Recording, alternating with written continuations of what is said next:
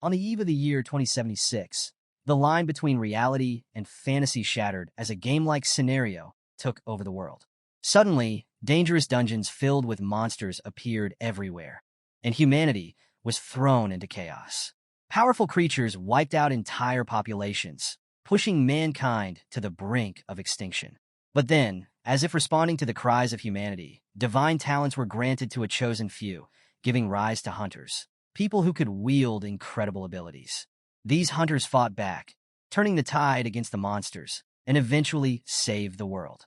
But as the dust settled, a new era began, an era where strength was everything and survival of the fittest became the law of the land. Now, hunters had to constantly evolve, fighting their way through dungeons, battling bosses, collecting treasures, and leveling up. This relentless quest for power marked the beginning of what became known as the Global Hunter Era.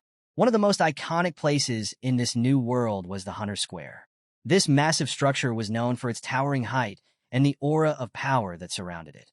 But before anyone could start their journey as a hunter, they had to face the 1,000 steps, a symbolic trial. If you made it to the top, you'd awaken your hunter class and gain the chance to unlock your full potential. However, not everyone hit the jackpot with their class. And that's where we meet Su Yang. After completing the trial, Su Yang descended the grand staircase of Hunter Square, but instead of excitement, he was feeling, well, disappointed. He'd hoped for a rare, powerful class, but what did he get? A warrior, the most basic class you could imagine.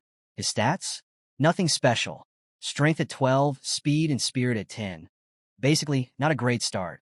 Warriors like him often found themselves in tough spots during close combat, facing more risks than those with specialized abilities.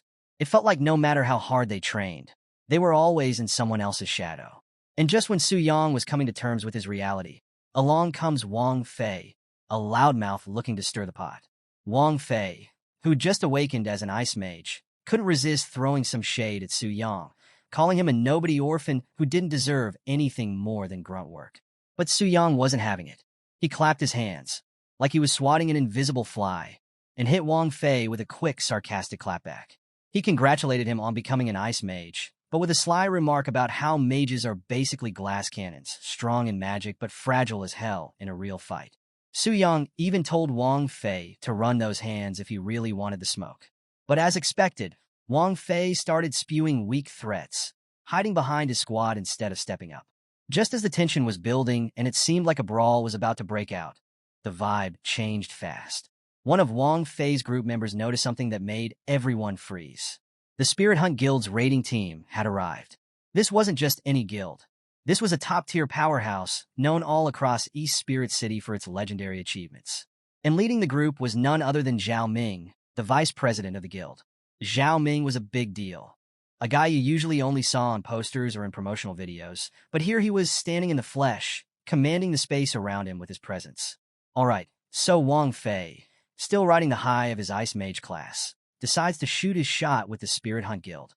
You can almost see the ambition in his eyes as he steps forward, eager to prove himself.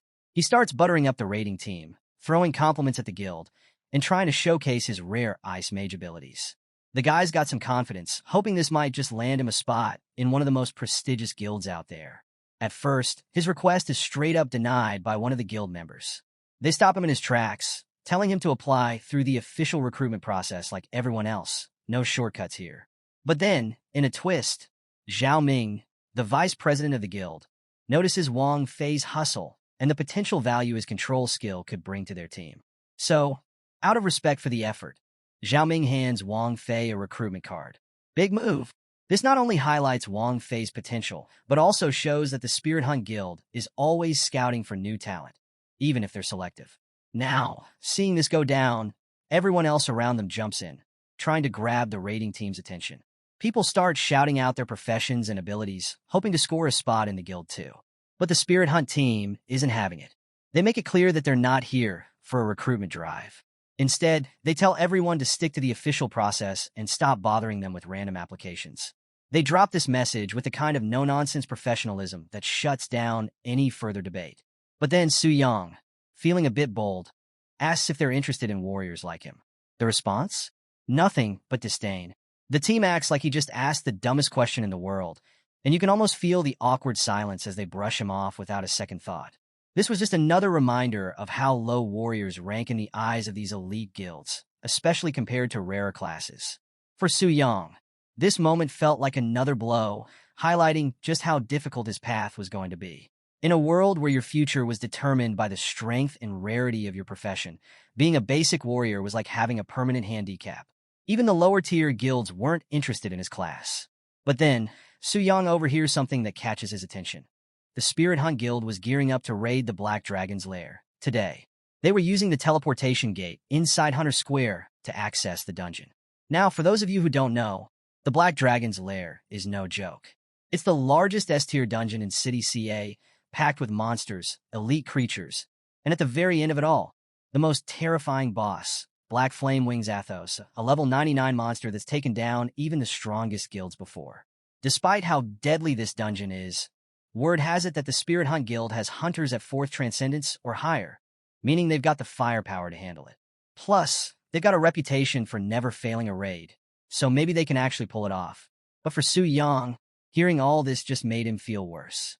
Here he was, watching others about to take on this epic quest, while he was stuck in a basic warrior class, doomed to a life of mediocrity. The thought of being trampled underfoot by stronger hunters, while he struggled to survive, was starting to weigh on him. Just as he was sinking into despair, something unexpected happened. Out of nowhere, a system notification popped up, catching him completely off guard. The message? Perfect soul host detected. Part-time system will soon be bound to you. Wait, what? Su Yang couldn't believe it. This wasn't just some random notification, it was a game changer. And as if that wasn't enough, when he opened his eyes again, he found himself transformed. He wasn't Su Yang anymore. He had become the very thing everyone feared, the level 99 Black Dragon, Athos, the Black Flame Wing itself. So, now that Su Yang is transformed into Athos, the Black Flame Dragon, he's suddenly aware of the sheer power he's gained. His health pool is insane, 5 million HP. And his stats? Absolutely off the charts. We're talking incredible strength, speed, and spirit values that make him almost unstoppable. Oh, and did I mention his 80% immunity to both physical and magical attacks? Yeah, that's the dragon bloodline at work, giving him an insane advantage. And the skills this guy has? They're straight out of a legend. First, there's his Black Flames, a destructive power he can unleash without any cost, dealing massive magical damage to anyone who dares to face him. Then, he's got Dragon Suppression, which lowers the stats of any creature below his level by 20%. So, basically, any lower-level monsters don't stand a chance against him. But wait, it gets even better. Su Yang's got an entire arsenal of abilities that make him practically untouchable. Dragon Blast hits with 300% of his strength, which at this point is already crazy high. Then there's Dragon's Roar, a skill that stuns everything within a 300-meter radius for 5 seconds if their spirit stat is lower than his. And finally, his Dragon's Eye gives him the ability to see everything in his territory, even without a direct line of sight. Basically, Su Yang has become an unstoppable force, and the realization of his power leaves him in total shock. His new stats? 3,000 strength alone, plus all his resistances and unique skills. This power rush hits him so hard that he lets out a mighty roar, a primal scream that shakes the entire area. Even though Su Yang knows this transformation is only temporary, the feeling of controlling a level 99 dragon like Athos is exhilarating. Then, something clicks in his mind. If he can use this power to defeat other players or monsters, the experience he gains could be transferred back to his original form. This realization fills him with excitement. Even though his basic warrior class is considered weak, this opportunity could be the key to leveling up fast and completely changing his fate in a world that only respects power. But as Su Yang is processing all of this, he notices something odd. The monsters in front of him are clearly shaken. Turns out, his Dragon Roar had activated without him even realizing it, and these creatures were suffering from the aftereffects. Among them, one hooded figure stands out, trembling and begging for mercy, calling Su Yang their king. That's when it hits him. These monsters see him as their leader because he's embodying the Black Dragon. So, Su Yang decides to play the part. He looks down on them with all the arrogance of a superior being, commanding them to rise. Immediately, the hooded figure praises his immense power and even hints that once this dragon reaches maturity, it could easily crush the human world. This is a big moment for Su Yang. as he realizes the black dragon he's controlling is still just in its juvenile stage. That's wild because normally bosses in dungeons have fixed levels. But this dragon? It seems like it has the potential to grow even stronger. This revelation piques Su Yang's interest. He's definitely going to keep an eye on that.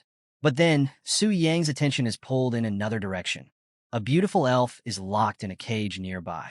She's got elegant silver hair and striking crimson eyes, but right now, she's struggling under the pressure of Su Yang's dragon aura. When she notices him staring at her, she demands to be released, threatening him with retribution from the elven race.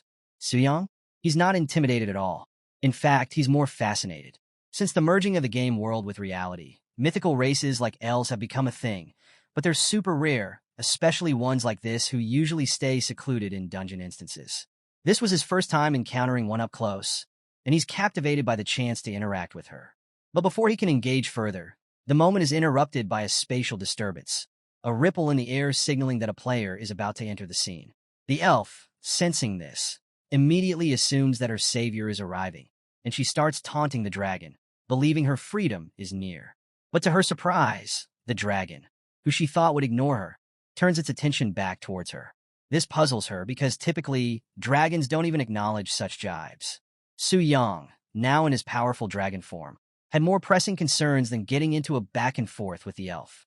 He knew the Spirit Hunt Guild was on its way, and while they had a reputation for being unbeatable, Su Yang wasn't so sure they'd have what it takes to overcome him, not in his current formidable state.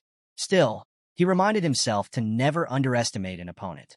Overconfidence can lead to defeat, and Su Yang knew the Spirit Hunt Guild wouldn't be coming without a solid plan. To get a better sense of their strategy, Su Yang activated his Dragon's Eye ability, allowing him to scout the guild's movements from a distance. He quickly spotted their main assault team, led by Lei Shan, a level 99 Thunderstorm Master. Alongside him were the guild's elite members: Zhao Ming, a level 95 Storm Archer, Qin Yuan, a level 96 Healing Paladin, and Li Dan, the level 98 Holy Shield Master. All of them were marching toward his lair with one goal in mind: defeat the Black Dragon, Athos, and elevate their guild's status to the 5th stage of transformation. Su Yang couldn't help but respect their boldness, but he was curious how long that confidence would last. Soon enough, the guild's advance was challenged by a swarm of magic wyverns, lesser creatures, but enough to slow down most challengers. Not the Spirit Hunt Guild, though. Lei Shan didn't even flinch. Calmly, he ordered his tanks to lead the charge while the rest of the guild used fire-based attacks to maximize their damage output. In perfect coordination, they wiped out the wyverns effortlessly, barely breaking stride. Watching from his lair, Su Yang was impressed by their skill and teamwork. The guild lived up to its reputation as a formidable force, but he knew these lesser minions weren't enough to slow them down, so it was time to raise the stakes. Su Yang summoned a dragon warrior, a massive, towering beast that sent a wave of awe and apprehension through the guild. Even Lei Shan was caught off guard by the sudden appearance of this behemoth. But the Spirit Hunt Guild wasn't going down that easily. Lei Shan quickly organized his team, and the dragon warrior, with its strength on par with the guild's elite, posed a real threat. The beast's ability to teleport short distances caught the guild off guard, almost overwhelming their DPS units. But just in time, Lei Shan activated his Divine Light Shield, a barrier that protected his team from the dragon warrior's devastating attacks. Amid the chaos, Zhao Ming took control, ordering the ranged units to retreat while the melee fighters engaged. With strategic precision, Zhao unleashed his Storm Arrow, a powerful skill that helped take down the dragon warrior and demonstrated the guild's resilience and flexibility when faced with unexpected challenges. Despite their success, Su Yang remained calm. This only proved that an elite monster like the dragon warrior could challenge the guild, but not stop them. Meanwhile, the elf, still in her cage, mocked Su Yang again for relying on minions that were easily dispatched. Little did she know, Su Yang had more up his sleeve. With a smirk, he summoned 6 more elite dragons, sending them into the fray. This sudden appearance of multiple elite dragons threw the Spirit Hunt Guild into chaos. Even their elite members were momentarily unsure of what to do. This wasn't part of any record or strategy. No one expected the Black Dragon to send units after them before they'd even reached him. It was a strange occurrence, one that had everyone on edge. But not Lei Shan. He stayed calm, confident that these were still just elite monsters, and dealing with elites was his specialty.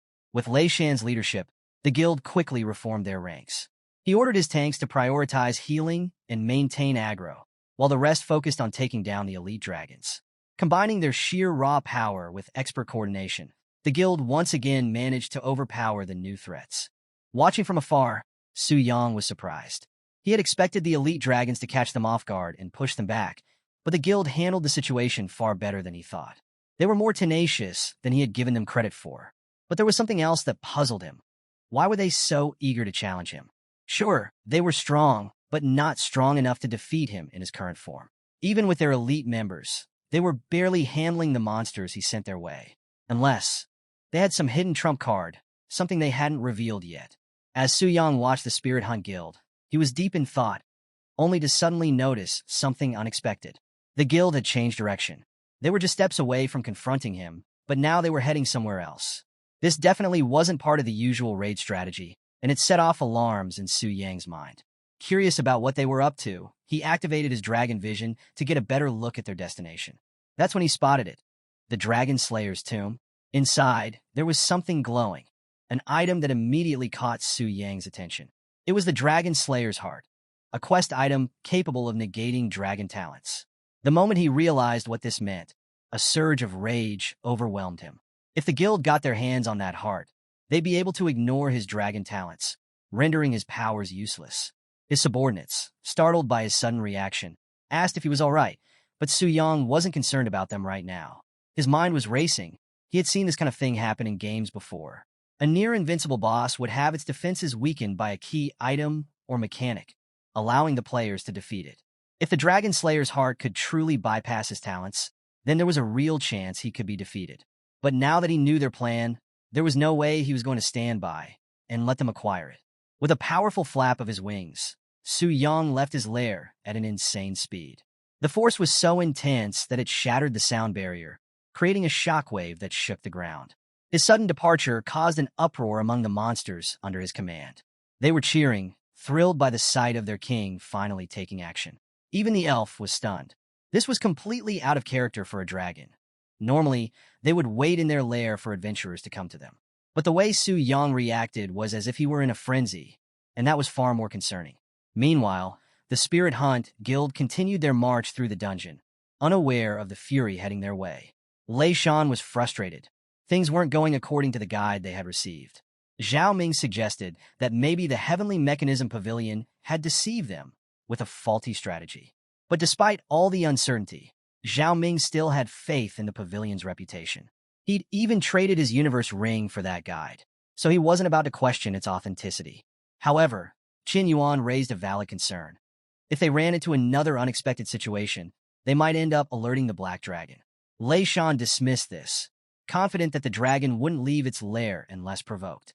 After all, according to their guide, the Black Dragon was nothing more than a lazy, overpowered lizard. As long as they didn't attack first, they had nothing to worry about. The dragon was just a stepping stone for the guild, and with all the damage it had caused, Lei Shan was determined to make the Black Dragon pay. But Qian Yuan had other motivations. He was more focused on completing the Elf Maiden's Easter egg. If they succeeded, they'd not only gain a pass to the Elven Kingdom, but the Elf Maiden herself would obey their commands. Lei Shan, understanding his team's ambitions, promised that once the dragon was defeated, they could deal with the elf however they wanted. However, their planning was cut short when one of the guild members, Chen Yuan, spotted a large silhouette in the sky. At first, they thought it was just a flying dragon, a minor threat, but something didn't add up. These types of creatures were labeled as guard monsters and shouldn't be appearing here. As the silhouette got closer, their mistake became clear. It wasn't just a guard monster. It was the Black Dragon, Athos himself. Shock spread through the guild. They were supposed to face the Black Dragon later in their quest, but now he was right in front of them. And without the Dragon Slayer's heart, the item they believed was essential for their victory, they were in deep trouble. Panic started to spread, and for a brief moment, the guild even contemplated retreating. Su Yang, watching their fear, couldn't help but smirk. The supposedly invincible Spirit Hunt Guild, reduced to cowards when stripped of their tricks. This played right into his hands. He saw this as the perfect opportunity to eliminate them and level up in one go. But just as he prepared to attack, Lei Shan's resolve hardened. He wasn't about to back down. As Su Yang readied his devastating attack, Lei Shan acted fast, using his lightning ability to interrupt the dragon's assault. While it wasn't the most powerful strike, it was enough to throw off Su Yang's attack, buying the guild precious time. Lei Shan wasn't about to back down. He unleashed a powerful aura of electricity, signaling to his guild that they were going to confront this black dragon head-on. There was no turning back now. He firmly instructed everyone. Retreat wasn't an option. Lei Shan believed in their strength and reminded them that while the dragon was powerful, so were they. And to motivate them even further, he promised generous rewards, money, equipment, even women, whatever they wanted once they took down the dragon. With that promise, the guild members' spirits were lifted. Even though the dragon looked as menacing as ever, they now believed they could do the impossible. Meanwhile, Su Yang couldn't help but feel a thrill of excitement. He was eager to see what this renowned guild had in store for him. As the confrontation escalated, Lei Shan swiftly gave orders to Li Dan to boost both their defenses and offensive capabilities. Li Dan activated their strongest defense barrier, while the healers were called to support with mana regeneration, ensuring the team could hold their ground. At the same time, the support classes worked to apply single-target buffs on Lei Shan and Zhao Ming, maximizing their attack potential. According to their strategy, they just needed a small window of opportunity to grab the Dragon Slayer's heart from the tomb. If they could create even the tiniest opening, there was still hope for them to defeat the dragon. But just as they were getting ready to execute their plan, Su Yang made his move. With a single powerful crash of his tail, he smashed down on the guild, causing chaos and destruction. He wasn't going to give them any time to breathe. But to his surprise, as the dust and debris settled, a flash of light and magic attacks came flying at him. The guild was still alive. It turned out that Li Dan had managed to activate a triple holy light barrier at the last second, protecting the guild from what could have been a deadly blow. It was unexpected. Bosses typically didn't attack first like this, so the guild had been caught off guard. But knowing that bosses could only use one skill at a time, Lei Shan and his team knew this was their chance to strike back. Qian Yuan quickly invoked a divine blessing, enhancing the power of their holy light skills. The other guild members followed suit, applying buffs to Lei Shan and Zhao Ming, boosting their power to the max. Now fully enhanced, they prepared to unleash their full might against the Black Dragon. Su Yang, watching them regroup so quickly, was impressed. The guild had been caught by surprise, but within moments, they were back on their feet and ready to counterattack. It was too late for Su Yang to dodge, so he braced himself, preparing for their assault. Lei Shan and Zhao Ming unleashed their most devastating attacks, combining all their strongest skills into one concentrated strike aimed directly at Athos. The impact of the attack was so intense that it could be felt far beyond the battlefield. Lei Shan, confident that they had done serious damage, commanded his guild to prepare for another wave. But as the smoke cleared, his confidence shattered. To his shock, the dragon stood there, barely scratched. The guild's most potent attacks had only managed to deal 10,000 damage. That wasn't even 1% of Athos' health. The dragon's damage reduction rate was far higher than they had anticipated. Seeing this, some guild members began to question whether they should retreat. But Lei Shan urged them to stay strong. According to the guide, the dragon wouldn't unleash its ultimate skills until its health dropped below 75%, so they still had a chance to distract it long enough to get the artifact. They continued to fight, hoping for that small chance. But Su Yang was growing impatient. Their tenacity was starting to feel like a swarm of mosquitoes, annoying but ultimately ineffective. Their attacks couldn't touch him, yet they still clung to hope. But Su Yang was done entertaining them. It was time to end this. With a deafening dragon roar, Su Yang unleashed a blast so powerful that the very ground beneath him crumbled. The guild members were overwhelmed by the roar, knocked flat by its devastating power. As the dust settled, only Athos remained, standing tall and proud. The Spirit Hunt Guild, even with all its elite power, had fallen before him. It was clear now, even an A-level guild was no match for him. In the aftermath of Athos's devastating dragon roar, Lei Shan struggled to stay conscious. He couldn't believe it. This was not how things were supposed to go. The guide had let them down again, filling them with false hope and strategies that didn't account for the sheer power of this dragon. Despite everything, Lei Shan's spirit remained unbroken. He urged his guild members to regroup and launch another attack, clinging to the belief that Athos would be vulnerable after unleashing such a powerful skill. But as he surveyed the battlefield, Lei Shan's heart sank. His guild members, the best fighters he had, were already incapacitated, scattered across the ground. Even the strongest among them had been overwhelmed by the dragon's formidable power. What crushed his spirit completely was realizing that the dragon they thought would be paralyzed after its attack was, in fact, far from immobilized. Contrary to the guide's information, Athos was on the move, preparing to strike again. Without warning, Athos unleashed a dragon's breath, a skill even more destructive than anything the guild had faced. The sheer force and intensity of the flames obliterated what little remained of their defenses. All Lei Shan could do was curse the damned dragon, vowing to return the favor 100 times over. As the last of the guild members fell, a system interface popped up for Su Yang. It announced that the intruders had been completely eliminated, and now it was time for the distribution of experience.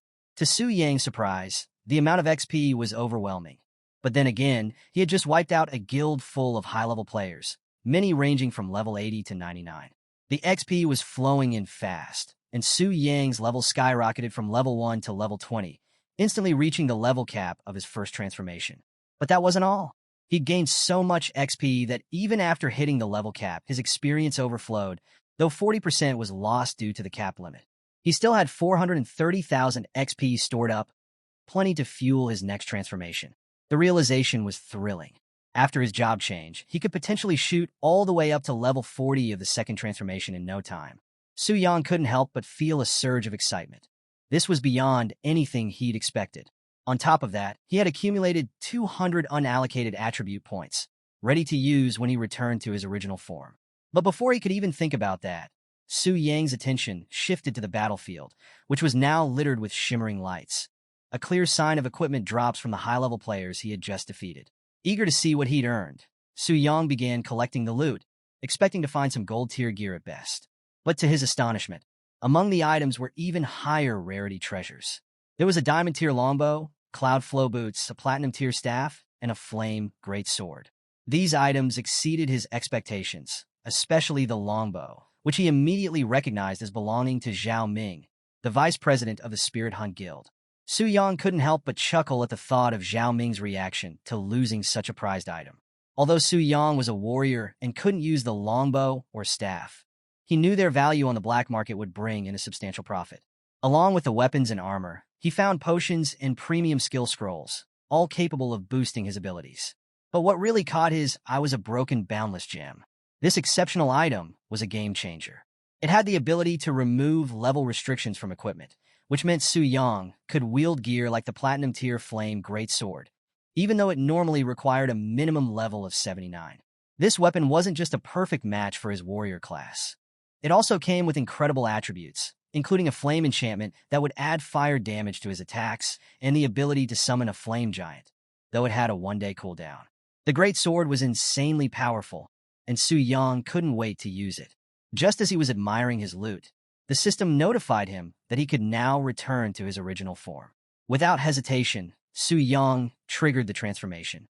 Light enveloped his massive dragon form, and in the next moment, he found himself back in his human body. To his surprise, he wasn't just back in his old location. The system had conveniently returned him to his house. But none of that mattered as much to Su Yang as one thing. He was now level 20. What had just happened was no dream. It was real. Without wasting any time, Su Yang went ahead and allocated his newly earned attribute points. He put 100 points into strength and 50 points each into speed and spirit. Now, typically, warriors don't bother investing in spirit, but Su Yang wasn't just any regular warrior anymore. With the system advantage, he wasn't bound by the usual path. Plus, he'd obtained scrolls that required a certain amount of spirit to use. But just as he confirmed the distribution of his points, something unexpected happened. An overwhelming aura erupted from his body, as if the very essence of his being had been supercharged. The power radiating from him was so intense that it sent a shockwave through the room, knocking over items and leaving everything in disarray. The experience served as a stark reminder of the raw power he now commanded, and Su Yang mentally noted to be more careful in the future. He didn't want to lose control again. Now that his stats were sorted, Su Yang's next priority was heading to the temple to complete his job change. But when he checked the time, he realized it was already too late to go today. With no other choice, he decided to rest for now and head to the temple tomorrow. The thought of starting the transfer quest filled him with excitement. He couldn't wait to see how his job change would take him to the next level. Meanwhile, Back at the Spirit Hunt Guild headquarters, the early return of their leader, Lei Shan, sent a wave of shock through the guild members.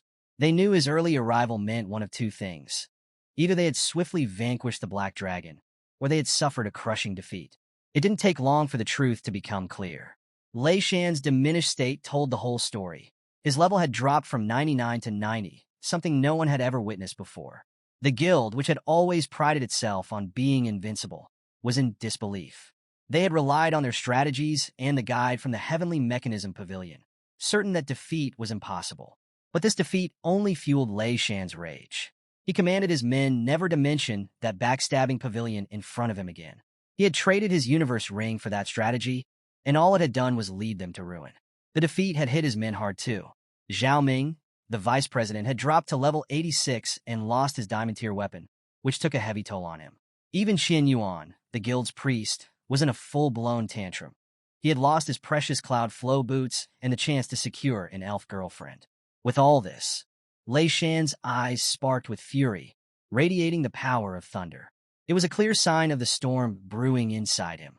He vowed to seek retribution against the pavilion for their betrayal and wouldn't rest until he got answers from those deceivers. The next day arrived, and at the Anshan orphanage, the atmosphere was completely different from any typical day. The place was alive with activity. Children ran around, playing and laughing, while the adults were busy trying to keep things under control. But things were even more chaotic than usual, because the orphanage had received a surprising number of deliveries. Piles of boxes and packages had arrived, much to everyone's confusion. The elderly caretaker, who oversaw the orphanage, was particularly puzzled. He wondered if there had been some sort of mistake. How could all these goods be meant for them? He even asked the delivery staff if they were at the wrong place. But they reassured him they were in the right location. They showed him the paperwork, which clearly stated that all the deliveries were addressed to the Anshan orphanage, and the person who had sent them was none other than Su Yang. This revelation left the old man shocked. He knew Su Yang very well. He knew Su Yang didn't have much money, so how could he afford to send so many supplies to the orphanage? The caretaker couldn't wrap his head around it. As he stood there lost in thought, something caught his attention. A little girl was playing dangerously close to a stack of crates. His parental instincts kicked in, and his heart dropped when he saw the crates start to tip over, ready to fall on the girl. The caretaker tried to rush over, but he was too old to get there in time. All he could do was shout out, hoping someone could reach her before it was too late. Just as the crates were about to fall, a figure rushed in with remarkable speed. An arm shot out, catching and stabilizing the crates in the nick of time, preventing them from crashing down on the little girl. The rescuer? None other than Su Yang, the same person who had sent all the deliveries. He had arrived just in time to save the day. As soon as the kids recognized him, they rushed toward him, all smiles and excitement. It was clear Su Yang was well loved at the orphanage, and seeing the kids so lively brought him a sense of peace. The old caretaker was equally excited to greet him, and he couldn't help but notice how strong Su Yang had become. Su Yang was holding the heavy crates like they were nothing, a clear sign that he had already received a profession, which made the caretaker proud. Despite his joy, the old man couldn't shake his concern for Su Yang's safety. It was second nature for him to worry about the children he had raised, so he couldn't help but advise Su Yang to remain cautious and prioritize his own well-being. Su Yang offered an awkward smile in response, fully aware that he was now the monster others should be afraid of. Still, he was touched by the caretaker's concern. Growing up as an orphan, Su Yang had always felt fortunate to have someone who cared for him like family. Wanting to ease the old man's worries, Su Yang reassured him, saying there was nothing to fear. After all, the monsters couldn't hurt him, not with the strength he now had.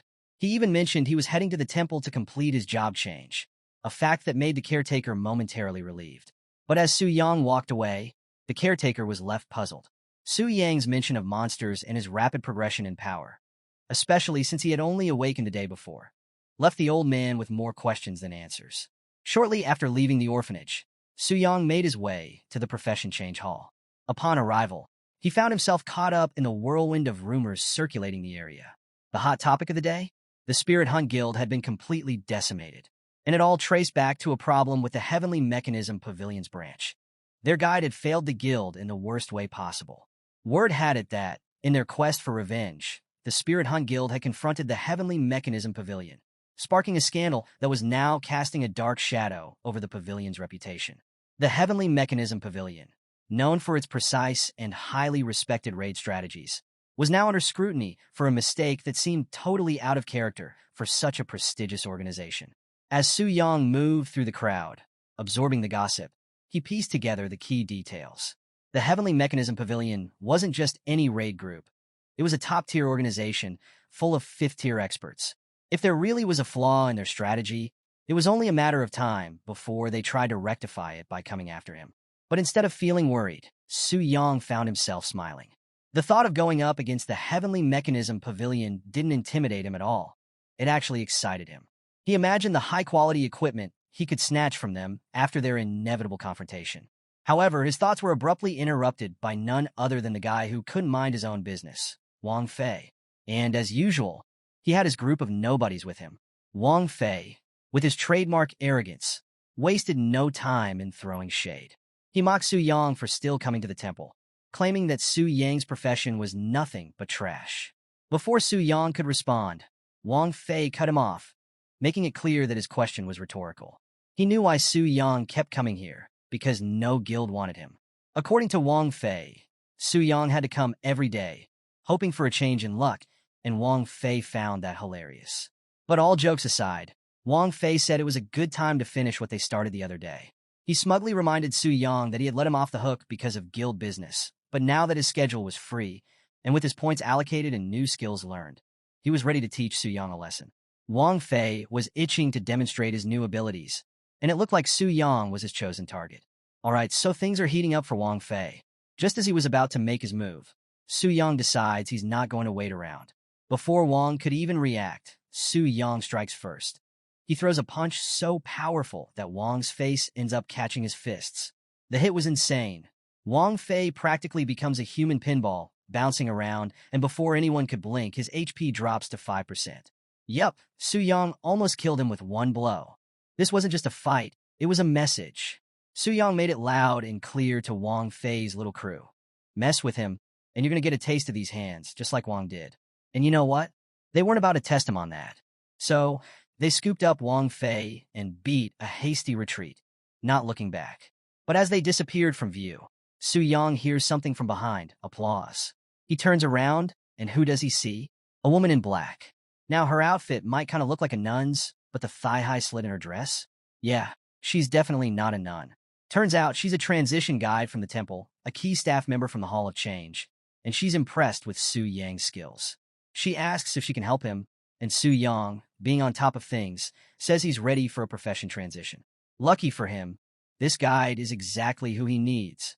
As they walk together, she can't help but notice something interesting. Su Yang looks like he's new to the world of hunters. He has that vibe.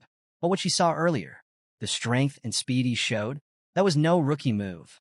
She starts to wonder if maybe he's a level 20 professional, a rank usually reserved for the second-gen kids of powerful families. This guy is definitely not what she expected, but her curiosity has to wait because they've arrived at their destination, the transition god statue. This thing is massive, carved from marble, and radiating with a kind of magic that can evaluate your profession and level. The statue assigns transition tasks based on this, and completing one is the only way to advance as a hunter. Now, these transition tasks? They're no joke. They come in 4 levels of difficulty, each testing your strength and skill. The guide suggests Su Yang try a 3-star task, but Su Yang, being Su Yang, wonders why he shouldn't go for a 4-star. She explains that the 4-star challenges are on a whole other level. Fail one, and you're stuck, unable to transition for life. Not a decision to take lightly. Understanding the risk, Su Yang steps up to the statue. He extends his arm, and a flash of lightning fills the room. The statue is evaluating him. Once it confirms his eligibility, a series of tasks pop up, each more difficult than the last, each with its own rewards. The 1-star task? Easy. Just defeat 10 level 20 sharp-tooth boars, and in return, he could become either a charge warrior or a defense warrior. Simple enough. 2-star? Slightly tougher, but now with the reward of a common grade, 1st-tier warrior skill book. 3-star? Even more intense, but it comes with a superior grade skill book that would make Su Yang even stronger. Then we get to the 4-star task, which is where things start to get real. This one would test him like nothing else, but if he succeeds, Su Yang could become a bloodthirsty warlord. And the reward? A fine grade, 1st-tier warrior skill book. But here's the twist. As Su Yang's looking through these options, something catches his eye. There's a task beyond the 4-star challenge, a 5-star transition task. And this one? It's different. Dark. The background color is ominous, standing out from the rest. So, Su Yang takes a closer look at the 5-star task, and let me tell you, this thing is on a whole different level. The challenge? He has to venture deep into the dangerous Cold Moon Forest, where he needs to take down 100 level 20 ordinary gray wolves, 10 elite savage wolves, and 1 level 20 boss gray wolf. And to make it even crazier, he's not allowed to use any equipment or items he got as gifts or through trades. Yeah, this is beyond overkill. But here's the kicker. The rewards totally justify the insane challenge. If Su Yang pulls this off, he gets a special transition to the path of a demon warrior, plus 100 extra points to his spirit attribute, an epic grade first-tier demon warrior skill, and some exclusive temple benefits. Naturally, this info completely shocks Su Yang, especially since he was originally told the highest challenge available was the 4-star task. Confused, Su Yang turns to the nun and asks what's up with that. She quickly apologizes and explains that the 5-star task wasn't mentioned because, well, it's just that difficult. No one in the entire Hua Kingdom has even attempted this task for years. In fact, both the temple and the country advise people not to go for it. They don't want potential high-level professionals stuck at level 20 forever because they bit off more than they could chew. Su Yang gets the logic behind their advice. This 5-star task isn't just a challenge, it's a life-altering decision. It's asking him to take down a boss-level monster without any outside help or special equipment.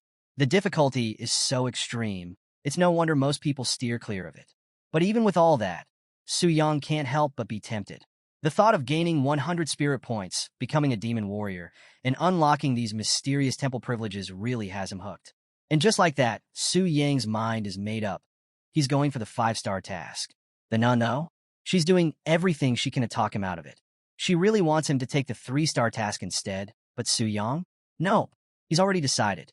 He thanks her for the advice, which makes her smile, until the system chimes in, confirming that Su Yang has officially accepted the 5-star challenge. Her shock? Priceless. She can't believe what she's hearing. She even asks him straight up, "Why would you do that?" And Su Yang, as cool as ever, just says, "It felt right." That's it. He's going purely off his instincts. The nun is thinking, what the? But before she can say anything else, Su Yang reassures her that there's nothing to worry about. He's confident he's going to complete the task, no question. He even tells her to get the temple ready because he's curious about those privileges.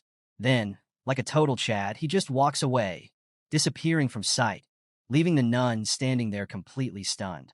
After a moment, she snaps out of it, panicking, and orders one of her co-workers to inform the high priest that someone actually dared to take on the 5-star task. Fast forward to Su Yang arriving at the transmission center. The place is packed with hunters, but not by choice. Turns out, an unexpected energy fluctuation has disrupted the portal, leaving everyone stuck in place. It's a rare inconvenience, and it's caught everyone off guard, including Su Yang. But unlike the others, Su Yang's not too bothered by it. He's not in any rush to get to the Cold Moon Forest, so he decides to use the delay to plan out his trip more carefully. Not everyone's as chill about it, though. One person who's especially frustrated by the delay is a city girl named Su Yin. And honestly, she's kind of bad, I'm not gonna lie. But anyway, she's used to the fast pace of city life, so dealing with the inefficiencies of this smaller town is really testing her patience. To make matters worse, she's getting all the wrong attention from the local men, so she warns her sister, Gu Xiaoqian, to stay close and avoid getting separated in the crowd. As Su Yin and her sister, Gu Xiaoqian, stood waiting, something caught Gu Xiaoqian's eye, a familiar figure in the crowd. It was Su Yang, standing calmly in line for the portal, and for some reason, just seeing him there brought a blush to her cheeks. Her heart warmed unexpectedly at the sight. But of course, Su Yin noticed her sister's reaction immediately. Curious, she asked what was up with the sudden interest, which totally flustered Gu Xiaoqian. Trying to downplay it, Gu Xiaoqian explained that Su Yang was just a classmate who had changed professions recently. Nothing more, nothing less. Still, Su Yin found it strange. Why would Su Yang, a supposed novice, be lining up for a portal to the Cold Moon Jungle? That place is no joke. It's a death trap for beginners. Concerned that Su Yang might be rushing into danger without being properly prepared, Gu Xiaoqian felt the urge to warn him. But before either of them could act, the portal resumed operations, and Su Yang was already gone, transported straight into the dangerous jungle.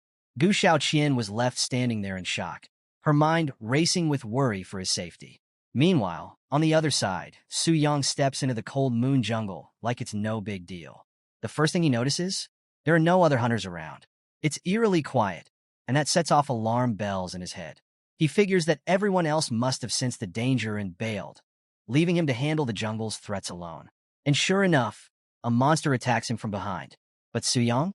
He's got that ultra instinct. He dodges like it's nothing, hands down looking like Goku in drip mode, just casually avoiding the strike. When he finally turns to face the creature, he realizes it's one of the targets from his quest, though he didn't expect to run into it so soon. Now, dealing with this monster is tricky under normal circumstances. Most people would rely on special equipment or trade items to take it down. But Su Yang? Nah, he's got something better.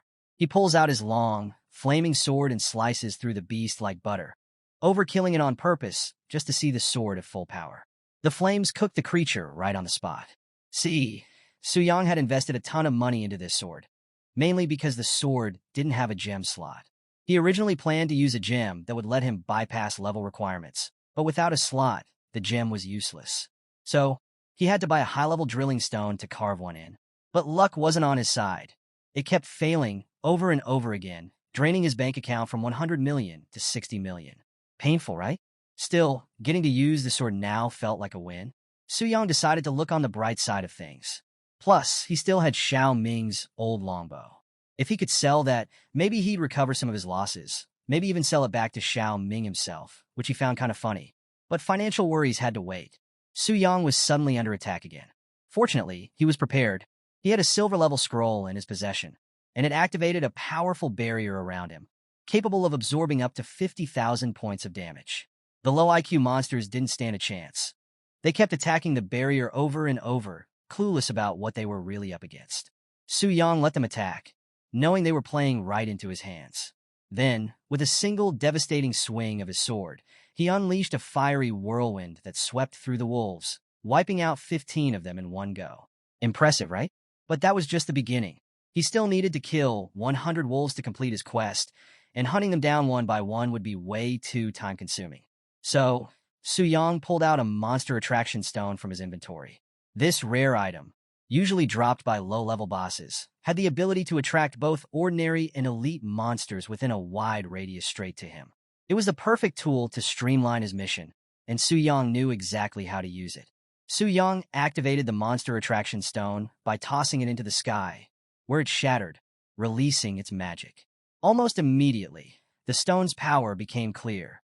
Wolves began swarming from every direction, surrounding Su Yang completely. But running away? That was never an option for Su Yang. He was determined to complete his quest in the most decisive way possible.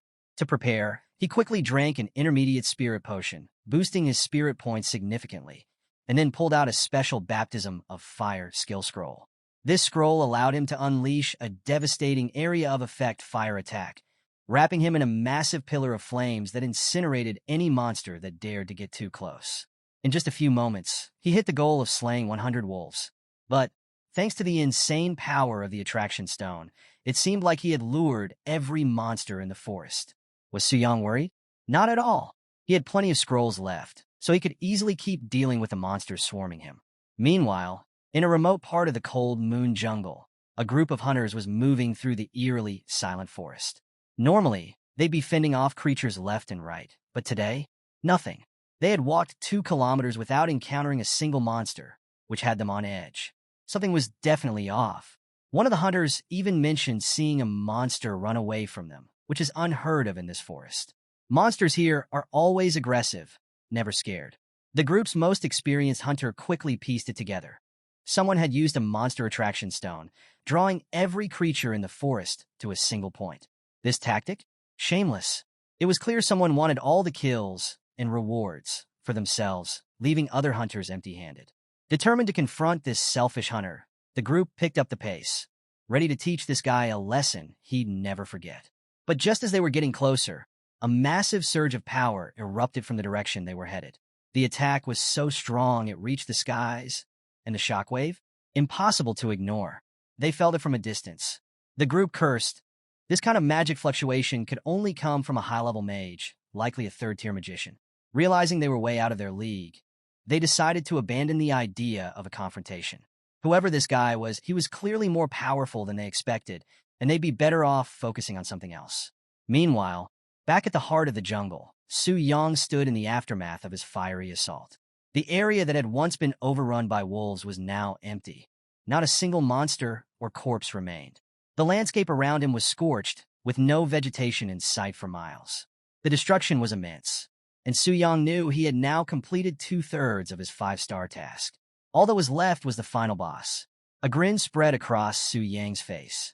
Despite using several scrolls to get this far, the challenge had been way easier than he'd expected, especially considering how the nun at the temple had freaked out when he accepted the task. Now, with the boss battle ahead, Su Yang couldn't help but feel excited. Maybe this final challenge would finally give him the thrill he'd been looking for. Su Yang headed toward the Cold Moon Cave, the lair of the fearsome Blue Wolf King. This boss was no joke. It usually took a team of at least 3 hunters, all over level 20, to bring it down. But as Su Yang approached, he wasn't the only one with his sights set on the Wolf King. Nearby, a group of 3 hunters was peeking around the corner, also preparing for the fight. They were a well-rounded team. Zhang, the mage, Li San, the tank, and Zhao Wu, the archer. Each of them played a critical role in the upcoming battle, and they were confident, especially Li San, who had just been given a primary strength concoction by Zhang, allowing him to hold out longer in the fight. Zhao Wu, however, wasn't feeling as confident. He had only just changed professions and hadn't even tested his new skills yet, leaving him unsure of his own strength. But Zhang, motivated by the promise of the Wolf King's core, wasn't having it. The core had a 100% chance of dropping a crystal that could be forged into a silver-level staff, a weapon strong enough to carry Zhang all the way to level 40. So, Zhang did everything he could to pump up Zhao Wu, encouraging him to set aside his doubts and focus on the potential rewards. After all, if they could pull this off, their victory would be huge. Just as Zhang was hyping up the group, getting them ready to ambush the Wolf King, Zhao Wu suddenly signaled him to stop.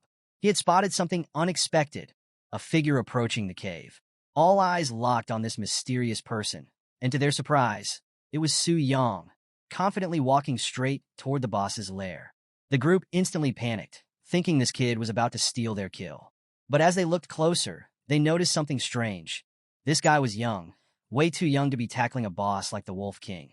And on top of that, he wasn't even wearing any armor. To them, this screamed newbie. Li San, the tank, suggested they warn him, maybe tell him he's biting off more than he can chew. But Zhang? No, he wasn't about to help. He smacked Li San's arm, dismissing the idea as stupid. In his mind, this was the perfect opportunity. Why not let the kid be their free bait? Zhang figured Su Yang would get crushed by the boss's first wave of attacks, leaving them to swoop in, clean up, and take all the rewards. Li San couldn't help but admire Zhang's cunning plan, and they all agreed to wait it out. Unfortunately for them, things didn't go as planned. Suddenly, the ground beneath their feet began to tremble, a powerful quake shaking the area. The cause? Su Yang. His earlier massacre of the wolves had enraged the Wolf King, and now the boss's power surged by 30%. The trio was clueless about why the boss was so mad. Zhang, of course, blamed Su Yang for messing up their plan and ruining everything. Zhang wasn't about to let this go. He leapt out of hiding, yelling at his crew to move fast before the boss fled, convinced the kid would get folded in seconds. But just as he rushed forward, a fierce gust of wind slammed into his face, pulling back his hood and forcing him to stop dead in his tracks. And what did he see? The sight left him speechless. His crew? Same wide-eyed, jaw-dropping reaction.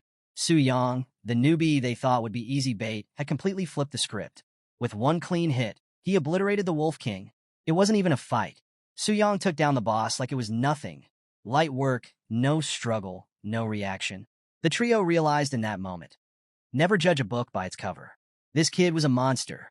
Meanwhile, Su Yang remained as calm as ever, like the whole thing was just another day at the office. The 5-star quest that was supposed to be insanely difficult? Child's play. After defeating the Wolf King, Su Yang sifted through the loot, hopeful for some valuable rewards. But to his disappointment, the drops were mediocre at best. The items weren't even close to what he was hoping for. Among the loot, the Wolf King's crystal core stood out, but not in a good way. It was practically worthless to him.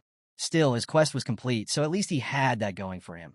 Su Yang decided it was time to head back to the transfer hall, but before he could leave, Zhang overheard his dismissive comments about the crystal core. Seeing a chance, Zhang swallowed his pride and tried his luck. He asked Su Yang if he'd be so kind as to give him the core. But little did Zhang know, Su Yang had heard every word of their earlier conversation. The disrespect, the plan to use him as bait, all of it. So, instead of handing over the core, Su Yang confronted Zhang about his selfish, trashy behavior. Now that things didn't go Zhang's way, he had the nerve to try and play nice? Yeah, Su Yang wasn't having it. Without a second thought, Su Yang shattered the core right in front of Zhang's face, making it crystal clear that he wasn't someone to be stepped on. He dared Zhang to come at him if he wanted a fight. He was more than ready to give him some smoke. But Zhang? Nah. Even though he was humiliated, he didn't do a thing.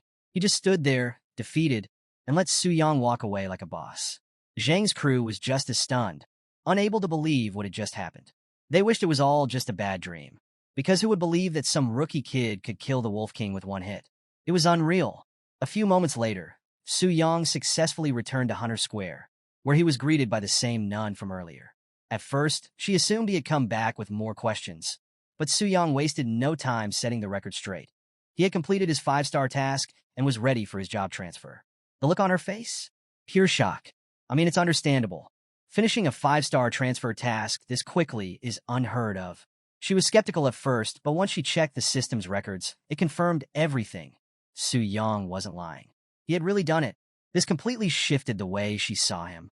He wasn't just some show-off or reckless idiot. This guy was seriously powerful, to the point where people might think he was cheating. But with the system verifying his success and the fact that he returned unharmed, it was clear just how strong Su Yang really was. As the nun continued staring at him, Su Yang started to feel a little uncomfortable and snapped her out of it by asking if he could begin his job transfer now. After confirming everything, the nun led him back to the statue. But as they walked, her mind was still racing, thinking about Su Yang's insane strength. She realized how beneficial it would be for her temple to have someone like him on their side. Thankfully, she had already informed the priest about Su Yang's talent, reducing the chances of him being recruited by other factions. But as she thought more about him, things started getting a little personal. The nun, despite being, well, a nun, couldn't help but notice how handsome Su Yang was. Her thoughts went wild. She was straight up down bad, imagining all sorts of things, even thinking about asking for his contact info once all this was over. The idea of being with Su Yang was driving her crazy. But for now, she had to set those thoughts aside. They arrived at the statue, and Su Yang wasted no time stepping closer. Almost immediately, a burst of light filled the room, followed by beams of energy descending upon him, one after another. The powerful energy coursed through his body, signaling that he had successfully passed the test. Su Yang was now ready for his job change. Then, something amazing happened. A golden halo materialized around his wrist. This was a job halo, a special reward given to players who complete job transfer tasks. The color of the halo and the bonuses it provided were based on the difficulty of the task.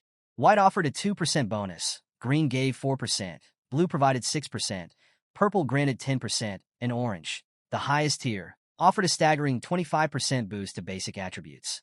Yeah, Su Yang had just unlocked that orange halo, the highest tier. This was beyond what he had expected, and he could feel it. He had leveled up significantly.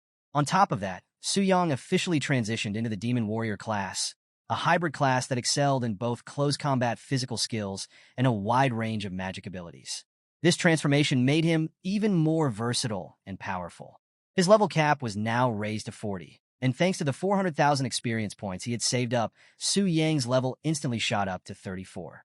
That meant he now had 210 attribute points to allocate. Wasting no time, Su Yang strategically boosted his strength and spirit to 90 each, while adding 30 points to his speed. This, combined with his flaming sword, made his power skyrocket. His strength surged to over 500, his spirit reached 300, and his speed hit 100, a massive upgrade from where he started. But the rewards didn't stop there. As promised, Su Yang received the Epic Skill Book exclusive to the Demon Warrior class. This book contained the Magic Blade skill, an epic-grade ability that allowed Su Yang to forge a weapon out of condensed mana, dealing full magic damage. And here's the kicker.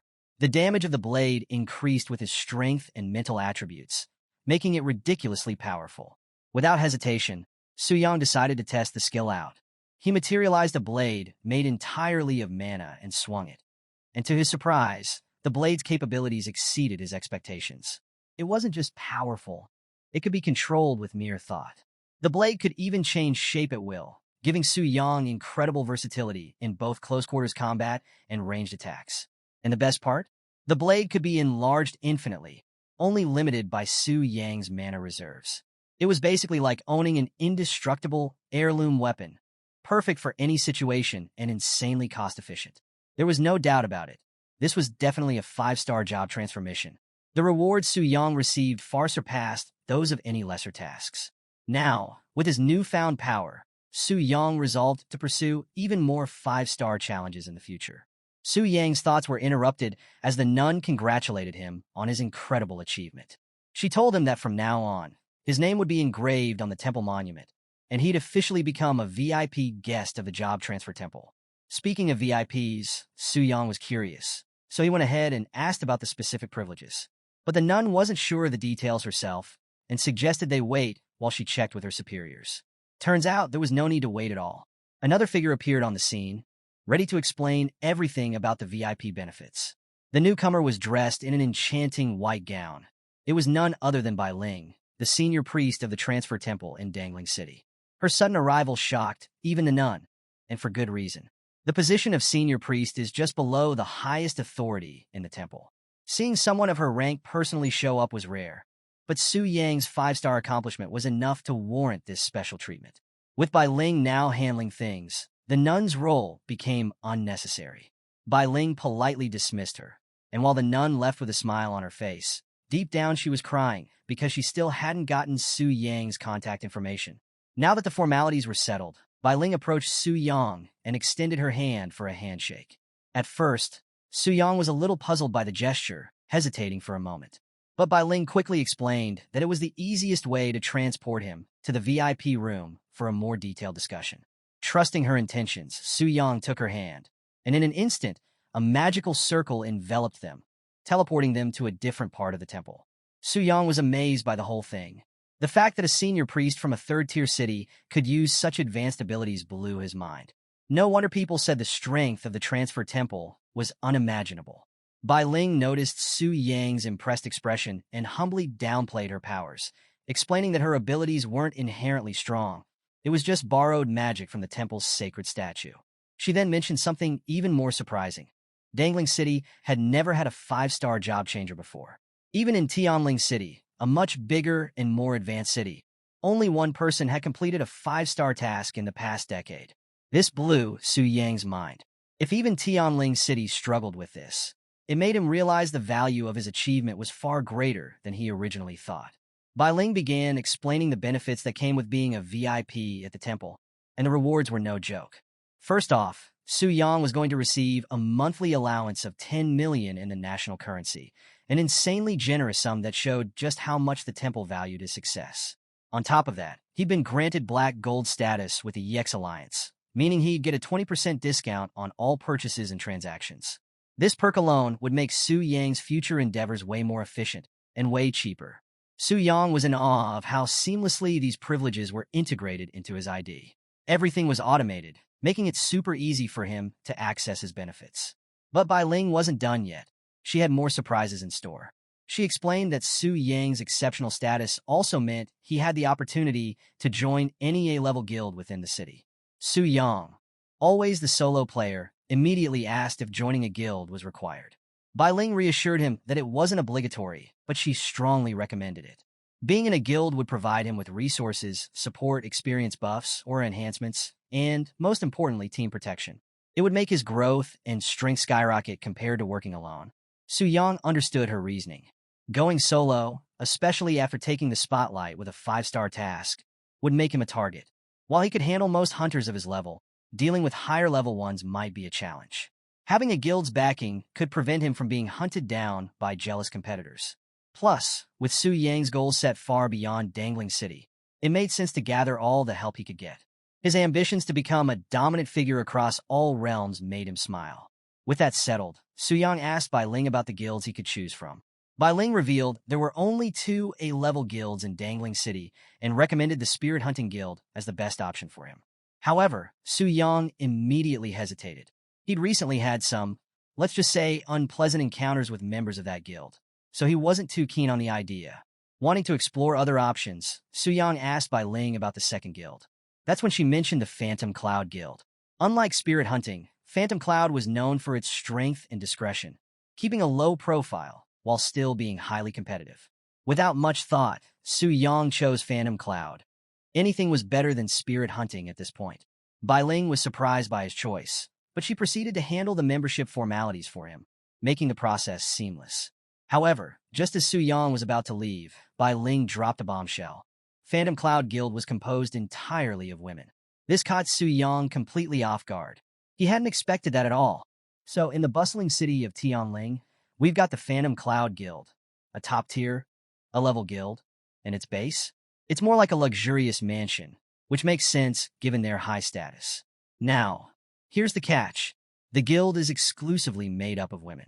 Among them is Lin Yu, a level 85 hunter and leader of the Yu Guild, Phantom Cloud. But honestly, Lin spends most of her time freeloading at the A-rank guild's mansion. She's constantly complaining about how boring things are. Now, before we get mixed up, Lin Yu and Lin Yun, yeah, they sound almost identical, but I got you. From now on, I'll refer to the black-haired girl as Lin and the brunette as Yun, all right? Anyway, back to the story. Yun, who's a level 99 hunter and the leader of the A-rank Phantom Cloud Guild, overhears Lin's whining and points out the obvious. Lin isn't even in the A-rank guild. She's just freeloading, so she doesn't exactly have the right to complain about the lack of action. Lin, knowing she's in the wrong, doesn't argue. But here's the thing. She's not interested in going back to her own guild because she finds the responsibilities there way too tedious. Before Yun can respond, another character bursts onto the scene, swinging the door open with some serious force. It's none other than Su Yin, and she's already throwing shade at Yun for skipping out on guild duties, especially when it's her job to welcome new members. Su Yin introduces their newest recruit, Gu Xiaoqian, an ice elementalist. Lin, who seems more interested in appearances than abilities, takes one look at Gu Xiaoqian and is immediately sold. She finds Gu Xiaoqian's abilities satisfactory, but is more focused on how cute she looks. So, Lin just flat out approves her joining the guild without a second thought. Gu Xiaoqian, obviously surprised, barely gets a chance to respond before Yun interrupts, completely engrossed by some information on her system window. Lin, curious, asks what's going on. Yun reveals something big. A male member has joined their guild. This stirs up a huge reaction among the members because, as we all know, Phantom Cloud Guild only accepts female members. Lin's instantly suspicious and wonders if one of Yun's subordinates made a mistake. But Yun quickly clears things up. The new member wasn't a mistake. He was directly assigned by the Transcendence Temple after completing a 5-star task and being designated a VIP. Because of this, he had the privilege to join any A-rank guild of his choosing, leaving Yun with no grounds to deny him. This news leaves the guild members in awe. A guy completing a 5-star task? That's serious business. But the question on everyone's mind is, why didn't he join the Spirit Hunter Guild instead? Yun, being a level-headed leader, decides not to jump to conclusions and suggests they meet this mysterious new member, Suyang, in person. She's ready to step in if he causes any trouble, reassuring the others that if he turns out to be a problem, they'll find a way to get rid of him. Amidst all this, Gu Xiaoqian suddenly reacts. She recognizes Su Yang's name. This catches Yun's attention, and she asks if Gu Xiaoqian knows him. Gu Xiaoqian shares that Su Yang is actually a friend from Dongling City. But here's the kicker. She mentions he had just awakened and should still be at level 1, like her. This makes Yun think it's probably just a coincidence in names. But before they can dig deeper into it, another figure bursts into the room. It's Mu Rongshui, a level 95 hunter and a member of Phantom Cloud Guild. And she's not here with good news. She's here to confirm that the Spirit Hunter Guild had suffered a total defeat in the Black Dragon Dungeon. While the details of their mission remain murky, one thing is clear. It was a disaster.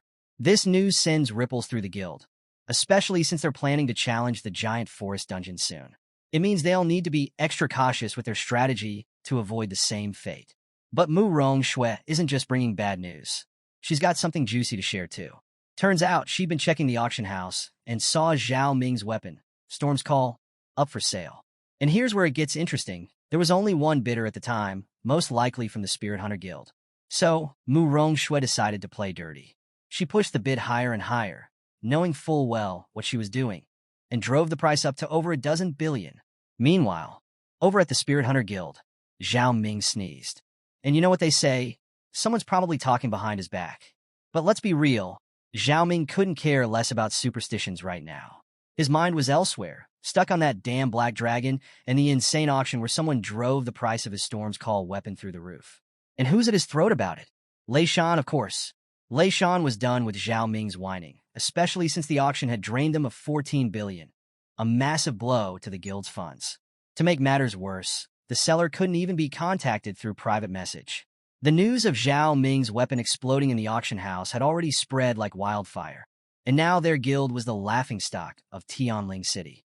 Lei Shan had had enough, and in typical Lei Shan fashion, he decided to literally kick some sense into Zhao Ming. The kick was so brutal that it disintegrated whatever cheeks Zhao Ming had left, leaving him unable to stand. With Zhao Ming out of commission, Lei Shan and Qian Yuan headed to their next meeting, a face-off with the members of the Heavenly Mechanism Pavilion. These guys were not happy. Seated across a long table, they were ready to talk business, especially the white-haired guy leading the charge, Zhou Tai. He's a level 110 hunter, a 5-star bloodthirsty warrior, and the strategy group leader for the Heavenly Mechanism Pavilion. Zhou Tai wasn't messing around. He asked Lei Shan and Qian Yuan straight up if he was hearing things right, because no way were they accusing his team of messing up the strategy for the Black Dragon Fortress raid. Zhou Tai was practically offended. The Heavenly Mechanism Pavilion had cleared that dungeon 5 times. They had summarized and verified every step of their strategy meticulously. So, if something went wrong, it had to be on Lei Shan and his crew, either a skill issue or they didn't follow the plan step by step. Despite the heat in the room, Lei Shan didn't back down.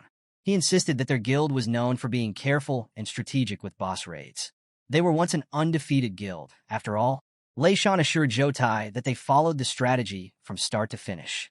But here's the kicker. The Black Dragon's behavior was totally off. Its patterns didn't match the strategy that was given to them at all.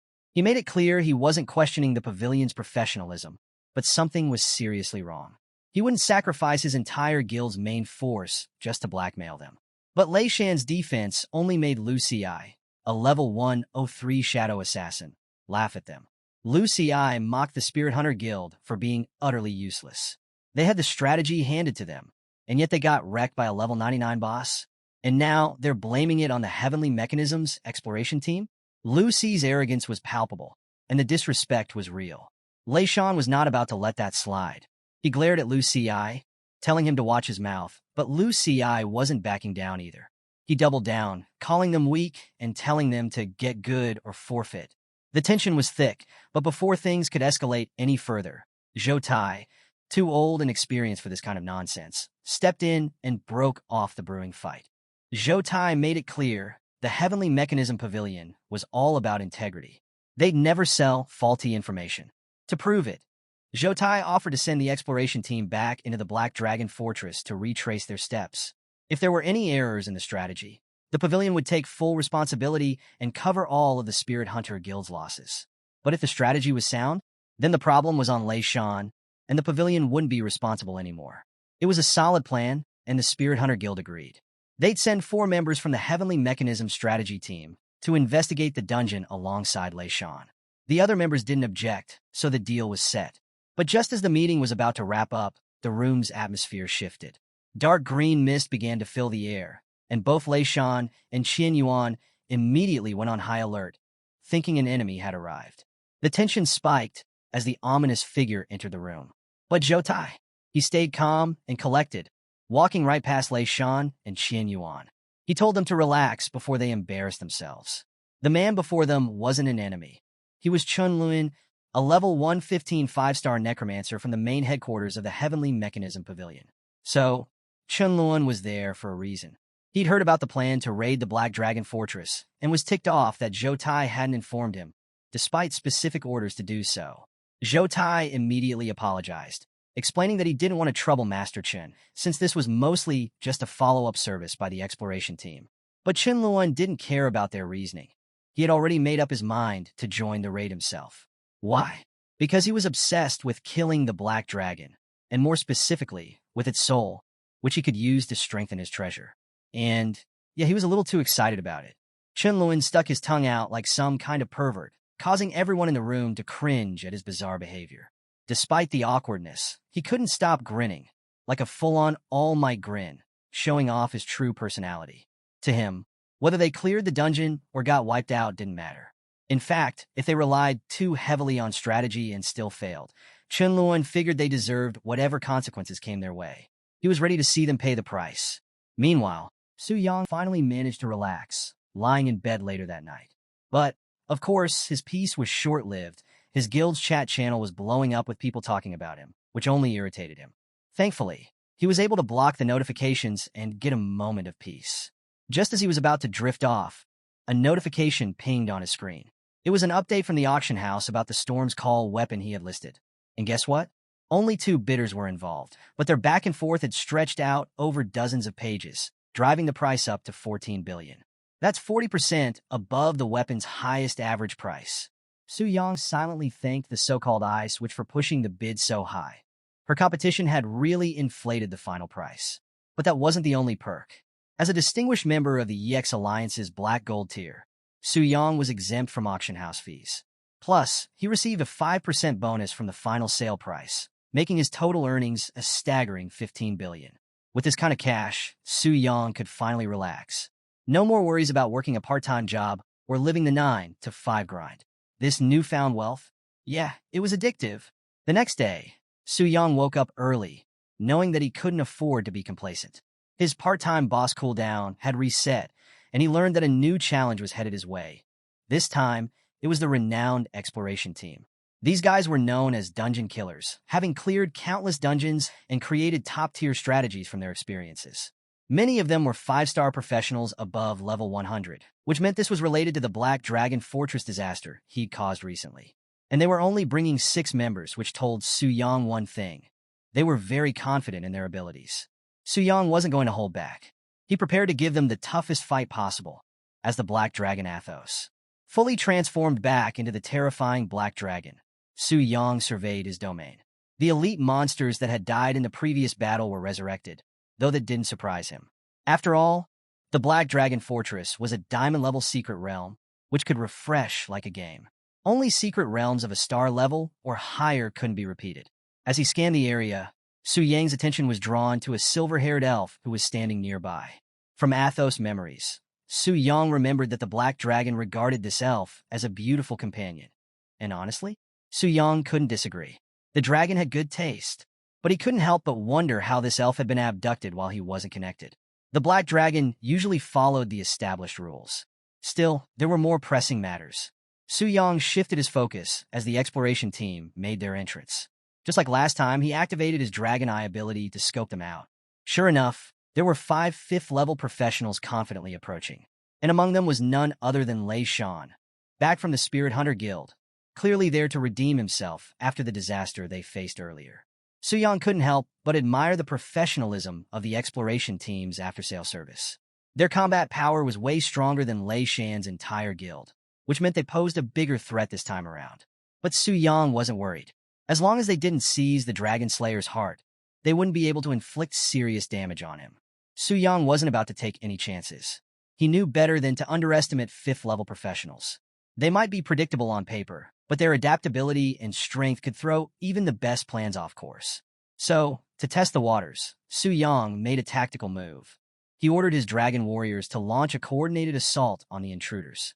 But there was one dragon warrior he held back, keeping it in reserve for a special purpose he had in mind. Meanwhile, the exploration team had been cutting through the dungeon without breaking a sweat, easily dispatching the monsters they encountered. At this point, they hadn't noticed anything out of the ordinary, which led Lu Ci to start mocking the spirit hunters. He was convinced they were just stirring up trouble for no reason. But the others weren't so quick to jump to conclusions. They reminded Lu Ci that they hadn't even made it halfway through the dungeon yet. The real test would come when they reached the boss. Right on cue, they spotted a massive cloud of dust barreling toward them, an unmistakable sign that something big was heading their way, fast. The killing intent was palpable, and within moments, they realized just how serious the threat was. It wasn't just one enemy, it was a whole army of them, closing in at top speed. Without hesitation, the team braced for battle. Lei Shan seized the moment to point out that this was exactly what had happened to his guild, proving that he wasn't lying about the danger. The only difference? This time, there were even more monsters. Zhou Tai acknowledged the unexpected threat, but remained calm. He confidently declared that this wouldn't be enough to stop their team. True to his word, Zhou Tai quickly issued orders, and his team executed them with precision. Each member used their specialized skills. Shadow Render chipped away at the monster's health. Mountain Barrier blocked and trapped them, and Holy Light Blessing boosted Zhou Tai's strength, making sure his Violent Strike would deliver the final blow. The monsters fell like dominoes, wiped out efficiently. It was a textbook example of how the pros do it. Even Su Yang, watching from a distance, couldn't deny their expertise. These guys were legit. Their teamwork and coordination were on another level, like something out of a legend, immortals descending to show off their strength. And the mysterious mage in their ranks? He hadn't even lifted a finger yet. Su Yang realized this battle was going to be far more challenging than his encounters with the Spirit Hunter Guild. If he wanted to win, he'd have to get personally involved.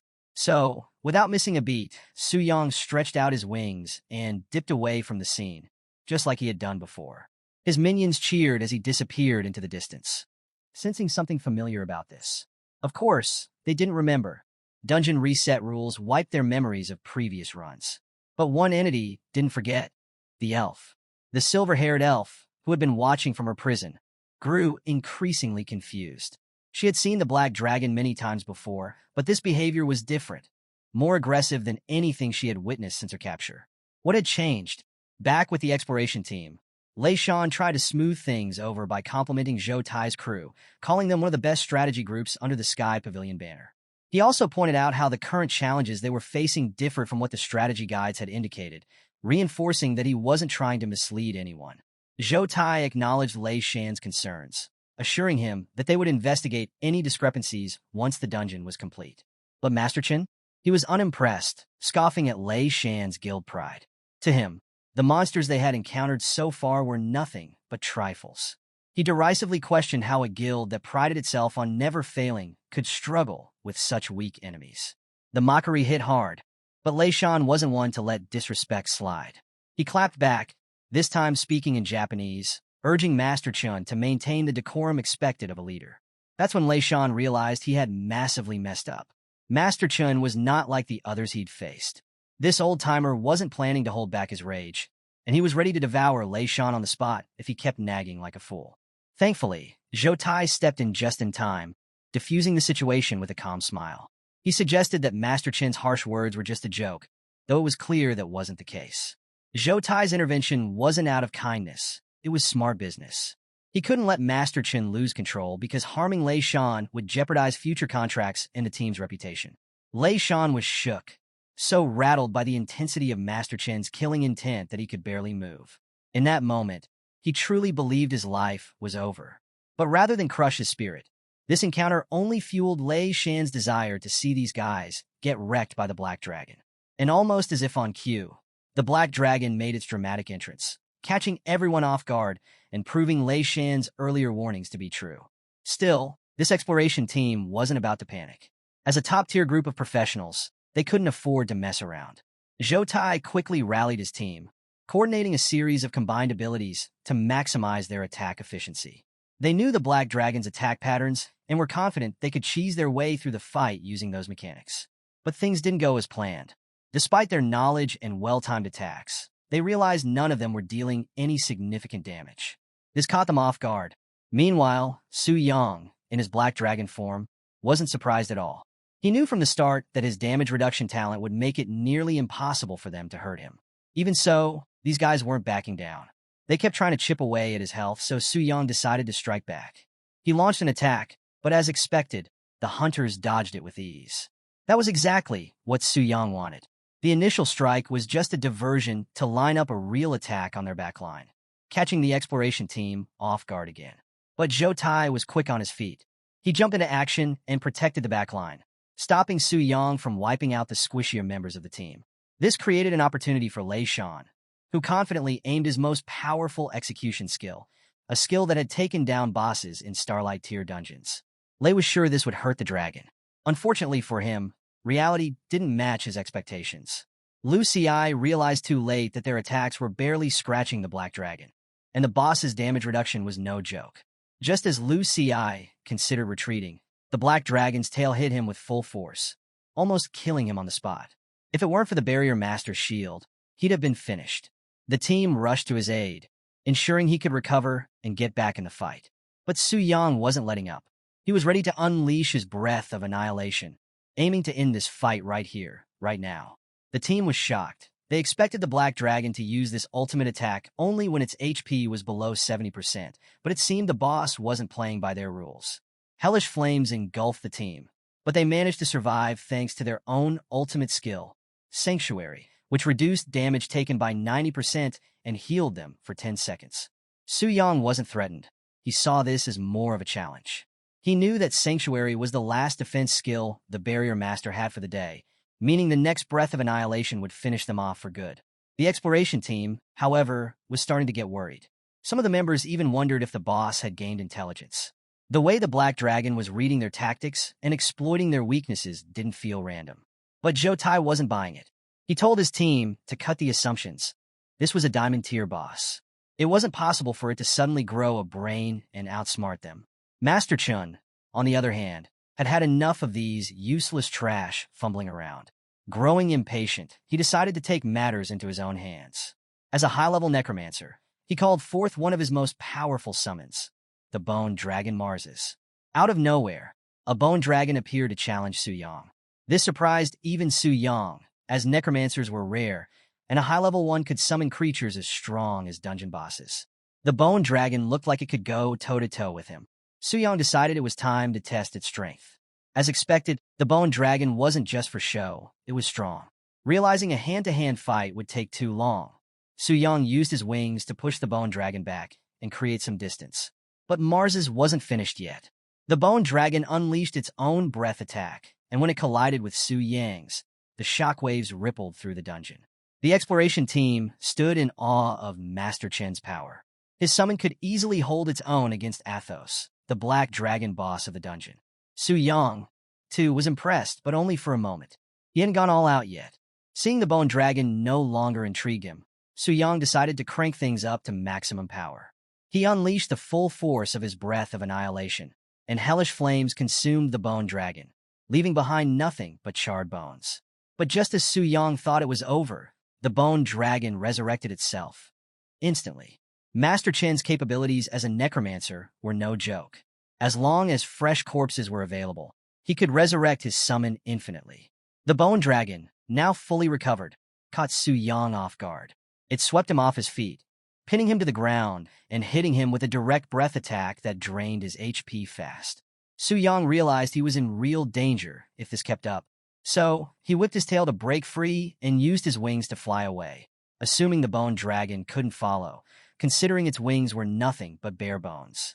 So, the bone dragon couldn't fly, but that didn't mean Master Chun was giving up. He ordered it to attack from a distance, but Su Yang easily dodged the strikes. Su Yang wasn't just dodging for fun, though. He was strategically positioning himself to go after the real target, Master Chun himself. Master Chun quickly realized what was happening and commanded the bone dragon to return and defend him. But Su Yang was way ahead of him. This was all part of the plan. Su Yang didn't actually plan to attack from range. Instead, he used the bone dragon's body like a springboard to launch himself straight at Master Chun. It was a brilliant move, and Chun took the hit head-on like it was some kind of tax he had to pay. Surprisingly, Master Chun still had a decent amount of HP left, a miracle for someone in such a supposedly fragile class. Turns out, the Barrier Master came in clutch, sharing half the damage among the entire team. Shout out to the real MVP. Without that barrier, half the team would have been obliterated by now. But all of this wasn't for nothing. The team wasn't just getting smacked around for fun. They were buying time for Lu Ci's return, and they had calculated that he should be back any second now. What they didn't calculate, though, was that Su Yang could understand everything they were saying. Realizing what was happening, Su Yang quickly put two and two together. Lu Ci was definitely out there retrieving the Dragon Slayer's heart. But it was too late for the team. Suddenly, clouds of dust appeared, closing the distance fast. The hunters thought it was Lu Ci coming back, which gave them hope. But Su Yang? He wanted them to think exactly that. He'd been playing chess from the start, getting their hopes up just to crush them all over again. And when the figure running toward them finally emerged, it wasn't Lu Ci. It was one of Su Yang's minions, the dragon warrior he had held back earlier. the one who had secured the Dragon Slayer's heart for Su Yang and not anyone else. The sight left everyone, especially Zhou Tai, in disbelief. They had dismissed Su Yang as just another dungeon boss, but now they were watching their entire strategy crumble before their eyes. The creature they thought was just a game boss had shown chilling intelligence, moving them around like pawns in its master plan. And with the heart of the Dragon Slayer now in Su Yang's possession, the group's hope of victory completely evaporated. But things were about to get even crazier. When Su Yang's Black Dragon made contact with the Dragon Slayer's heart, a blinding light surged through his body, and an overwhelmingly powerful aura emanated from him. What the hunters didn't know was that this contact had triggered hidden conditions within the dungeon. The Black Dragon Fortress, previously a Diamond Tier secret realm, was transforming, escalating into a Starlight Tier fortress. This was no longer a regular dungeon. This was now a challenge that could wipe out entire guilds, let alone a small party of hunters. Back at the Temple of Transformation, the senior priest and her accompanying nun were in full panic mode.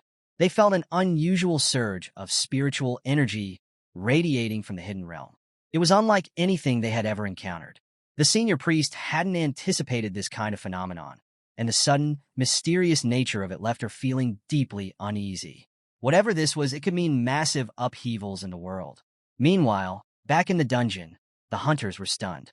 The idea of a hidden realm evolving like this was unheard of, and to make matters worse, even the Black Dragon they were fighting seemed to have leveled up. His entire drip had upgraded, and the hunters knew exactly what was coming next. They were about to get absolutely destroyed. Amidst the chaos, Su Yang was reveling in his newfound strength. The surge of power had boosted him all the way to level 100, advancing him to the early growth stage and significantly increasing his attributes. But the real kicker? Su Yang had unlocked a brand new Starlight Tier skill, Purifying Inferno Prison. This skill was an absolute game-changer. It dealt a ridiculous 1,000% in both magical and physical damage. But that wasn't even the most terrifying part. The skill had a hidden ability. It could prevent hunters from resurrecting if they were killed by it. That meant Su Yang could decide who came back from the dead and who stayed gone forever. In a world where death was usually just a temporary setback, this skill was a game-changer. Su Yang now held the power to make death permanent.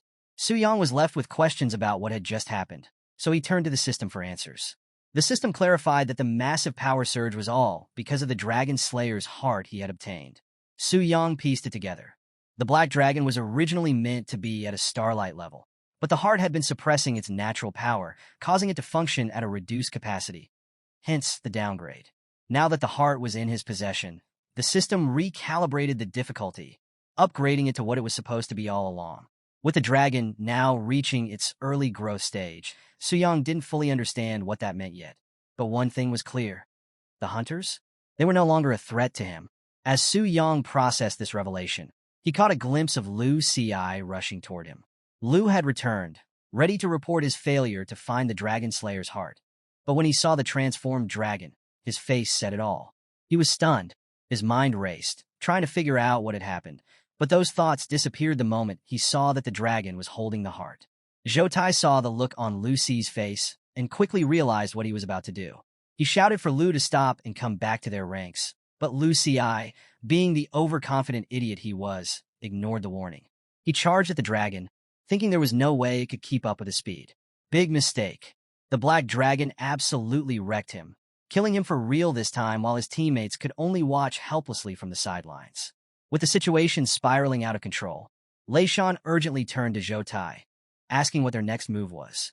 But Zhou Tai hesitated, knowing full well that Starlight-level bosses usually required a team of 10 to 25 awakened players to even stand a chance.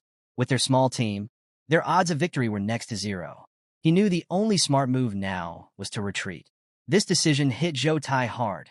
It was a blow to his pride, but he understood that survival was the priority. Without hesitation, he led the charge toward the exit, signaling for everyone to follow. Master Chun, however, was having none of it. He found Zhou Tai's cautious approach amusing and openly mocked him. But Zhou Tai wasn't fazed. He knew engaging the dragon under these conditions would be suicide. His cool-headed leadership showed why he was in charge. He prioritized his team's safety over personal glory. Even Su Yang, watching from above, respected Zhou Tai's decision. But respect didn't mean he was going to let them get away so easily. With a single beat of his wings, Su Yang launched himself at the fleeing hunters. His arrival was like thunder, slamming into the ground with devastating force and blocking their only escape route. Zhou Tai didn't lose his composure, though. He quickly directed his team to amplify their defensive capabilities, hoping to create enough of an opening to break through and escape. But Su Yang wasn't going to make it easy for them. The barrier master had already used up all of his trump cards, and Su Yang knew it. Without wasting any time, Su Yang unleashed his breath of annihilation. And this time, with his new Starlight-level strength, the attack was even more devastating. The hunter's defenses were shattered. Lei Shan and the healer were down, out of the fight for good. That left only Zhou Tai and the barrier master barely holding on, their health and mana dangerously low. They knew escape was no longer an option. In a last-ditch effort, Zhou Tai ordered his team to secure their valuable items within their infinite rings, hoping to at least minimize their losses. But this retreat didn't sit well with Master Chen. He wasn't about to concede defeat to a boss he had killed 1,000 times before. Even though the dragon had leveled up to a Starlight tier, Chen still believed he could kill it again. Confident in his abilities, Master Chen decided it was time to go all out. He summoned his most powerful skill, the Cloud Water Legion. This necromancer ability calls forth all the dead creatures on the battlefield, granting them infinite duration until Chen's mana or health depletes. In a desperate move, Master Chen unleashed his ultimate summon, the Cloud Water Legion, hoping that sheer numbers would be enough to turn the tide against Athos. But things didn't go as planned. The black dragon casually swept its massive tail, wiping out the undead army with ease, leaving only the bone dragon standing. The bone dragon lunged at Athos with a blast of its dragon breath, but this time, Athos remained completely unfazed. The attack no longer had any effect on him. With a display of dominance, Athos disrespected the bone dragon by slamming its head into the ground, silencing Master Chen's defiance in an instant. But Master Chen, ever the egomaniac, regained his composure and flashed an ugly grin, clinging to one thing. Hunters were immortal in this world. Even if he lost now, he would simply respawn and come back to torment Athos over and over until he finally devoured the dragon's soul. Su Yang had heard enough. Master Chen's arrogance and disrespect pushed Su Yang to make an example out of him. One that would send a message to the entire world. Never underestimate a dragon of his caliber. Without hesitation, Su Yang activated his newly acquired skill, Purifying Inferno Prison. A catastrophic wave of fire and magic erupted from Athos, annihilating every hunter in the vicinity. They vanished instantly, as if they had been nothing more than illusions. All except Master Chen. Even as he was engulfed by the flames, Chen continued to taunt Athos, believing his immortality would save him. But Su Yang had different plans. He informed Master Chen, with cold finality, that there wouldn't be a next time. Suddenly, Chen's twisted grin disappeared, and panic set in. He realized something was horribly wrong.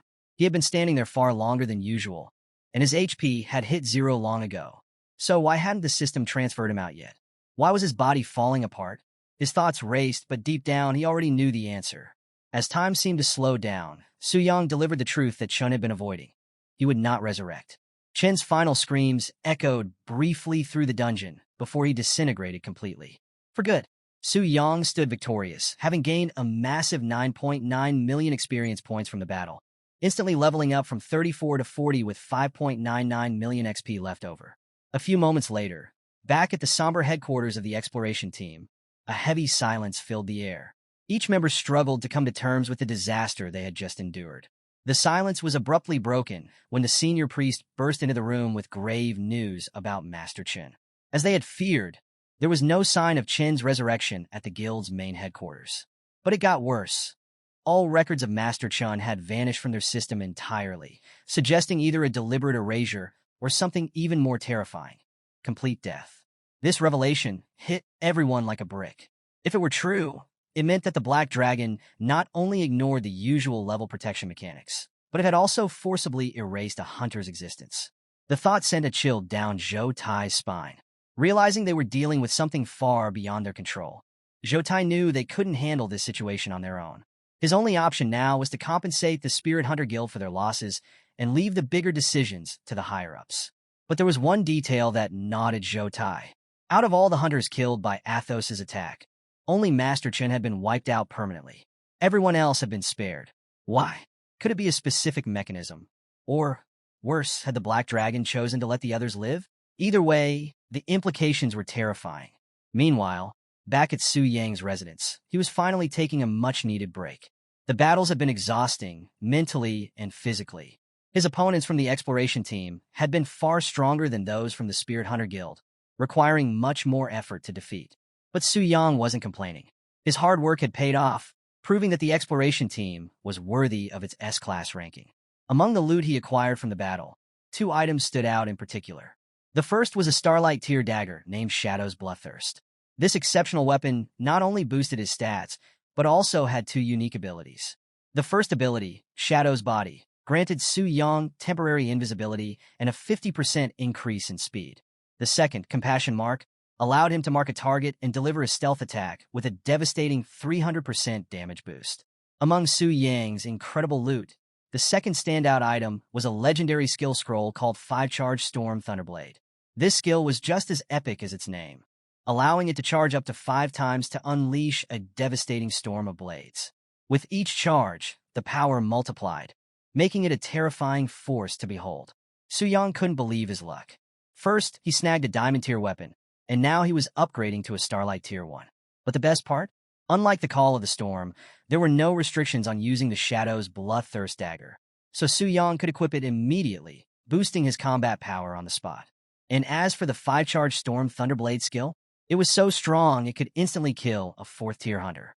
Plus, it came with 0 usage restrictions, making it the perfect tool for when Su Yang needed to take out his enemies in style. Su Yang was practically buzzing with excitement over these new gains. Now that he had reached level 40, it was time for his second awakening. With all the extra experience he had, it made no sense to wait. The earlier, the better. But before heading off to the transfer temple for his awakening, Su Yang wanted to confirm something. Was Chun Luan, the undead necromancer he defeated, actually dead? So he queried the system. Not only did the system confirm Chun Luan's demise, but it commended Su Yang for eliminating him.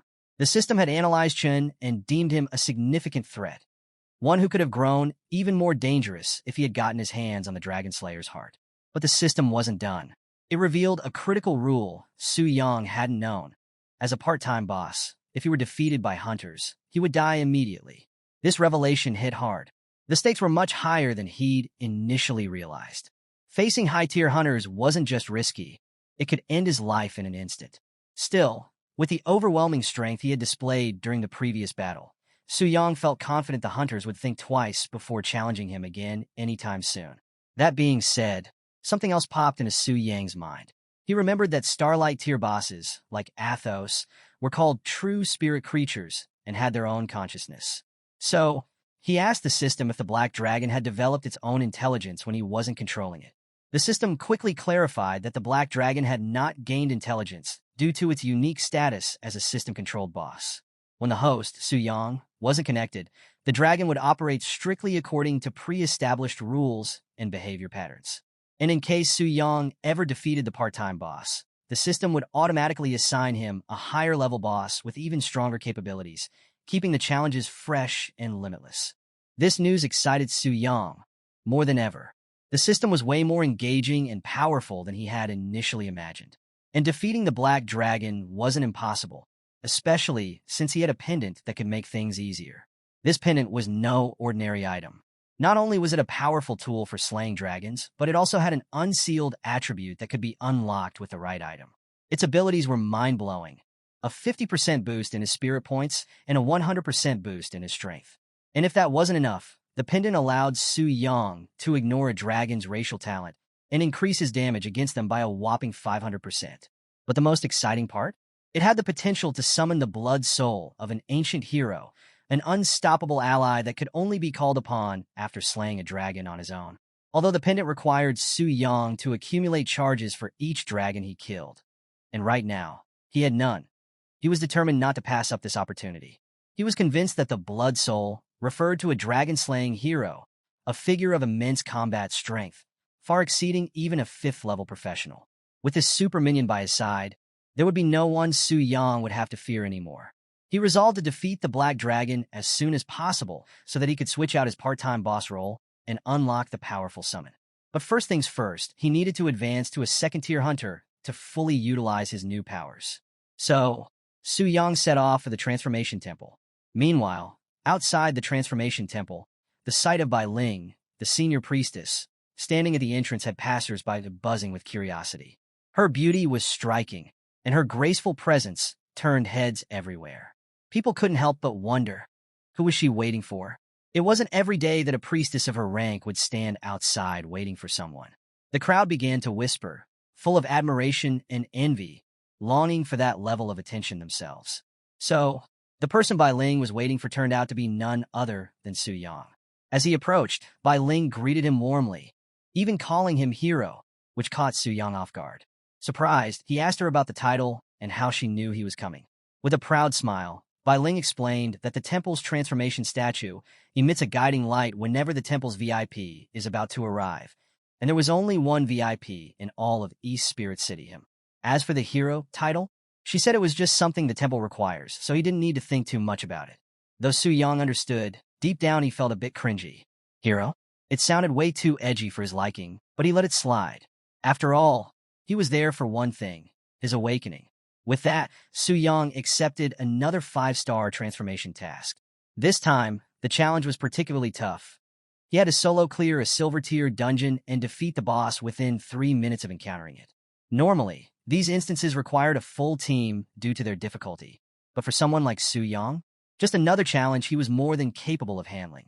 Bai Ling, ever impressed by his bravery, commended Su Yang for accepting another 5-star task, once again calling him hero.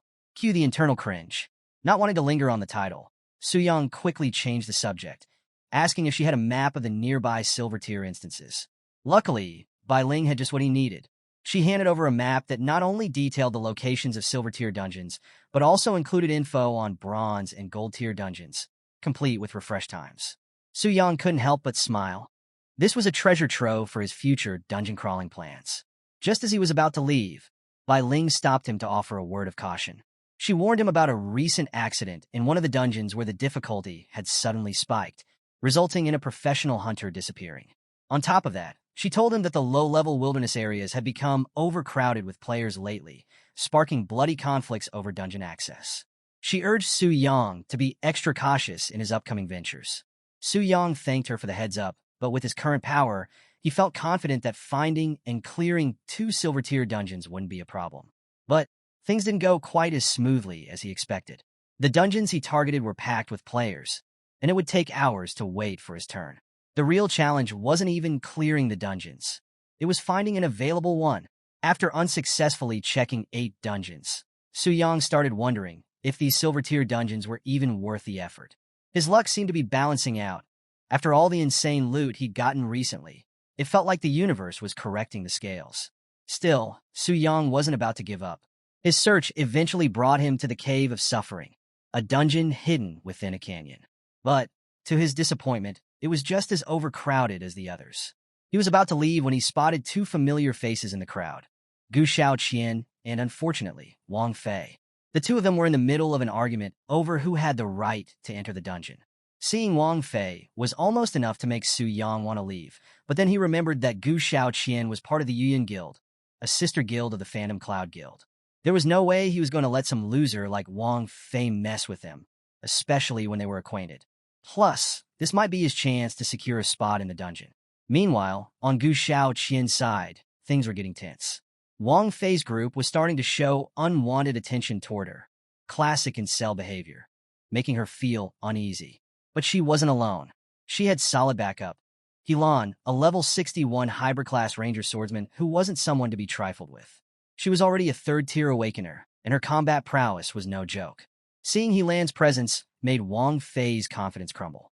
He quickly retreated behind one of his allies, a massive, hulking 3rd-tier hunter who looked like he'd been on steroids since birth. But don't let his looks fool you. This guy was a skilled martial artist, and he wasn't afraid to throw hands. Wasting no time, he escalated the situation, warning Helan that if they tried to enter the dungeon now, it would mean a fight. And he didn't stop there.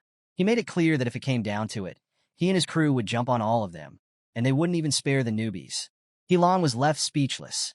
She knew they were outmatched.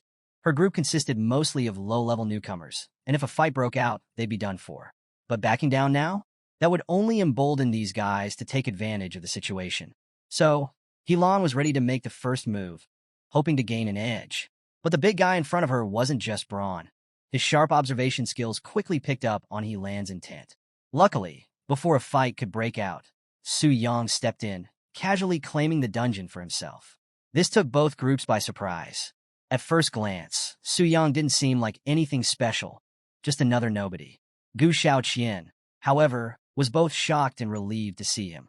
The last time she saw him was at the teleportation center, and while she was glad he was safe, she couldn't help but worry. Why was he provoking two heavy hitters?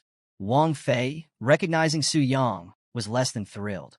He couldn't hide his irritation and immediately confronted him, demanding to know why Su Yang always seemed to be in his way.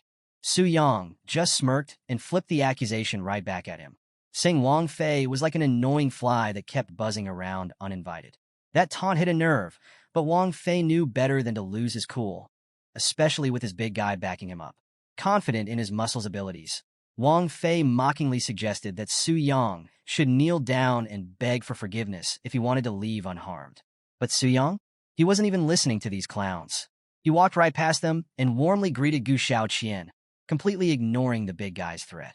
Helan, still confused by Su Yang's boldness, turned to Gu Xiaoqian, asking who Su Yang was. Gu Xiaoqian explained that Su Yang was an old classmate. Helan was baffled. If Su Yang was on the same level as Gu Xiaoqian, then why did he have the nerve to provoke third-tier hunters? Helan assumed Su Yang didn't know his place and tried to warn him about the dungeon's high difficulty. But to her shock, Su Yang confidently responded that he knew exactly what he was doing. It was part of his second transfer task. This revelation surprised Helan. She couldn't understand how Su Yang could have advanced to level 40 so quickly. Before she could wrap her head around it, Wang Fei, done with being sidelined, stepped in, determined to shut Su Yang down. Showing off some of his power to intimidate, Wang Fei challenged Su Yang to reveal his level for all to see. If Su Yang didn't comply, Wang Fei insisted he should stop acting tough and just kneel. Unfortunately for Wang Fei, Su Yang was itching to teach him another lesson. Seeing that Wang Fei had reached level 10 made things even more fun for Su Yang. Unlike their last encounter, Su Yang could actually kill him this time, knowing Wang Fei would just resurrect later. In an instant, Su Yang flicked his finger, and with that, Wang Fei was turned into a donut-shaped human, instantly killed. Wang Fei didn't even realize what had happened until it was too late. Su Yang calmly collected his loot, while the big guy charged in, furious and ready to retaliate. But Su Yang, with his ultra instinct in full swing, casually dodged every attack as if it was nothing. The big guy was beyond angry.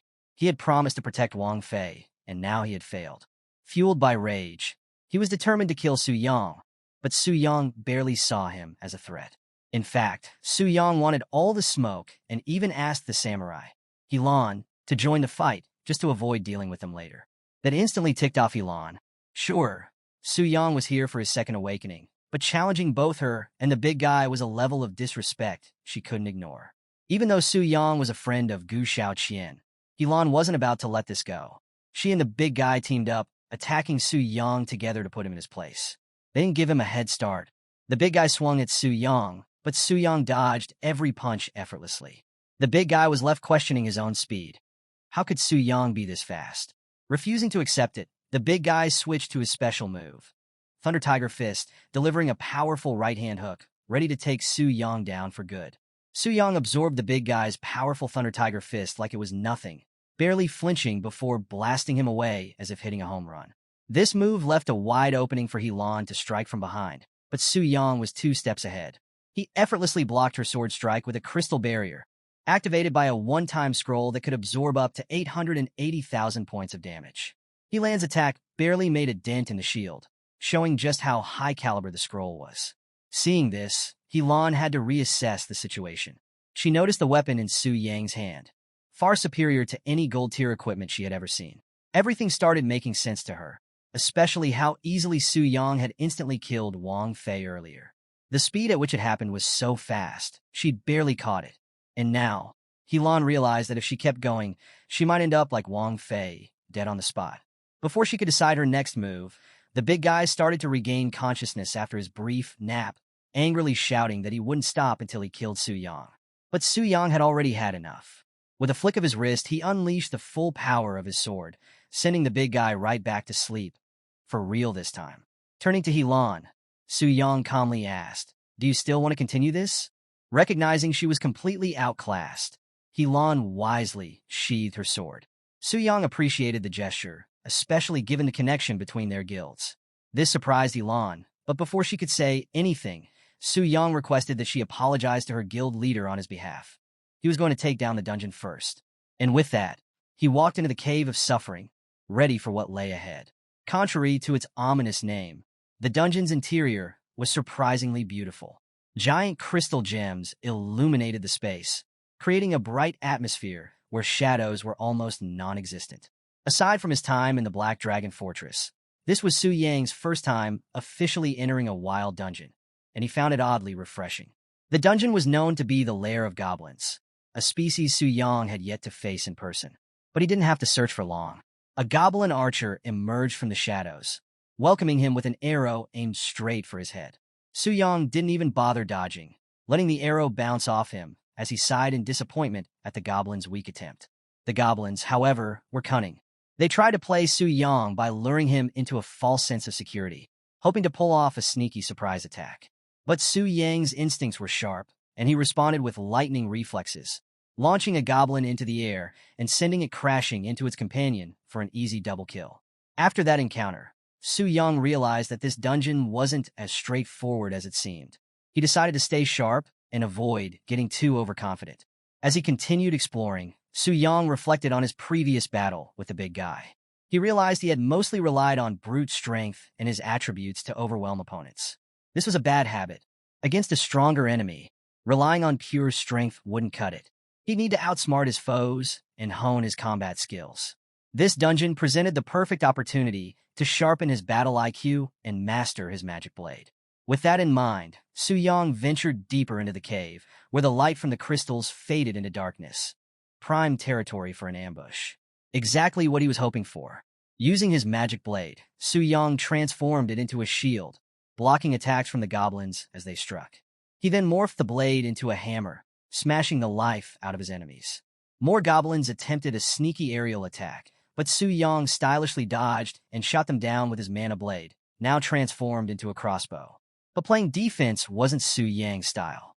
Deciding to go all out, he gathered up the remaining goblins, leading them into a narrow space where he unleashed his 40-meter greatsword, cutting through them all in a single massive attack. Every last goblin fell at once. Su Yang's mana blade was truly versatile, and the more he used it, the more excited he became about what new skills his 5-star transfer task would unlock. Soon, he reached the location of the dungeon's boss. As if sensing his presence, the boss appeared, a massive tiger. Su Yang couldn't help but find it humorous. The tiger, like many dungeon bosses, had the ability to talk, but its speech felt robotic and scripted. It was clear to Su Yang that bosses below Starlight tier didn't have true consciousness. Knowing this, Su Yang felt confident the fight was already over before it began. When the tiger lunged in for an attack, Su Yang masterfully countered with his demon blade, striking mid-air. Before the tiger even hit the ground, it was already dead. With the silver tier dungeon cleared and the boss down within 3 minutes, Su Yang only had one more dungeon left to complete his mission. So, he wasted no time moving on. As he exited the Cave of Suffering, he noticed other hunters keeping their distance, eyeing him warily. Curious, Su Yang asked what was up. They responded cautiously, saying they were just being careful and that he shouldn't mind them.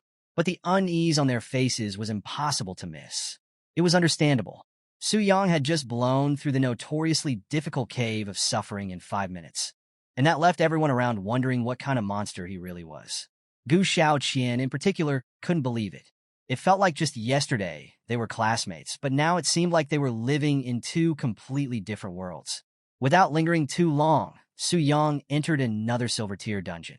Once again, he dispatched the boss with such ease it was almost laughable, reducing what should have been a formidable enemy to little more than a donut. And with that, he completed his 5-star transfer tasks. The system, impressed by his flawless execution, unlocked a hidden transfer mission for him titled Phase 1, The Lost Rusty Key. This new mission came with a map pointing to a location guarded by a fearsome beast and promised serious rewards if completed. a 5% boost to all his attributes, and a legendary skill book. It was clear this hidden task was linked to his class progression and likely involved a series of missions that would unlock as he advanced through each transfer phase. Su Yang wasn't about to pass up on this opportunity.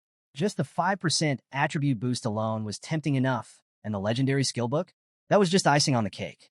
Plus, with the name Phase 1, it was obvious this mission was just the beginning, making these 5-star tasks even more valuable than he had imagined. With this in mind, Su Yang accepted the challenge.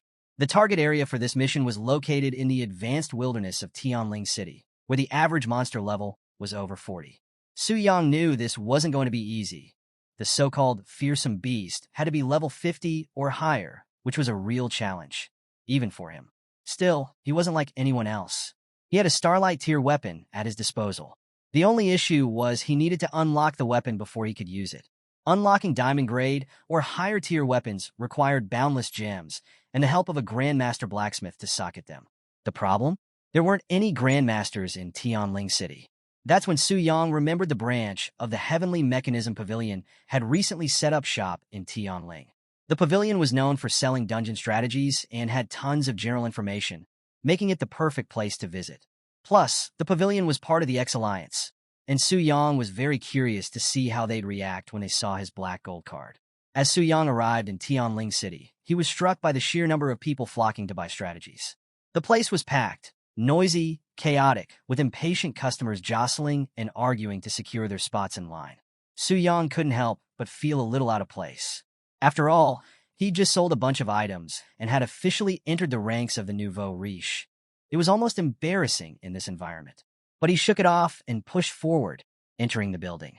That's when his attention was drawn to a familiar pair of faces, Zhou Tai and Lu Xi. Su Yang hadn't expected to run into them so soon, and their conversation quickly pulled him in. Lu Xi was angrily venting to Zhou Tai about the loss of his Starlight-level weapon, hoping for some kind of compensation. But Zhou Tai wasn't having it. He was firm, reminding Lu Xi that there would be no reimbursement, especially since they were responsible for Chun Lan's downfall. In fact, Zhou Tai said they were lucky the headquarters hadn't punished them further. But Lu Xi wasn't satisfied. His frustration boiled over, and in a fit of rage he lashed out, hurling the nearest piece of furniture across the room, which just so happened to fly directly toward Su Yang. And Su Yang? He wasn't about to let that slide.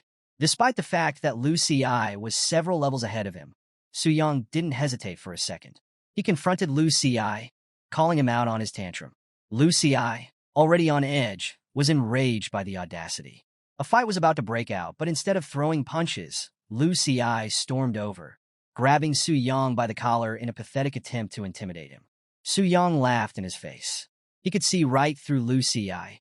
He knew Lu was already on thin ice with the higher-ups and couldn't afford to escalate things further. Su Yang wasn't just confident. He was untouchable in this situation.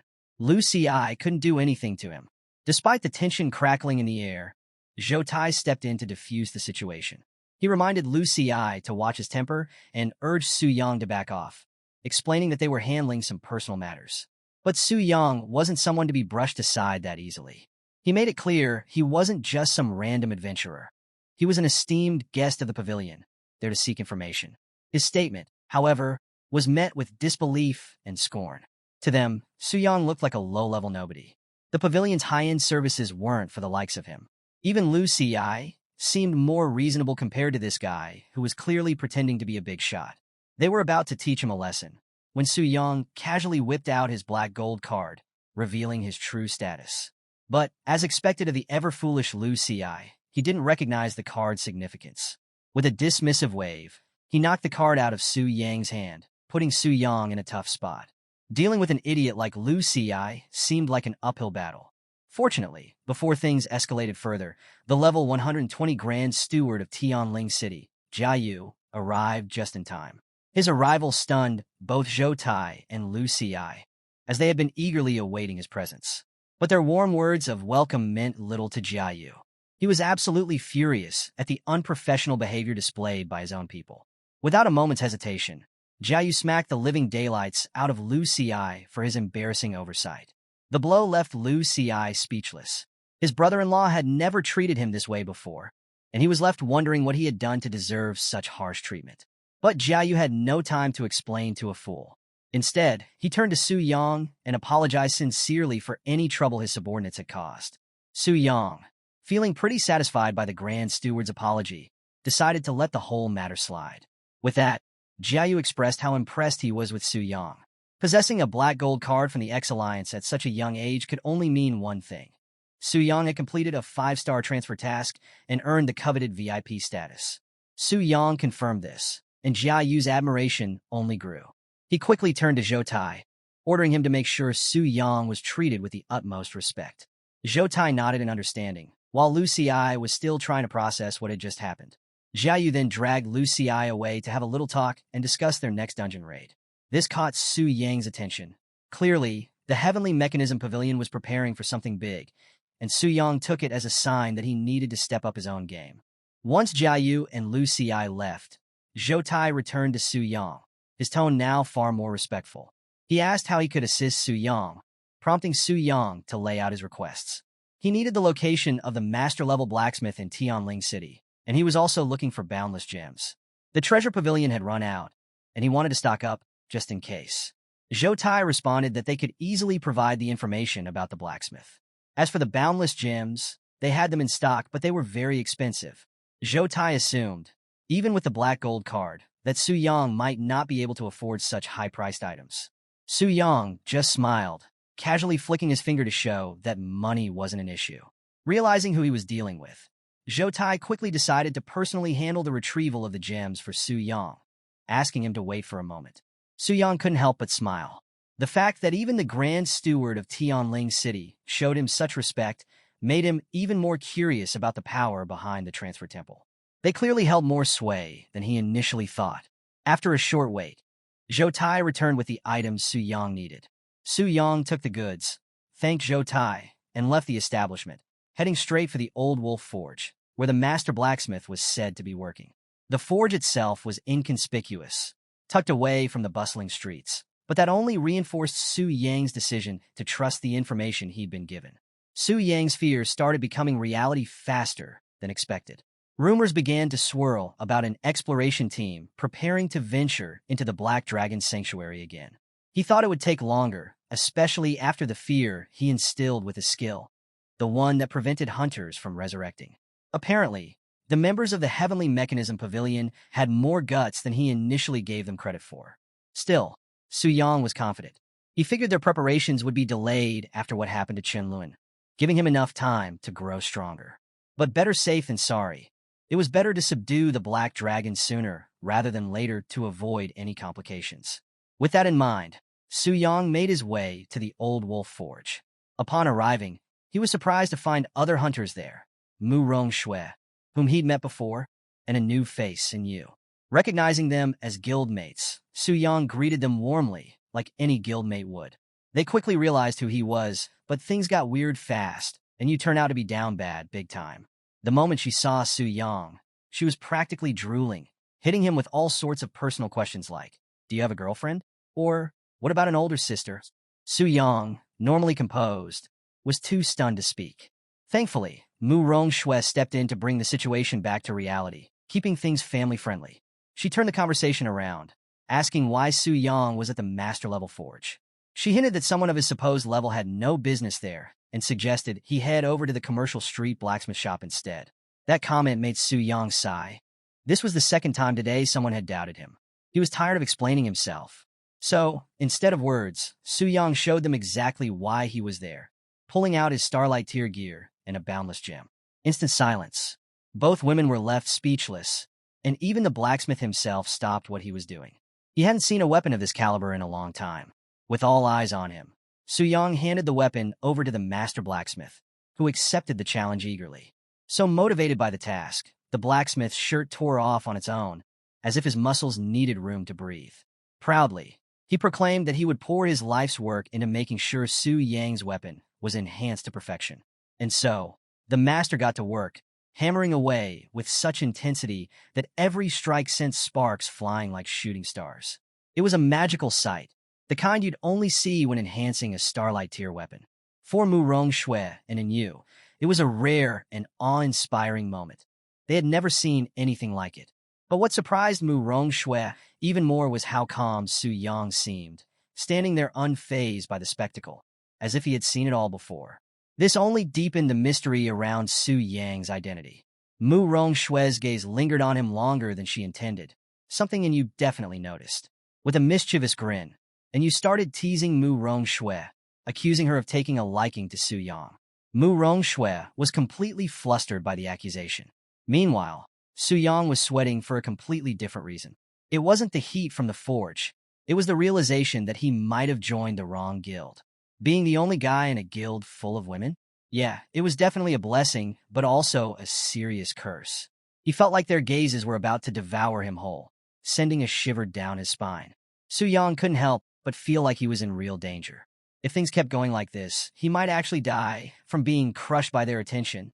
A few hours later, the blacksmith finished enhancing Su Yang's weapon. Su Yang was impressed, no more than impressed. He was stunned. The old man had done it on the first attempt. It was truly remarkable, especially since Su Yang had wasted so many materials when he tried to enhance the weapon himself.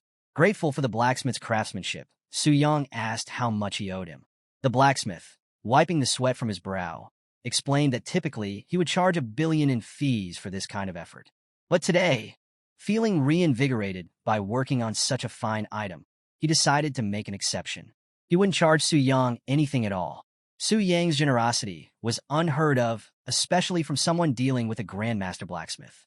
While the old blacksmith insisted there was no charge for the service, Su Yang believed that respect should be paid where it was due. The blacksmith's work deserved to be recognized, so Su Yang handed over 1 billion in currency, not as a payment, but as a token of appreciation for the man's craftsmanship, while still respecting his wishes.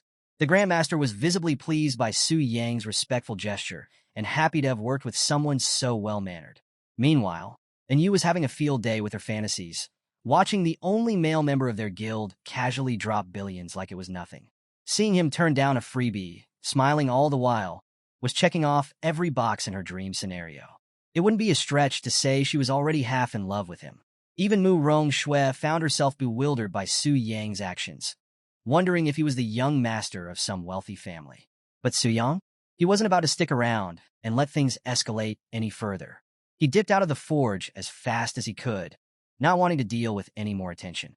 A few moments later, Su Yang arrived at the outskirts of Tianling City, near the imposing Wild Spirit mountain range. The rugged landscape and eerie silence marked this as territory meant for second-tier awakeners or higher.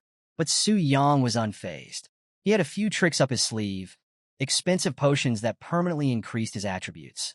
After using the maximum allowed for each type, Su Yang drastically boosted his speed and spirit and redistributed his remaining attribute points. This allowed him to finally wield his legendary Shadow Bloodthirst Dagger, a weapon that exponentially increased his power and made him a match for a 4th-tier awakener. With confidence high, Su Yang dove into the dense forest, ready to hunt. As expected, the monsters here were aggressive. They immediately launched vicious attacks as soon as Su Yang set foot in their territory. But Su Yang was in his element.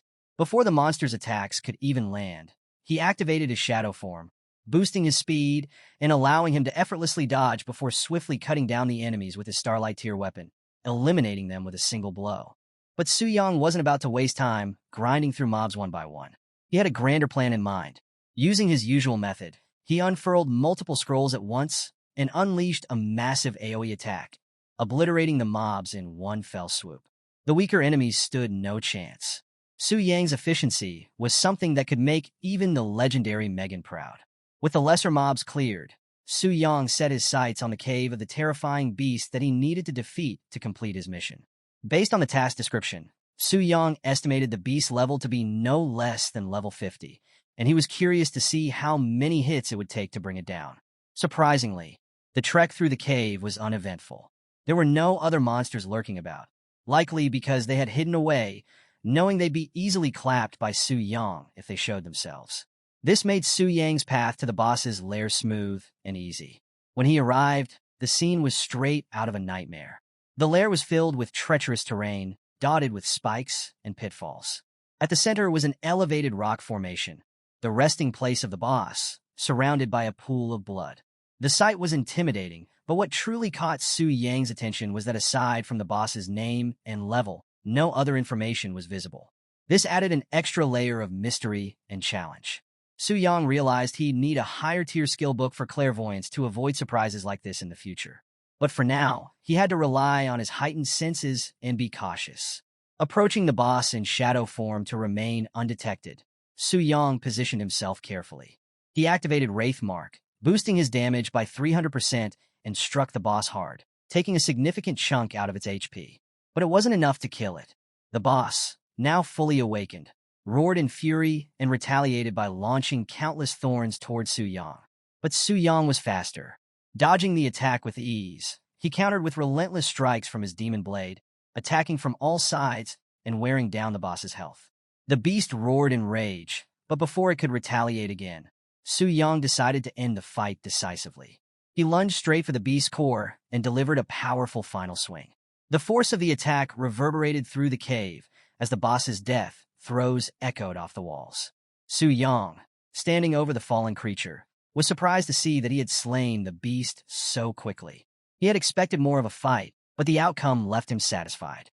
Among Su Yang's rewards was the key mentioned in his mission, but more intriguingly, there was something else, a rotten chunk of flesh. Its description hinted at its former owner's immense power. Even in its decayed state, it had been potent enough to mutate the boss he just defeated.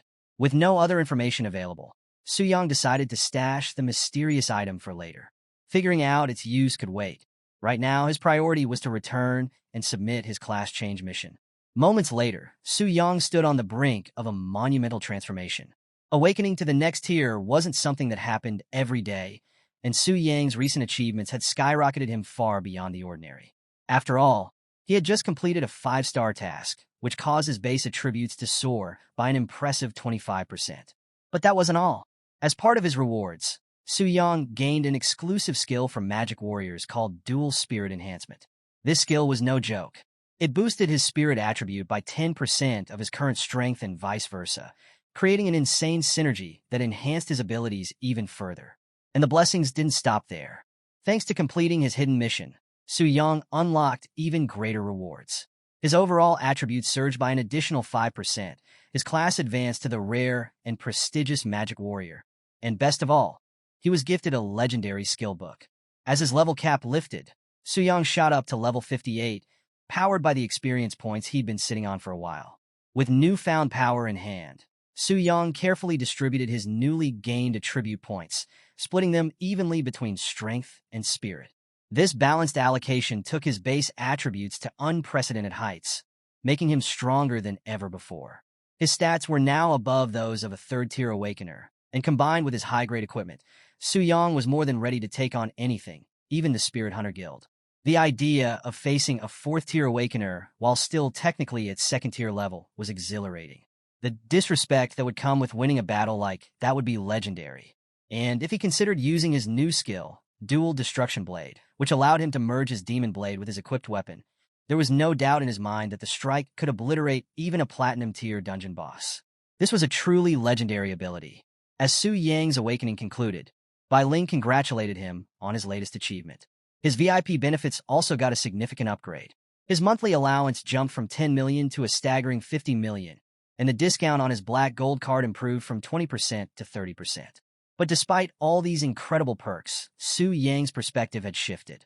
They felt almost ordinary to him now, so he simply gave a casual nod and prepared to continue his grind. Before he left, Bai Ling asked about his next steps. Su Yang, feeling a bit worn out, mentioned he planned to take a break for 2 days. After all, balance between work and rest was important, even for someone like him. But rest didn't mean doing nothing.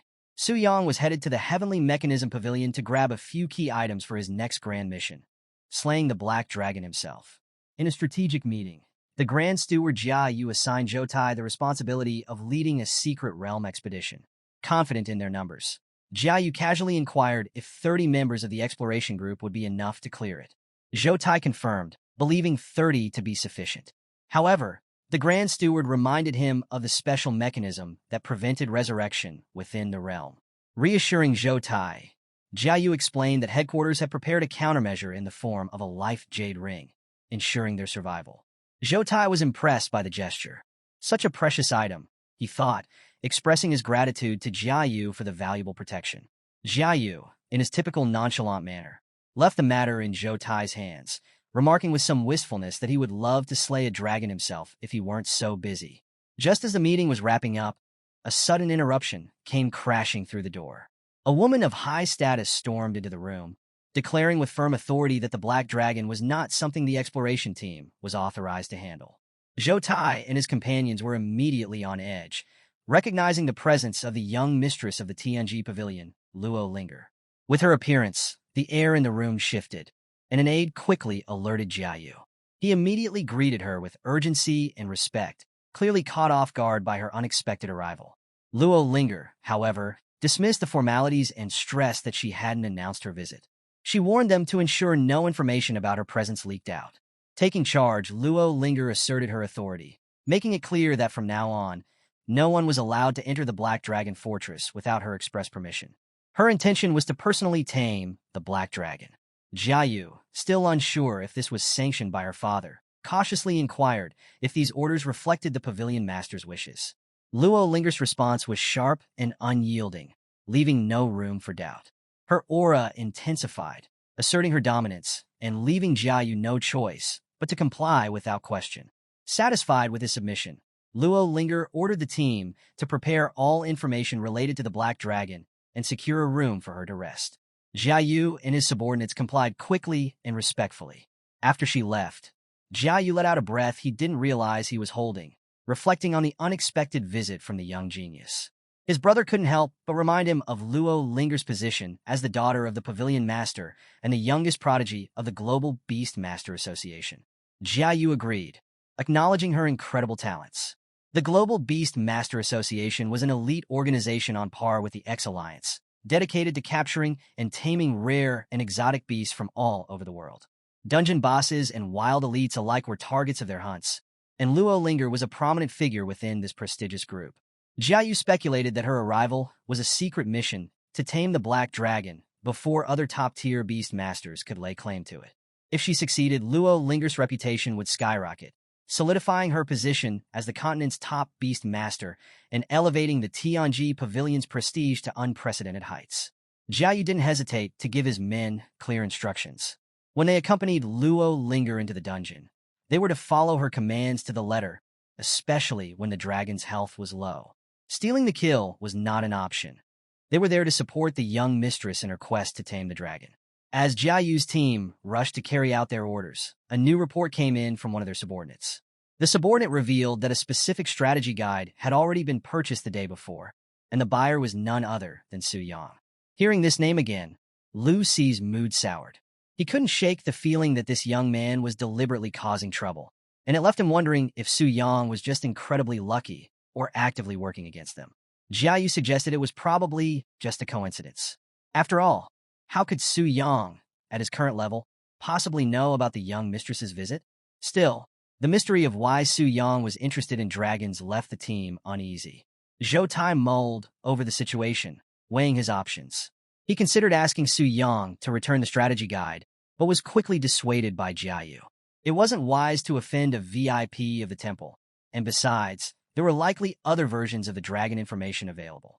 Everyone agreed with the reasoning, and Jiayu instructed his men to search for alternative copies. Meanwhile, back at Su Yang's residence, he was flipping through the basic guide to dragons he had purchased for 5.1 million gold coins. Although the price was steep, Su Yang acknowledged that the Tianji Pavilion was known for its professionalism. As he skimmed the content, murmuring the details about red dragons and white dragons, he reached the section on black dragons, but something didn't add up. The guide made no mention of the Black Dragon boss's 80% double damage reduction trait, a critical detail that Tianji Pavilion, with its reputation, shouldn't have overlooked. Puzzled, Su Yang recalled the moment he faced that monster in the desolate Spirit Mountain range, the one that had devoured the unknown rotten flesh. He wondered if the exploration teams couldn't see the full capabilities of certain unique bosses, just as he had experienced. As he continued to read, he noted that throughout Longxia, only 3 black dragons had ever been discovered. Of the 3, 2 had already been defeated, leaving only the black dragon boss he currently had his sights on. But another discrepancy caught his eye. The record of a defeated black dragon didn't match his understanding of the creature's growth stages. According to the guide, the dragon, initially identified as a late growth stage entity, was later determined to be in its early growth stage after it was slain. This assessment was based on the items it had dropped and further research that revealed the dragon had inadvertently swallowed an unknown rotting flesh, which caused its surge in power.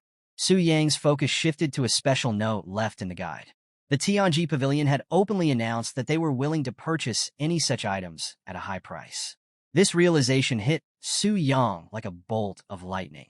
If the mysterious meat he found was the same type, it could greatly amplify the power of the Black Dragon boss.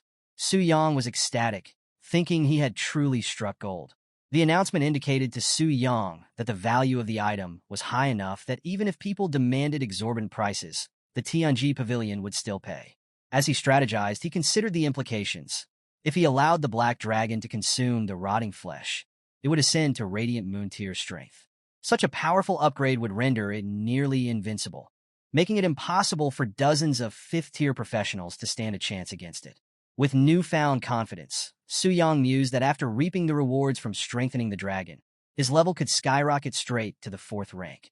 But he also knew this strategy couldn't go on indefinitely.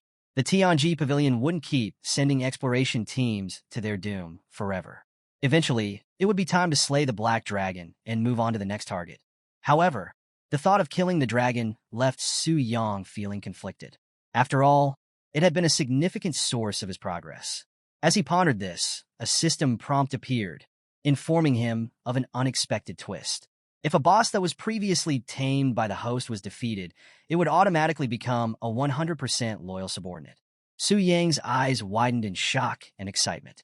He could hardly believe what he was reading. He could tame a black dragon as a pet? The system confirmed this, urging him not to get too excited. But how could he not? This was a dragon, the ultimate symbol of majesty, power, and dominance.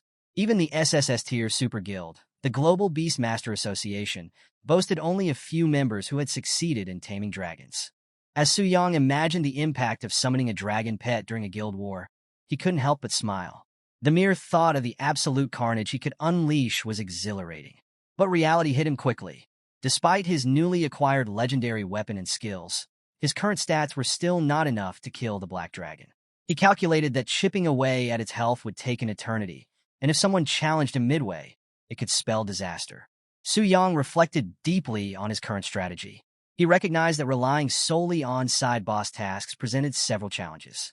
If he went too long without opposition, his leveling speed would inevitably decrease, and due to his relatively low level, tackling side bosses came at the cost of significant experience losses. Su Yang understood that encountering the next wave of exploration teams could pose substantial risks, particularly if an overflow occurred, leading to further complications. Faced with this reality, Su Yang concluded that he needed to level up quickly. He weighed his options between grinding in high-level wild areas or tackling a difficult dungeon. Just as he was mulling over his next move, a message notification from his guild popped up. The guild was planning a raid in the Giant Forest dungeon, a diamond-tier dungeon that was precisely what Su Yang needed at this stage. Recognizing this as a rare opportunity, he immediately confirmed his participation in the raid. The guild members reacted with excitement to Su Yang's reply, and Yu and Su Yin expressed their enthusiasm openly. Su Yin, in particular, playfully welcomed Su Yang, offering to protect him in the dungeon. The teasing quickly escalated as others poked fun at Su Yan's enthusiasm, suggesting she had ulterior motives for wanting to protect Su Yang. Despite the playful atmosphere, Su Yang stayed focused. Lin Yuyun, concerned about his decision, sent a message cautioning him about the dangers within the giant forest. She reminded him of the dungeon's difficulty, hinting that it might be too dangerous.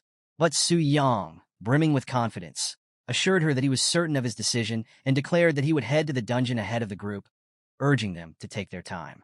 The narrative then shifted to the Job Transfer Temple, where Lei Shan, the leader of the Spirit Hunter Guild, was in deep contemplation. His expression was grim, reflecting the struggles of his journey to regain level 99. Lei Shan had recently received a level 5 job change quest, and unfortunately, the necessary materials for this quest were located in the treacherous Giant Forest dungeon. His subordinates couldn't hide their shock upon hearing this. One of them pointed out the massive challenge they faced, highlighting that the Giant Forest had a difficulty level comparable to the Black Dragon Fortress. With their current levels, taking on such a dungeon seemed like an impossible task. The camera panned to various team members. Li Dan, the level 88 Holy Light Shield Warrior, Qin Yuan, the level 89 Healing Paladin, and Zhao Ming, the level 90 Storm Multi-Shot Archer. Their expressions reflected the collective frustration and concern about their seemingly insurmountable predicament. In a resigned tone, Lei Shan acknowledged the reality of the situation. He mentioned that Yoyun's team was preparing to raid the giant forest, and it seemed inevitable that they would have to give up their chance at this year's trial dungeon ticket. The team sighed in collective defeat, feeling the growing gap between their guild and Yoyun's rising forces.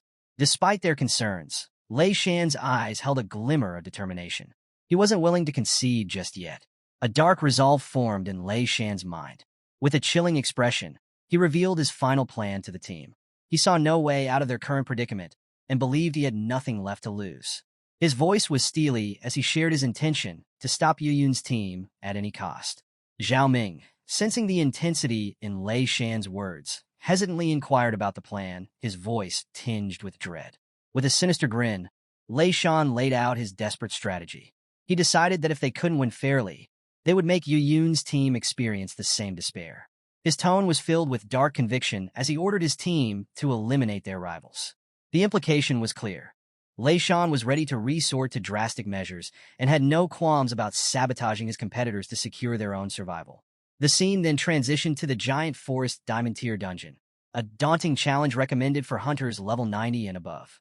The towering ancient trees blocked out the sunlight in the canyon, their dense canopies creating an atmosphere of tension and foreboding. Deep within the giant forest, the frequent roars of massive beasts served as an ominous warning to outsiders that they were not welcome. Everyone gathered there knew they were about to face a daunting challenge. A digital countdown appeared in the air. Countdown to opening, 35 minutes. Su Yang scanned the gathering of players and assessed the situation with a thoughtful gaze. There are quite a few people here, he mused. Giant Forest is a high-tier dungeon, on par with the Black Dragon Fortress, so the difficulty should be similar. Yoyun Guild probably chose this time for the challenge, specifically for that reason. The Giant Forest Dungeon was part of the annual Trial Dungeon event hosted by the Transfer Temple in Tianling City. This event was open only once a year and restricted to A-grade or higher guilds that possessed fifth-term professionals. Each city had just one admission ticket available, and the competition for it was fierce. The stakes were high. The guilds that ranked in the top 3 for performance would receive extremely valuable rewards, including A-star tier equipment, 3 diamond tier weapons, and an additional guild buff. These rewards caught the attention of everyone present, with Su Yang and the other players well aware of the stakes. Reflecting on the situation, Su Yang acknowledged the significance of the trial dungeon. This is a huge draw for any guild, he thought. As one of the only 2 A-grade guilds in the city, Yoyun Guild and Spirit Hunt Guild are both determined to outshine each other and secure the trial dungeon ticket. They're competing to reach their 5th turn to qualify. He couldn't help but compare the 2 guilds' current positions. Originally, the Spirit Hunt Guild was stronger, but after their disastrous defeat in the Black Dragon Fortress, they lost critical levels and equipment, putting them at a significant disadvantage for the upcoming competition. Naturally, this became Yoyun Guild's opportunity to rise. Looking around at the gathered crowd, Su Yang noted that most of the players belonged to B-grade guilds. These lower-tier guilds pose no real threat to Yoyun or Spirit Hunt, he reasoned. But the intimidating stance of the Spirit Hunt Guild caught his attention. The leader of Spirit Hunt Guild, exuding a commanding presence, issued a clear warning to the gathered players. He demanded that all low-level professionals vacate the area, declaring the dungeon as claimed territory for Spirit Hunt. A player standing nearby couldn't help but comment on the situation, expressing surprise at the presence of Spirit Hunt Guild despite their recent setbacks. Another player whispered a warning to keep quiet, cautioning that Spirit Hunt Guild had been on a streak of bad luck lately and might be looking for someone to take the fall. As Su Yang observed the situation, he pieced together what was likely happening. Given Spirit Hunt Guild's current strength, tackling a diamond-tier dungeon should be a serious challenge. They barely have anyone at level 90. Judging by their stance, it doesn't seem like they're prepared to enter the dungeon just yet, he analyzed. They're probably planning to block Yoyun from entering the dungeon and are just occupying the spot to prevent them from getting in. How despicable. While Su Yang was deep in thought, a rogue from Spirit Hunt Guild approached him aggressively. The rogue was a level 72 professional, his tone filled with hostility. He barked at Su Yang, demanding to know why he wasn't following the guild leader's orders to leave the area. But Su Yang remained unfazed and calmly explained that he was just exploring the area and had no interest in their business. This indifferent attitude infuriated the rogue, who took Su Yang's calm demeanor as a sign of disrespect. Enraged, he lunged at Su Yang with impressive speed, intending to teach him a lesson. But Su Yang's reflexes were quicker. He caught the rogue's wrist mid-strike and twisted it with such force that the rogue was immediately brought to his knees, crying out in pain. Before the rogue could react, Su Yang tightened his grip and, with a powerful throw, sent the rogue hurtling into a nearby mountain. The force of the impact was immense, causing a massive explosion of rock and debris. A deep crater was left in the mountain's face, and dust settled heavily around the area. The sheer display of power left the other players in stunned silence. Standing tall amidst the aftermath, Su Yang's expression remained calm, but his voice carried a chilling authority as he delivered a final warning to the rogue. He made it clear that crossing him would be a mistake they wouldn't want to repeat. "Don't mess with me again," he stated firmly. The Spirit Hunt Guild leader, Lei Shan, was filled with awe and curiosity when he faced Su Yang. He questioned him, wanted to understand, "Who are you, and why did you hurt him?" Su Yang, unfazed by the tension, responded calmly that he was simply defending himself against an imminent attack. However, Zhao Ming wasn't buying it. He lashed out at Su Yang, clearly angered by his casual attitude. Zhao demanded to know how Su Yang could call nearly killing someone self-defense. He saw it as nothing but arrogance. Sensing the rising tension, Lei Shan quickly stepped in, trying to de-escalate the situation. He acknowledged that the provocation came from their side and urged everyone to leave it at that, recognizing Su Yang's show of restraint. But Zhao Ming wasn't ready to let it go and questioned Lei Shan's decision. Lei Shan, however, weighed the risk, realizing that someone capable of taking down a third-turn rogue like that was at least a fourth-turn professional. He reminded Zhao Ming that their priority was dealing with Yu Yun, and starting a fight would only create unnecessary complications. However, a hint of suspicion lingered in his voice. He wondered aloud if Su Yang might be working with Yu Yun, given his unexpected presence there. But Lei Shan dismissed the thought, noting that the women of Yu Yun's guild rarely partnered with men. Now, Su Yang's interest was piqued. He seemed to have caught on to something Lei Shan said. Just then, Lei Shan turned, and sure enough, Lin Yuyun and her team appeared on the scene, exuding confidence and an air of authority. At this point, the tension between the guilds was thick. Lei Shan, with a firm tone, claimed the territory for the Spirit Hunt Guild, insisting that they were there first. But Yuyun wasn't having any of it. She was sharp and unrelenting, pointing out the obvious. The Spirit Hunt Guild had just suffered a complete wipeout, and she knew they didn't have the strength left to tackle a diamond-tier dungeon. Yuyun called them out, accusing them of simply trying to block her guild out of spite. She questioned Lei Shan's motives, wondering if he really wanted to provoke a guild war over such a situation. Lei Shan's sinister grin widened. He made his intentions crystal clear. If they couldn't take on the dungeon, neither could Yuyun's team. They were determined to keep them out of the giant forest at all costs, even if it meant dragging everyone down with them. That's when one of Yuyun's guild members, Mu Rongshui, couldn't hold back any longer. She stepped forward, ready for a fight, challenging the Spirit Hunt Guild members for escalating things when their own leader hadn't even given the command to battle. The scene was heating up, and it looked like a full-blown confrontation was inevitable. But just then, Su Yang stepped forward, his presence immediately changing the atmosphere. He questioned Lei Shan's claim that no one would enter the giant forest, almost mocking the guild leader's authority. Su Yang exuded a confidence that threw the Spirit Hunt Guild members off balance. From the sidelines, the women of Yuyun's guild couldn't help but admire Su Yang's boldness. Some of them were excitedly talking among themselves, realizing that this was the very guy they'd been discussing in the guild chat. Su Yin, a high-level wind mage, and Ji Muzi, a bard, watched with clear interest. Even Yuyun herself seemed intrigued, finally seeing Su Yang in person after all the buzz about him. Su Yang addressed her calmly, acknowledging that he hadn't officially reported to her guild, believing it might have made things easier for her this way. Yuyun was in deep thought, considering Su Yang's many secrets. From being a star professional and a VIP of the temple to owning a Starglow tier sword and possibly being the heir to an S-tier guild, Su Yang's identity was surrounded by mysteries. She was now faced with the decision of whether to back off or confront him directly. Meanwhile, Li Dan was visibly seething. He was envious of Su Yang, harboring feelings for Yu, who seemed to be drawn to Su Yang instead. This jealousy fueled his anger, and he muttered about wanting to kill Su Yang. Zhao Ming, on the other hand, was more focused on the guild situation. He confirmed Lei Shan's suspicions. Su Yang wasn't just an outsider. It seemed clear now that he was a legitimate member of Yu Yun's guild. This revelation pushed Lei Shan over the edge. Feeling deceived, Lei Shan demanded answers from Su Yang, realizing that Su Yang had been playing him all along.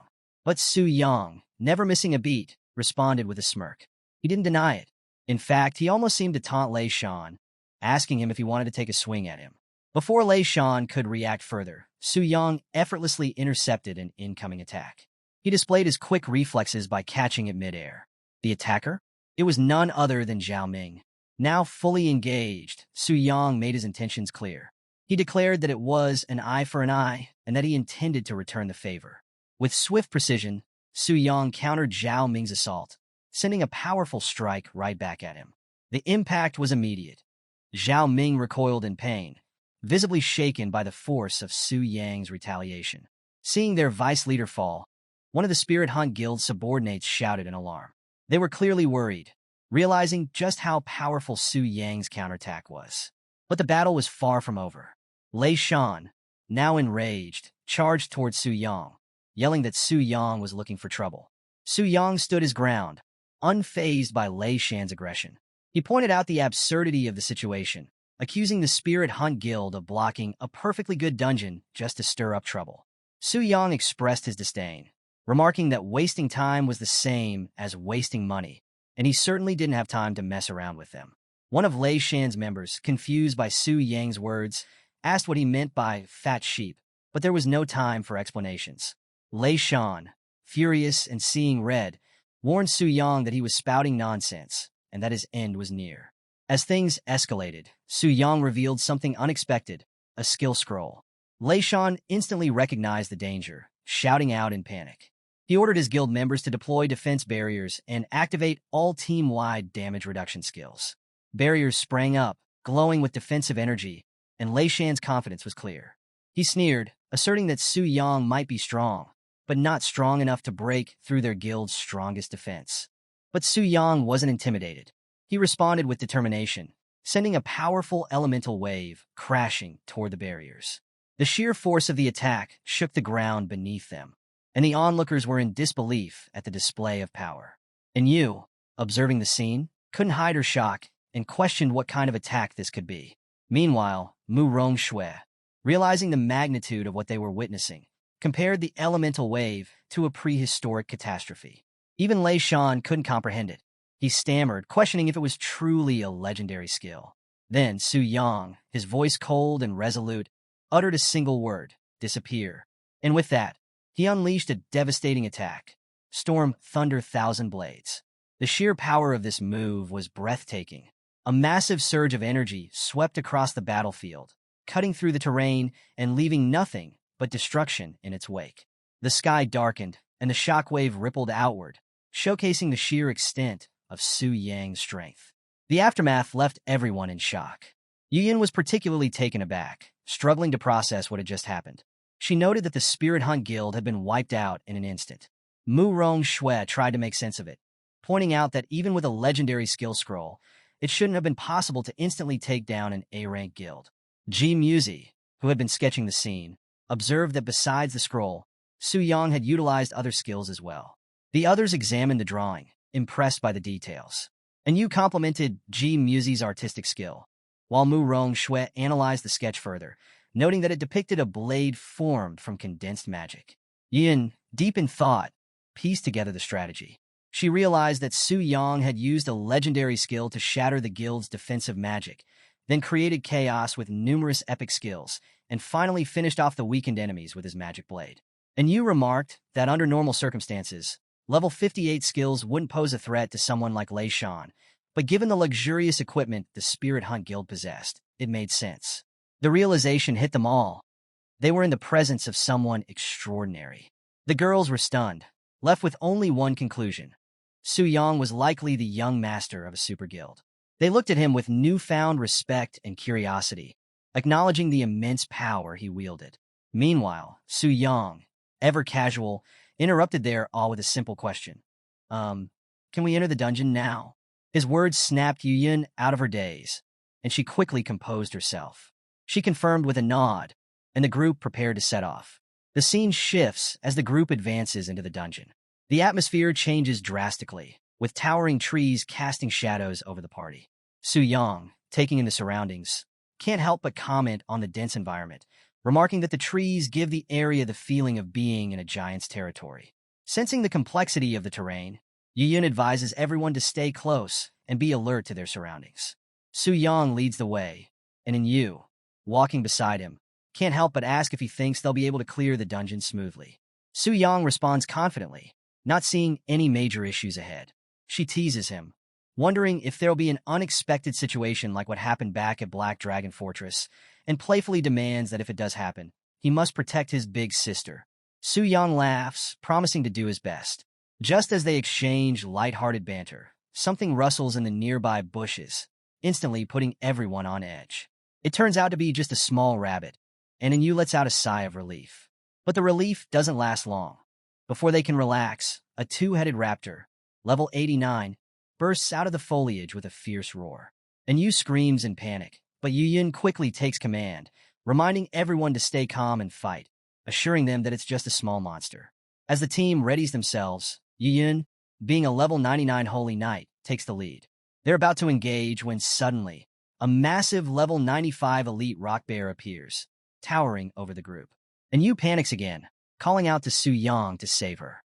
Su Yang quickly assesses the situation and notes that the group lacks a secondary tank, to which Yu explains that high-level female tanks are quite rare. Without missing a beat, Su Yang volunteers to tank for them and instructs the healers to keep an eye on his health. Yuyun acknowledges his readiness and issues a firm command to proceed. Su Yang, utilizing his fourth-turn support skills, feels his strength double almost instantly. He charges at the rock bear and delivers a critical hit that brings the elite monster down in one powerful strike.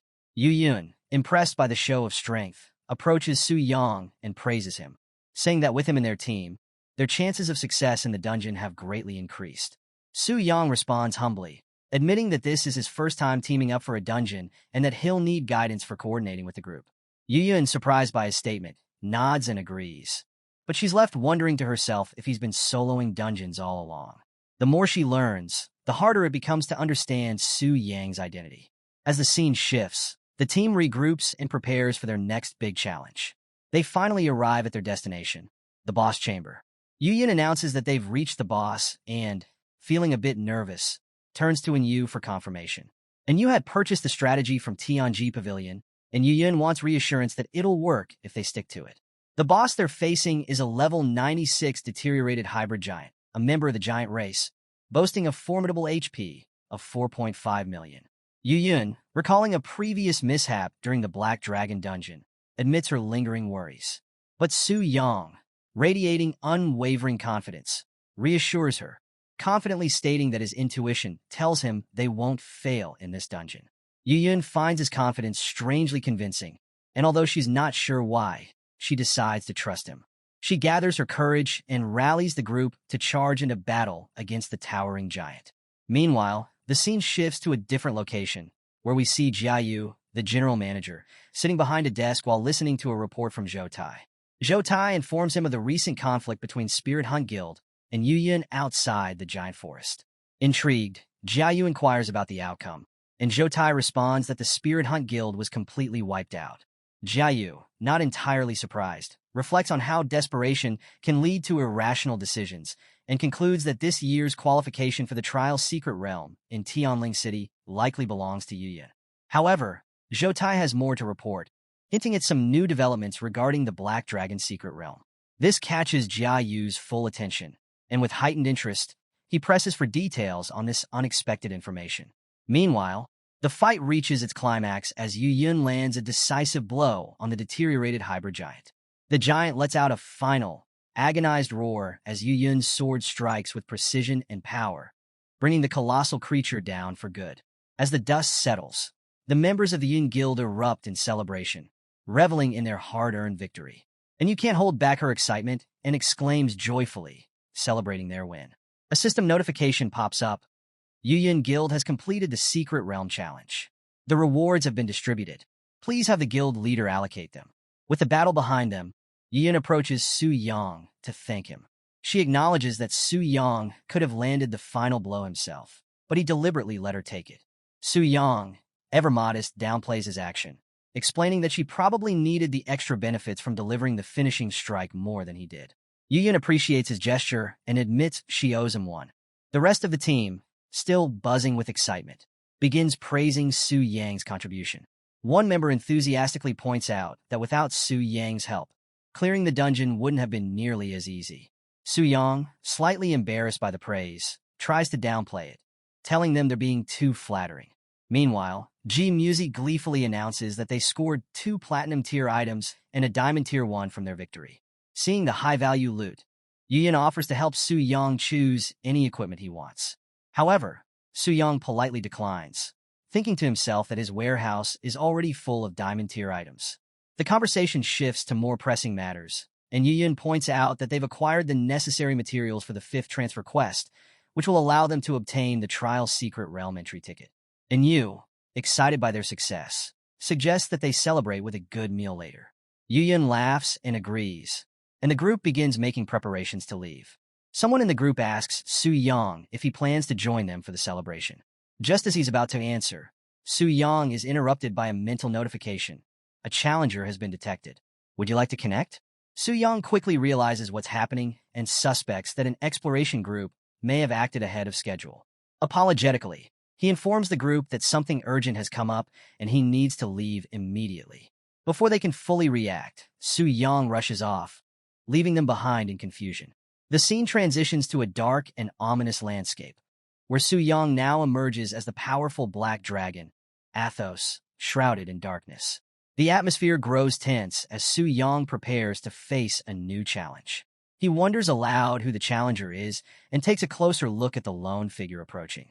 The mysterious figure is revealed to be Alcaray Lawrence, a level 140 court magician of the elf race. Alcaray, clad in white robes and radiating an intense aura, surveys the creatures around him with clear disdain. He mutters under his breath about the filthy creatures in his path and decides to test them using his usual method, by summoning elite monsters. At his command, 3 powerful monsters appear: a level 98 Dragon Priest, a level 96 Kobold Chieftain, and a level 95 Dragon Blood Warrior. Alcaray coldly orders them to eliminate all intruders. As the monsters charge forward, Alcaray sneers and dismissively mentions the Black Dragon, Athos, by name, mocking him as nothing more than a juvenile dragon. He declares that a few forbidden spells are enough to kill such trash and readies his own attack. Dark energy gathers around Alcaray, crackling with intensity, and he releases a wave of destructive magic toward his foes. The ground quakes under the force of the spell, and the area is engulfed in a shroud of darkness. Even after unleashing such a powerful spell, Alcaray isn't done.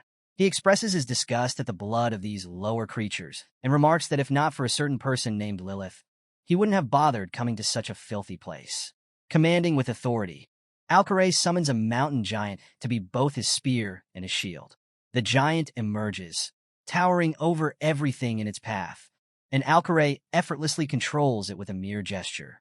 The sheer power of the mountain giant is overwhelming, and with Alcaray's control, it decimates the elite monsters above level 95 with ease. Meanwhile, Su Yang stood in shock as he observed the glowing elf, Alcaray Lawrence, effortlessly decimate elite monsters above level 95. He realized just how dire the situation was. This wasn't just an ordinary foe. Alcaray was likely a 6th-tier class, a level of power that made Su Yang seriously question their chances in a direct confrontation. He knew facing an opponent of this caliber could end disastrously. But something Alcaray mentioned earlier caught his attention: the name Lilith. Su Yang quickly began piecing things together, strategizing how he might use this information to his advantage. In an attempt to get answers, Su Yang addressed the mysterious figure beside him, who seemed to be sleeping. "Hey, stop sleeping. How can you still be asleep? Wake up!" His call roused the figure, who groggily responded, confused about who was calling her. Su Yang wasted no time and pressed on with his question, asking if she was the Lilith of the Elven Kingdom. Hearing her name, the figure's eyes snapped open in shock. She was startled, not only by his question, but by the fact that Su Yang, now in his dragon form, could talk. In disbelief, she stammered, struggling to process the situation. Su Yang's response carried a hint of annoyance as he pointed out that she had never asked before and that she seemed to be focusing on the wrong thing entirely. The elf's frustration quickly boiled over, and she snapped back, calling him a dumb dragon. She was clearly baffled by his sudden shift in behavior, complaining that up until now, he only seemed capable of sleeping and wandering aimlessly. Suddenly, he was speaking and strategizing, and she didn't know how to make sense of it. As she became more awake, the elf began reflecting on her predicament, realizing with a jolt that Su Yang had seen her all this time. Horrified, she wondered if he had done anything indecent while she was asleep. Panic set in, and she yelled at Su Yang, calling him a perverted dragon and demanding that he stay away. Su Yang couldn't help but think to himself that this conversation had taken a bizarre turn. Losing patience, he decided to scare her into cooperating. He warned her that if she didn't answer his question, he might just eat her.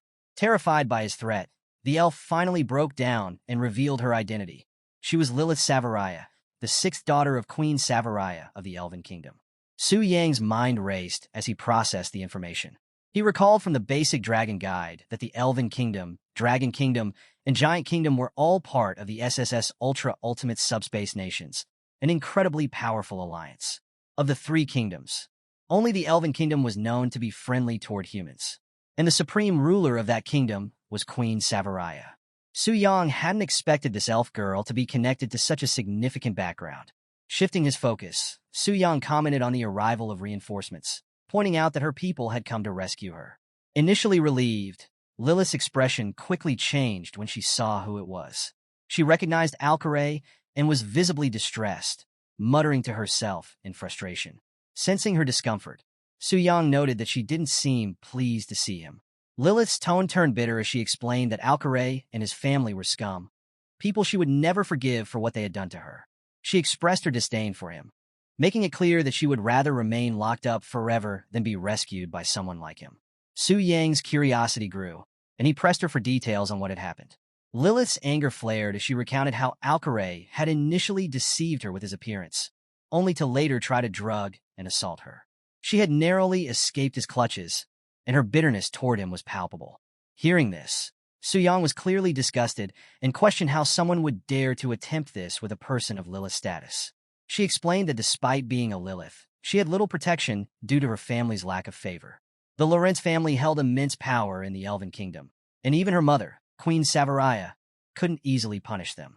Lilith, being the least favored daughter, felt particularly helpless. As Lilith revealed more about her troubled past, Su Yang began to consider how he might leverage this information. He shifted his tone, announcing that he intended to hand her over to Alcaray. Lilith immediately panicked and pleaded with him not to, insisting that she would rather die than fall into Alcaray's hands again. Su Yang remained calm, clarifying that he wasn't asking for her opinion. He pointed out that Alcaray was a six-tier powerhouse, and Lilith should be well aware of just how strong he was. Su Yang hinted that his own life could be in jeopardy if he didn't comply. But then, he offered her a choice. If she was willing to beg and provide him with information about Alcaray's weaknesses, he might agree to help her. Realizing the situation she's in, Lilith becomes desperate and starts pleading with Su Yang. She even offers to reveal a critical weakness of the Lorentz family in exchange for his protection. Apparently, while they're powerful in magic and spiritual abilities, their bodies are incredibly fragile, like glass cannons. Despite their magical prowess, they're at constant risk because their physical defenses are on par with low-tier strength. It's a huge vulnerability, but they usually cover it with strong magical barriers. Lilith warns Su Yang that with his current power, breaking through that barrier would be next to impossible. But Su Yang, not willing to give up, reassures her. He quickly realizes that if he advances to the Radiant Moon stage, it might make him strong enough to overcome this obstacle. However, this option comes with a heavy cost. Advancing would trigger an increase in the dungeon's difficulty, drawing the attention of the Explorer Guild and complicating his plans. Yet, he can't help but wonder if there's a way to achieve both goals. Protect Lilith and avoid unnecessary risks. As he considers his options, Su Yang remembers a past experience with the Heart of the Dragon Slayer, an item that had fused with his dragon form to grant him increased power. Inspired, he decides to try merging his current equipment with his dragon form. And in a sudden, successful transformation, Su Yang vanishes from Lilith's sight, reappearing as an empowered dragon with heightened abilities. His stats flash across his mind.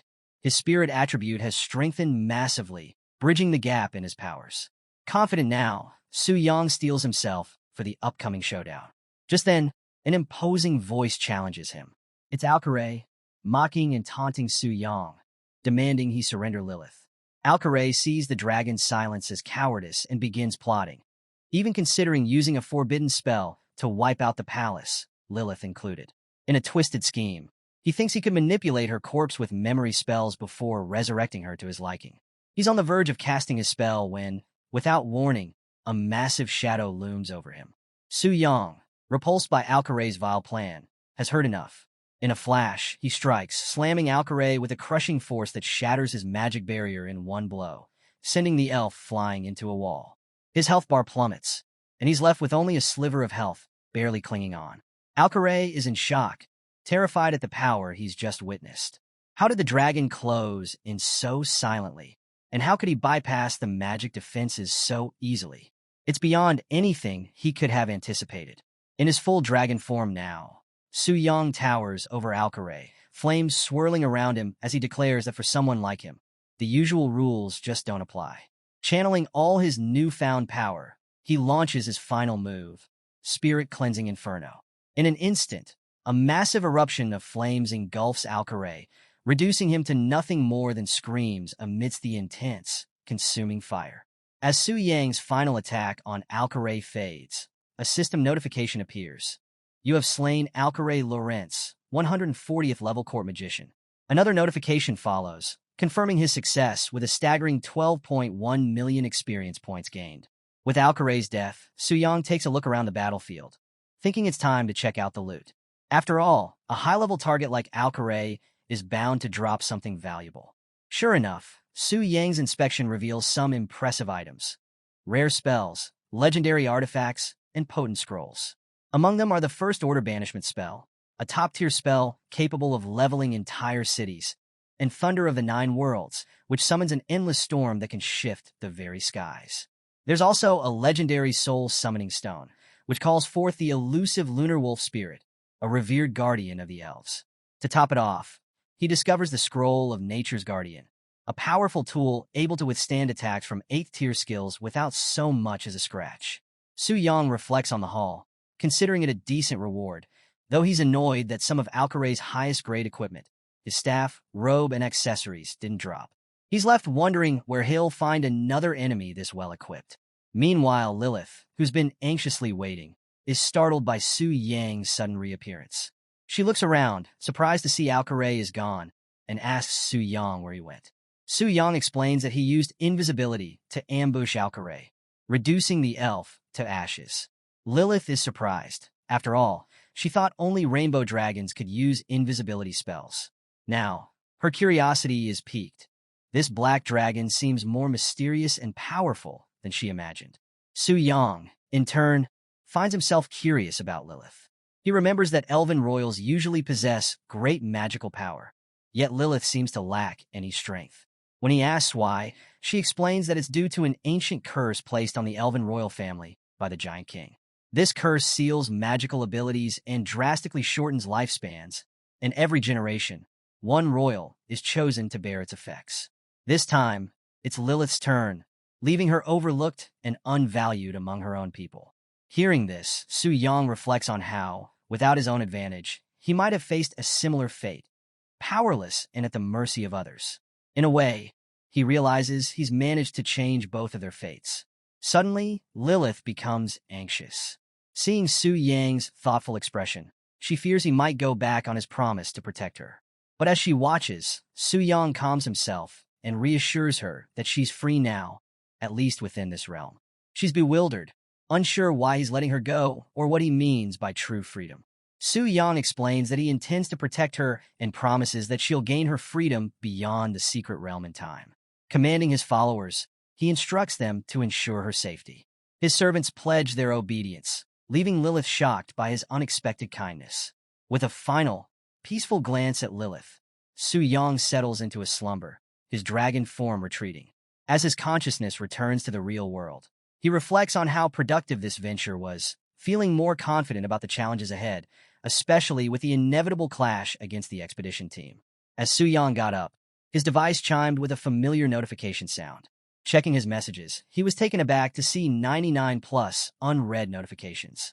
His initial thought was that it might be Lin Yuyin reaching out, but the sheer number of messages was unsettling.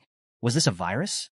With a mix of curiosity and concern, Su-yang began scrolling through his messages, only to realize they were all genuine, and from numerous people trying to reach him. Several of the messages revealed the eagerness and worry of others. Su-yang, where are you? Why haven't you responded? Or next time, let us know if you're leaving so suddenly. Some even requested his company for simple outings, while others playfully asked for a sketch. Su-yang couldn't help but think, wow, these women are really enthusiastic. Among all those notifications, Su-yang chose to reply to Lin Yuyun, who casually mentioned understanding that he was busy. She suggested they catch up whenever they had the chance, and expressed appreciation for his help. Su-yang noted how different she was from others, especially the more pragmatic members like Ling Ao and the expedition team. This, he thought, is what a guild should feel like, lively, supportive, and positive. The next day, Su-yang made his way to the tower to proceed with his third job change. There, he coincidentally bumped into his classmate, Gu Xiaoqian, who excitedly greeted him. She mentioned that she'd just reached level 20 with the help of some senior players and was there for her first job change. When she learned that Su-yang had reached level 60 and was taking on his third job change mission, her initial excitement turned to unease. She couldn't help but feel the growing gap between them. Noticing her insecurity, Su-yang reassured her, reminding her that as a hidden class, her potential was significant. Encouraged by his words, Gu Xiaoqian left feeling hopeful, thinking that despite Su-yang's strength, he was still the same person, kind and supportive. Turning to the mission board, Su-yang reviewed the details of his latest challenge. A 5-star third job change mission titled Demon Warrior, double proof of magic and strength.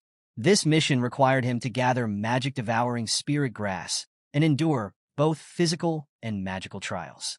The rewards were impressive: platinum-tier equipment, abyss arena gear, and a coveted demon spirit weapon with legendary properties. But Su-yang knew this mission would be no simple task, noting that the difficulty level and restrictions had increased significantly.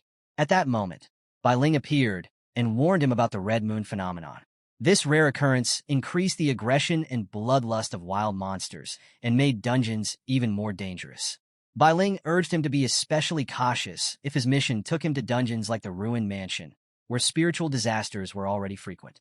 Su-yang acknowledged her advice, but was confident that, with his 4th-level strength, this mission would be manageable, even if he couldn't openly share that confidence with her.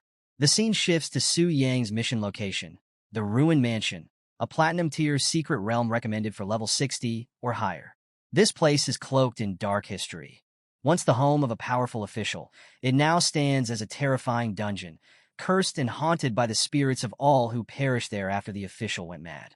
As Su-yang arrives, a guard at the mansion's entrance wakes up from a groggy nap, clearly unnerved. He mutters about the timing of the Red Moon phenomenon, cursing his bad luck to be on duty during such a dangerous event. Just as he's preparing to set up a warning, he's shocked to see a portal opening nearby. Someone is actually entering the dungeon during the Red Moon.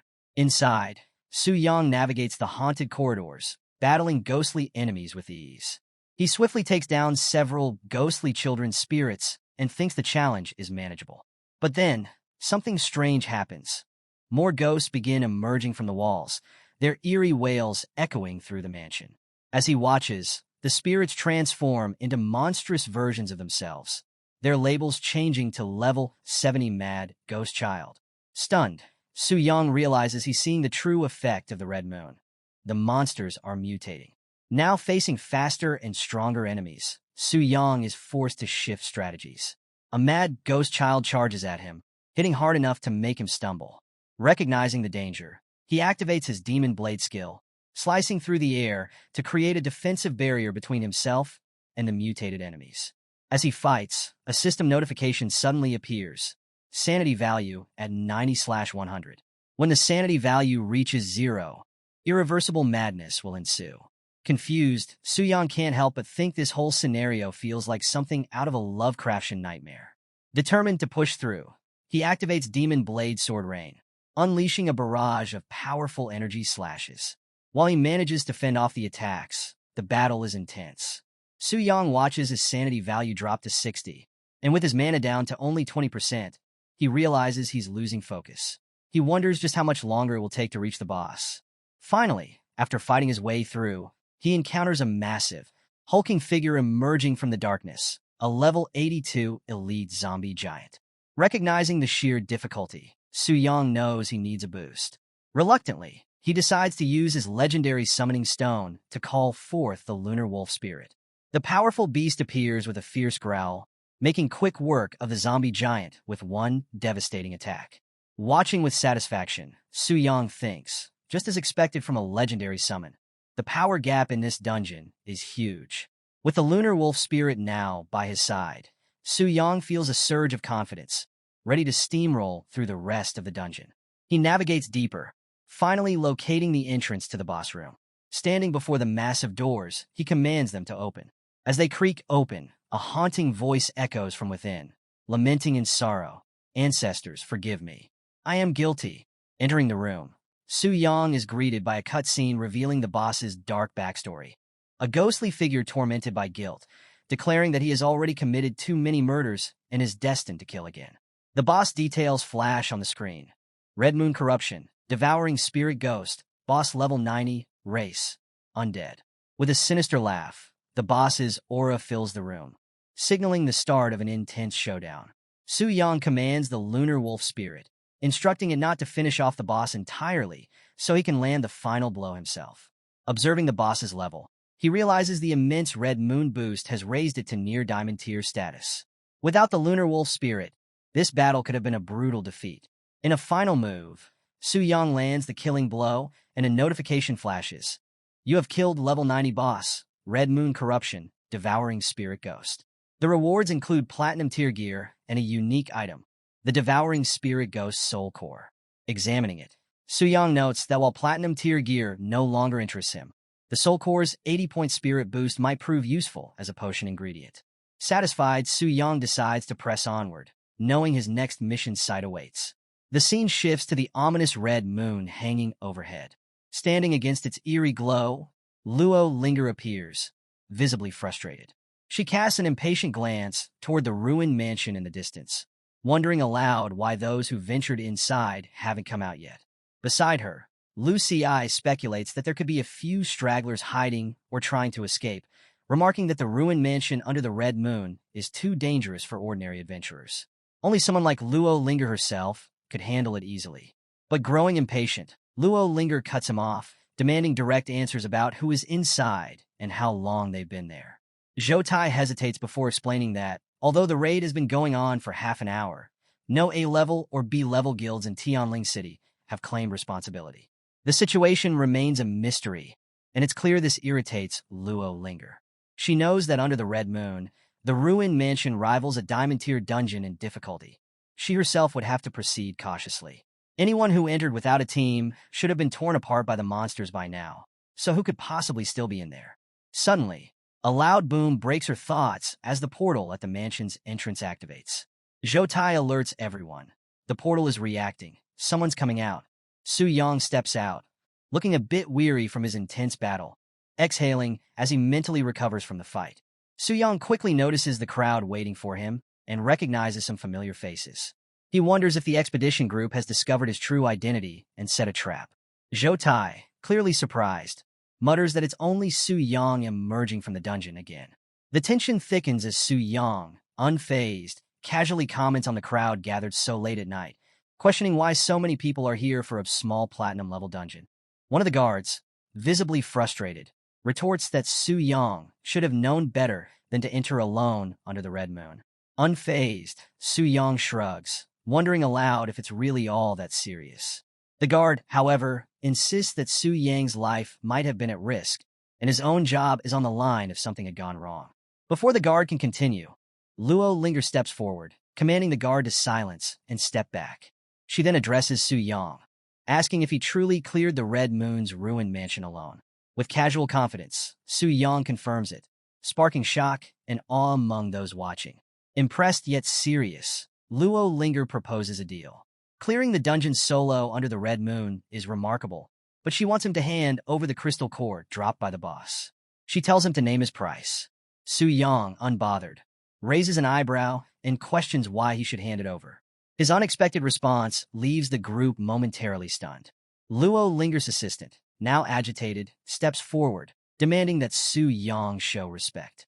The assistant introduces Luo Linger, detailing her background as a genius of the Global Beast Master Association and the youngest daughter of the master of Tianji Pavilion.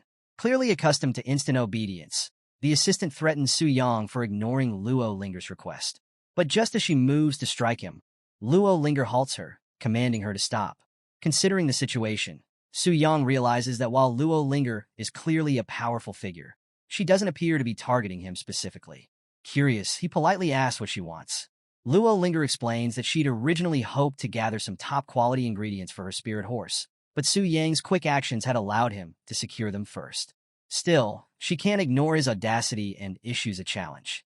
If Su Yang can withstand her soul-hunting falcon for 3 minutes, she'll consider the matter settled. A powerful level 90 beast, the soul-hunting falcon materializes, its presence formidable. Su Yang quickly sizes up the challenge as the falcon dives toward him at incredible speed. He remarks that her approach seems a bit excessive. Lu Xi, watching from the sidelines, mutters that Su Yang has clearly underestimated her power. But Zhou Tai, observing carefully, realizes that if Su Yang managed to solo the Red Moon dungeon, his strength must rival a 4th-tier master's.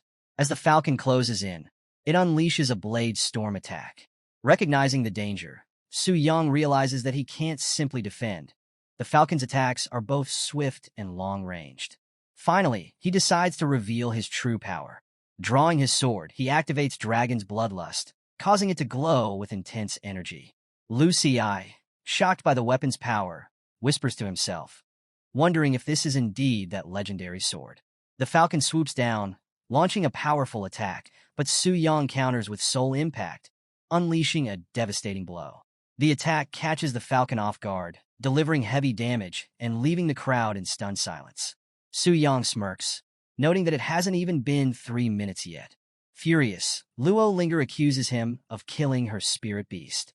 Calmly, Su Yang reminds her that she only requested he withstand the beast, not that he couldn't fight back. He points out that she might be so used to her authority that she's forgotten basic principles. Internally, he notes that he isn't afraid to face her, even if it comes to forbidden spells. Just as the tension peaks, Zhou Tai steps forward, warning Luo Linger against starting a fight. He explains that Su Yang holds a special status as a VIP at the temple and a gold member of the X-Alliance. The Grand Court had issued orders for all his matters to be handled with care. This revelation surprises Luo Linger, who begins to piece things together. She wonders if Su Yang also completed the 5-star job transfer quest, a feat she'd struggled to achieve despite full support from Tianji Pavilion. With a smirk, Su Yang realizes Luo Linger is also a temple VIP, but only up to the 4th tier. He subtly hints at his higher status, and Luo Linger, annoyed yet intrigued, accepts his challenge and decides to let the matter rest. As she turns to leave, she instructs her group to follow, reminding them that opposing a temple VIP is out of the question. As Su Yang watches them go, he muses that Luo Linger's status as the young lady of Tianji Pavilion may be impressive, but he's determined to surpass it. He glances at his quest log, deciding to move on to the next challenge, the Earth Dragon. Su Yang makes his way toward the Wilderness Mountains, closing in on the lair of the Rock Abyss Earth Dragon. As he approaches, his status panel updates, showing the Earth Dragon is alive and at full health. However, he isn't alone for long. Not far behind, Luo Linger and her entourage arrive at the same location. She surveys the area and seems pleased. No one has attempted to challenge the Earth Dragon yet. Her guards, Zhou Tai and Lu Xi, assure her that they followed her orders to reserve the challenge slot. Sizing up the boss's potential, Luo Linger declares the Earth Dragon, while lower level, is a rare dragon-type boss and perfect for their training session. Just as she's about to lead her group forward, a voice calls out from behind, stopping her in her tracks, who reminds her that others have already claimed the boss. Luo Linger's expression darkens as she turns to face him, while Lu Xi immediately jumps in, berating the guard for letting this line-cutting happen. But the guard, looking uncomfortable, explains that a temple VIP has prioritized the slot, leaving him powerless to override it. Su Yang watches with mild amusement, then dismisses them with a casual demand to step aside and stop delaying his dungeon run. Luo Linger's frustration is evident, her gaze intensifying. Lu Xi mutters under his breath about Su Yang's annoying presence, and Su Yang, unfazed, throws the comment back at him, suggesting that running into them twice must mean they have a plot against him. Annoyed, Luo Linger fires back, insisting she has no interest in targeting him. However, she warns him that just because he holds temple privileges doesn't mean he can do whatever he wants. One failure in his class transfer could spell his end. Su Yang simply smiles, coolly thanking her for her concern, and wondering aloud if she enjoys bullying weaker players. Zhou Tai steps in, explaining that Luo Linger is preparing to tame the Black Flame Wing and intends to use this Earth Dragon for practice. Su Yang, however, firmly replies that he has his own reasons for needing the Earth Dragon, as it's a key target in his class transfer mission.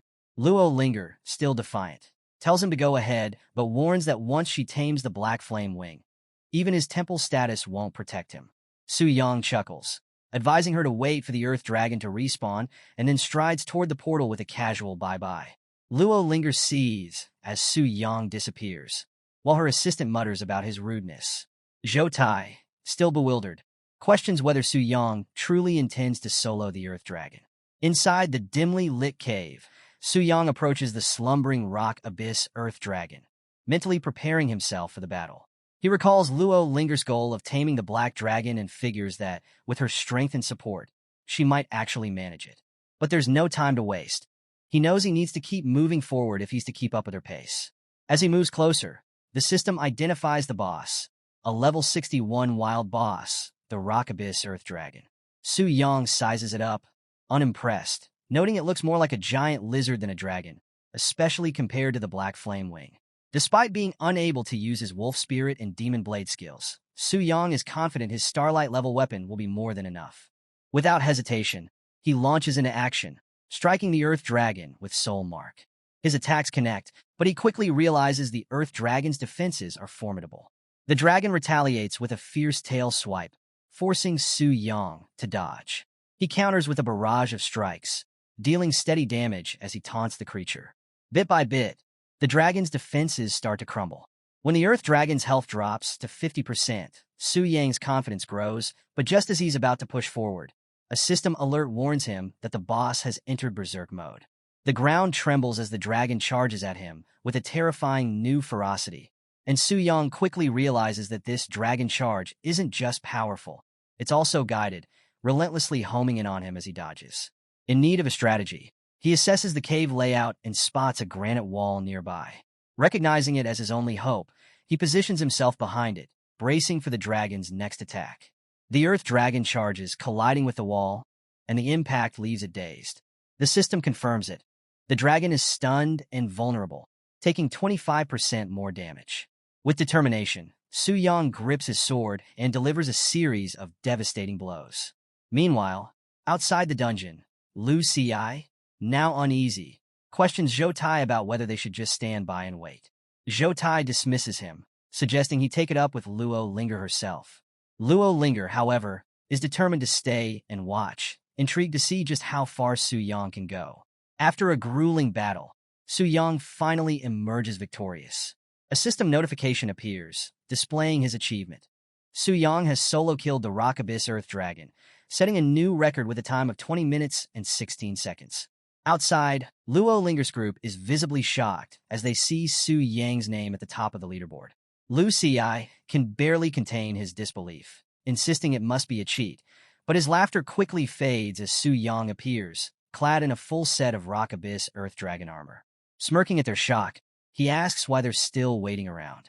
The group falls silent, stunned, until Lu Xi erupts in mocking laughter. Su Yang, noticing the awkward fit of his armor, mentally curses himself for not clearing out his inventory sooner, forcing him to wear the clunky dragon gear. Brushing off Lu Xi's laughter, he challenges them to match his record if they think it's so funny. Luo Linger, determined not to back down, acknowledges his skill, but dismisses the Earth Dragon as a trivial feat compared to her target. Su Yang's gaze sharpens as he steps closer, declaring that he'll tame the Black Dragon before she even has the chance. Luo Linger is momentarily taken aback and fires back, asking if he's serious, challenging his audacity. With unflinching resolve, Su Yang replies, "My name is Su Yang. Not only a VIP at the Transfer Temple, but also the one who will tame the Black Dragon." Su Yang's system chimes in, notifying him of his 5-star job change task completion. He's thrilled when the next stage unlocks. Hidden Job Change Task Stage 2, Glory of Blood. As he reads the task details, Su Yang realizes it points to the Sleepy Mountains, home to an underground prison once used as a secret lab for blood-based experiments. Recalling its location near Tianling City, he knows exactly where to go. With excitement, he quickly says goodbye to Luo Linger and sets off, his determination growing stronger as he contemplates the rewards of his transformation. As he leaves, Luo Linger watches him with frustration. Lu Xi mutters about Su Yang's arrogance, while Zhou Tai turns to her, asking what they should do next. She issues a sharp order. Keep a close watch on Su Yang and report back the moment he begins his next job change phase. The assistant acknowledges, setting off to follow him at a distance. Meanwhile, Su Yang heads for a secluded area, his golden glowing armor indicating that his transformation is complete. He checks the stats on his Rock Abyss Earth Dragon set and finds it boosts his strength and damage reduction. This set will be solid enough until my 4th job change, he muses, pleased with the upgrade. His next target, the Sleepy Mountains, looms on the horizon, its thick fog casting an eerie shadow across the landscape. Known for its cold silence, the area lives up to its grim reputation. As Su Yang navigates the foggy terrain, he realizes just how difficult it is to see far ahead, and he mutters about the long trek awaiting him. Suddenly, a pair of ominous red eyes appears in the mist, signaling a threat. Recognizing the danger, Su Yang braces himself and charges forward, cutting down the shadowy creatures blocking his path with swift, powerful strikes. Just as he's making progress, a voice echoes from behind him, catching him off guard. Turning, he sees a confident figure approach, Zhang Yin, a master of the Thundersword class. Lightning crackles around her as she curiously questions Su Yang's presence in such a dangerous area. She suspects he might be in over his head, but offers to team up with him, suggesting she could take care of him. Politely but firmly, Su Yang declines, explaining that his task doesn't allow team play. Zhang Yin watches him go, intrigued by his determination and curious about the nature of his mysterious task. Su Yang presses onward, summoning his spirit wolf to guide him through the mist. He uses a blood-stained high-speed charge, swiftly cutting through anything in his path. He notices the eerie red glow around him and considers whether his soul-summoning stone is being amplified by the red moon. It seems unusually powerful, he notes, planning to check on the artifact's stability later.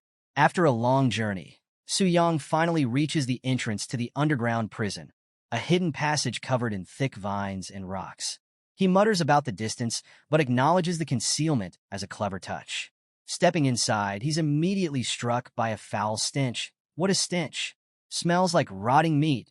Scattered around are twisted corpses, frozen in agony and covered in blood. He can't help but wonder if this place is indeed tied to the glory of blood.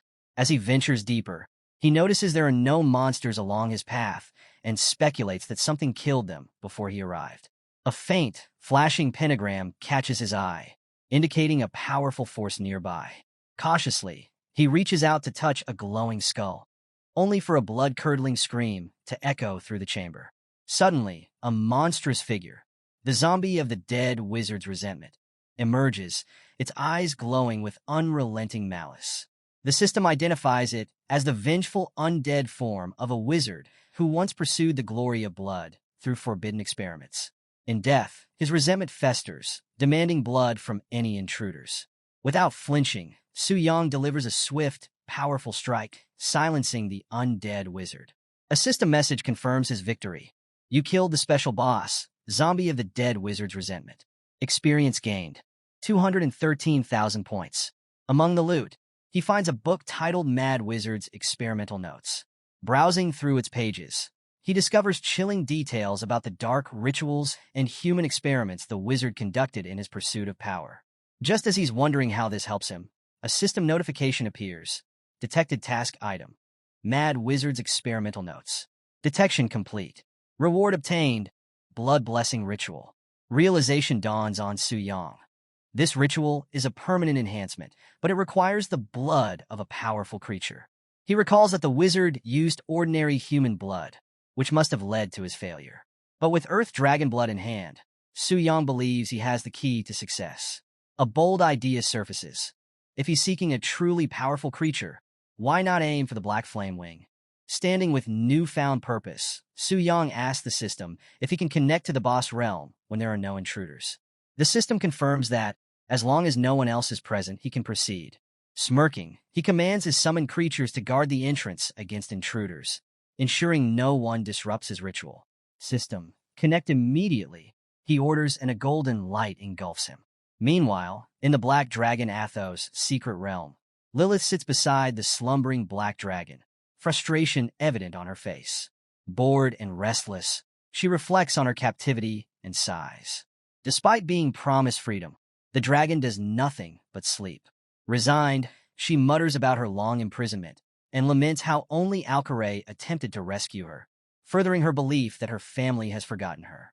Just then, the Black Dragon suddenly stirred, its eyes snapping open with a thunderous roar that echoed through the air. Lilith jumped in shock, exclaiming in surprise. She couldn't help but stare at the massive creature, now wide awake and emitting a loud bellow. "What's gotten you all grumpy?" she teased, a mix of amusement and annoyance in her voice. The dragon paused for a moment, still caught up in its outburst, before resuming its fierce display of noise. Just as Lilith began to relax, the dragon unexpectedly swung its massive tail with great force. In a moment of panic, Lilith yelped as the tail cut through the air, leaving behind a trail of golden blood. This was no ordinary dragon. Its noble blood meant that using it for the ritual would surely yield exceptional results. Concerned by the dragon's sudden injury, Lilith asked, "Why are you hurting yourself all of a sudden?" The Black Dragon, almost nonchalantly, responded that it had just gotten a bit too excited and had let out some blood. Lilith raised an eyebrow, playfully suggesting that perhaps the dragon had been rejected in a dream by a little female dragon. Taken aback, the dragon questioned, "What little female dragon?" before quickly diverting the conversation, insisting it was merely curious and that she shouldn't think too much of it. As the golden blood dripped down and pooled into a container, a notification chimed in Su Yang's mind. Black Dragon's essence blood has been stored in the warehouse. The Black Dragon finished its task with a mutter, declaring it was time to return to sleep, closing its eyes once more. Lilith couldn't resist teasing the dragon again, asking if it was dreaming of that little female dragon. But the dragon, already dozing off, simply replied to not overthink things, mentioning that the next wave of enemies would come soon and urging her to be patient. Confused and frustrated, Lilith wondered aloud about these supposed enemies. But before she could finish her thought, the dragon was already fast asleep. "Why do you always say such strange things and then fall asleep again?" she exclaimed in exasperation.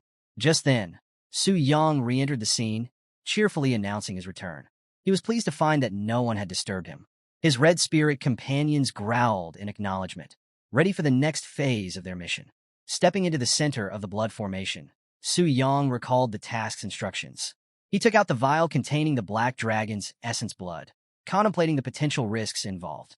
With determination in his heart, he decided to seize the moment. Fortune favors the bold. After all, he drank the blood, feeling it burn as it traveled down his throat. Almost immediately, he collapsed, his body convulsing in pain. It felt as if everything inside him was melting. Gasping, he struggled to endure the excruciating sensation as the ritual began to take effect. Su Yang fought against the rising intensity. The blood clung to him, as if it were alive, trying to devour and assimilate him. Panic began to creep in as the tendrils of blood wrapped tighter around him, constricting his movements. Despite the instinct to protect his companions, he shouted for them to stay away, insisting this was part of the ritual. He emphasized that the weak were unworthy of the blessing from the strong, and that only those of equal strength could grow through the tempering of pain. The blood continued to constrict around him, pushing him to his limits as the ritual tested his endurance. Suddenly, a notification announced, "Chrysalis completed." The blood cocoon surrounding Su Yang began to solidify, encasing him entirely. His spirit companions growled anxiously, sensing the powerful transformation occurring within. As energy surged, the cocoon started to crack, thin lines of power bursting outward with increasing tension. With a final surge, the cocoon shattered, sending shockwaves across the ritual circle. Su Yang muttered, acknowledging that the ritual of the blood blessing was complete. He flexed his hand, feeling an incredible strength coursing through him. It was a transformation beyond anything he had experienced before, even surpassing the boost he received after previous job changes. His confidence soared as he realized he could now rival a 5-tier strong fighter. A system notification popped up, using Black Dragon's essence blood to complete the blood blessing ritual. All properties increased by 50%. New skill unlocked, Perpetual Black Flame, a rare power typically wielded by Black Flame Kings now under your control. In awe of the Black Flame that danced in his hand, Su Yang contemplated the immense power he now possessed. He noted that even the boss had not fled from the Black Dragon's might, and holding this power, he truly grasped how terrifying the dragon was. The natural order dictated that the weak submit to the strong, a truth best understood by the creatures of the wild. With a smirk, he decided it was time to test his newfound abilities. He unleashed the Black Flame with a swift motion, and the fire surged forward with a powerful whoosh, followed by an explosive boom.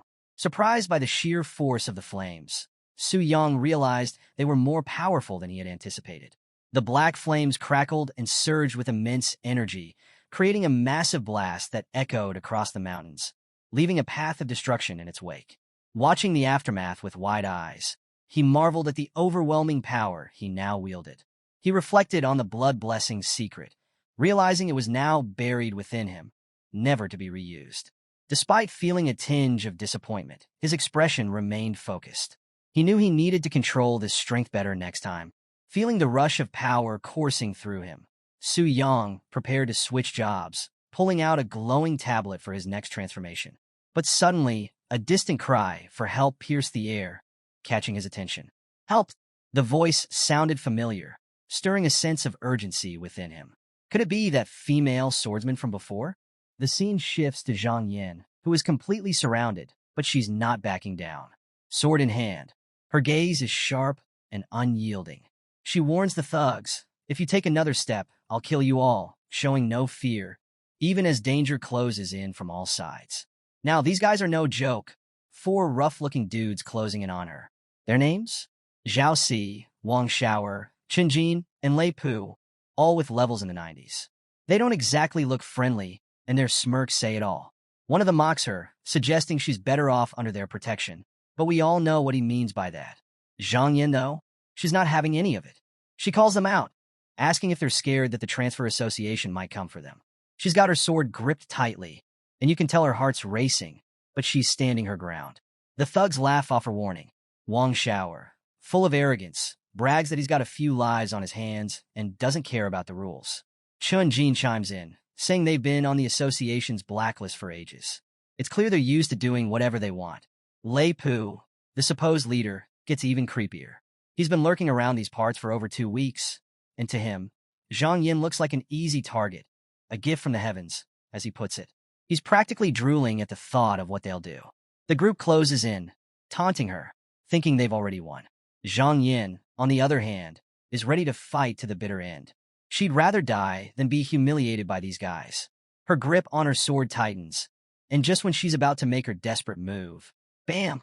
A blur flashes by, and suddenly, Lei Pu is screaming, clutching his arm. His hand's been cut clean off. Enter Su Yang, who steps into the fray like a total boss. He's calm, collected, and armed with a weapon that looks deceptively simple. He's heard about these outlaws causing trouble and didn't expect to run into them today. Su Yang doesn't waste time with threats. He just looks at the thugs and asks coldly, "So, how do you want to die?" And of course, these guys aren't too happy with his sudden appearance. Furious, they charge at him, promising to make him suffer. Zhang Yin tries to warn Su Yang, telling him to run, but he doesn't even flinch. Instead, he muses to himself that maybe in the past he would have needed a legendary item to handle these guys. But now, not so much. With a smirk, he bursts into action, moving faster than their eyes can track. One by one, he takes down the thugs with precision and speed. They're caught off guard, barely able to react before Su Yang is upon them. Even as they realize just how fast he is, it's already too late. Now, with most of his crew down, Lei Pu decides to go all out. He swings his great sword at Su Yang, thinking he's got the upper hand. But Su Yang just counters with a dagger, shattering the great sword in a single strike. The thug is stunned, his platinum-grade weapon shattered like glass. He He starts eyeing Su Yang's dagger, realizing it must be a star-grade weapon, and greed flickers in his eyes.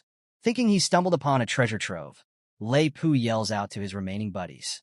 They think Su Yang is their ticket to riches, and they're ready to try their luck, even if it means risking their lives.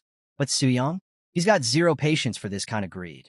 He just shakes his head and tells them they won't live long enough to enjoy whatever they're after. Then, he unleashes a devastating attack. A burst of blue flames erupts, swallowing the thug's whole. As the smoke clears, system notifications pop up. Su Yang has taken down Lei Pu, Wang Shower, and racked up over 22,000 experience points. Among the loot, he finds, well, let's just say some items of questionable taste, including a strawberry-flavored rubber ring and a black bodysuit. Su Yang mutters under his breath, "Perverts deserve their end," and walks off without a second thought. After that intense battle, Su Yang stood amidst the dying blue flames, taking a moment to appreciate the power of his black flame wings. He couldn't help but think to himself just how powerful those flames truly are. Then, he turned to Zhang Yin, checking on her with a simple, "Are you all right, miss?" Zhang Yin, still trying to wrap her head around what just happened, was in complete shock. She managed to ask him about the power she just witnessed, but Su Yang, staying cool as ever, just brushed it off, calling it a secret. Even though he kept it mysterious, Zhang Yin couldn't help but be impressed. She admitted that she had been self-righteous earlier and that, without Su Yang, she would have been forced to take her own life rather than face the thugs. Su Yang took note of her determination, realizing just how strong-willed she was. But before he could dwell on it, Zhang Yin cut into his thoughts, asking for his name. When he introduced himself as Su Yang, she immediately recognized him.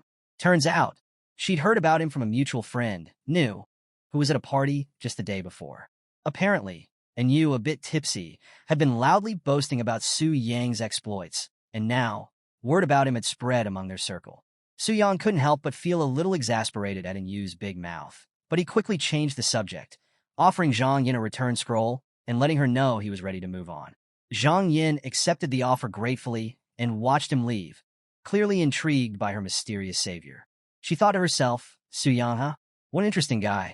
As Su Yang left, he moved on to the next phase of his mission. The system chimed in, letting him know he'd completed the weapon mastery proof and had officially advanced to a 5-star mage warrior. With that, he got a bunch of system notifications. His HP and XP went up, his level cap increased to 80, and he got some extra stat points. Not bad for a day's work. The system wasn't done with him, though. It processed his achievements and unlocked the Mage Warrior class, equipping him with a new arcane mystic weapon. His strength and spirit attributes got a serious boost, and as a bonus, he earned a legendary skill book that came with some pretty cool abilities, perfect for taking on mages. He got 2 new skills: Nullify All Magic, a legendary ability that straight up cancels out magic attacks, reflecting double the damage back. Arcane Armor, an epic skill that reduces damage from magic and ups the magic damage he deals out. And on top of that, he got a passive skill called Dual Cultivation, which made both his physical and magical attacks stronger based on his attributes. Su Yang tested his new skills, and the power surge was impressive. He realized that, with his boosted stats, his physical damage went up by 24% and his magic damage increased by 15%.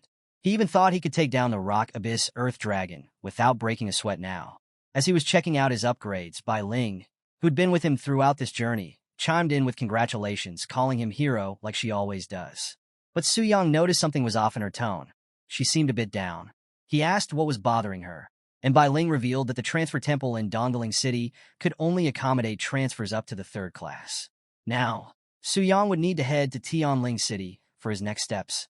She admitted that the thought of parting from him made her feel an emptiness she'd never known before. But just as things were getting a bit heavy, the statue behind them suddenly lit up, glowing with a bright, holy light. Bai Ling was as shocked as Su Yang, wondering if it was the blessing of the statue. As the light engulfed her, a pair of angelic wings began to form on her back. Su Yang recognized the scene immediately. It reminded him of the eerie blood blessing ceremony, but this time it had a holy and pure vibe. Bai Ling ascended into the air, transforming into an angelic figure right before Su Yang's eyes. The system pinged again, announcing that Bai Ling had advanced to a 5th-class temple priestess, which meant they now had to head to Tianling City for their next steps. Su Yang was surprised at her transformation, asking about her newfound powers, and Bai Ling explained that her advancement path was a little different from other transferees. But the best part? It meant she didn't have to leave his side. She was genuinely happy about that. However, the transformation had taken a toll on her, and she suddenly looked exhausted. Leaning into Su Yang for support, she asked if it was okay for her to rest. Su Yang reassured her, wrapping an arm around her shoulders as they prepared to move forward. With feathers softly drifting around them, he promised her that they'd face whatever came next together. Su Yang and Bai Ling head towards this grand doorway, and you can feel the air around them is thick with mystery. As they get closer, the door creaks open, catching everyone's attention. The crowd outside is buzzing, watching Su Yang like he's the star of the show. People start whispering among themselves, a bit of gossip already stirring up. One guy, clearly annoyed, grumbles about how much time Su Yang has wasted. Another nudges his buddy, wondering out loud if Su Yang and the priestess might have been up to some training behind closed doors. But Su Yang? He couldn't care less about their speculations. With Bai Ling still in his arms, he strides forward, thinking to himself, what nonsense are they talking about?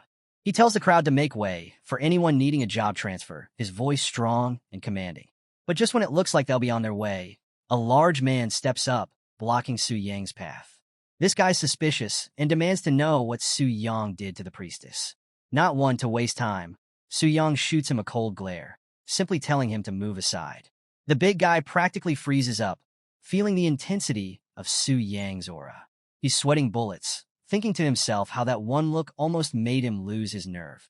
He's got no idea who he's dealing with, but he knows better than to push further. Just then, a young priestess rushes up, calling out to Su Yang. She's all smiles and excitement, explaining that she's just been promoted to the new temple priestess of Dongling City, while Bai Ling is headed to Tianling City. Su Yang congratulates her on the promotion and even jokes about her pay raise, earning him a bit of a blush from the new priestess. She's a little sad about not seeing Su Yang or Bai Ling for a while, but Su Yang reassures her, promising to visit often and maybe even have tea together. Her face lights up at that, and she agrees eagerly, looking like she's holding onto a bit of hope as she watches him walk away, muttering to herself, so, I still have a chance. Su Yang then talks with a temple official, who assures him that they'll take good care of Bai Ling as she adjusts to her new role as the temple priestess of Tianling City. Su Yang acknowledges this, appreciating the arrangement. But in the back of his mind, he's already planning his next move. He knows he'll need to set up a base in Tianling City, thinking about buying a place there and making arrangements for his grandparents to make sure they're comfortable. The scene shifts to Su Yang writing a heartfelt letter in a quiet room. He's letting his grandparents know about his move to Tianling City, assuring them that he's doing well. Along with the letter, he sent some money, hoping they and his siblings can live a little easier. He promises to visit them often, signing the letter with his name. Next, we see Su Yang checking out this luxurious villa. It's got an incredible southeast view, and the realtor is hyping it up, saying it's fully furnished with everything he could need. And the price? A cool 9.8 million. Su Yang likes what he sees, but he's a bit concerned that the place might be too big to manage on his own. The realtor, though, is quick to offer a solution. For just an extra million, Su Yang can get a dedicated maid team to take care of all the day-to-day stuff. The maids themselves welcome him warmly, calling him Master Su Yang with smiles on their faces, and he seems pretty happy with the arrangement. He decides to go for it, telling the realtor to proceed with the paperwork. Su Yang is settling into his new place, enjoying the luxuries that come with his hard-earned success. He's lounging in an outdoor hot spring, completely at ease, thinking to himself how great it feels to have some money in his pocket. Not too long ago, he could only dream of living like this. As he leans back into the warm water, he sighs contentedly, deciding to catch some sleep and check on Bai Ling in the morning. Meanwhile, over at the temple, Bai Ling finally wakes up, a bit disoriented and wondering where she is. A temple priestess nearby reassures her, offering some herbal soup to help with her recovery.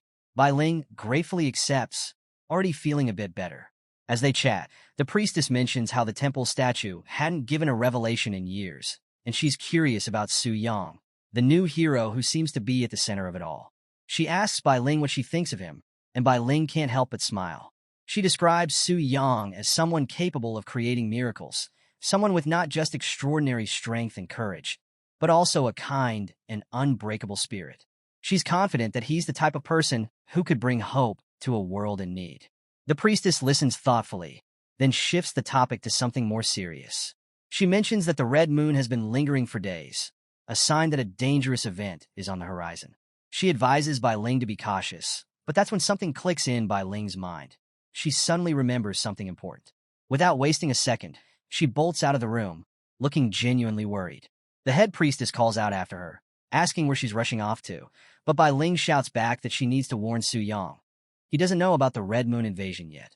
As she hurries out, the priestess smirks, teasingly wondering if Bai Ling's concern might mean she's caught feelings for the hero. Back at Su Yang's villa, the scene shifts abruptly as he's jolted awake, sensing that something's wrong. A commotion nearby catches his attention, and one of the maids lets out a gasp, panic evident in her voice. She's staring at something terrifying, a huge, monstrous figure looming over them. The system notification confirms it.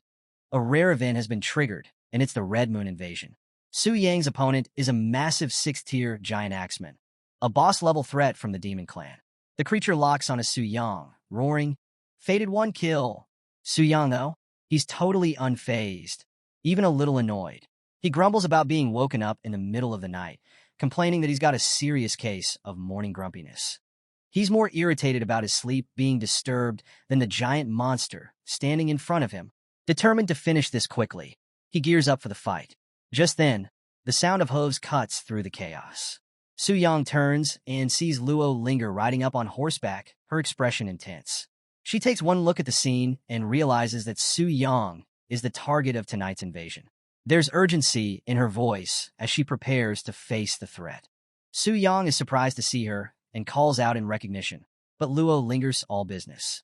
She tells him to stand back, insisting that he's no match for this enemy, and that she'll handle the Red Moon invasion herself.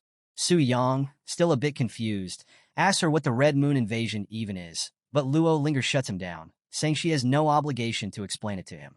Without missing a beat, she commands her beast to attack. Her water beast charges into the fight, clashing with a red-eyed creature in an explosive battle. The ground shakes from the impact, and shockwaves rip through the air, leaving a trail of destruction in their wake. Su Yang surveys the damage around his villa and can't help but complain, joking about how he just renovated the place. Then, out of nowhere, Bai Ling arrives, clearly anxious as she calls out to Su Yang, asking if he's all right. Su Yang, surprised to see her there, wonders why she's come rushing over. That's when Bai Ling explains that she woke up, saw the red moon still hanging in the sky, and realized she hadn't warned him about the invasion in time. Her concern for him had driven her to rush straight to his side.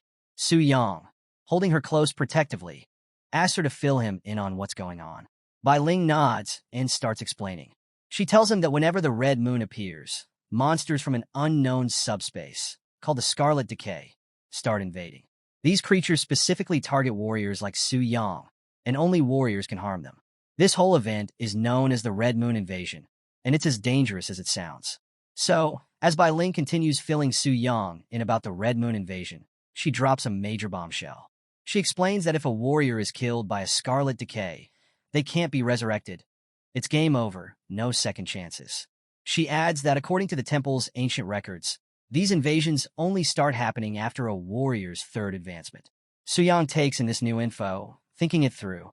He's a bit skeptical, though, wondering aloud if the strength of these invasions isn't a bit overpowered for something that's supposed to follow a third advancement.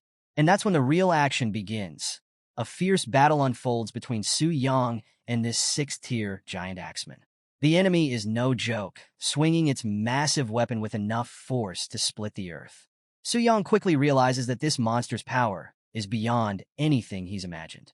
As he pieces things together, he figures out that Luo Linger's goal might be the Red Moon Crystal Core, a rare item that could boost her power. He starts analyzing the monster's behavior, thinking there's something off about it. Normally, a monster from a third advancement shouldn't suddenly be this strong, unless its strength is shifting based on its target. In the middle of the battle, Su Yang launches an earthquake strike that shakes the whole battlefield, sending tremors through the area. Luo Linger, fighting alongside him, is stunned by how strong their opponent is. She's forced to go all out, realizing just how serious this fight is. But Su Yang, frustrated with all the collateral damage, yells out for them to stop, worried that the fight will wreck his newly renovated house. He insists that, since the monster is focused on him, he should handle it himself. Luo Linger doesn't argue, but she's definitely not convinced. She warns him that if he ends up in trouble, she's not coming to his rescue. Su Yang, brimming with confidence, tells her to just watch from the sidelines. And then Su Yang goes all in. He activates his shadow body technique, moving so fast he's practically a blur, leaving trails of purple energy behind him. He lands a precise, devastating blow that sends the monster flying, then follows up with his soul mark ability, focusing on the axe-wielding demon. The hit is so powerful that it takes away 60% of the monster's health in one shot. Luo Linger can't believe what she's seeing. She's shocked that Su Yang was able to deal such a massive amount of damage with a single strike. Su Yang, analyzing the situation, figures out that the monster's strength is dynamic. It changes based on who it's fighting. But now that it's focused on him, it's back to being a third advancement level threat. With his extreme dual cultivation blessing, Su Yang knows he can easily crush it, relying purely on his enhanced strength. The battle continues to ramp up, with Su Yang delivering powerful blows that crack the ground beneath them. The monster roars in frustration, its demonic eyes glowing with rage as it enters a frenzy. It charges at Su Yang, bellowing, "Warrior, die!" But Su Yang just stands there, unfazed, a faint glow starting to surround him as he readies his next move. As the beast closes in, Su Yang calmly remarks that it's not quite up to the challenge. He unleashes a massive attack, his power overwhelming the demon. And just like that, the system dings with a confirmation. He's defeated the Scarlet Decay's level 75 limb-grafted axe wielder. Su Yang brushes it off, thinking that maybe this Red Moon invasion isn't such a big deal after all. Bai Ling, who's been watching the whole fight, is clearly impressed. She praises Su Yang for handling the monster so swiftly, calling him truly amazing. Meanwhile, Luo Linger watches from a distance, still skeptical despite the show of strength. She wonders if there's something more ferocious beneath Su Yang's human exterior, and warns him that this fight doesn't count as a real victory in her book. She even hints that she'll make him pay next time. Su Yang, though, isn't too concerned with her words. He's more curious about why Luo Linger always seems to be muttering to herself. But then, his attention shifts back to the glowing red crystal in his hand. He wonders if this is the Red Moon crystal core that Luo Linger's been after. Bai Ling starts to explain, confirming that it's the real deal. But before she can finish her thought, the crystal suddenly lights up with a strange, ominous glow, catching them both by surprise. So, we pick up a Su Yang body had started to change in a crazy way, and he freaked out, shouting, "Oh no, my body," as things got intense. Bai Ling, standing nearby, was equally terrified, calling out his name in panic. When he finally jolts awake, he's still feeling the after effects of whatever just happened. His body is tingling like it's trying to settle back into place. He immediately spots Bai Ling standing beside him, trying to act like everything's fine, but she's got her hand over a strange mark on her neck. Su Yang, still half asleep and confused, asks what's up with the mark. Bai Ling tries to reassure him, saying she's all right and that there's no need to worry. She explains that because of her special temple priestess constitution, she can purify the scarlet contamination by herself, and that it'll clear up in a day or two. Su Yang isn't entirely convinced, though, and he tells her not to push herself too hard, adding that he'd feel terrible if she got hurt because of him. Bai Ling gives him a soft smile, clearly touched by his concern. She calls him her brave hero, and you can see the admiration in her eyes. Now that he's a bit more awake, Su Yang sits up in bed, ready to focus on what's next. That's when Bai Ling suddenly remembers something important. She excitedly tells Su Yang that she hasn't yet explained the perks of his 5-star third advancement. Su Yang, still a bit groggy, just nods and lets her go on. Bai Ling starts rattling off the benefits. And let me tell you, they're impressive. The subsidy he used to get? It's jumped from 50 million to a whopping 1 billion. The numbers practically light up as she says it, and it's clear this is a serious upgrade. On top of that, Su Yang's Alliance shopping discount goes from 5% to 10%, and now he has free access to NES-level guild. Bai Ling makes sure to emphasize how huge this is, showing a visual of a shiny new membership card to drive it home. She mentions that the increase in his subsidy could make him a target for unwanted attention, so he'd better be careful about how he handles it. But the real game changer, as Bai Ling explains, is the opening of the Red Moon Crystal Core exchange shop. Su Yang's ears perk up at this, and he asks what the shop is all about. Bai Ling dives into the details, explaining that the shop is run by the temple and allows him to trade Red Moon crystals for all sorts of powerful items. Everything from rare equipment to specific artifacts. To access the shop, he just has to place his hand on a deity statue, and he'll be able to see what's available for exchange. A visual pops up, showcasing a variety of powerful items and weapons, all with a glowing red moon crystal as the currency. Su Yang's interest is piqued, especially since even someone like Luo Linger seems desperate for these crystals. He checks out the items listed in the exchange shop, and the options are seriously impressive. First-tier forbidden spells for 300 cores, second-tier spells for 900, semi-divine artifacts for 4,000, and a divine artifact called the Eternal Golden Spear for a jaw-dropping 10,000 cores. He's definitely tempted by all the powerful items, but then reality hits. He only has 3 red moon crystals, and even the cheapest items start at 300 cores. It's clear he's got a long way to go before he can cash in on these prizes. Undeterred, Su Yang sets his mind to getting stronger fast. He knows he'll need to raise the difficulty of the Red Moon invasion and farm more crystals if he wants to reach those top-tier items. As he's thinking through his next steps, Bai Ling interrupts with a reminder that she needs to get back to the temple to fulfill her duties. But before she leaves, she mentions that there's a foreign dignitary visiting Tianling City that day. A dignitary? Su Yang asks, curious. Bai Ling nods, explaining that the visitor is from Longxia country and is headed to Tianling City. Meanwhile, the scene shifts to the majestic temple in Tianling City, where a powerful energy stirs as a portal opens.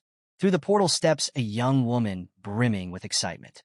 She's marveling at her surroundings, amazed by the sight of Longxia. We find out she's a Sui Mikiko, a beast master from Sakura country, level 128, and she's got some serious backing. She's the daughter of the influential Asui family. Her escorts, tough-looking warriors, affirm her arrival.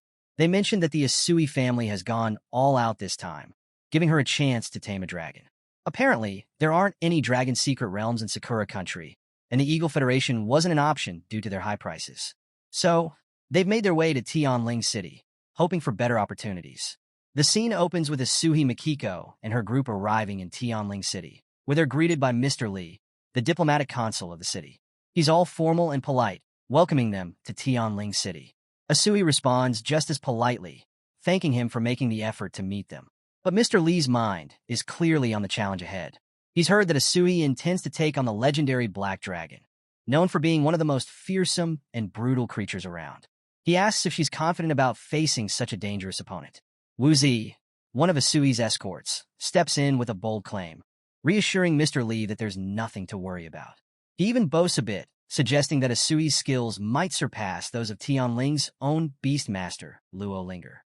Mr. Li chuckles at their confidence, finding their youthful energy a bit amusing. Wu Zi notices and laughs along, trying to keep things lighthearted. Asui joins in on the banter, playfully teasing Mr. Li and Wu Zi, saying they've become fast friends despite just meeting. Mr. Li, a bit flustered by her directness, tries to clarify, but Asui brushes it off with a smile, asking him for some guidance since they're new to the area. Mr. Li, thinking to himself that Asui's naivety is a stark contrast to the cunning elders he's used to dealing with, gives them directions. He points out that the Black Dragon Fortress, where Asui plans to challenge the dragon, is in Yongfeng City, just outside of Tianling. He indicates the teleportation point they should use and makes it clear that he won't be accompanying them, since he has official duties to attend to. Asui waves cheerfully, calling him Old Master as she bids him farewell, while one of her escorts grumbles about the lack of hospitality they've received. Another one chimes in, suggesting that Tianling City doesn't care much about visitors from smaller countries like theirs because of Longxia's strength. But Asui, ever the optimist, quickly corrects them. She reminds her team that as guests, they should respect the customs of the host country. She even quotes an old saying from Longxia about how guests should follow the host's rules, pointing out that Mr. Li did his job by letting them proceed without interference. She tells them not to make trouble, showing a maturity that surprises her guards. Wu Zi mutters under his breath that her attitude might get her into trouble someday, while another adds that it's probably because her family has always been so protective of her. Meanwhile, watching from a distance, Luo Linger keeps a close eye on the newcomers.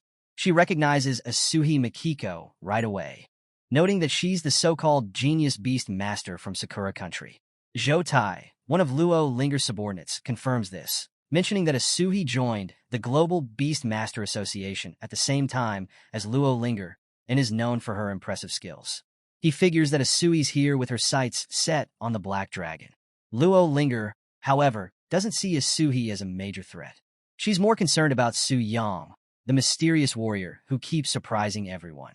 She asks Zhou Tai for an update on the investigation she ordered.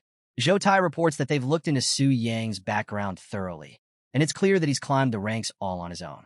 Despite being a relatively new warrior, he's gained strength at an unbelievable pace, and the Yu Yun guild he's associated with hasn't played much of a role in his rise. Essentially, he's a lone wolf with no real backing. Luo Linger is taken aback, finding it hard to believe how someone like Su Yang, without support, could make such rapid progress.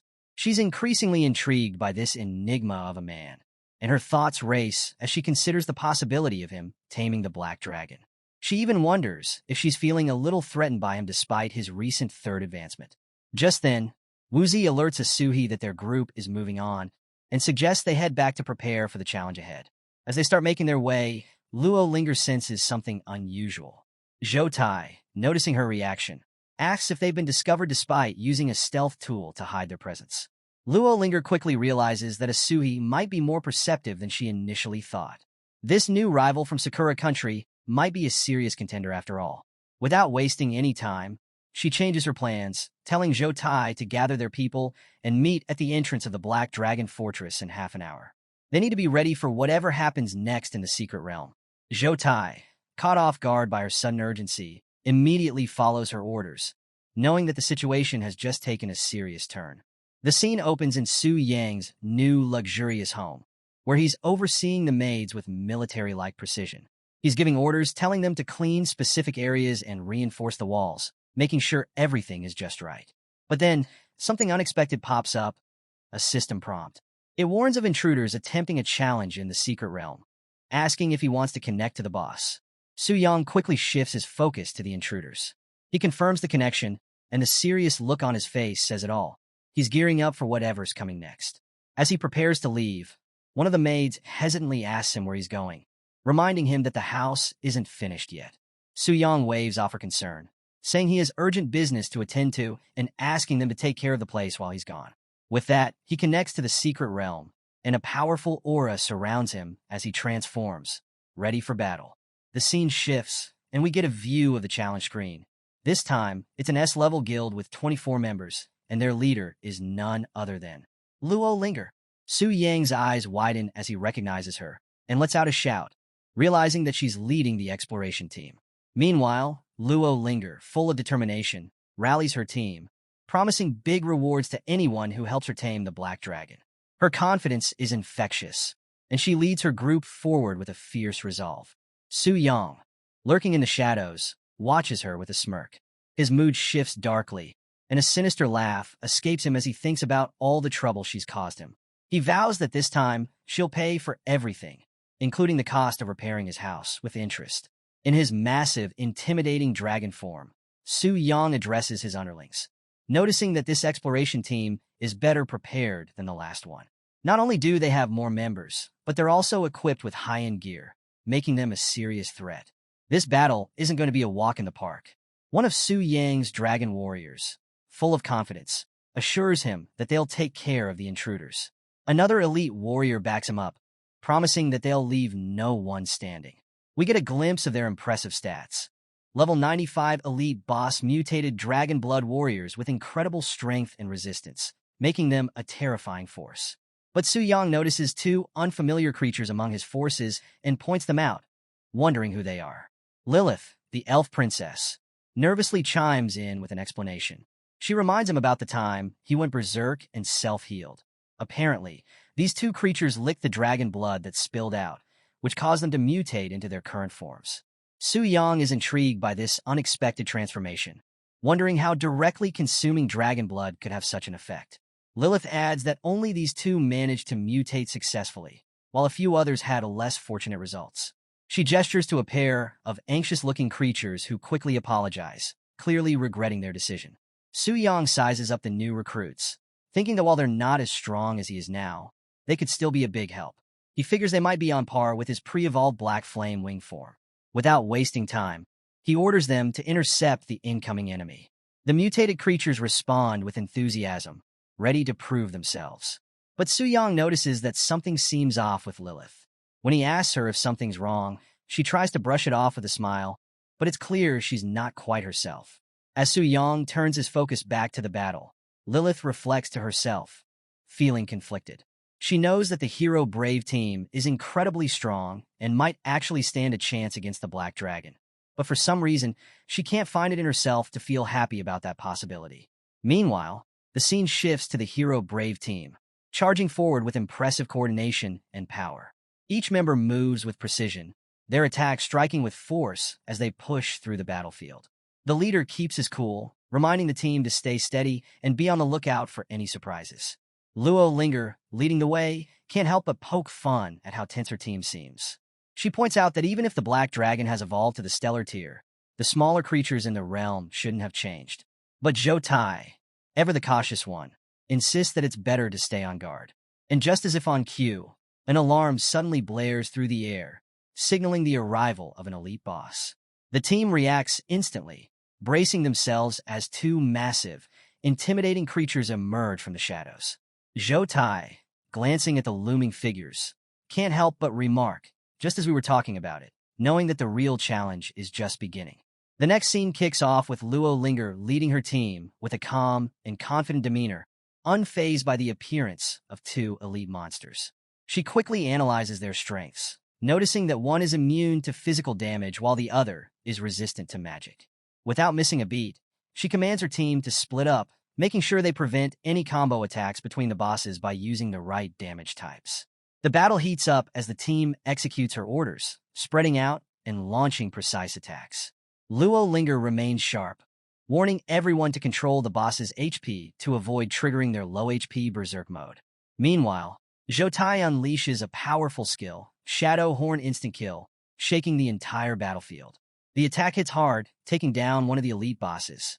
As it falls, it roars out its dying words, swearing loyalty to Lord Athos and vowing vengeance on the intruders. But the victory is short-lived. Just as the first boss falls, the remaining one surges with newfound power. Its stats spike, boosting its attack, defense, and speed as it charges at the team with renewed ferocity. Zhou Tai, alarmed by the sudden shift, yells out that the monster's momentum is even more intense than its previous berserk state.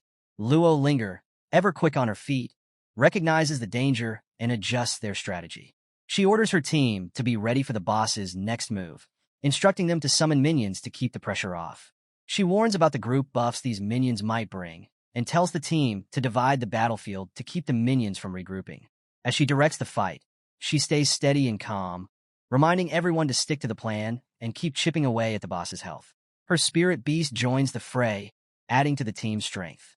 A team member, bolstered by her leadership, shouts out confidently, believing that with Luo Linger's support, they're sure to win.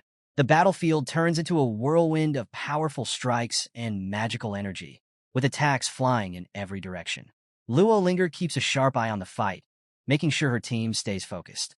Just as they're about to land the final blow, she calls out, ordering them to stop and leave a sliver of health on the boss. The team quickly adjusts, pulling back just in time. The weakened enemy, struggling to stand, mutters bitterly, wondering why they're dragging things out instead of finishing it off. Luo Linger steps forward with determination, her eyes fixed on the creature. In her mind, she's thinking about the possibility of taming it. Despite its humanoid form, she knows that it's still a dragon at heart, and she's ready to make it her ally. But the dragon warrior is far from willing to submit. It roars defiantly, cursing the humans and refusing to be controlled. But Luo Linger doesn't hesitate. She activates her beast-taming technique with unwavering focus, commanding it to become her power. The dragon's resistance starts to fade as her technique takes hold, and it stumbles, confused, as its mind bends to her will. It mutters, questioning its identity, and Luo Linger seizes the moment, asserting that it is now her loyal servant. The dragon warrior, still struggling, starts to accept her control. But before it fully succumbs, another dragon warrior nearby calls out, urging it not to fall for the trap. That's when Su Yang, who's been watching from a distance, finally steps in. He's furious that Luo Linger would dare try to tame his subordinates right under his nose. He acknowledges that it's normal for players to capture creatures as pets, but he's not about to let anyone take what belongs to him, especially not in his own territory. As he considers his options, Su Yang knows that the odds aren't in his favor. Even with his power, taking on a team like theirs is risky. He debates his next move, eyeing an object in front of him with a conflicted expression. Lilith, the elf princess, notices his hesitation and comments on the strange, gross-looking thing he's staring at. When she realizes what he's thinking, she's horrified, insisting that he can't possibly be planning to eat it. But Su Yang, with a resigned look, decides that he doesn't have a choice if he wants to turn the tide. He takes a deep breath and swallows the object, forcing it down despite its revolting texture. Lilith, wide-eyed, asks him how it tastes, and Su Yang's face twists in disgust as he describes it, slimy, with a terrible sewer-like stench. Suddenly, a transformation begins. Su Yang feels a surge of energy coursing through him, and a massive explosion of light erupts from his body, momentarily blinding everyone on the battlefield. The ground trembles beneath them as a brilliant golden beam shoots up into the sky, piercing through the clouds. The display is so intense that it leaves the dragon warriors in awe. One of them, shocked by the sight, wonders aloud if this could be the return of their lord. Another whispers in reverence, calling out, "My king," as they watch the transformation unfold. Luo Linger, shielding her eyes from the bright light, is filled with shock and confusion. She can feel the immense power radiating from the fortress and realizes that something massive is happening. Her expression shifts as she starts to understand what's going on, her eyes widening in disbelief. The entire battlefield falls silent as a massive shadow looms over the horizon. Emerging from the golden light is Su Yang, now fully transformed into a fearsome, fully evolved black dragon. His wings spread wide, casting a dark shadow across the land as he towers over the battlefield. The sheer power radiating from him is almost tangible, sending a shiver through everyone watching. Luo Linger, staring at the newly evolved form, can barely find her voice. She gasps, recognizing the legendary black dragon before her. The system notifications start flashing, announcing the dramatic shift in power. The dungeon boss Black Flame Wing, now known as Black Dragon Athos, has undergone a mutation.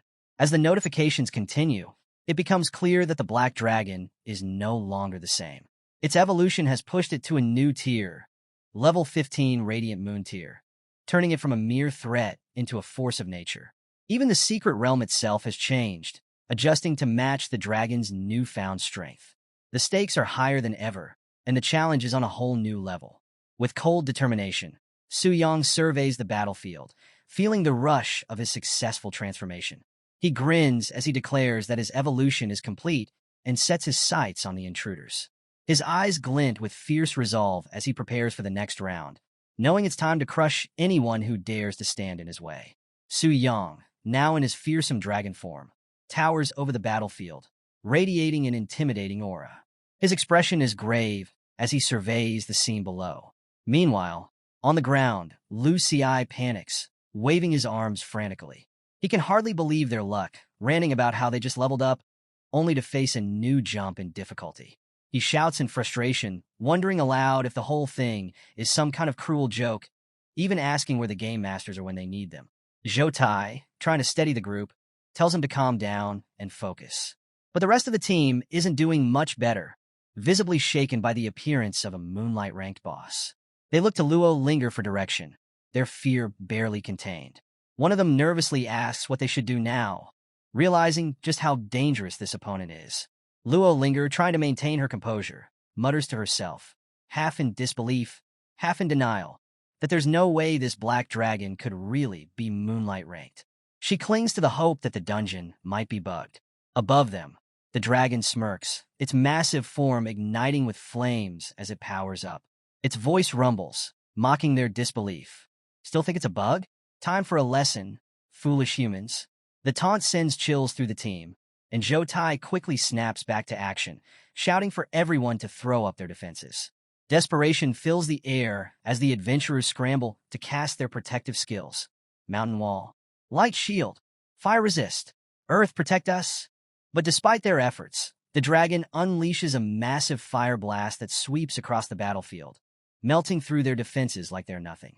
Cries of agony ring out as the attack hits, taking down 10 adventurers in one devastating blow. Only 6 remain standing, barely clinging to life. Zhou Tai, recognizing the full power of a Moonlight-ranked boss, is relieved they came prepared. He calls out to the survivors, reminding them to use the Ring of Life's Emerald, an item that grants a one-time full health revive. The battlefield glows as the revives activate, bringing the fallen back to their feet. Su Yang watches from above, impressed by their resilience. He realizes they came fully prepared for a fight like this. Meanwhile, Luo Linger rallies, summoning massive elemental beasts, a bear, a wolf, and a bird, to join the battle. She coordinates a flurry of powerful attacks: meteor rain, thunder strike, heavy blood strike, aimed at the dragon. The sky lights up with the force of their assault, but the dragon remains unyielding, barely flinching under the barrage. Luo Linger's confidence falters as she realizes their attacks aren't making a dent. Her plan to slowly chip away at the dragon's health falls apart in the face of its overwhelming strength. She tries to regroup, but the dragon is already preparing another devastating skill. With their defensive abilities on cooldown, the adventurers scramble, but they don't have time to react. A warrior calls out in desperation, hoping for a miracle, but it's too late. The dragon slams into the earth with a move called Dragon Impact, sending shockwaves through the battlefield that tear through their defenses. The ground shatters beneath the impact, and the team is left in disarray.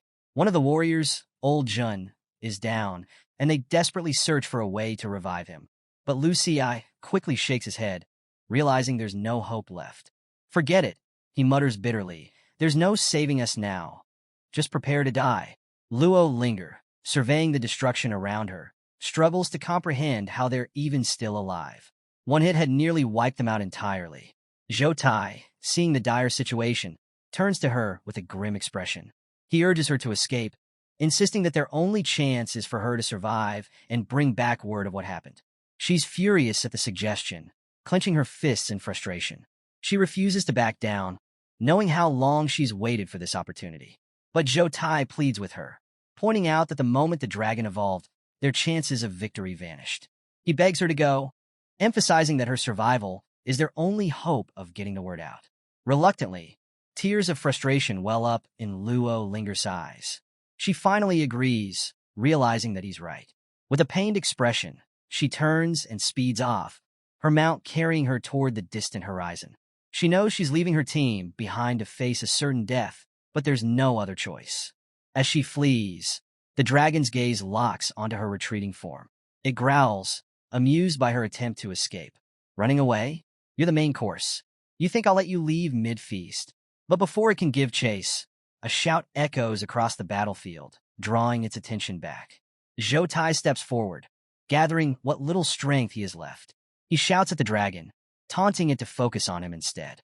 The taunt works, and the dragon pauses, turning its attention back to the adventurers making a last, desperate stand. They charge forward, knowing it's a hopeless fight, but determined to buy Luo Linger time. The dragon watches them with disdain. "Sacrificing yourselves? How noble," it sneers, before unleashing another devastating attack. With a single, brutal sweep of its wings, flames erupt, reducing the remaining adventurers to ashes. The dragon grants them their wish, ending their struggle swiftly. Meanwhile, Luo Linger pushes her mount as hard as she can, cursing herself for the way things turned out. She's filled with self-doubt, wondering how she could call herself a genius after such a crushing defeat. But as she races forward, a part of her knows that no one could have managed this. Neither she, Su Mikiko, nor even Su Yang. She grits her teeth, clinging to the hope that if she can find another dragon to tame, she might still salvage something from this disaster. But just as she's starting to regain her resolve, disaster strikes again. Her mount is hit, sending her flying through the air. She spirals out of control, barely managing to look up in time to see the massive shadow looming over her, the dragon closing in fast. Her eyes widen in disbelief as she realizes that Zhou Tai and the others hadn't even lasted a minute. It's a hopeless situation, and now she's directly in the dragon's sights. The scene picks up with Luo Linger, summoning the last of her strength. Desperate, she commands her summoned beasts to hold off the dragon. Her creatures roar in defiance and charge, but the black dragon swiftly grabs her in its massive claw, lifting her into the air. Luo Linger struggles, demanding that it let her go, but the dragon only tightens its grip, mocking her efforts.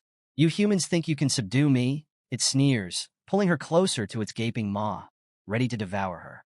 Her heart races as she realizes just how dire the situation has become. She breaks down, her fear overtaking her as she begins to sob like a child, completely vulnerable. The dragon pauses, caught off guard by her unexpected outburst.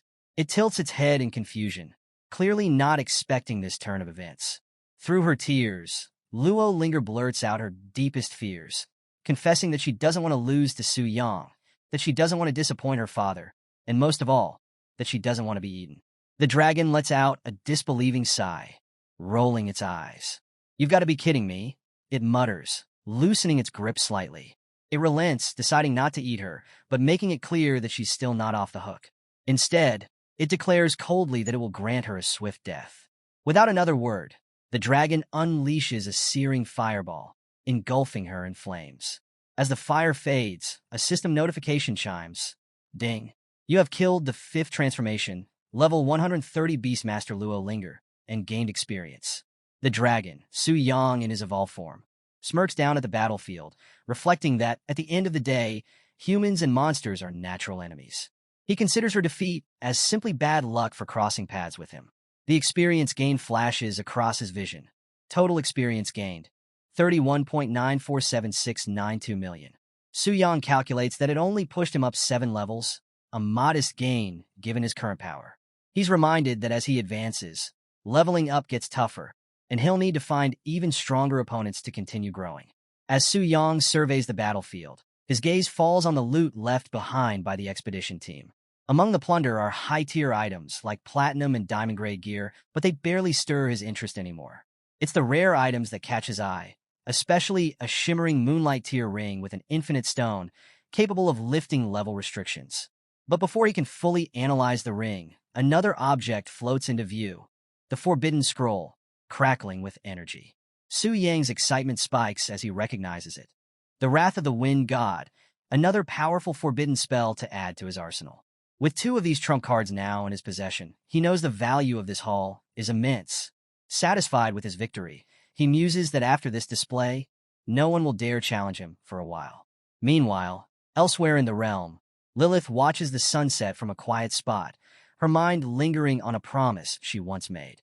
She dreams of true freedom, wondering what it would feel like once everything is over. Suddenly, Su Yang appears, teleporting back into his luxurious home with a confident stride.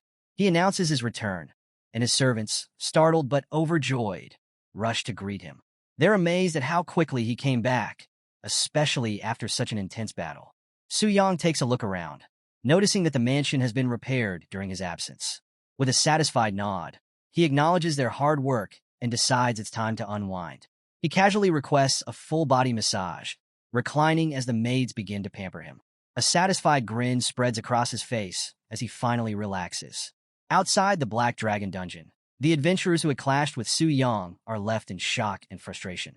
They can't believe the outcome, and one of them voices their disbelief, questioning why Su Yang seems to level up every time they fight him. Despite bringing a large team and even using their precious revival items, they've still been utterly defeated. Zhou Tai, always the leader, cuts through their complaints with a firm tone. He's focused on more immediate concerns and asks if anyone has seen the young Mississippi. The team members exchange worried glances, realizing that they haven't spotted her since they emerged from the dungeon. A creeping fear enters their minds as they wonder if she suffered the same fate as another leader they once lost, Master Chen. As they search, Zhou Tai hears a faint sound, someone crying. Following the noise, he finds Luo Linger huddled in the shadows, clearly broken by her defeat. He calls out to her softly, "Young miss?"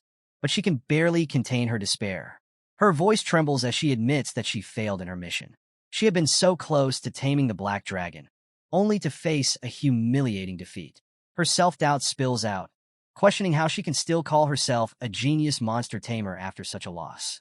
Zhou Tai, caught off guard by her vulnerability, hesitates for a moment, unsure of how to comfort her. As he approaches, she quickly puts up a defensive front, snapping at him and wiping away her tears. But Zhou Tai, ever the realist, gives her a direct response. He informs her that he's there to report the losses they suffered, but he offers a small gesture of reassurance. He tells her that no one could have predicted the dragon's sudden evolution, and that losing to such a powerful foe is nothing to be ashamed of. His words, though simple, give her a spark of hope. She thinks of her rivals, Su Yang and Asuhi Mikiko, who are still ahead of her. But despite the defeat, she refuses to give up. Deep down, she's determined to regain her status. If she can find and tame another dragon, she might still prove herself and reclaim her place at the top. Luo lingers, mind races with possibilities. Two dragons fill her thoughts, the powerful red one and the silver, which is on another level. Both are starlight tier. But it's the silver dragon that catches her focus. If she can tame it, she knows it would make her unstoppable, turning her into the most powerful beast master around. Her determination sharpens like a blade, and she finally pulls herself together, giving Zhou Tai an unexpected compliment. She admits she underestimated him, thinking he was all brawn, but realizing now that he has a keen eye. Zhou Tai can't help but laugh, seeing her shift from despair to fierce resolve. With newfound strength, Luo Linger stands tall, light glowing from her hand as she takes charge. She commands her team with precision, ordering each member to report their losses from the dungeon to Zhou Tai. The adventurers rally around her, grateful for her renewed strength, cheering her on. But just as she regains her focus, a flicker of confusion crosses her face. Who are these new faces among the crowd? That's when a green-clad figure steps forward, Asui Mikiko.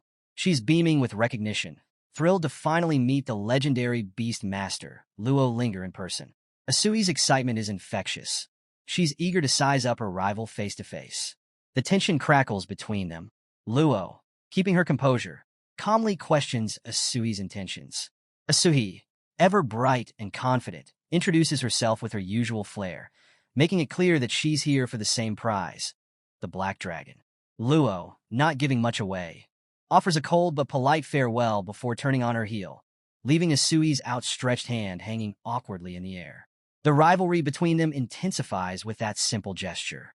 As Luo departs, the onlookers murmur among themselves, frustrated by what they see as rudeness. Some accuse her of taking out her anger after failing to tame the Black Dragon. Tension rises among the adventurers, but Asui quickly steps in to shut down the gossip. Her voice rings out, silencing the crowd as she refocuses them on their mission. There's no time for idle chatter. They need to prepare for the challenge ahead. But just as the group gets ready to move forward, their expressions shift to shock. Ahead of them looms the Black Dragon's fortress, and to their dismay, it's now classified as a Moonlight Tier dungeon, far beyond what they had anticipated. The adventurers are thrown into a panic, scrambling to make sense of how the dungeon's difficulty suddenly skyrocketed. They frantically try to reach their higher-ups, hoping for guidance on how to proceed. Meanwhile, Mr. Lee, fully aware of the unexpected situation, steps in to offer an apology for the unforeseen evolution. He advises the group to rest and await further instructions in Tianling City, assuring them that plans are being adjusted. But as he walks away, Mr. Lee can't shake the feeling that something strange is at play. This evolution wasn't supposed to happen. Could some external force have interfered with the dungeon's balance? The next day, Su Yang makes his way to the portal, its swirling energy reflecting the tense atmosphere. The battlefield is eerily quiet. Tianling City's strongest team has been wiped out, leaving no one else brave enough to challenge what remains. But Su Yang, unfazed and focused, steps forward, ready to face whatever comes next. Surrounded by an aura of dark, ominous energy, his eyes burn with determination as he claims the battlefield as his own. His transformation into the dungeon's boss is complete, and he radiates a power that feels unstoppable. Su Yang knows exactly how this battle will end, with him victorious. As he approaches the fortress, the blood-red sky churns above, casting shadows over the jagged peaks surrounding the Black Dragon's domain. The landscape stretches out before him, vast and empty, but there's no hesitation in his steps. What once was his territory as a boss now welcomes him as a challenger. Overhead, a swarm of dragonlings descends, screeching in a mockingly grand welcome. Su Yang's power surges, dark flames wrapping around his form, and he steps forward with a cold confidence that makes even the skies seem darker. The dragonlings, sensing his power, falter in their flight, unsure of the overwhelming aura they're facing. The air hums with tension as Su Yang's eyes glow, silencing the battlefield. The dragons above circle, sensing a presence that feels both familiar and impossible, the unmistakable aura of Lord Athos. The beasts are thrown into confusion. How could a human possess such ancient power? Yet there's no mistaking it. The black flames that once belonged to Lord Athos now swirl around Su Yang like a cloak of darkness. With authority, Su Yang asserts his dominance, his voice echoing through the air as he sends a chilling message to all who would dare oppose him.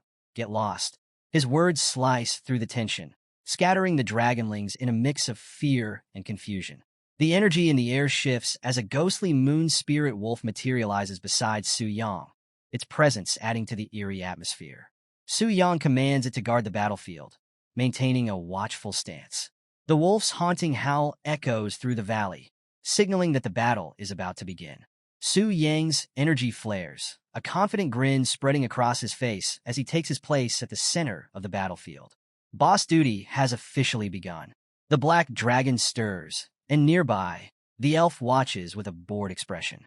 She's seen so many challengers come and go, each one thinking they'd be the one to bring down the mighty beast. To her, this seems like just another foolhardy attempt. She wonders if any of the promises made by monsters mean anything anymore, but her thoughts are drowned out by the echoing roars of the dragons overhead. Suddenly, the colossal black dragon crashes down onto the battlefield, its presence overwhelming. Even the ghostly moon spirit wolves tremble as they sense something unsettlingly familiar. Could this be their long-lost master? Then, in a shocking move, the dragon raises a massive claw and slams it into its own chest, roaring in pain. It's as if it's hurting itself deliberately, with no regard for the damage. The wolves look on, stunned. What is this dragon thinking? Is it out of its mind? They wonder. But Su Yang knows better. He figured out before that the dragon's self-inflicted damage bypasses its natural defense mechanisms. He calculates the impact of the move, dropping it to just the right HP threshold to maintain control without damaging the potential loot. 54% HP. That'll work, he thinks before issuing his command with ironclad authority. Black Dragon, obey. Halt your recovery and freeze every monster in this dungeon, Su Yang orders. His words echo through the air, and the dragon complies instantly, the power dynamic shifting in an instant. The moon spirit wolves finally piece it all together. Their master is back, stronger than ever, and now commanding the battlefield with an unyielding calm. With this victory, Su Yang's transformation from a weaker class is complete. He's opened up a new path for himself, one that pushes him to even greater challenges. Energy crackles around him as his power surges, ready to command forces far beyond what he could have imagined before. The Black Flame Wing Athos is on the cusp of rebirth, ready to dominate territories that seemed unreachable just moments ago. But the journey hasn't been easy. Su Yang presses forward, his legs trembling from exhaustion after 2 hours of relentless battle. His hands are numb from countless strikes, his body aching for rest. Even now, the Black Dragon refuses to yield easily. It stands battered and bloodied, but still dangerous. Hanging on with just 19% of its HP, Su Yang gulps down a restorative drink, his mind racing through strategies. His extreme stats and skills got him this far, but the final push is yet to come. As the energy around him intensifies, he steadies his grip on his weapon, knowing he's just a few strikes away from victory. Meanwhile, far off, the elf who had been resting is jolted awake by a deafening roar that shakes the earth.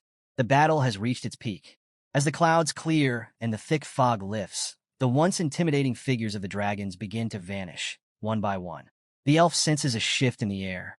The Black Dragon's powerful aura, it's gone. Could it be over? And then, silence settles across the battlefield. Su Yang, breathing heavily, looks up at the sky, feeling every ache in his body. It's over, he whispers, relieved but still wary. But even as he catches his breath, the Black Dragon, in a final act of defiance, gathers its remaining strength. It stands tall one last time, engulfed in blazing energy, a testament to its unyielding nature. For Su Yang, this moment marks the beginning of a new era, one where his power and the world's balance shift forever. With a flurry of system notifications, the battle's conclusion is confirmed. The experience points roll in, 3 times more than anything Su Yang has earned before, pushing him from level 79 to 80. As the dust settles, Su Yang's gaze falls upon the dragon's final drop, a weapon that gleams with an ethereal glow. He can't help but think, this isn't just any weapon. The power radiating from it is palpable. With a determined grip, Su Yang reaches out and seizes the dragon's final gift. He lifts the blade high, feeling its power surge through him. A deep rumble echoes as he pulls the weapon from the ground, shaking the earth beneath him. The name flashes before his eyes. Dragon Bone, Great Sword, Devourer of Athos. It's no ordinary blade. Its description reveals a terrifying potential. Each time it slays a dragon, 10% of the creature's attributes become Su Yang's own. It's a weapon of legends, capable of turning its wielder into a force that grows stronger with every victory. Su Yang marvels at the sword's potential, realizing that its true strength lies not just in its initial stats, but in its ability to absorb the power of slain dragons. He grips the hilt firmly, issuing a command to the weapon itself. Drink. A massive explosion of energy ripples across the desolate battlefield, splitting the ground as the sword releases its power. The destruction is immense, unlike anything he's wielded before. As he takes in the weapon's raw power, Su Yang ponders its origins. So, this black flame wing, it's the descendant of the ancient devourer? No wonder it had such strength, even while still maturing. He realizes that the system chose this weapon specifically for a reason, aligning his path with that of the ancient beast. With the black dragon's heart now in his possession, another notification chimes, confirming the completion of the Dragon Slayer's heart task. The heart pulses with a deep, ancient energy, and Su Yang feels its effects surge through him, boosting his spirit by 50%, doubling his strength, and granting him the ability to ignore a dragon's natural talents, while delivering 500% more damage. Its true potential lies in a one-time ability to summon ancient heroes through his own blood. He smirks, thinking, I've become a walking boss in my own right. Before he can fully savor the moment, another alert catches his attention. Ding! Boss co-op kill detected, generating a boss minion. Su Yang watches as the colossal form of the black dragon reappears, no longer as an enemy, but as a potential ally. Has his dream of taming this mighty beast finally come true? As power surges around him, the system confirms it. Athos, the once fearsome black dragon, is now his loyal minion. Without wasting a moment, Su Yang climbs onto the dragon's back, feeling the raw power beneath him. They launch into the sky together, soaring back toward the fortress as the red skies rush past. Below, Lilith stands in stunned silence, trying to make sense of what's just happened. The dragonkin have vanished, the black dragon defeated, something she never thought possible. But as she looks up, she sees the silhouette of the mighty dragon, and on its back, the figure of Su Yang. The ground quakes as the dragon lands before her, and Su Yang stands tall, commanding an aura that could freeze anyone in their tracks. Lilith is speechless, unable to comprehend the sight before her. Before she can react, Su Yang reaches out, extending a hand with the calm confidence of someone who knows exactly what comes next. I'm here to rescue you, he says, his words short and direct, his actions speaking even louder. And for a moment, Lilith finds herself completely starstruck, caught up in the power of the man who now commands a legendary beast. The impossible is now real. Su Yang, standing firm, has managed to tame the black dragon. Yes, you heard that right. The very same black dragon that everyone thought was untamable is now under the control of a human. Even Lilith, who's seen some pretty crazy stuff, is speechless. Nobody, not even the strongest elves, had ever come close. Yet here's Su Yang, casually riding the beast that others feared to even approach. Is he the legendary dragon slayer? Well, time will tell. But Su Yang doesn't waste a second. He's got a plan. He tells Lilith to hop on, and she's hesitant at first. Who wouldn't be? But she follows his lead. And he's like, hold on tight, we're about to take off. With a confident grip, Su Yang guides the dragon through the skies like he's been doing it all his life. Lilith's gripping onto him. And yeah, she's clearly terrified. But Su Yang glances back, encouraging her to open her eyes. And when she does, wow, it's like a whole new world, mountains, clouds, endless skies. A view she never thought she'd see. For Lilith, this isn't just a view, it's freedom. She whispers to herself about feeling truly free, like all her chains have been broken. And here's a twist. The black dragon's eyes seem to glimmer with a deeper meaning, almost like it knows something she doesn't. Su Yang notices this but keeps quiet, staying focused on the portal up ahead. He just says, almost there, hang tight. Meanwhile, back at the fortress, it's absolute chaos. The soldiers are struggling, trying to fend off waves of monsters. Their leader is barking orders, keeping them fighting. And then, boom, Su Yang swoops in with his dragon, and the entire battlefield freezes. I mean, these soldiers have seen their fair share of monsters, but a dragon? That's a whole different story. A knight stands there, wide-eyed, just trying to process what's happening above him. The dragon's shadow looms over everyone, landing with a roar so loud it shakes the ground. It's an entrance that would send chills down anyone's spine. Su Yang, ever the laid-back guy, tries to calm everyone down, saying, "Oops, sorry for the dramatic entrance. Looks like I scared everyone." Lilith just sighs. She's gotten used to his antics by now and can't help but think he's got that whole villain vibe down pat. They start talking about their next move, and Su Yang suggests going to the Lord's mansion to figure out a way to get Lilith back to her kingdom. But she's not too eager to leave just yet. Instead, she shyly asks if she can stick around with him a bit longer. She's got this unspoken feeling of gratitude towards him. It's almost like she's made a promise to herself. Su Yang, of course, never really intended to play a hero, but he's got a soft spot and decides to let her stay. At least for now. She's curious about how he managed to tame the black dragon, but he brushes it off, keeping the details to himself and leaving her puzzled. Classic Su Yang, always keeping things mysterious. But just as things seem to settle, a fierce roar rips through the air, shaking the city and throwing its people into panic. Luo Linger hears it too and wonders if it could really be the black dragon. Zhou Tai is scrambling, trying to figure out how a dungeon boss could be out of its territory. Somewhere else, Asui senses the disturbance and starts wondering if a dragon has appeared in Tianling City. And then, a mysterious figure gives the green light for them to investigate. At the entrance to the Black Dragon Fortress, Su Yang is chilling, completely unfazed by the chaos around him. Lilith is eager to move on, but he insists they wait a bit longer. He's got a feeling that their company is about to arrive. And he's right. Soon, a cloud of dust appears on the horizon. Enter Wei Ming, the lord of Tianling City, ready to take matters into his own hands. The crowd's buzzing with rumors. Some think a world boss has spawned, while others wonder if the Black Dragon escaped its dungeon.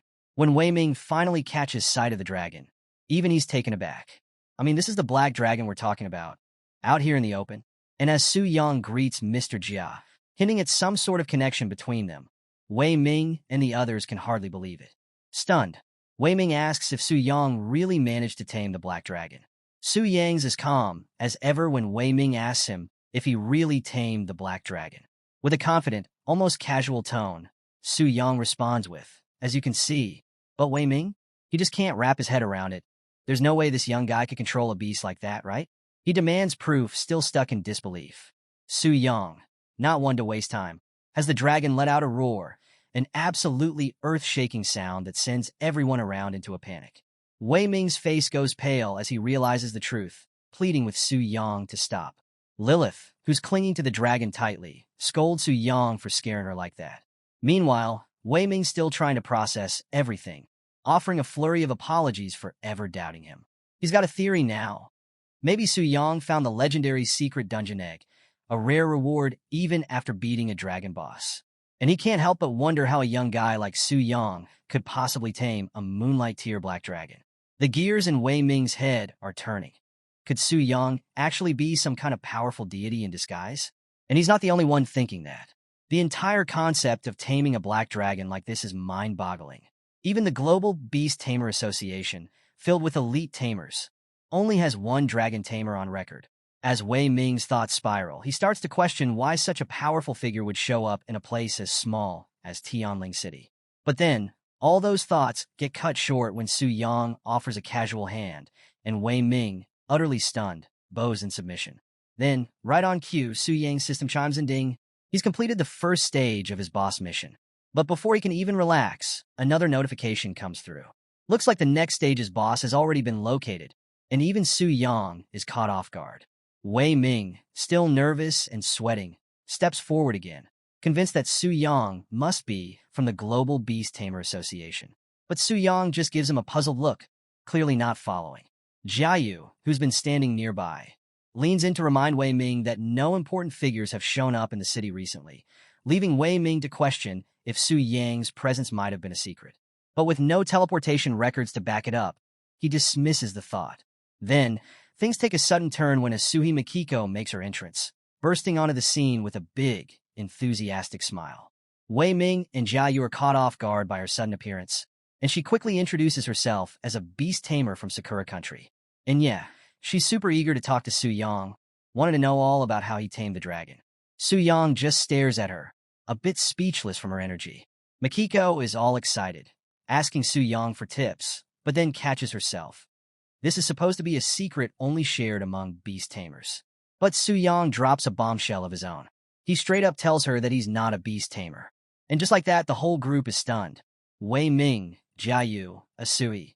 They're all left wondering how on earth a guy who isn't even a beast tamer managed to pull off something that's supposed to be impossible. I mean, the Black Dragon is a challenge even for the best tamers out there. And yet here's Su-yang, a total outsider, doing the unthinkable. Su-yang stays cool, though. He just says he's got his own methods and leaves it at that, keeping the details to himself.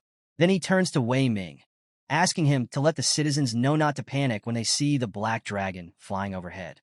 Wei Ming's still a bit dazed, but quickly agrees, rushing off to make the announcement. And as he does, he can't help but admire Su-yang's calm demeanor, realizing that true strength often comes without all the flashy arrogance that so many pretend to have. Meanwhile, Asuhi, looking a bit shy now, asks if she can tell her teacher about Su-yang's feat. Her teacher is apparently one of the 9 heads of the Beast Tamer Association, and Asui hints that they might even want to meet Su-yang in person. Wei Ming jumps in, making comparisons between Asui and another talented tamer, Luo Linger, though he notes how different their personalities are. Su-yang listens in, clearly intrigued by all the talk of the association's top brass. But he's got other things on his mind, and he's not too interested in becoming a mentor just yet. Su-yang quickly excuses himself, telling them he has other matters to deal with.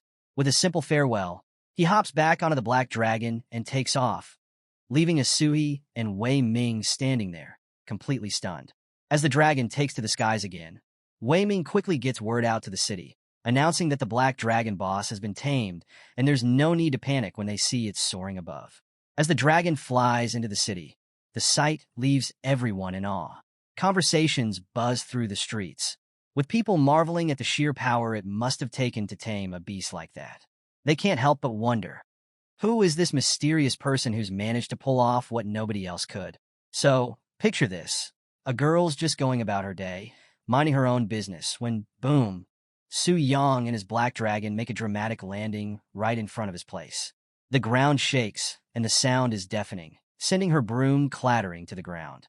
She's startled, of course, but Su-yang, ever the smooth operator, apologizes and casually mentions that he's, well, the writer. Recognizing him as her master, she calms down and breathes a sigh of relief. As Su-yang reflects, he realizes he never meant to draw so much attention. But here's the thing. Since he's not a beast tamer, he doesn't have one of those special spaces to store a dragon. So, like it or not, he's got to show off a bit. It's an unintended flex, but hey, sometimes that's just how it goes. Su-yang, ever the gentleman, offers Lilith the chance to pick any room she likes, leaving her in the care of his staff while he gets back to business. Lilith checks out the house, and, honestly, she's pretty impressed.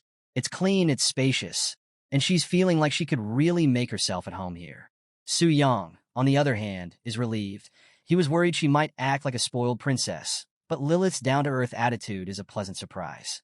With Lilith settled, Su-yang turns his attention to more serious matters. He sits down and calls up the system, and almost instantly, the next boss is revealed, a sovereign of original sin from the demon abyss. And get this, it's ranked at God tier. Yeah, you heard that right. Su-yang's taken aback by the news, realizing that this next challenge is way beyond anything he's faced before. He quickly runs through the ranking system in his mind, remembering how it all works. From the 5th tier onward, every 50 levels marks a new tier. Starlight is the 6th, Moonlight is the 7th, Sunlight is the 8th, and above all of them sits the elusive God tier. Reaching that level isn't easy.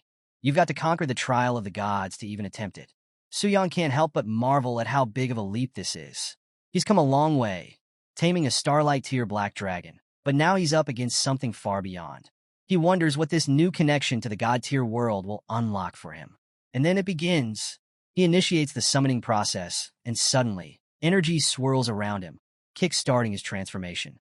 And then he's face-to-face with the God tier boss from the demon abyss. The thing is massive, its presence is absolutely overwhelming. Su-yang scans its stats, and they're off the charts. This boss has insane strength, blinding speed, and resistances that make it nearly invincible to most attacks. Physical, fire, water, darkness. But there's a silver lining. Light is its one weakness. As Su Yang digs deeper, he learns that this boss controls everything in the demon abyss. But here's the kicker. It can revive its subordinates endlessly, and even worse, it can resurrect itself as long as any demon in the abyss is still alive. It's a total game changer. Su Yang knows that defeating it means wiping out every last demon in the abyss. No small task. He takes in the system's explanation. The demon abyss isn't your typical dungeon. It's a vast rift that connects directly to the human world, similar to the gateways to Lilith's kingdom or the Dragon Kingdom. But while those places have some semblance of peace, the abyss is teeming with danger. It's accessible to adventurers, but it's not for the faint of heart. Each level is like a deeper descent into chaos, and the demons only get stronger as you go. Even the first floor starts at level 40, making it a hot spot for those looking to level up or hunt for treasures.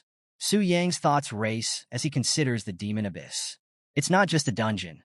It's an entire world full of challenges. And the deeper you go, the tougher it gets.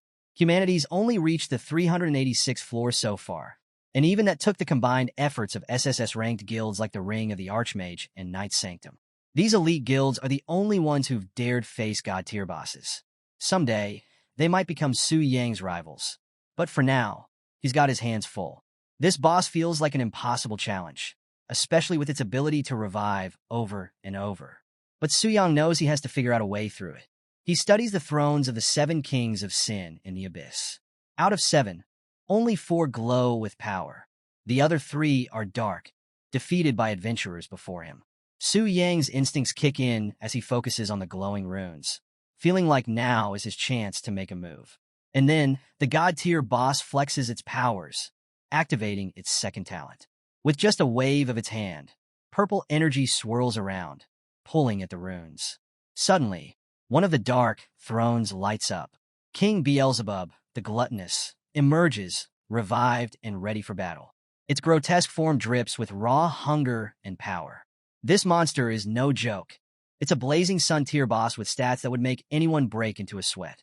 We're talking 20 million HP and strength that's beyond what most can even comprehend. So, Beelzebub, the once feared king of gluttony, is on his knees before the sovereign of original sin, practically begging for forgiveness. It's honestly a sad sight.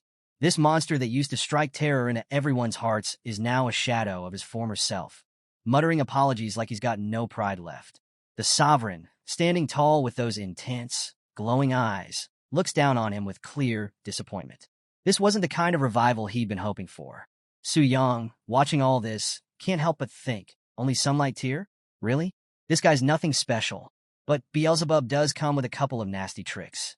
His first talent? The more he devours, the stronger he gets, and there's no cap on that power boost. But the real kicker is the second talent. Whenever Beelzebub consumes something, it's like offering a tribute to the sovereign, with 2% of the victim's attributes going directly to him, permanently. Su Yang quickly puts the pieces together.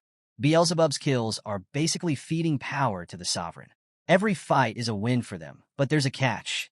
If those tributes stack up enough, the sovereign could descend into this world right away. Not exactly ideal. Meanwhile, Beelzebub keeps groveling, but the sovereign is over it, dismissing him without a second thought. Su Yang just watches, shaking his head at how far this so-called king has fallen. Beelzebub vows to return to the abyss and take revenge on humanity, but the sovereign barely listens. The system chimes in, confirming that Beelzebub's heading back to the 100th layer, and Su Yang can't help but think, this guy's the weakest of the 7 kings, isn't he? With the system out of the way, Su Yang takes a deep breath and gets ready. As he rises from his meditation, he feels the raw power of the sinful lord coursing through him, and he can't help but admire the control it gives him. It's a heady feeling, enough to make him understand why so many ancient rulers crave power. But before he can get too deep into his thoughts, there's a knock at the door, cutting through his focus. "Master, are you inside?" A voice calls from the other side. Su Yang sighs, a bit annoyed by the interruption, but he gets up and heads to the door. "Hold on, I'll be right there," he says, trying to keep his tone steady. When he opens the door, his servant informs him that City Lord Wei Ming is waiting and wants to speak with him personally. Su Yang nods and steps out to see what all the fuss is about. Wei Ming's there, practically bouncing on his feet, and he blurts out, "Su Yang, you've finally come." With that ever-calm demeanor, Su Yang just asks, "What does the City Lord need?" He's straight to the point. Wei Ming, clearly excited, says, "You don't know? Your feat of taming a dragon has spread throughout all of Longxia. It's even gone global. You've caused a huge sensation in the world of beast tamers." As he speaks, Su Yang notices how the symbol of the black dragon lights up the room. It's a reminder of what he's accomplished. The Global Beast Tamer Association has taken note of his achievement, especially since it completely shattered their previous assumptions about what's possible in the field of beast taming. But it's not all praise. There are still plenty of skeptics out there, and not everyone's convinced because they didn't witness it firsthand.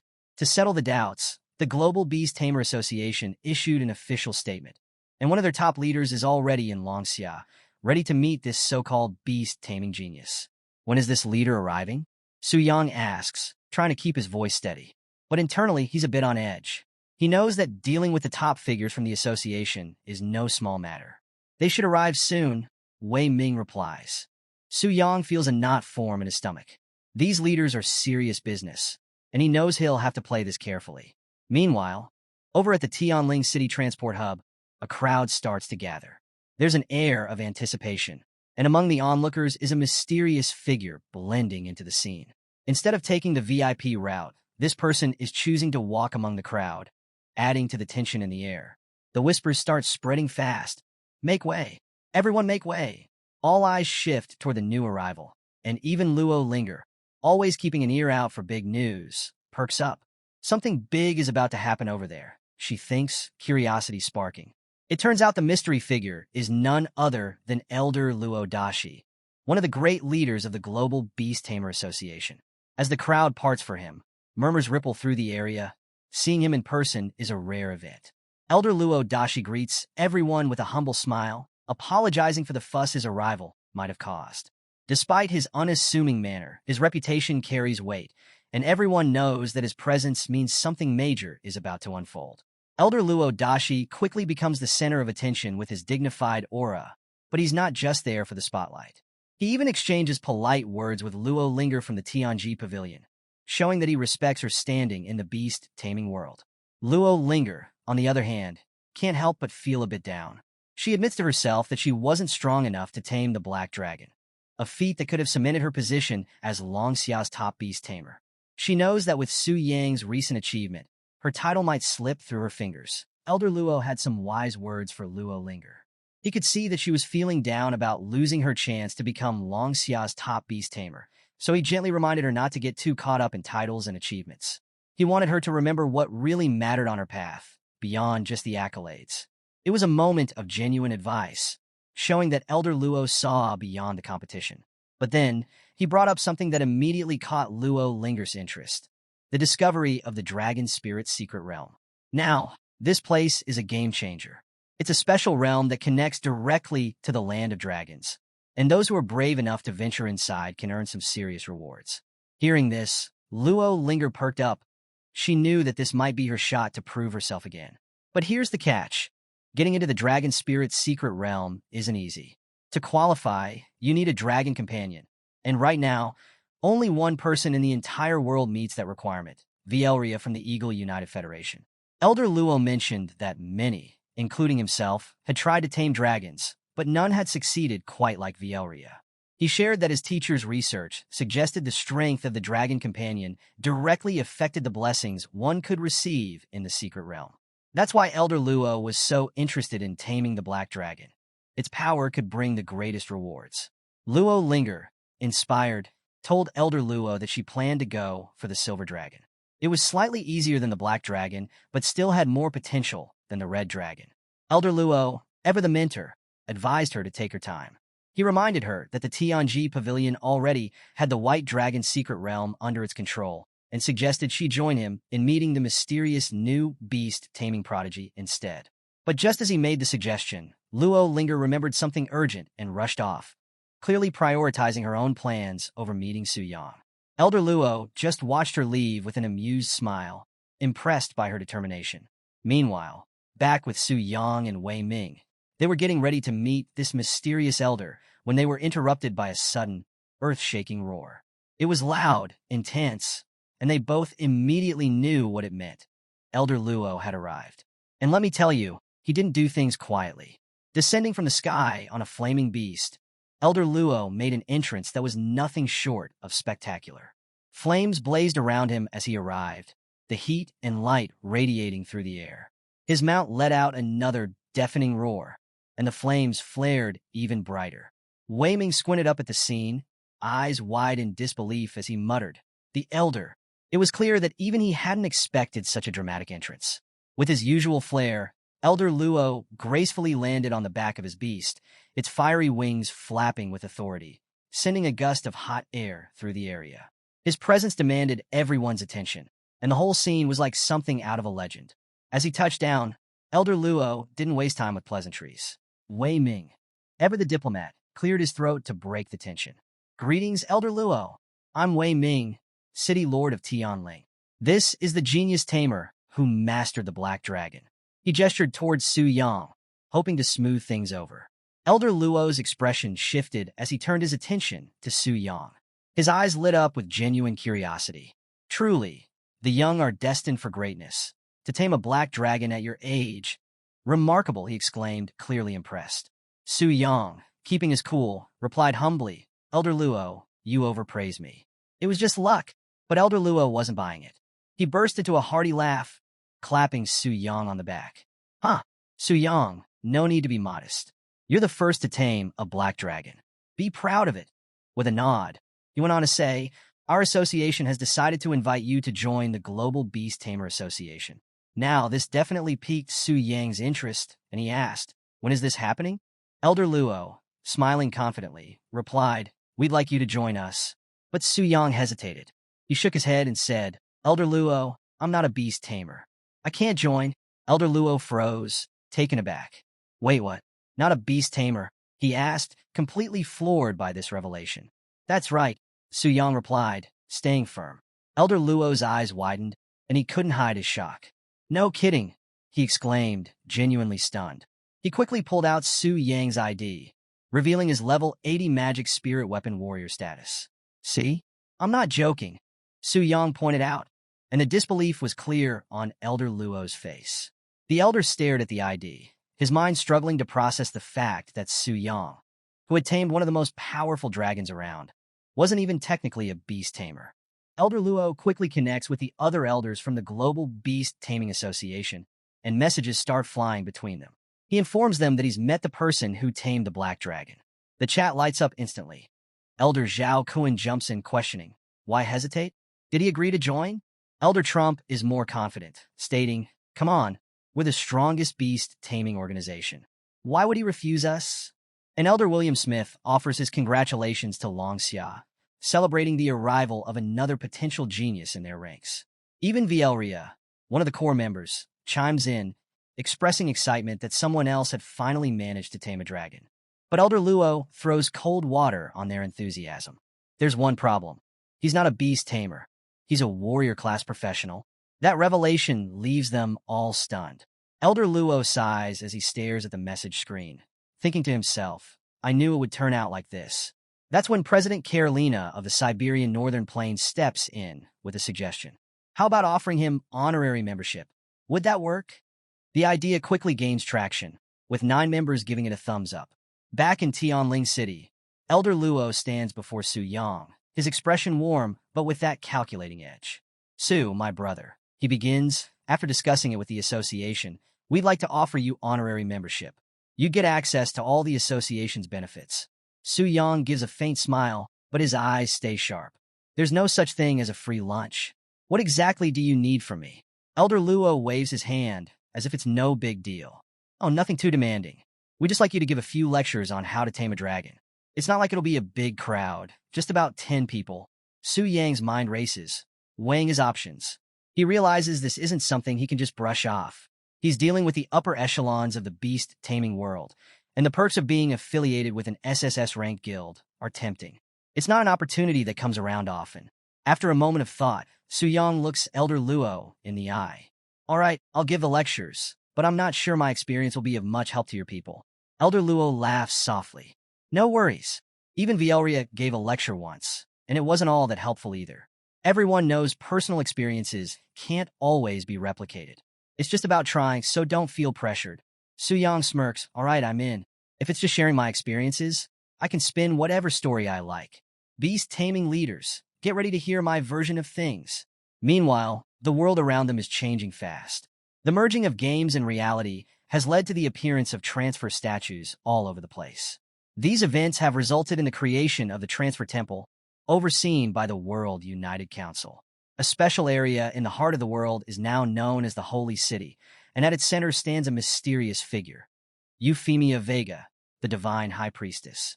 Euphemia Vega's reputation is shrouded in mystery. She's the highest authority in the temple, and no one has ever seen her leave the Holy City. She's always dressed in radiant robes, her aura brimming with a sense of divinity and power. Her true abilities and level remain a total enigma, hidden behind countless rumors.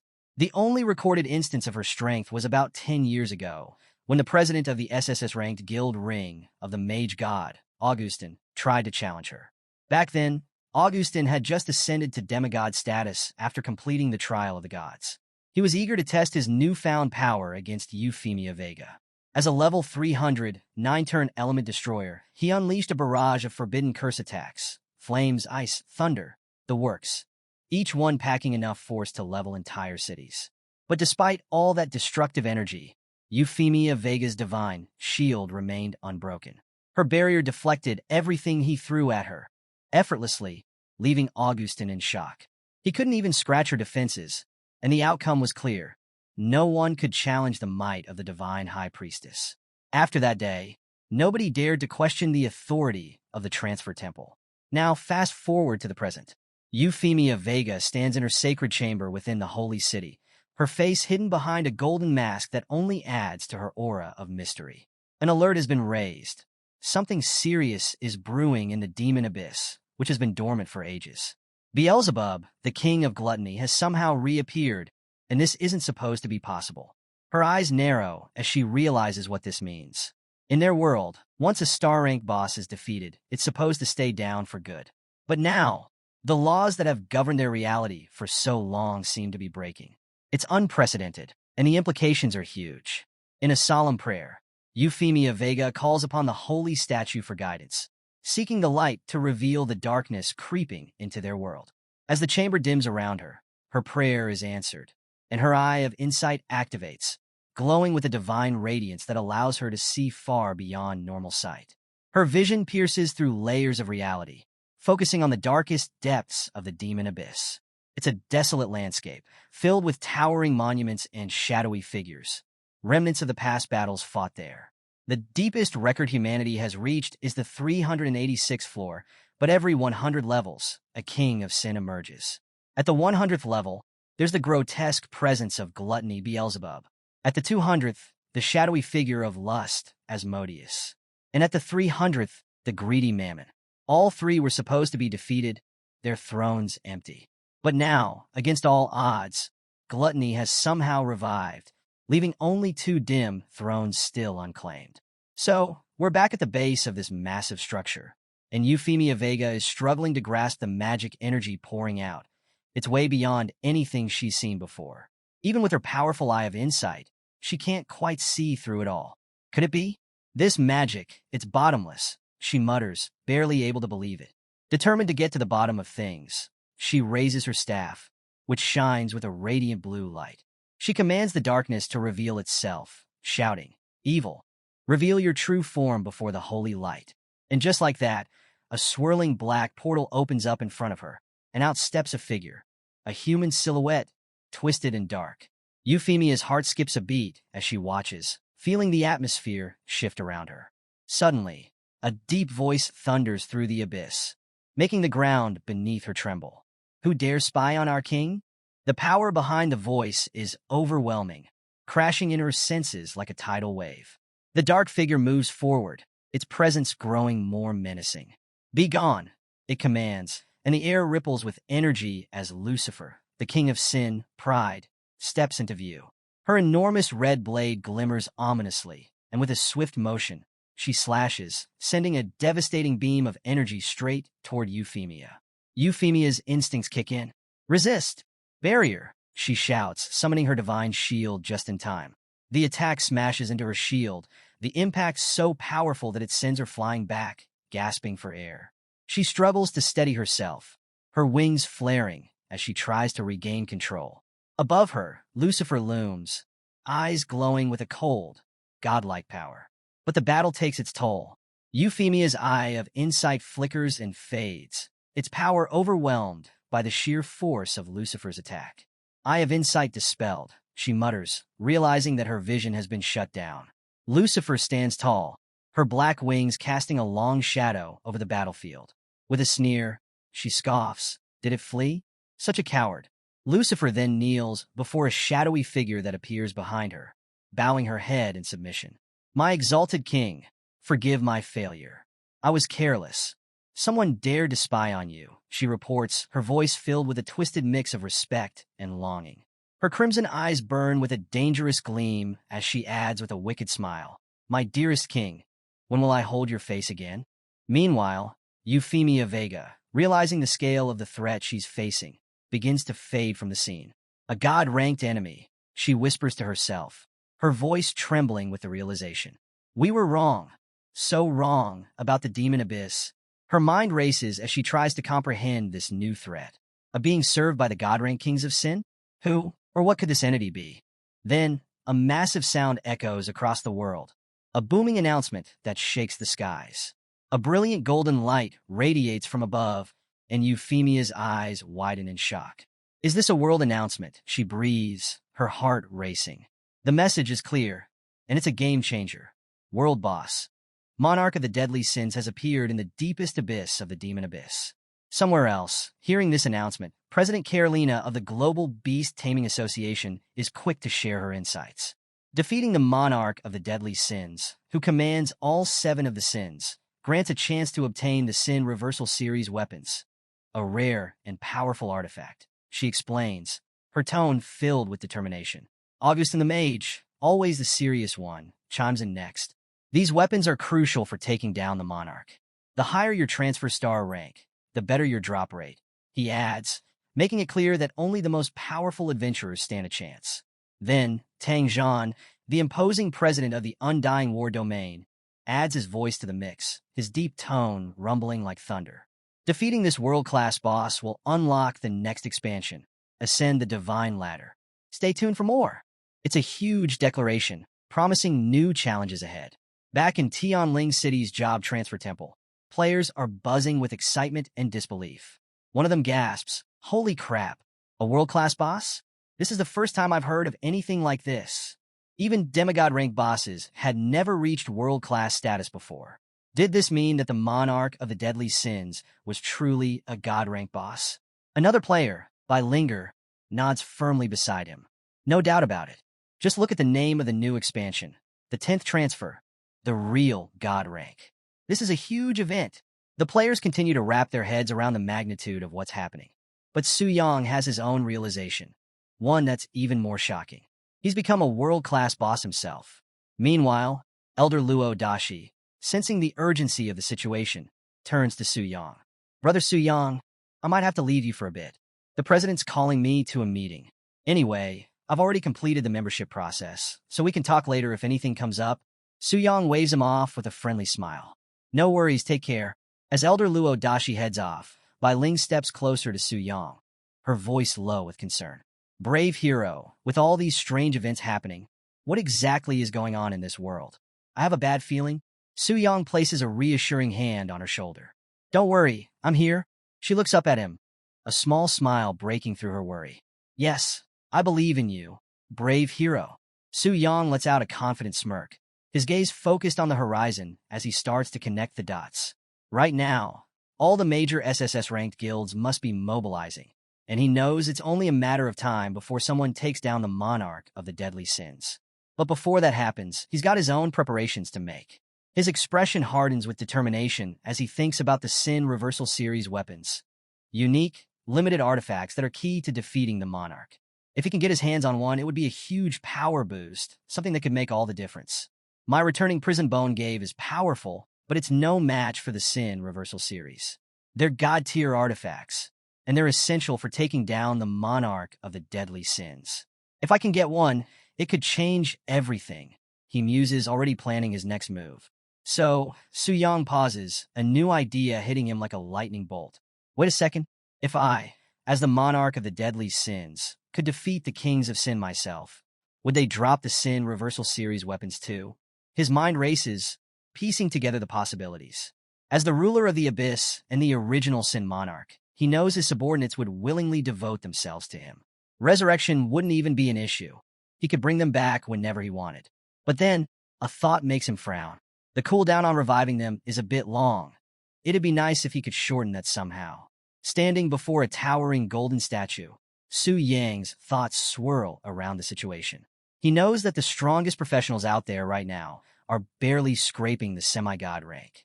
But with the upcoming expansion, the Ascension Ladder, it seems like the key to true ascension is defeating the original Sin Monarch. His competitive spirit flares up. If I could solo the original Sin Monarch, I'd be the first to ascend, he thinks, a smirk spreading across his face. He can't help but wonder how the others, who have been grinding away for years, would react when they learn that he's only been around for a month and is already on the verge of surpassing them. Su-yang looks up at the statue of the divine high priestess, with his angelic companion standing by his side. He nods to himself, refocusing on the present. But for now, let's stay on track. I'll take my 4th-ranked 5-star mission first, he says, as beams of light shoot skyward from the Grand Cathedral, signaling the arrival of some familiar faces. And sure enough, 3 figures gather beneath the cathedral's imposing structure. Augustin, Carolina, Tang Zhan, and Poker. Each of them is on high alert, their expressions tense. Augustin, president of the Divine Magic Circle and a powerhouse of a 9th-rank element annihilator, tries to lighten the mood with a chuckle. Hey, what a coincidence. Looks like we all got the same invite. Carolina, never one to miss a chance for a jab, smirks at Augustin. You getting up this early? I didn't think I'd see the day, she teases, but her smile doesn't hide the seriousness of the situation. Tang Zhan, the no-nonsense president of the Immortal War Domain, speaks up next, all business. With a new version and a world boss on the table, we can't afford to mess around, he says firmly. Even Poker, the president of the Knight's Holy Sanctuary, adds gravely. The Holy High Priestess herself sent an invitation letter. This isn't your everyday gathering.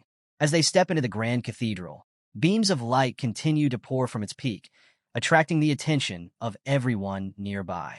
Augustin glances around at the murmuring crowd, noticing the awe in their expressions. Pretty lively, huh? He comments. All the top dogs from the SSS rank guilds are here. Excited whispers ripple through the crowd, reverence clear in their voices. It's Augustin, the pride of the mages. Look, it's Lady Carolina. And there's Tang Zhan. The gathering of these legends only adds to the anticipation in the air. Up above, holographic projections of the high-ranking leaders from around the world materialize, hovering in midair. Augustin takes it all in with a casual grin. Looks like even the big wigs of the major countries decided to show up for this one, he says, sipping from his drink. Guild leaders, national heads, all under one roof. This is going to be interesting. Then, the divine high priestess Euphemia Vega steps forward, radiating power and authority. Her voice rings out clearly, addressing the gathered leaders. Thank you all for responding to the temple summons. I'm sure you already know why we've gathered here. Her tone hardens as she continues. The original Sin King, Gluttony, Beelzebub, has resurrected. It's likely connected to the emergence of the world-level boss, the original Sin Monarch. The room goes quiet as the weight of her words sinks in. She presses on, her gaze steely. According to the guidance from the divine statue, defeating the original Sin King and obtaining a reverse Sin series weapon is the only way to stand a chance against the Sin Monarch. Euphemia stands at the head of a round table, her presence commanding respect. The best way to increase the chances of acquiring a reverse Sin series weapon? The final blow against each boss must be delivered by a high-star rank transfer. She looks around the room, taking in the serious expressions of the assembled leaders. You are the strongest warriors in the world right now. This mission falls on your shoulders, and only you can succeed in this fight against evil. As she finishes speaking, a holographic report fills the room, showing grim details about the Demon Abyss. The current deepest level conquered in the Abyss is 386, she announces. Along the way, the teams encountered 3 original Sin Kings, Gluttony, Lust, and Greed. Her tone is firm as she continues. Based on our calculations, a new original Sin King appears every 100 levels. That means we still have 314 more levels to clear before we can face the final boss. Euphemia Vega turns to Augustin and Tang Zhan, the strongest adventurers present, both at level 372. Master Augustin, General Tang Zhan, given your experience, how many levels of the abyss can be cleared with each level increase? Augustin pauses, taking a swig from his drink before answering with a wry smile. About 3 levels per increase. Push any further than that, and this old man might just keel over. Tang Zhan jumped into the discussion, making it clear just how tough things were going to get. The deeper we push into the demon abyss, the tougher it gets. Even with our power, we can't just breeze through multiple levels at once, he explained, his face serious. Euphemia Vega nodded, clearly feeling the weight of the challenge ahead. You'll need to level up at least 100 times to reach level 700. It's not going to be quick or easy, she admitted, her eyes reflecting just how long and grueling this journey would be. Then Poker, the judgment condemner, stepped in, his tone strategic. Look, when we defeat an original Sin King, the experience boost can level up the whole team. If we could manipulate this, reviving the Sin Kings and defeating them over and over, we might speed up our leveling and increase the drop rate for those Sin reversal weapons, he proposed. It was a risky plan, but the potential rewards were huge, and everyone knew it. Euphemia Vega shifted the focus to the crucial question. How do we handle the distribution of the reverse Sin series weapons? Poker cut through any fluff, reminding the room that these weapons weren't just rare loot. They were essential to taking down the original Sin Monarch and reaching the next stage of power, Ascension itself. Master Augustin, never one to back down, leaned in with a challenging tone. So, who's brave enough to try and claim one of those weapons first? He wasn't just asking. He was testing the room, seeing who would step forward. Another warrior couldn't help but comment on the boldness of those speaking out today. It was rare to see everyone being so upfront. But Poker, cool and composed, reminded them why they were really here. Let's not lose sight of what's at stake. These weapons are the key to defeating the Sin Monarch, and that means they're the key to our ascension. The tension in the room spiked, but then Euphemia Vega brought down her staff with a commanding strike, sending a shockwave through the chamber. It was a clear sign to focus. She urged everyone to be patient. The Transfer Temple is keeping a close eye on how we handle this. The decisions about the weapons will be made once we have our extermination team set, she said. One of the warriors, a bit sheepish, apologized for getting ahead of himself, and Euphemia, ever the leader, acknowledged the intensity of the moment with understanding. Tang Zhan then offered a plan to organize the extermination team, suggesting that countries pool their resources to form national teams. Each team would take turns hunting the Sin Kings, and whoever got the drop would keep it. It wasn't perfect, but it could reduce the fierce competition for those coveted weapons while keeping everyone motivated. The room buzzed with discussion, and tension hung thick in the air as everyone considered the idea. Poker, ever the strategist, saw the wisdom in Tang Zhan's approach, using entire countries as units in the fight. Meanwhile, Euphemia Vega listened carefully, weighing the pros and cons of coordinating these forces. But then a question popped up. What about the weaker countries? Would they just get overshadowed in this new system? Tang Zhan, unfazed, shot down the concern. Look, in this fight, the only thing that matters is strength. It's not about the political power of a country, he said, making his stance crystal clear. Euphemia, seeing the need for clarity, announced a vote on the proposal, keeping everyone focused on the mission at hand. As the votes came in, the result was decisive, 80% in favor of Tang Zhan's plan. It was official, and Euphemia Vega announced that the first item on the agenda was done. With that settled, attention turned to the countries that lacked 9th-rank professionals. Those nations wouldn't get a chance to participate, and their fate would be decided by a lottery. The final results were to be announced later. With the first matter wrapped up, all eyes turned to the second agenda, and President Carolina stepped forward, clearly eager to speak. Her presence was intense as she addressed the room. Thanks to the emergence of the Dragon Spirit Realm, the gates to the Dragon Kingdom are open again. It's a vast realm, filled with powerful bosses. If we can conquer this massive subspace, the experience rewards will skyrocket, giving us the boost we need to take on the Demon Abyss. Augustin, ever cautious, cut in with a warning. Hang on. Getting into the Dragon Spirit Realm isn't a walk in the park. Only those who have successfully tamed a dragon can even step foot inside, he reminded the group. He glanced at Carolina, his expression sharpening. Vielria from your association was the only one who managed that, right? but I get the feeling something's changed. Carolina's lips curled into a knowing smile. You got that right.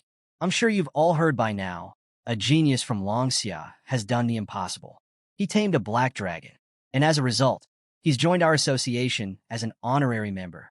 The room buzzed with murmurs, but then Poker spoke up, his skepticism cutting through the noise. Wait, he tamed a black dragon? Shouldn't that make him more than just an honorary member? Why didn't he become a regular member, or even a leader? Honorary status is usually for non-professionals in the association. The question lingered, adding a new layer of tension to the room. Carolina didn't miss a beat, her voice firm as she revealed the truth about Su Yang. That's right, Su Yang isn't a beast tamer at all. He's a warrior-class professional. The reactions came fast. Surprise, disbelief, and confusion flashed across the faces of the council members. The room fell silent, and the weight of this revelation settled heavily over everyone. They all tried to process the fact that a warrior, someone outside the traditional paths of beast taming, had managed to tame one of the most powerful dragons out there.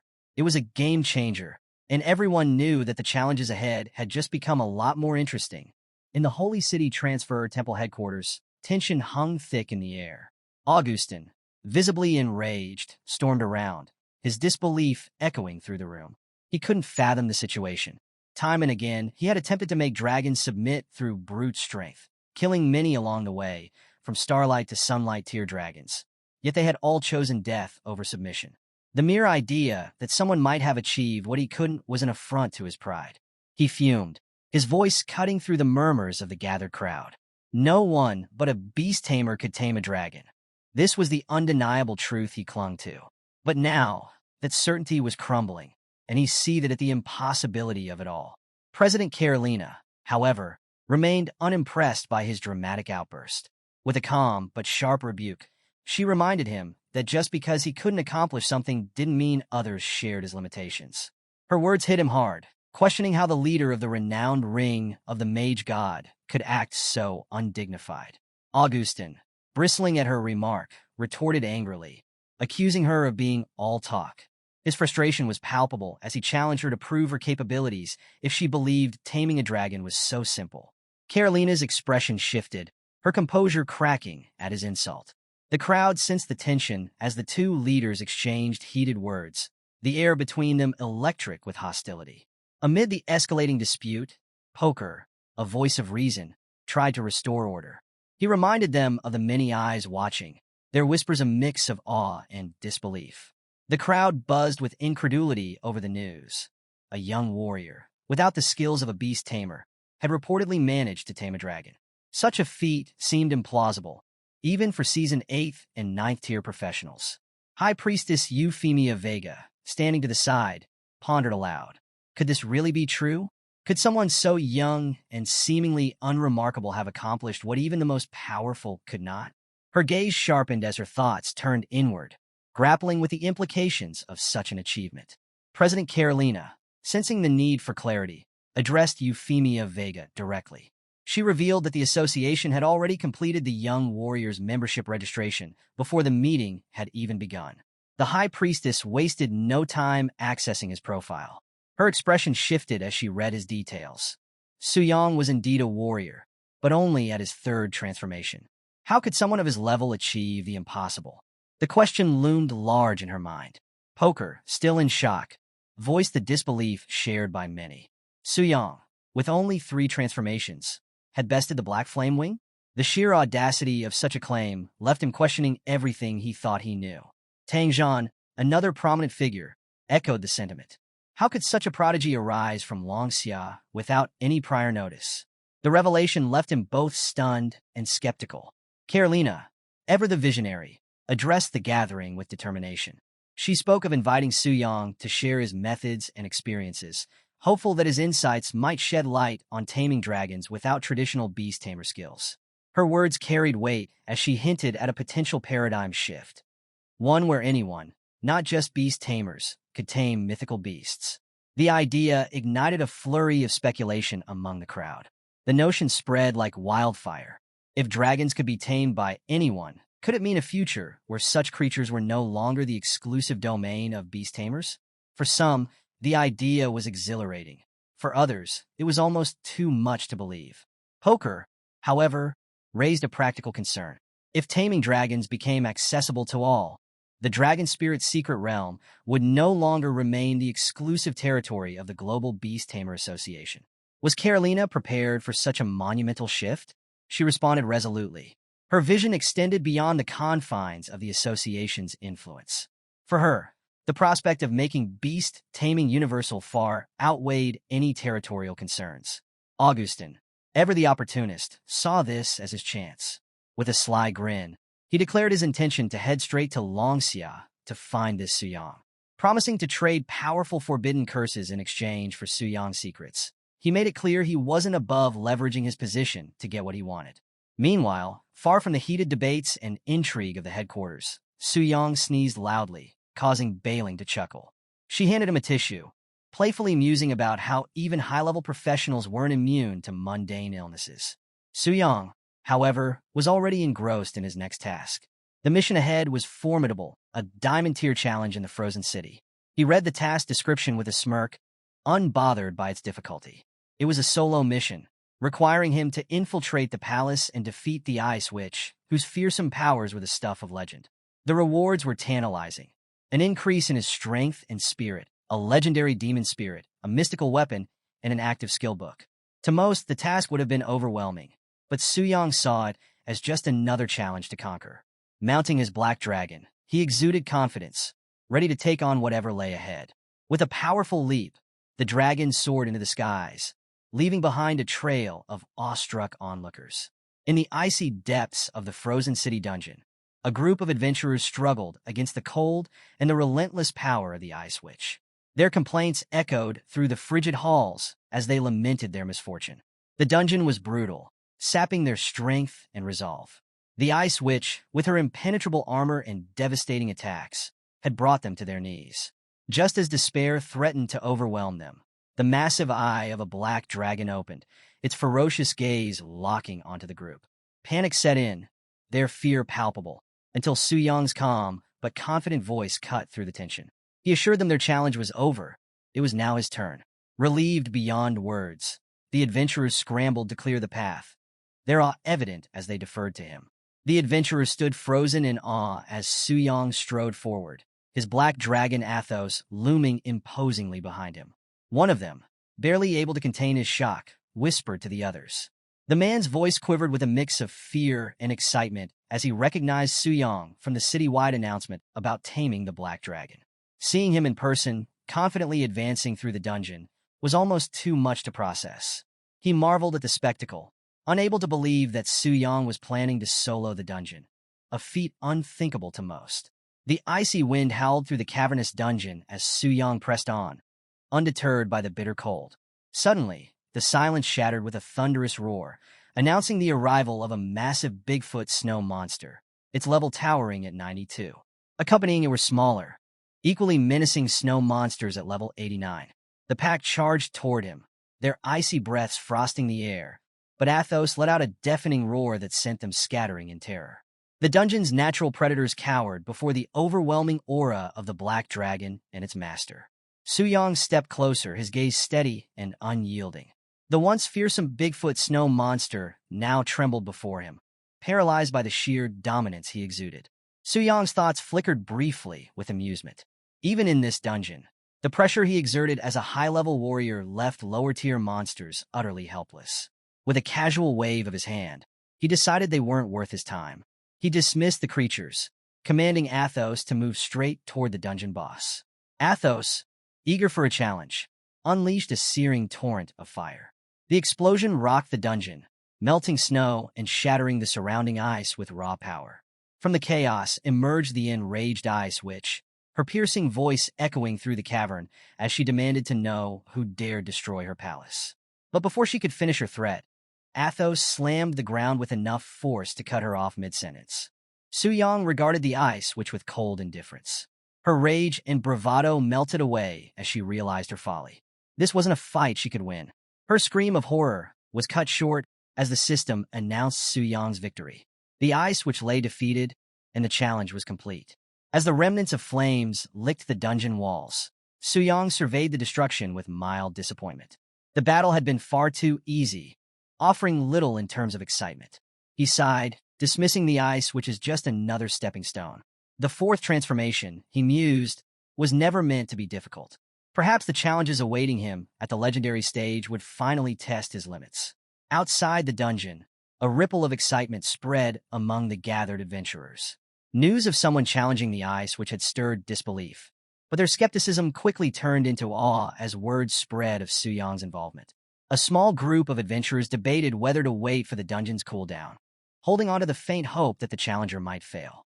Among the onlookers were Mu Rongshui and her friend Yu, both from Su Yang's guild. They overheard the chatter and quickly pieced together who the challenger was. Yu, eager to catch a glimpse of the man behind the legend, insisted they stay. She speculated that meeting someone like Su Yang could open unimaginable opportunities. Mu Rongshui, feigning disinterest, reluctantly agreed, though her curiosity was evident. Meanwhile, Augustin stood nearby, seemingly lost in his own world. His wistful expression and idle musings about the cold weather betrayed a slight tipsiness, a stark contrast to the stoic Tangzhan standing beside him. Despite the biting cold, Tangzhan remained unfazed, his attention fixed on the dungeon entrance. Suddenly, a roar erupted from within, signaling the boss's exit. Excitement rippled through the crowd as Athos emerged, its massive frame radiating power. And you couldn't contain her awe, marveling at the dragon's commanding presence. She mused aloud about the type of person capable of controlling such a creature, envisioning a handsome, elite guild member. Her dreamy admiration only intensified as Su Yang stepped forward, his casual demeanor captivating everyone present. Lin Yuyun, their guild leader, gasped as recognition dawned. She had heard the stories, but seeing Su Yang in the flesh was something else entirely. Her disbelief was echoed by Mu Rongshui, who muttered her amazement at the fact that Su Yang, only level 80, had accomplished the impossible. Su Yang greeted them with a calm nod, his words understated yet commanding. He asked casually if they were there to level up, prompting Lin Yuyun to explain that they had been gathering materials for Mu Rongshui. Hearing this, Su Yang checked his inventory and, without hesitation, offered her a glowing orb labeled the Heart of Frost. The epic material had dropped from the ice witch, and he insisted she take it. Mu Rongshui hesitated, overwhelmed by the generosity. She tried to refuse, but Su Yang's insistence left no room for argument. Blushing, she finally accepted the rare item, holding it close. And Yu teased her friend, playfully calling Su Yang a handsome young master, and hinting that if he said he didn't need it, he truly didn't. With the group still awestruck, Su Yang reassured them to relax. They had faced challenges together before, and there was no need for formality among comrades. Lin Yun, still processing the surreal moment, smiled and agreed, appreciating his down-to-earth demeanor. Just then, a low, ominous rumble interrupted the moment. Athos growled, its massive head turning sharply. Su Yang's attention snapped to his dragon, concern flashing across his face. Before he could react, Augustin stepped forward, extending a hand toward the formidable creature. To everyone's astonishment, Athos allowed the touch without resistance. Su Yang's thoughts raced. For someone to interact with his black dragon so casually, without inciting any aggression, was unheard of. A bead of sweat trickled down his temple as he stared at Augustin. The old man chuckled, brushing it off as a simple gesture, but Su Yang couldn't shake the unease building within him. Just who was this man? Amidst the snowy mountains, Su Yang stood with his companions, the icy wind swirling around them. As the figures of Augustin and Tangzhan approached, and Yu wrinkled her nose, grimacing at the unmistakable smell of alcohol wafting through the air. Mu Rongshui studied the elder with a spark of familiarity, trying to place where she had seen him before. Something about him triggered a memory, though she couldn't quite pin it down. Augustin's relaxed smirk broke the tension as he assured them he meant no harm. But before anyone could react, he vanished without a trace. Su Yang, now sweating despite the freezing conditions, tried to make sense of what had just happened. His mind raced. Spatial teleportation? Group teleportation without any visible gestures or spell movement. It was beyond his comprehension. Forcing himself to remain composed, Su Yang called out into the frosty silence, acknowledging the senior's impressive technique. He cautiously inquired about their business, knowing full well that such figures wouldn't appear here without a reason. When the silence broke and the names were spoken, The weight of their identities landed on Su Yang like a hammer blow. Augustin, president of the Ring of the Mage God, and Tang Zhan, president of the Undying War Domain. Both were leaders of the most powerful SSS tier guilds in the realm. Su Yang's mind spun. What could two legends possibly want with someone like him? A novice who had just barely completed his advancement quest? His instincts screamed that this was trouble. Forcing a smile, he asked if their visit was related to dragon taming techniques, the words escaping his lips more nervously than he'd intended. Augustin grinned at the question, his laid-back demeanor barely masking the intensity behind his eyes. That was exactly why they were there, he revealed, urging Su Yang to spill the secrets behind taming a dragon. But as he spoke, Augustin's aura flared, an overwhelming pulse of magical power surging outward. Su Yang felt the suffocating weight of it, his body stiffening under the sheer pressure. Tang Zhan shot Augustin an unimpressed glare, chastising him for his lack of restraint. His calm voice reminded the elder that his overwhelming magic might frighten the younger generation. Augustin chuckled sheepishly, reining in his power as the tension in the air began to dissipate. He casually admitted that perhaps another drink might help keep him steady. To lighten the mood, Augustin reached into his robe, producing two radiant scrolls that shimmered with energy. He offered them to Su Yang, declaring that they were forbidden spell scrolls. In exchange, he wanted the young warrior's dragon-taming insights. Su Yang's heart raced. Forbidden spell scrolls, immensely powerful but single-use items, were treasures anyone would covet. Yet, he couldn't help but feel there was more to this offer than met the eye. Su Yang quickly realized the stakes. These were top-tier professionals, and if they suspected he was bluffing, the consequences could be dire. His mind raced as he weighed his options. With no room for error, he decided to gamble. Feigning confidence, he raised a finger and suggested an alternative. Instead of scrolls, he proposed a forbidden spell skill book.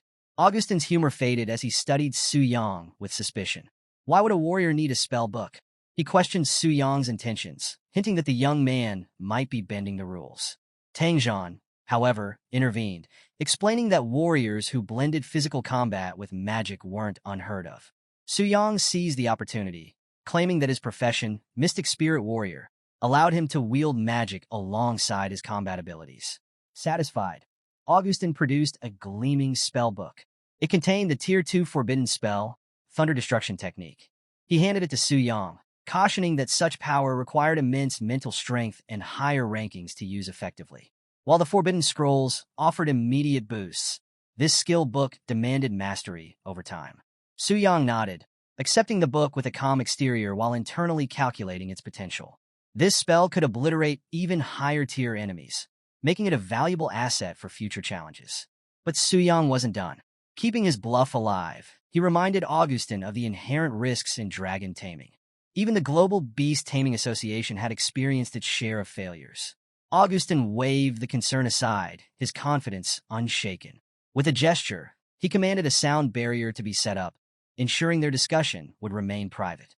Within the glowing barrier, Su Yang began recounting his experience taming the black dragon. He spoke with conviction, carefully weaving a mix of truth and fabrication. Augustin listened intently, nodding thoughtfully as Su Yang elaborated on the strategies and intricacies involved. By the end of the explanation, Augustin appeared satisfied, declaring his intention to find a dragon sanctuary and put Su Yang's insights to the test. He radiated a renewed confidence. Tang Zhan, more skeptical at first, eventually acknowledged the depth of Su Yang's knowledge. He admitted that Su Yang's understanding of the Black Dragon Fortress was too detailed to dismiss.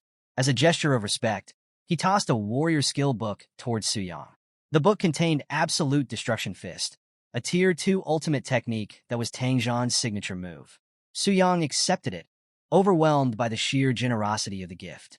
As the discussion neared its end, Tang Zhan shared a critical piece of information. He explained that taming a dragon granted access to the dragon spirit's secret realm, a hidden domain accessible only to dragon masters. Currently, only Su Yang and Valeria held that prestigious title. With time, others might join their ranks, but Su Yang's guidance could be pivotal in shaping this new era.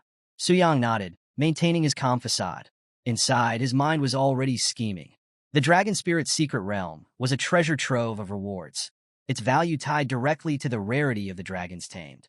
To maximize his gains, he would need to acquire more dragons. But as he stood there, surrounded by legends who believed his every word, one thought lingered. His bluff had worked, for now. But how long could he keep up the act? Standing amidst the snowy mountains, Su Yang faced Tang Zhan, whose expression had turned serious. Tang Zhan explained the latest developments. After the recent world-level boss event, the Demon Abyss now offered boosted experience and increased drop rates. It wasn't merely an opportunity for gains, though. It was a calculated move. The officials were forming a team of the most talented young professionals to train there. Tang Zhan praised Su Yang's track record, noting that completing 5-star difficulty advancement quests demonstrated unparalleled talent. He declared Su Yang more than qualified to join. Su Yang nodded in acknowledgement, but his sharp instincts left him uneasy. Something didn't sit right. He asked why the training was focused solely on the Demon Abyss when other options existed. The answer didn't seem tied purely to the boosted benefits. Tang Zhan's gaze sharpened, impressed by Su Yang's insight. He brought up the Red Moon invasion, asking if Su Yang had encountered it during his third advancement. Su Yang confirmed he had experienced it once, prompting Tang Zhan to explain its grim significance. Despite the game's centuries-long history, no one truly understood the Red Moon or its origins. Even the enigmatic Profession Change Temple avoided clarifying its purpose. What was clear, however, was its lethal intent. The higher one's advancement and the more stars completed, the greater the likelihood of encountering the Red Moon. Those killed by the Scarlet Decay during these invasions faced permanent death, a fate no resurrection spell or mechanic could undo. Tang Zhan's voice grew grim as he continued. The Red Moon appeared to target the most talented individuals, seemingly intent on erasing them from existence. It was a threat that could no longer be ignored. The Demon Abyss, he revealed, was the closest environment to mimicking the conditions of a Scarlet Decay attack. Training there would prepare warriors to face this growing danger. Even the Profession Change Temple had taken measures, creating a store for exchanging rare items for Red Moon crystals and assigning temple priests to purify contamination from warriors. Su Yang's thoughts raced as he processed this information. Was there an even deeper purpose behind these events? He didn't have enough pieces to solve the puzzle, but his instincts warned him there was more at play. As they prepared to part ways, Tang Zhan reminded him of the upcoming Demon Abyss assembly before bidding farewell. Su Yang watched him leave, the weight of the conversation settling over him. Left alone, Su Yang reflected on the encounters of the day. The overwhelming strength of legends like Tang Zhan and Augustin left him feeling small, a stark reminder of the gap he still needed to bridge. The thought of taming the Black Dragon had once filled him with pride, but now it felt like a small step in a much larger journey. Clenching his fist, he resolved to grow stronger. The Demon Abyss awaited, and he had no intention of being left behind. Back at the Transfer Temple, Su Yang submitted his completed quest. The nearby statue suddenly activated, confirming his progress. A radiant fire enveloped him as the system acknowledged his accomplishment. The fourth advancement, a 5-star quest, was 100% complete. Power surged through him as his stats and abilities received significant boosts. The system rewarded him generously. Increased base attributes, a new level cap of 100, and a legendary skill book tailored for Mystic Spirit Warriors. Su Yang's stats reflected his progress. Strength, 7,692. Speed, 2,646. Mental, 3,907. Examining the new legendary skill book, Su Yang couldn't help but feel a flicker of excitement. The skill, Mystic Spirit, allowed him to summon a combat spirit with half his attributes and switch places with it at will. This feature, dubbed Kingside Castling, was as tactical as it was powerful. Yet, even as he admired the new ability, a deeper hunger gnawed at him. It wasn't enough. Witnessing true top-tier strength had ignited a fire within him, a craving for power beyond what he currently held. Bailing, standing nearby, noticed his pensive expression. She congratulated him on his advancement, but noted his lack of enthusiasm. Su Yang brushed off her concern with a smile, concealing the storm of ambition swirling in his mind. He had plans to execute, and hesitation wasn't an option. Later, in the depths of the Demon Abyss, Su Yang stood before a pulsating summoning circle. The dark energy radiating from it was palpable, a sinister promise of the power that awaited. With calm authority, he activated the circle, summoning a towering figure cloaked in wrathful energy. Wrathful Samel, the Sin Monarch of Wrath. The demon materialized, bowing low before him, its deep, rumbling voice addressing him as the Supreme Lord. Su Yang's response was chilling. Without hesitation, he commanded Samuel's death, declaring that the demon should return to the abyss of darkness. Samuel froze, disbelief and defiance flashing across his features. The demon's roar of anger echoed through the abyss, shaking the ground beneath them. Samuel struggled to comprehend the judgment, his pride and fury clashing with his loyalty. As the demon raged, Su Yang observed him with detached curiosity. Samuel's power was undeniable, a true king of original sin. His abilities, especially the life-draining offering of the wrathful king, made him a devastating force of nature. Yet Su Yang's gaze remained cold, his thoughts unwavering. Sacrificing such a formidable ally was necessary for his greater plan. Samuel, though enraged, finally spoke, his voice a mix of defiance and resignation. He declared that if his master wished for his death, he would accept it without question. But his anger, born from being discarded without defeat, remained unyielding. Samuel's fist slammed into the ground, the impact reverberating like a physical manifestation of his fury. Su Yang watched the display, pondering the nature of wrath. It was a force that resisted even in submission, a raw, untamed emotion. Finally, Samuel calmed, his tone shifting to one of contemplation. He understood that Su Yang's command wasn't rooted in punishment, but in necessity.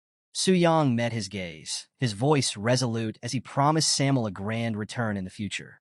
For now, the demon would return to the deepest darkness, offering his power to further Su Yang's ascent. The air was heavy with tension as wrathful Samuel, the Sin Monarch of Wrath, bowed low before Su Yang. His voice resonated with unwavering loyalty, accepting his fate with dignity. He understood that his sacrifice was not a punishment, but a necessary step in serving a greater purpose. With a calm yet resolute tone, Samuel declared his readiness to embrace death and dedicate himself to the abyss, vowing to await his master's call for the day of his return. Su Yang, now fully embodying his role as the Sin Monarch, summoned a massive, ominous weapon into his grasp. The blade pulsed with a deadly red glow, its energy radiating a chilling finality. The air grew colder as he uttered the chilling command. Very well. The blade descended with a terrifying whoosh, slamming into Samuel's chest and unleashing devastating shockwaves through the void. The impact obliterated Samuel's form with brutal precision, his essence dissolving into pure darkness as a final offering to the abyss. Even in his final moments, Samuel's voice resonated with reverence, praising the power of the supreme monarch and proclaiming his eternal loyalty. As his form faded, Samuel's last words echoed through the void, a testament to his devotion. With unwavering loyalty, I will follow your will. Far away, on the 100th floor of the demon abyss, Beelzebub, the king of gluttony, sensed the disturbance. His instincts flared, and his once dormant corpse trembled with an ominous pulse. A dark unease crept into his voice as he muttered in disbelief. No one had dared to challenge the kings of original sin in ages. How could wrathful Samuel have fallen?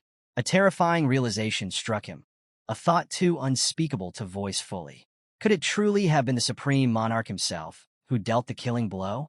Back in the deepest abyss, Su Yang, now the Sin Monarch, stood amidst the fading echoes of his deed. A system notification rang out, affirming the magnitude of his actions. You have killed the king of original sin, Samuel. Experience gained, plus 13.4 billion. Level up, level 85 to 100 achieved. Overflow experience, 13 billion. 7.8 billion experience points wasted due to overflow. An absurd surge of power coursed through Su Yang as he absorbed the colossal experience gain. The sheer magnitude of the overflow stung, a reminder of the monumental nature of this kill. Despite the wasted experience, the remaining reserves left him exhilarated. This is more than enough for my 5th job change quest, he mused, the thrill of leveling up eclipsing even his triumph over the Black Dragon. His voice brimmed with anticipation as he announced the next step. All right, now it's time for today's main event. Let's see what good items Samuel left behind. As the loot materialized, each item pulsed with raw, potent energy. Su Yang examined the treasures with a commanding presence, a smirk tugging at his lips. These were no ordinary rewards. They were artifacts befitting the defeat of a demigod-tier boss. Loot details. The flesh of the king of original sin permanently boosts health by a staggering 10 million HP. The broken heart of the king of original sin grants a permanent increase of 10,000 strength points. The demon Wrathful Samel Horn, a rare forging material capable of creating legendary artifacts.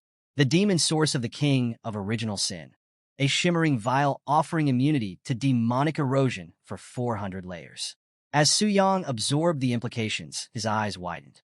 10 million health? 10,000 strength points? These enhancements were nothing short of game-changing. Comparing them to his current stats, 2,127 strength and 53,175 health, he realized these boosts would amplify his power exponentially. The thought of such strength filled him with exhilaration. With these stats, even top-tier challengers would crumble before him. This is next level, Su Yang marveled, envisioning himself crushing foes with ease. The idea of overwhelming enemies like Athos, the Black Flame Wing, with his bare hands was almost laughable now. His path to power was becoming clearer, and with these artifacts, he could rewrite his fate entirely.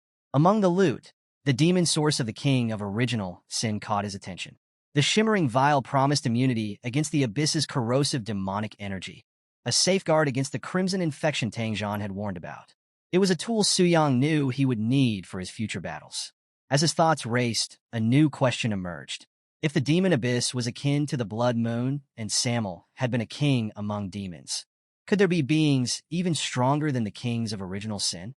Could a supreme monarch rival such power? Su Yang dismissed the thought for now. The answers would come later. His immediate focus was on consolidating his newfound strength and preparing for the next step.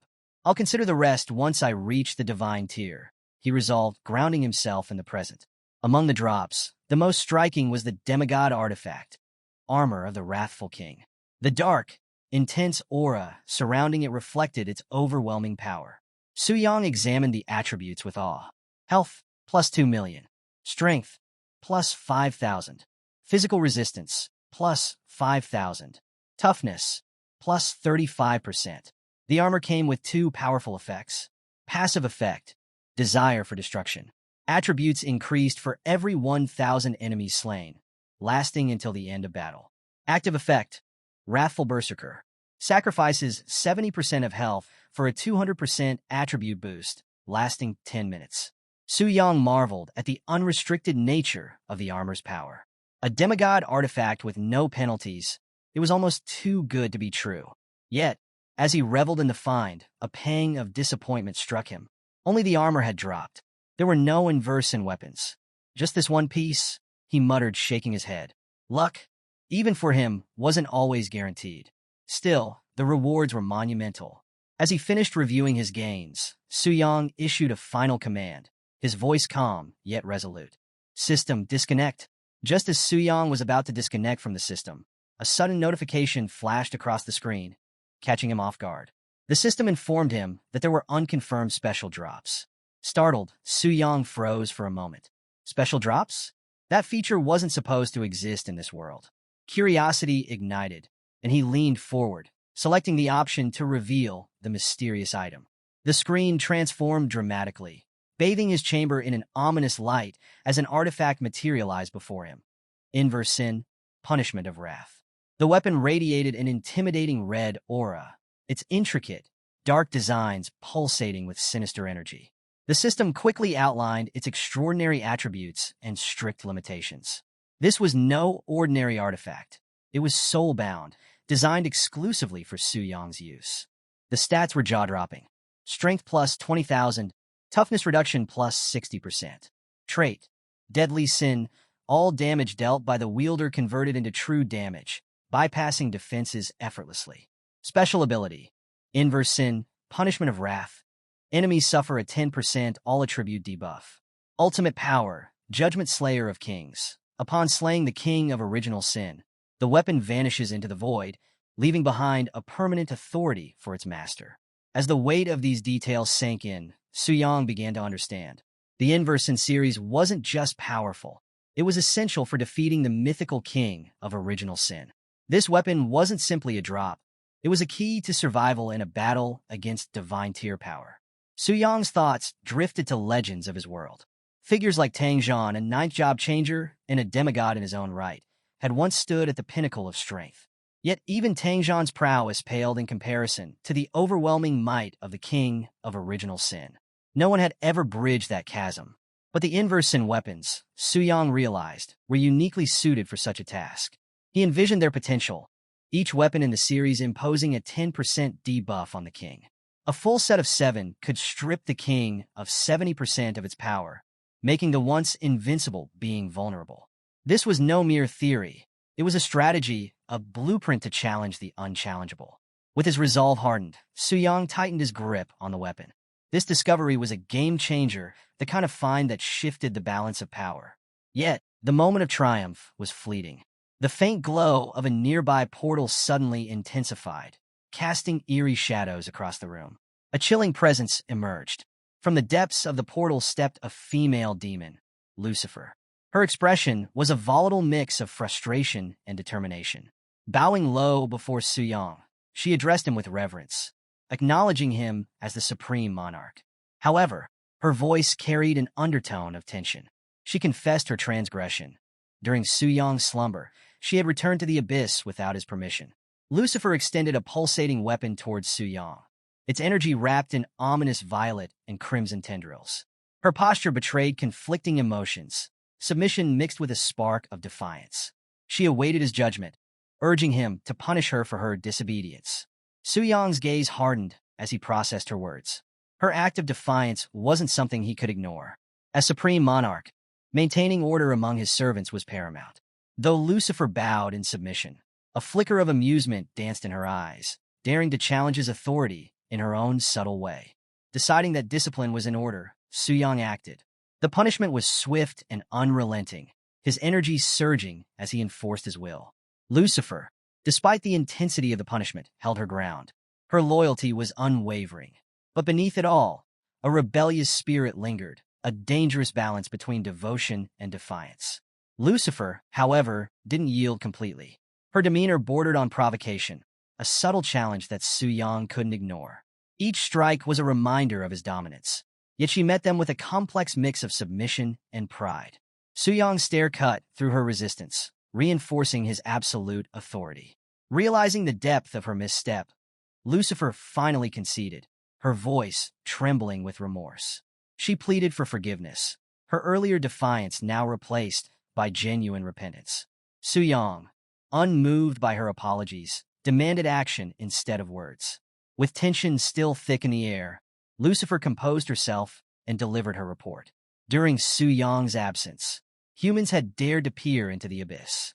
Such an intrusion was unprecedented, and Lucifer identified the culprit as the Holy High Priest, the only human powerful enough to perform such an act. Su Yang's thoughts turned inward. The timing of the intrusion coincided too closely with his disconnection from the system. It was no coincidence. The Transition Temple must have seized that exact moment to broadcast his existence as a world-class boss. This human priest, Euphemia Vega, wasn't just formidable. She could very well be a divine tier being. With a newfound understanding of the threat, Su Yang issued a command. Lucifer was to return to her post and remain vigilant. Bowing deeply, she accepted his order without hesitation. Yet, as she departed, her thoughts lingered on her master. Lucifer reflected on the monumental power of her king. Even the death of wrathful Samuel paled in comparison to the strength of Su Yang. Her admiration deepened, and with it, her loyalty. She mused silently, knowing that no mortal could challenge her king without dire consequences. As she disappeared into the shadows, a faint blush crept across her cheeks. For Su Yang, she would willingly endure any hardship, even death itself. Her devotion was absolute. After Lucifer's departure, Su Yang sat alone on his throne, the shadows of the abyss casting an eerie stillness around him. His mind raced, reflecting on the unexpected revelation. He had underestimated the Transition Temple. Hidden powerhouses among their ranks explained their unshaken authority over the years. Still, Su Yang dismissed them as mere distractions, temporary obstacles in the grand scheme of his plans. His focus shifted inward. The path ahead was clear, and his priorities solidified. Increasing his strength was the ultimate goal. Dwelling on the machinations of others was a waste of time. What truly mattered was his impending fifth transmutation task, a crucial step toward advancing to the legendary stage. With this resolve, Su Yang prepared himself for the next phase of his ascension. Meanwhile, across the ocean in the Eagle Beauty Federation, a vastly different scene was unfolding. Augustin stood at the new Silver Lake dragon nest, frustration written across his face. His quest to tame dragons was proving far more difficult than anticipated. Despite meticulously following the methods Su Yang had previously employed, success eluded him. Behind him, a battered dragon, its scales dulled from battle, let out a weary growl, its spirit unbroken. The dragon's defiant snarl echoed in the valley, challenging Augustin's resolve. Refusing to give up, he pressed forward, navigating through 3 separate dragon's secret realms over the course of a grueling day. By the time he finished, nearly every dragon stronghold in the Eagle Beauty Federation had been explored and challenged. As Augustin paused to assess his progress, a sudden notification materialized before him, illuminating the air with its significance. World announcement. The first weapon of the Reverse-In series has been obtained. World-class boss subjugation progress. 1 out of 7. The message sent shockwaves through him. His eyes widened in disbelief, his thoughts racing. Someone had accomplished the unthinkable, a monumental leap in power that defied expectations. Fury surged through Augustin as he realized the implications. Chaos erupted around him as the weight of this development sank in. The rules set by the temple had been blatantly disregarded. The act itself was an affront not only to the sacred order, but to his pride and his allegiance to the holy high priest, Euphemia Vega. Augustin's frustration boiled over into suspicion. He wondered if Tangzhan, the legendary powerhouse, was responsible for this disruption. Yet, no matter who it was, Augustin's resolve hardened. Disrespect toward Euphemia Vega, or himself, would not be tolerated. His body crackled with energy as he vowed to make the transgressor pay for their audacity. Far away, in the serene yet majestic landscape of Sakura Country's Kyoto, events were also taking a dramatic turn. Beneath the towering pagoda, surrounded by blooming cherry blossoms, a tense meeting was underway. Lord Tokugawa, the country's leader, addressed his assembly with steely determination. The topic of discussion was critical: their efforts to tame dragons and secure their position in the battle against the king of original sin. Tokugawa questioned the capabilities of one official's daughter, challenging her odds of success. His gaze was sharp, his words laced with urgency. He compared their progress to rumors of a black dragon being subdued by a genius from another region. The pressure to keep pace weighed heavily on the room. The head of the Azui family, Asui Sonikairo, responded with measured confidence. He assured Tokugawa that while negotiations with Lania continued, the red dragon, less formidable than the black, would soon fall under his daughter's control. Her success, he estimated, was highly probable. Tokugawa, satisfied with the answer, turned his attention to a more pressing matter. With his commanding presence, he declared that this was Sakura Country's chance to be the first to challenge the king of original sin. This opportunity could not be wasted. The assembly responded with unanimous resolve, their collective determination mirroring Tokugawa's ambition. But before the conversation could progress further, a glowing message materialized before them. World announcement. The first weapon of the Reverse-In series has been obtained. World-class boss subjugation progress. 1 out of 7.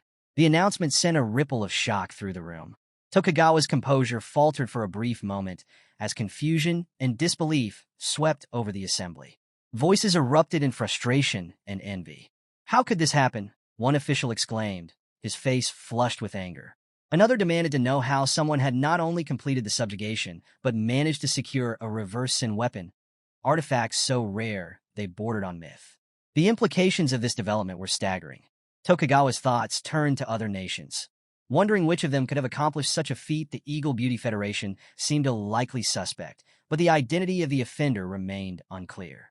Rising to his feet, Tokugawa's gaze sharpened with resolve. Addressing his followers, he issued a decisive order. They would travel to the holy city to demand an explanation. The rules of the temple had been violated, and Tokugawa would not let this slight go unanswered. The scene shifts to the headquarters of the Transfer Temple in the Holy City, where a tense energy fills the Grand Hall.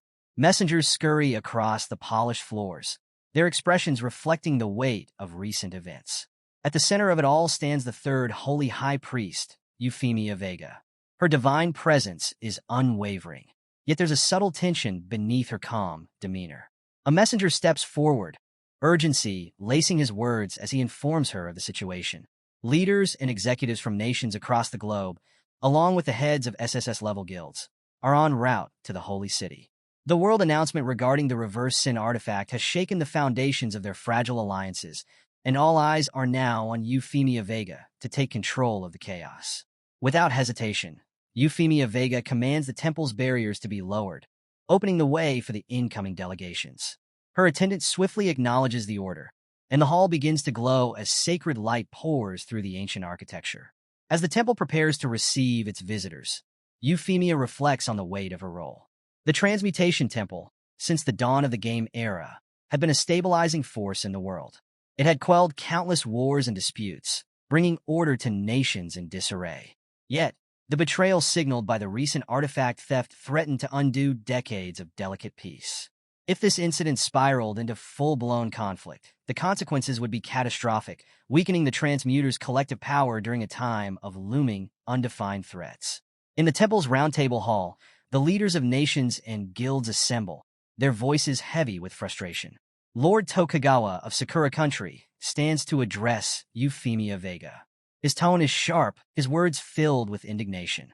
It was under her leadership, he reminds the gathering, that a consensus had been reached.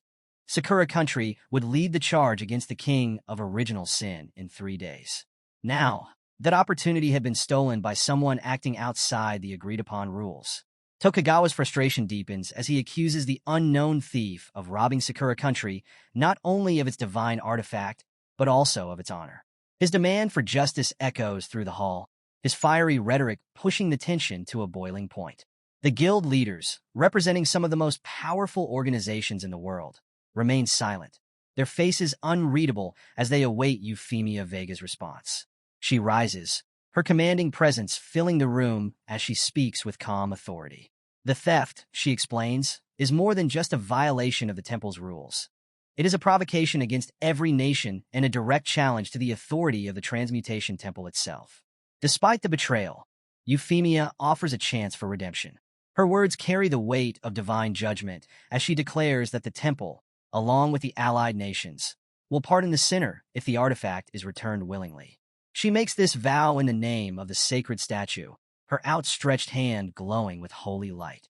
It is an offer of mercy, but one laced with a subtle warning. As the room absorbs her words, Euphemia raises her staff high, unleashing a radiant surge of light that bathes the hall in an overwhelming glow. Her voice resonates with divine authority as she invokes the guidance of the sacred statue. Under its watchful gaze, she proclaims, "No deception can go unnoticed. If anyone dares to lie, the holy light itself will vanish before them." The room falls silent as the leaders and guild heads look around, their expressions tense. The brilliance of the light is almost blinding, making it impossible for anyone to determine if the statue's judgment is targeting someone. Whispers ripple through the crowd as the tension thickens. One observer squints through the light, asking aloud if any signs of deception have been detected. Another, shielding his eyes, remarks on the overwhelming brightness, noting that nothing seems amiss. President Carolina scoffs, her voice cutting through the murmurs as she suggests that the guilty party may be too afraid to show themselves. Tangzhan, standing nearby, speaks quietly but with pointed intent. He notes that there remains one person who hasn't yet undergone the temple's polygraph test. His words shift the atmosphere instantly, drawing curious and suspicious glances from the crowd. Augustin, sensing the rising tension, turns sharply to Tangzhan. His tone is accusatory as he questions the implication. Was Tangzhan suggesting that Euphemia Vega herself was somehow involved? Before the discussion can escalate, the room shifts. All eyes fall on Euphemia Vega as her divine aura intensifies. "It was my mistake not to include myself in the lie detection spell," she admitted, her tone steady but firm, like a professor announcing a pop quiz. "Given the situation, it's only natural that suspicion would fall on me." The weight of her words settled heavily on the crowd, but Euphemia didn't stop there. Her radiance intensified, now practically blinding, and the entire room seemed to quake under the sheer force of her presence. A few in the audience groaned in discomfort, while one brave soul whispered under their breath, "For the love of mana, somebody dim that flashlight." Q. Augustine, coughing into his hand to break the awkwardness, He plastered on a strained smile and stepped forward. Great priest, please forgive their, lack of composure, he said, clearly trying to tiptoe his way out of the awkward moment. We've always believed in your strength. You wouldn't lower yourself to such petty actions. His words sounded confident, but his smirk faltered halfway through, like a bad poker player bluffing on a losing hand. To steer the conversation back on track, Augustine pointed out the obvious. The lie detection spell had found no culprits. If no one present had lied, then who could have killed the king of original sin? It wasn't your run-of-the-mill murder. This required an expert capable of slipping past the most vigilant of nations and their formidable powers. Carolina seized the moment, stepping forward like the no-nonsense captain of a SWAT team. Her sharp voice cut through the speculation like a hot knife through butter. Not everyone at this level of power is here, she stated bluntly, gesturing toward the conspicuously empty seats. Some demigod-level combatants conveniently decided to skip the meeting. Behind her, Tang Zhan stood, arms crossed, with a look that could pierce armor. His sharp eyes scanned the room as he countered. That's true, but let's not jump to conclusions. We don't have concrete evidence to tie anyone to the crime.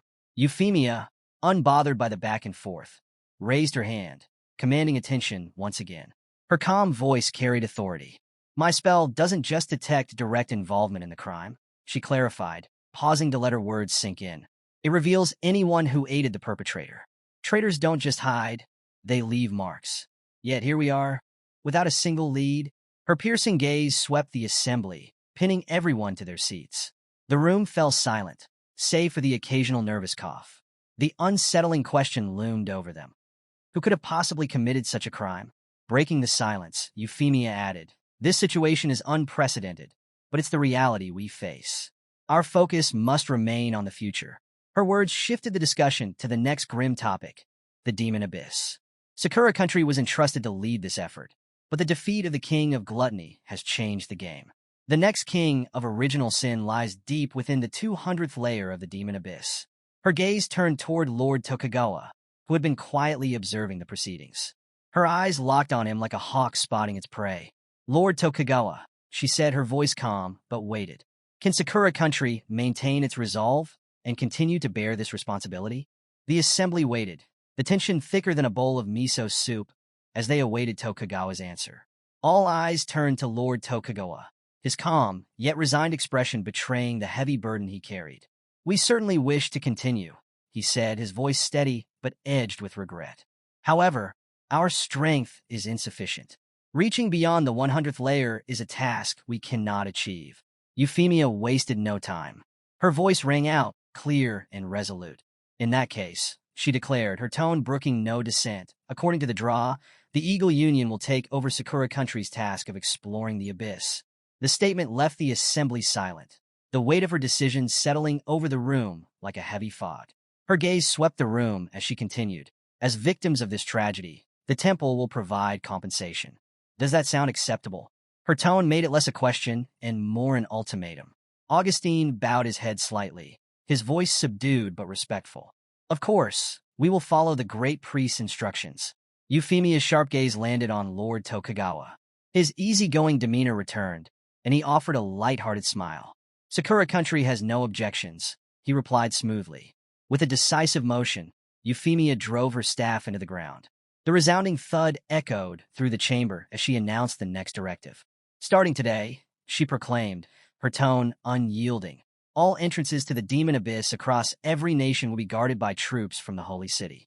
This measure will ensure controlled access and prevent incidents like this from happening again. The leaders exchanged wary glances. The weight of her decree bore down on them, but none dared challenge her authority. Euphemia, tall and composed, concluded, if there are no further comments, this meeting is officially adjourned. The scene shifts to Su Yang's home, where sunlight filters through sleek, modern windows, painting the room in warm hues. Inside, Su Yang slung on his jacket with practiced ease, a confident smirk playing on his lips. Each motion seemed deliberate, radiating a sense of purpose. Speaking to himself in a low, self-assured tone, he mused, with the weapon of original sin in hand and my experience points maxed out, this trip has been ridiculously profitable. Time to change my class. His train of thought screeched to a halt as a glowing notification lit up the room, its ominous presence demanding attention. World announcement. The first original Sin series weapon has been obtained. World-class boss defeat progress. 1 out of 7. Su Yang froze mid-thought, his expression stiffening. His eyes locked onto the notification, scanning it again to ensure he wasn't hallucinating. Seriously? A world announcement for this? He muttered, half in disbelief. Thank goodness my name wasn't mentioned. If it had been, I'd already be drowning in private messages from high-level players. And let's not even talk about the assassins. Running a hand through his hair, he exhaled heavily, feeling the mounting pressure. This revelation wasn't just a status update. It was a beacon that would draw every ambitious player and faction his way. If he wasn't careful, it could spell disaster. Turning his gaze to the artifact in his hand, Su Yang's thoughts deepened. First rule of survival, he reminded himself, no one must know I possess this. Even if things get dicey, I can't use it recklessly. The fallout would be catastrophic. A familiar adage surfaced in his mind, one he'd heard countless times. A common man is innocent, but holding a treasure invites trouble. He leaned back, his thoughts flickering to Bailing's concerned voice. Hero, your leveling speed is unnatural, she had said, her wide-eyed expression flashing in his memory. Behind her imagined form, the whispers of others grew louder. Accusatory stares followed. This guy's definitely hiding something. The faceless crowd seemed to murmur, their judgment bearing down on him like an invisible weight. Yeah, Su Yang muttered under his breath, shaking off the memory. Keeping a low profile just became a whole lot harder. Su Yang's expression tightened as a sobering realization hit him. I can't rush into the class change, he thought. It's only been a day since I completed the 4th transition task. If I dive straight into the 5th, anyone paying attention will start connecting the dots. I've already drawn enough attention. If someone links me to the boss's defeat, things could spiral out of control. Pacing through his home, Su Yang's mind churned with potential solutions. But sitting idle isn't my style, he mused, frustration creeping into his tone. What can I do to solve this mess? The question lingered as he stepped outside, his gaze falling on the maid working in the garden. She greeted him with enthusiastic energy, hands deep in a massive bowl of soapy water. She was diligently scrubbing an enormous pile of laundry, her cheerful tone a stark contrast to the mundane nature of her task. Su Yang nodded in acknowledgement, a small gesture that lit up her face as though he'd just declared her a national hero. As he watched her focus on such a tedious chore, Su Yang couldn't help but reflect. Once he had been a man struggling to get by. Now, he stood here, commanding respect and reverence he wasn't sure he deserved. It was a strange feeling. I'm pretty sure we have a washing machine, don't we? Su Yang asked, tilting his head slightly. Why are you still hand-washing? That's a lot of effort. And it could hurt your hands. The maid froze for a moment, her cheeks turning a deep shade of red. Her thoughts whirled in a chaotic storm. Master is so close to me. He's worried about my hands. Is this a dream? Fighting the urge to squeal in delight, she quickly regained her composure, though her voice carried a hint of pride. Well, the washing machine is convenient, she admitted, but I prefer hand washing. I can focus on stubborn stains and make sure every piece is perfectly clean. Seeing everyone in spotless clothes makes me feel fulfilled. Her sincerity shone through, but her resolve cracked the moment she realized how close Su Yang still was. Overwhelmed, she mumbled something incoherent and fled, her face burning with embarrassment. Su Yang watched her retreating figure, one eyebrow slightly raised. Then, he chuckled softly, a faint smile tugging at the corners of his lips. I see, he muttered, turning his gaze to the rippling water in the washing bowl. For a moment, he saw his reflection, caught in a rare moment of quiet introspection. Cleaning away the dirt, Su Yang mused aloud. Then a sudden idea struck him, and his eyes sparkled with inspiration. Just like in those gangster movies where they clean money. Maybe I could do the same with experience points. Find the right farming spot, stay there for a bit, and voila, turn black EXP into clean, white EXP. As the spark of a plan began to take shape in his mind, a faint voice floated back from the direction the maid had fled. You don't think I'm strange, do you? No, right? She muttered, her voice barely audible as she peeked over her shoulder. Su Yang barely registered the maid's retreat as his thoughts shifted to the pressing decision at hand. 2 potential destinations played out in his mind. The Dragon Spirit's secret realm, a pristine sanctuary shrouded in mystery, and the infamous Demon Abyss, a chaotic crucible of danger and opportunity. He weighed his options carefully.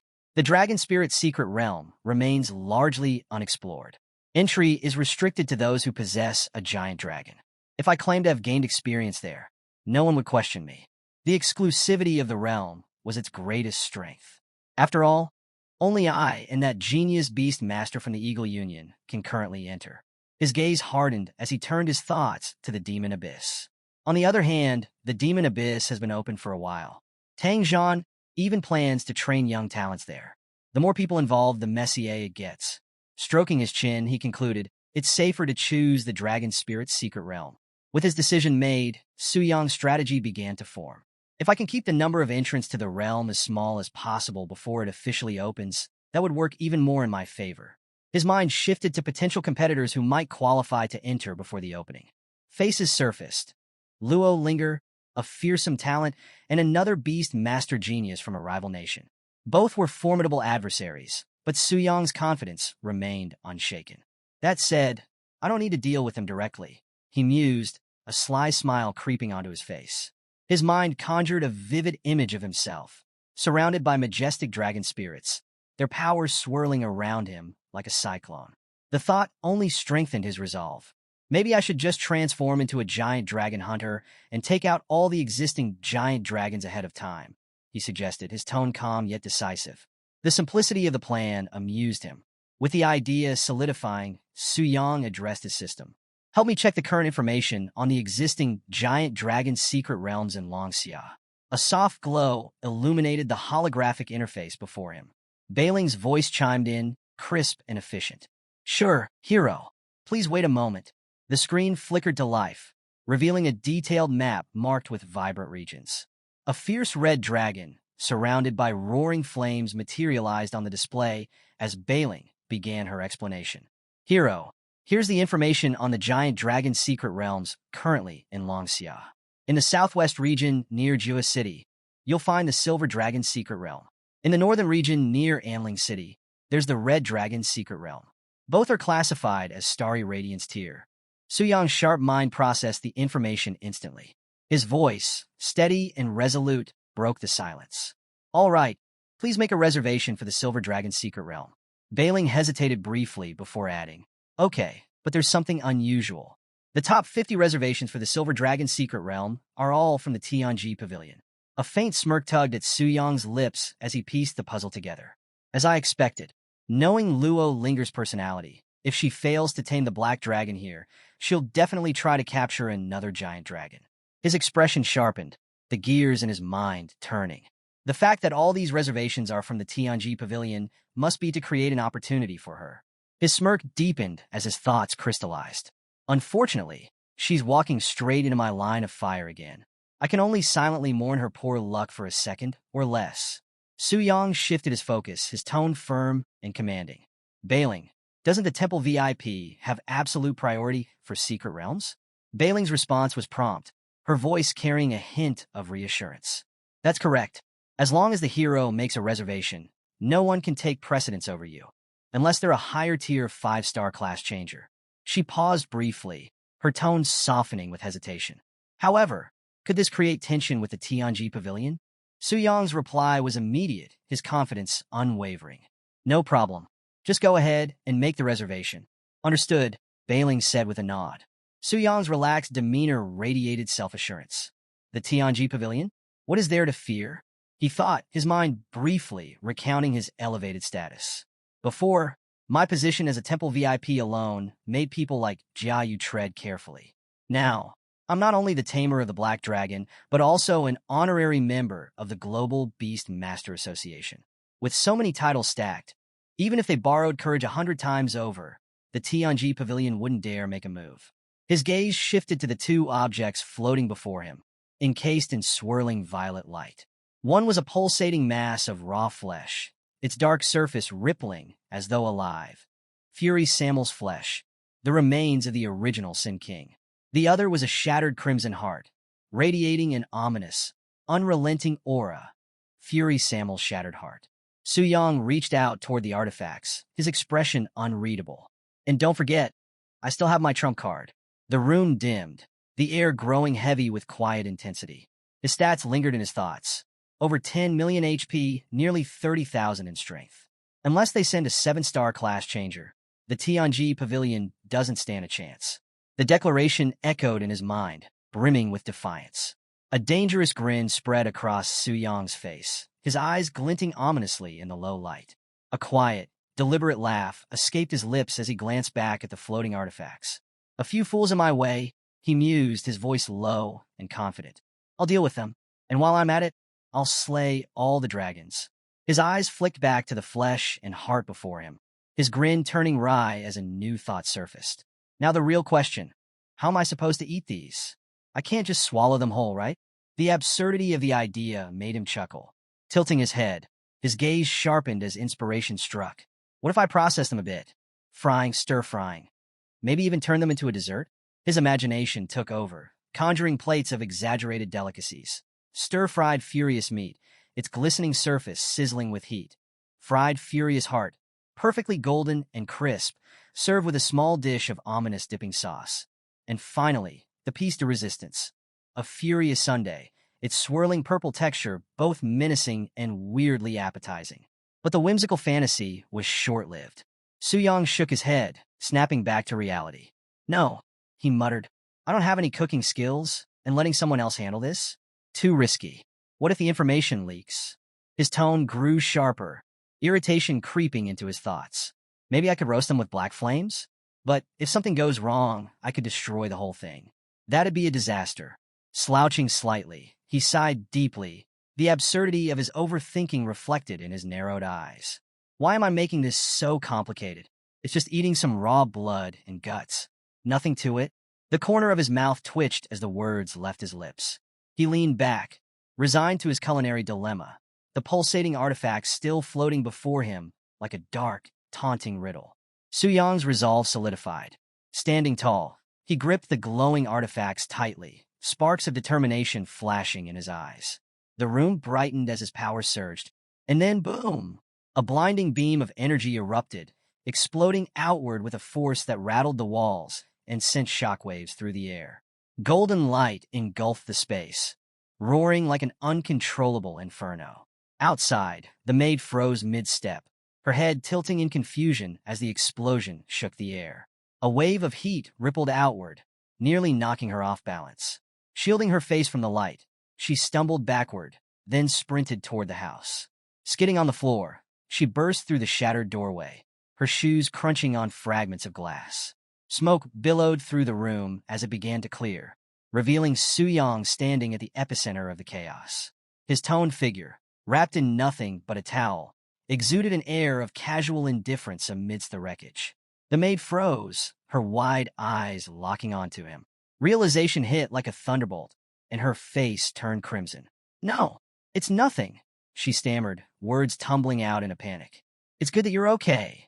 Her hands flailed as if they could dispel her embarrassment, and she stumbled backward, too flustered to think straight.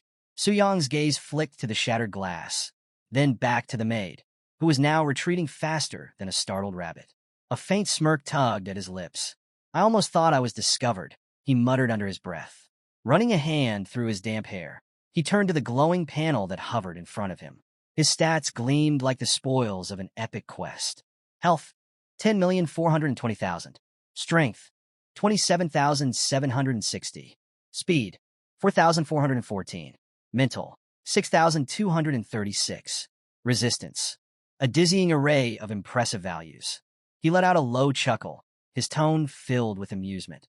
Guess I really am overpowered. Fiery wings erupted from his back, their blazing intensity echoing the raw energy coursing through his body. The power of his dragon's soul hunter abilities radiated around him, fierce and unyielding, ready to consume anything in their path. His voice rang out, bold and resolute. Even if I face the starry tier black flame wings again, I'm confident I can take it down.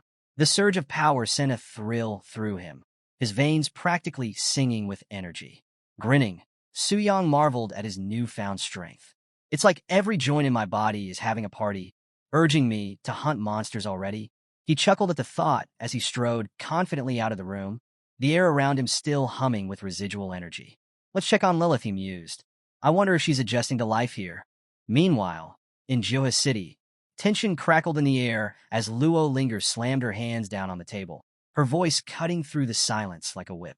Someone cut in line ahead of me. Who could it be? She snapped, her sharp gaze zeroing in on Tang Si, captain of the TNG pavilion in Jua City. Tang Si flinched, his hand adjusting his tie nervously as he avoided her piercing glare. My subordinates had everything arranged, he stammered. But yesterday, a special reservation came through. It's from a temple VIP. Before he could finish, she cut him off, her voice dripping with disbelief. A temple VIP? Her fists clenched, and her violet eyes narrowed dangerously. You don't know who it is? Her thoughts churned, the pieces clicking together. One name echoed in her mind like an unwelcome guest. Suyang. Could it really be him again?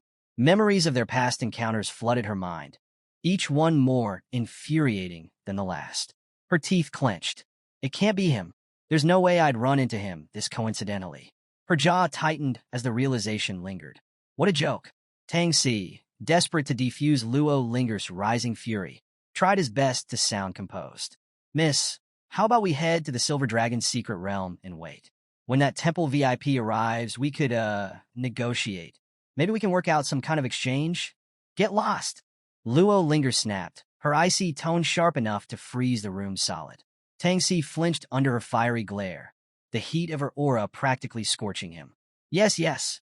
I'll leave right away, he stammered, bowing repeatedly as he scrambled out of the room. It was less of a retreat and more of an escape, her overwhelming presence chasing him like a storm at his back. Left alone, Luo Linger stood tall, her resolve burning brighter than ever.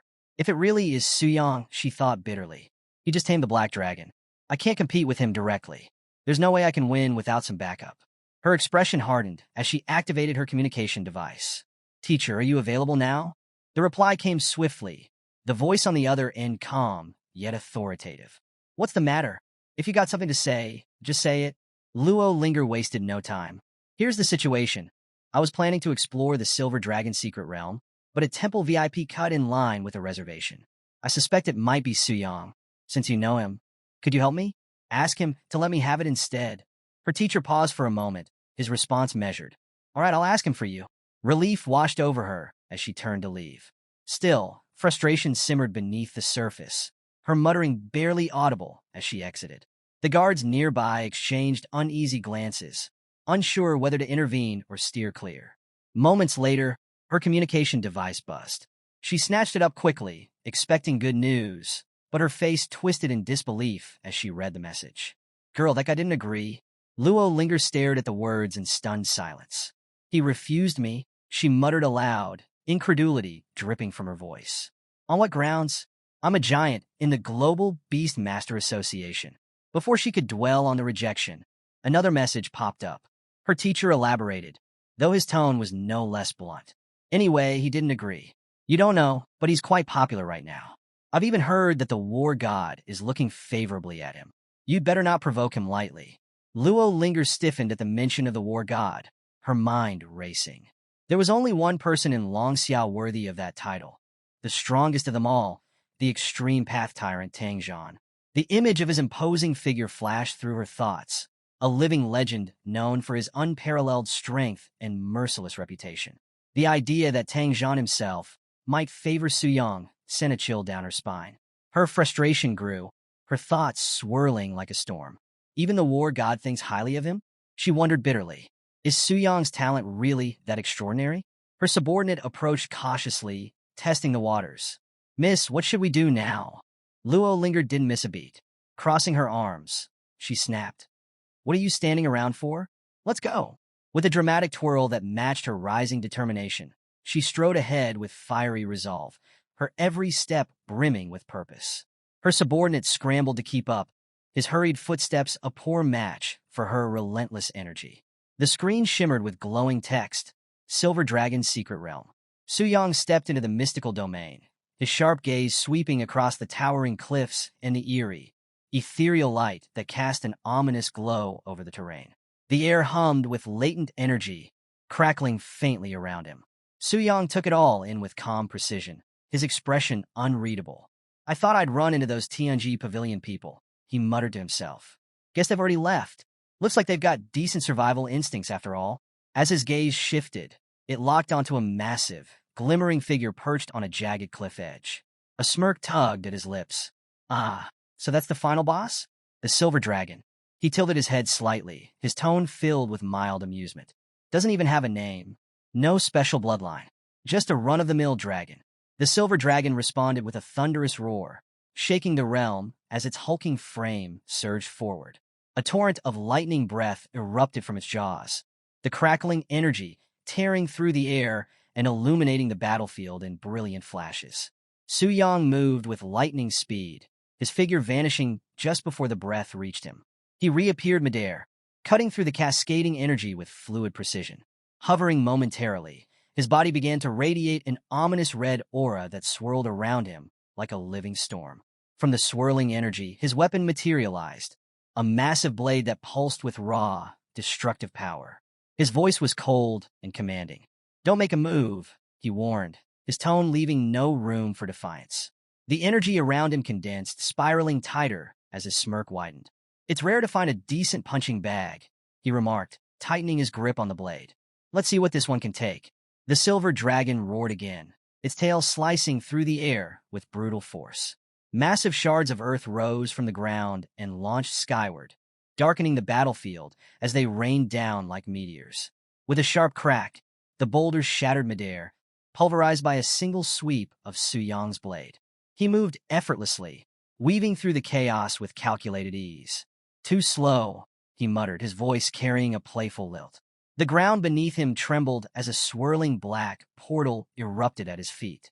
He glanced down, unimpressed. "Nice theatrics, but it's all show," he quipped. In a single, fluid motion, his blade slashed through the portal, dispersing its energy in a violent ripple that shook the realm. Landing gracefully amidst the chaos, Su Yang's HP bar flickered momentarily, displaying a faint plus 1,000. He smirked as he glanced at it. "Having defying resilience, huh? These attacks are like mosquito bites," he muttered, confidence dripping from his tone. The silver dragon snarled, its massive claws glowing as it prepared its next assault. "Dragon magic. Double strike," it roared, slamming its claws into the ground. The terrain cracked and quaked violently, the fissures spreading like lightning. Su Yang stood unfazed, his posture relaxed. 27,000 strength, he said, his voice calm and cutting. "A dragon in my hand is no different than a chicken." His taunt only fueled the dragon's rage. It thrashed violently, launching a flurry of attacks. Su Yang dodged with ease, his movements fluid and shadow-like. In one quick leap, he soared above the beast's massive wings, his figure silhouetted against the glowing realm. The silver dragon twisted its head upward, its glowing eyes blazing with fury as it unleashed a cascade of lightning and wind attacks. The air around it churned with raw, destructive energy, yet Su Yang remained untouched. Suspended midair, his grin widened, his confidence unshakable. Raising his blade high, its glow cut through the storm like a beacon of destruction. With a single, perfect arc, he brought the weapon down. The impact was cataclysmic, shaking the ground as the silver dragon let out a final, pained roar. Its massive frame collapsed beneath the force of the strike, the battlefield falling silent as the beast crumbled in defeat. As the silver dragon dissolved into glowing particles, its essence fading into the ether, a notification flashed before Su Yang. Devour effect triggered. 10% of the silver dragon's attributes plundered. Immediately, his weapon stats surged. Strength plus 1,123. Spirit plus 27,211. Speed plus 13,211. Physical and mental damage resistances plus 8%. Spirit resistance plus 5%. A smirk played across his lips. The silver dragon excelled in magic, he mused, but it didn't even get a chance to cast a spell. His gaze shifted to the blade in his hand. A glowing mark had appeared on its surface, pulsating faintly. Ambition flickered in his eyes. "If I kill other dragons, will their marks appear too?" The thought fueled his desire, and he gripped the enhanced blade tighter. "What happens when the marks are fully filled?" he muttered. The question lingered in his mind as he raised the sword, its energy pulsating ominously. A wicked grin spread across his face. "Time to eat." The dragon bone great sword thrummed with life, greedily devouring the remnants of the silver dragon's energy. A faint voice echoed through the air, a sinister chant of feasting time. Su Yang observed the process, calm and calculating, his thoughts drifting. "Leveling up feels wasteful now," he mused. After experiencing the burst of power from Wrath, this seems underwhelming. At my level, even diamond tier equipment feels meaningless. Another notification flashed. Black Dragon attributes increased by absorbing 10%. His smirk deepened, sharp with ambition. If only I could devour attributes directly too. His thoughts turned to the royal offering traits of gluttony and wrath, abilities that could plunder attributes and health. But those remained dormant in the abyss, unable to act unless challengers appeared. Looking skyward, Su Yong's gaze sharpened. If those kings could leave the abyss and descend into the real world, they could plunder offerings directly, creating a cycle of infinite growth. Attributes, health, everything could be mine. The realization ignited a spark of confidence. He clenched his fist, ambition gleaming in his eyes. As long as I can summon the king of original sin into the real world, have it plunder offerings for me, and collect all 7 weapons of the Reverse in series, I'll be unstoppable, he muttered, his tone steady and resolute. The vision of becoming an unstoppable force, capable of solo-killing world-class bosses and driving the next expansion, filled his thoughts. A dark aura spread around him like a shadow, and his voice carried a chilling resolve. Offering me royal tribute isn't just a duty, it's their honor. But as his imagination soared, the smirk on his face faltered. A sharp realization grounded him in reality. Stop, he muttered, dragging a hand to his temple. His frown deepened as he reined in his ambitions. First, the basic problem. How do I bring the king of original sin out of the abyss? He thought. Without solving that, everything else is just empty talk. Second, how do I prevent top-tier experts from killing it? If it dies before accumulating enough resources, I'll suffer a massive loss. Letting out a tired sigh, Su Yong's expression shifted to mild annoyance. I'll think about it later, he grumbled. For now, time to head to the next dragon's secret realm. The scene shifted, revealing the aftermath of destruction. A massive dragon's corpse lay in ruins, the ground around it scorched and broken. Standing tall amidst the devastation, Su Yong gazed ahead, his path forward clear and unwavering. A sudden notification lit up the sky, snapping Su Yong out of his thoughts. World Channel announcement. In Dragon Rift's secret realm, the Red Dragon Hall has been subdued by a Suhi Makiko. Su Yong froze, his eyes widening in disbelief. What? Meanwhile, in the Dragon Rift's secret realm, cheers erupted across the battlefield. A colossal red dragon lay defeated, its enormous frame shadowing the jubilant group of victors. At the center of the celebration stood a young woman, her radiant expression matching the fiery aura of the fallen beast. So good. Miss truly did it, one of her companions exclaimed, nearly bursting with excitement. In the background, a figure grinned with pride. Finally, Sakura Nation has a dragon of its own. The air buzzed with anticipation. The patriarch will be thrilled. The rewards will definitely be generous, someone declared confidently. An elder stroked his beard thoughtfully, his eyes gleaming with satisfaction. Not long ago, it was Su Yong taming the black dragon. And now, Miss Makiko of the Asuhi family has subdued a red dragon. Truly remarkable. The elder stepped forward, bowing slightly toward the triumphant young woman. His voice carried the weight of respect. Miss Asui, congratulations on achieving your goal. Next, we'll escort you to Longcheng City and safely back to Sakura Nation. Asui Makiko's confidence glowed as she nodded graciously.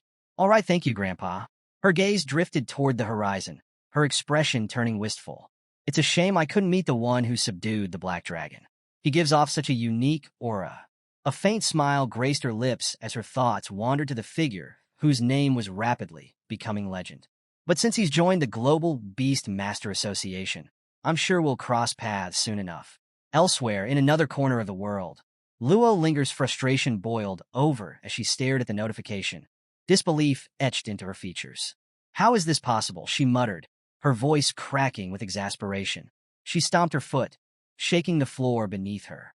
Su Yong was already hard enough to deal with, but now even Asui Makiko is ahead of me. She fumed, her pride bruised by the growing gulf between herself and her rivals. She turned her attention to the buzzing world chat, scanning the growing excitement. Yamamoto Taro, my student, Asui Makiko, has successfully subdued the red dragon. Zhao Kun, your student? That dragon should have been mine. William Smith, congratulations. Looks like we've suddenly got 2 new dragon tamers. President Carolina, unlikely. Augustine already confirmed they couldn't replicate Su Yang's method. Villia, 2 more tamers? Excellent. We'll have more people to share insights with. Luo Linger's fists tightened as she read the exchanges, her frustration deepening. Everyone's talking about a Sui Makiko now.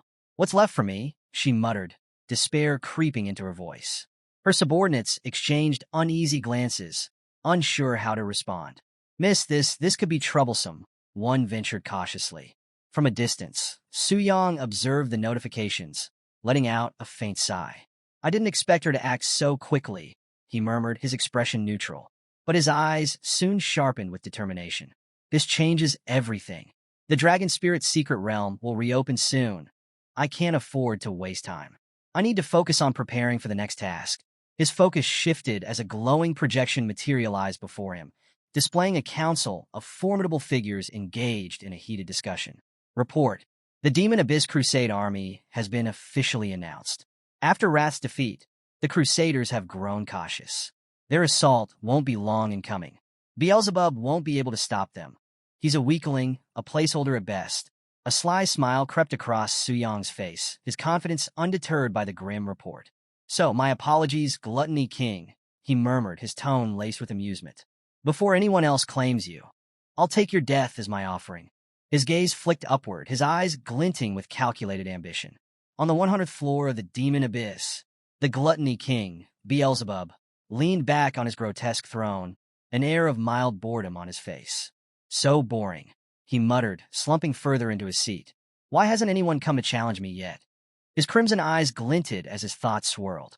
Maybe it's for the best, he concluded with a faint, crooked smirk. A sudden flash of memory struck him like a blow to the chest. The air crackled with chaos as a wild, unhinged grin tore across Carolina's face. From the shadows emerged wolves, dozens of them, their glowing red eyes filled with malice, teeth bared as if ready to devour him whole. His chest tightened at the memory, the paralyzing fear still fresh. He could still feel the weight of helplessness, unable to move as the beast lunged. No chance to fight, no chance to escape. Snapping back to the present, Beelzebub froze as a voice boomed from above, its commanding tone shaking the air like a thunderclap. Heed my call and return to the depths of darkness. The words pierced through him. His breath hitched, his chest tightened, and a sense of dread clawed at his mind. The memory of Samuel's fate was all too fresh, summoned by the original Sin Monarch and granted death. A bitter thought crept in. Could it be my turn? Beelzebub's head lowered, his massive shoulders slumping under the weight of resignation. A truth he had long buried resurfaced. This life was never his. It belonged to the monarch. Better to face death by his will than to fall to those wretched humans. Dark energy erupted around him, violet streaks of light flaring violently, licking the air like flames. The ground vibrated as the oppressive power surged upward. Beelzebub fell to one knee, unmoving, consumed by the glow as it swallowed him whole. On the final floor of the Demon Abyss, the original Sin Monarch, now fully possessed by Su Yang, loomed over the abyssal throne. His towering figure radiated crimson energy streaked with flashes of violet light, the raw aura of power pulsating around him. A sharp, blinding flash split the darkness, heralding Beelzebub's arrival. Beelzebub materialized before the monarch, his massive frame trembling under the weight of the summoning. Falling to his knees, he bowed low, teeth clenched as he forced out a weak breath. Your loyal servant Beelzebub answers your call, he intoned. Su Yang's commanding voice rang out, cold and unyielding. Gluttony, by the authority of this monarch, I summon you to death. Now, I ask you to offer your flesh once more. Do you object? For a moment, silence reigned. Beelzebub's massive body quaked, but his voice rose steadily, unwavering despite the dread. How dare I? My life was granted by the Lord. If you wish to take it back now, your loyal servant has no complaints. Crimson eyes glinted with approval. Such loyalty is commendable. Very well. The ground trembled violently as the violet light intensified, growing unbearable. Beelzebub let out a final cry before the rising darkness consumed him. Chains of violet energy lashed out from the void, crackling with power as they coiled tightly around Beelzebub's massive frame. His crimson eyes flared in panic as his limbs jerked violently against the restraints. Absorb. The word echoed through the abyss like a hammer, final and absolute. The chains pulsed with jagged energy, tearing through Beelzebub's form as his essence was siphoned away. His body trembled violently, his mouth stretched open in a silent scream. A notification flashed. Ding! You have slain the king of original sin, Gluttony Beelzebub. Experience gained, 3.7 billion. Overflow stored, 2.22 billion. Beelzebub's colossal body collapsed, his essence stripped away entirely. Violet light erupted in violent arcs, scattering his remains into fragmented pieces. What was left of his form crumbled into dust, leaving only silence in the aftermath. Items acquired. King of Original Sin, Gluttony's Heart. Grants plus 5 million HP, permanent, and plus 2,000 to all stats. King of Original Sin, Gluttony's Active Shell. Can be used to apply an imprisonment effect on a target. King of Original Sin, Gluttony's Demonic Core. Grants immunity to demonic corruption up to the 100th floor of the Demon Abyss. King of Original Sin, Gluttony's Heart. Material, an exceptional forging material for enhancing HP, defensive skills, or crafting divine artifacts. The air settled, the oppressive energy dissipating, but the battlefield bore the scars of devastation. Writhing tendrils of darkness crept outward from the ground, twisting skyward as though marking the place of Beelzebub's fall. Within the depths of the abyss, the eerie quiet was broken by Su Yang's voice, calm yet tinged with surprise. I thought Beelzebub, who hadn't fully evolved through devouring, would drop less valuable items compared to a higher-ranked king like Samuel. He paused, his gaze lingering on the glowing loot before him. But it seems there's barely a difference. Such high value. A smirk spread across his face, tinged with smug satisfaction.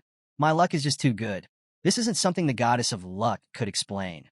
It's like I've kidnapped her to be my wife. His gaze shifted to a glowing chest labeled Special Drops. With a flick of his hand, the ethereal barrier around it shattered, sending fragments of light scattering through the chamber. Let's see what treasure this is. A deafening boom shattered the silence.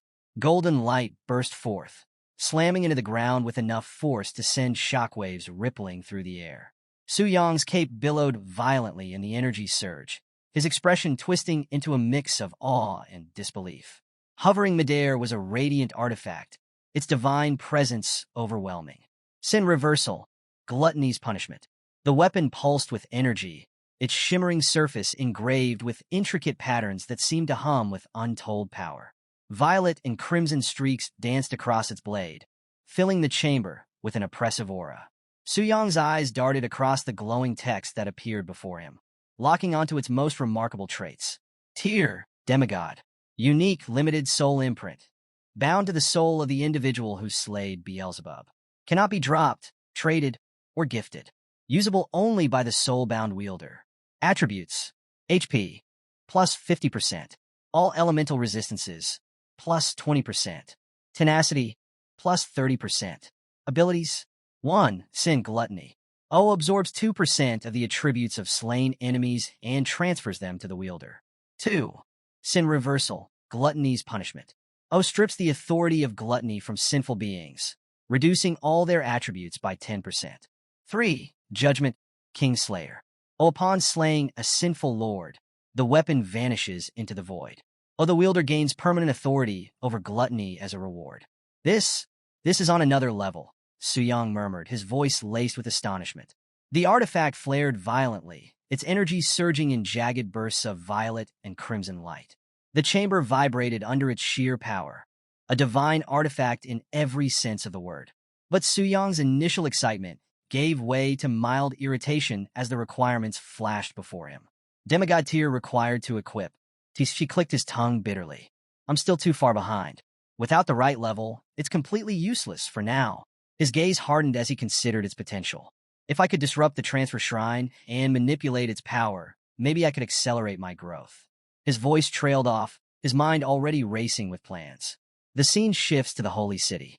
Beneath the radiant spires of the Holy City, a council convened within the Grand Temple. The High Priestess stood at the center, her grip firm on her staff as glowing projections shimmered around her. A council member's voice cut through the quiet.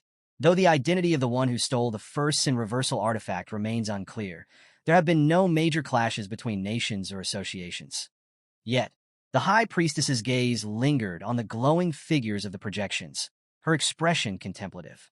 If subsequent actions align with the Round Table's resolutions, taking turns to challenge the kings of original sin, this fragile stability may persist. Elsewhere, the entrances to the abyss brimmed with tension. Dark-cloaked sentinels patrolled the massive gates, their gazes sharp and unwavering. Beyond them, a swirling portal radiated ominous energy, its shifting surface hinting at the shadowy depths it concealed. The air itself seemed to hold its breath. In the grand temple, the high priestess raised her staff toward a towering statue. The flickering glow of the data before her cast long shadows against the ancient walls. Global Temple VIP count, 143. Deity Advancement Stage. 8th Tier Temple VIP count, 0. 9th Tier Temple VIP count, 0. Crimson Alert. Total reclaimed Red Moon Crystal Cores, 10,234. Current Red Moon Corruption, 14%. Her grip tightened, her voice trembling as she whispered, "The chains are weakening. Stability begins to fracture." The temple trembled as the air grew heavy. Deep in the abyss, from the shadowy depths, a monstrous roar reverberated. The ground quaked violently as a titanic, flame-cloaked figure began to rise. Its jagged maw split open, torrents of fire pouring forth, its guttural voice rumbling like a death knell. Despair, flames roared to life, consuming the chamber in an infernal glow. The high priestess stumbled back, her voice trembling as she clutched her staff. "If only someone could break this stalemate," she whispered, her plea laced with desperation. "This world needs a true hero." Her words echoed through the temple, lost amidst the looming shadows of the abyss. The air shifted abruptly, a surge of energy rippling outward as a glowing screen materialized before the high priestess. Harsh text streamed across its surface, its golden glow pulsing like a heartbeat. World announcement. Her eyes widened, the golden light flickering ominously, casting long, wavering shadows across the chamber. The tension around her crackled like an impending storm. Her voice broke sharply through the mounting dread. "Alert all squads stationed at the Demon Abyss. Report any unusual activity in your areas immediately." The temple guards responded in unison, their voices echoing like a chant. "No abnormalities." The repeated words sounded hollow, offering little solace. The high priestess gripped her staff tightly, her knuckles turning white. Her mind raced. The Holy City's guards are the elites, capable of detecting even an 8th-tier assassin. Could it be? Her thoughts were cut short as the screen flickered again, its glow darkening. A new message pulsed ominously across its surface. "Second-sin weapon has been obtained." Her breath caught in her throat, the weight of the announcement striking her like a dagger. Her gaze flicked toward the swirling void visible beyond the temple's grand arches. Its chaotic energy crackled with dark power, palpable even from this distance. At the heart of the abyss floated a shadowy figure, its aura warping the space around it. The priestess's heart pounded. Could it be connected to that figure I saw last time? Before she could act, voices erupted across the world chat, breaking her train of thought. "Tokugawa, what's going on? Another artifact has been stolen. Did the United Federal States make an early move?" "Augustine, nonsense. I'm leaving tomorrow, and I've been drinking just now." "The poker. High Priest, what is happening here? How could this occur with the temple guards in place?" "Carolina, I don't mean to question your authority, but this is just too suspicious." "Tang Zhan, it's not unreasonable for people to suspect collusion within the temple. But I hope the High Priest can provide an explanation that satisfies everyone." The tension in the chamber thickened as all eyes turned to the High Priest. Her gaze remained steady, her expression calm and resolute. "You are free to have your doubts," she began, her tone even and measured, "but please maintain basic reasoning. The Transfer Temple has never interfered in any competition since its inception. I myself have never left the Holy City." She paused, her voice cutting through the growing unease. If the Transfer Temple truly intended to interfere, why would it do so covertly? Everyone here should already understand this. Silence fell, heavy and oppressive, as the weight of her logic settled over the assembly. The priestess lowered her head slightly, her brow furrowing in thought. "I do trust the High Priest in my heart," she reflected, "but I can't figure this out. If all other possibilities are ruled out, could the remaining one also be wrong? A chilling realization began to gnaw at her resolve. The only path forward was clear. The answers lay in the abyss. She raised her head, her voice ringing with determination. At this point, I propose abandoning the decision made during the meeting.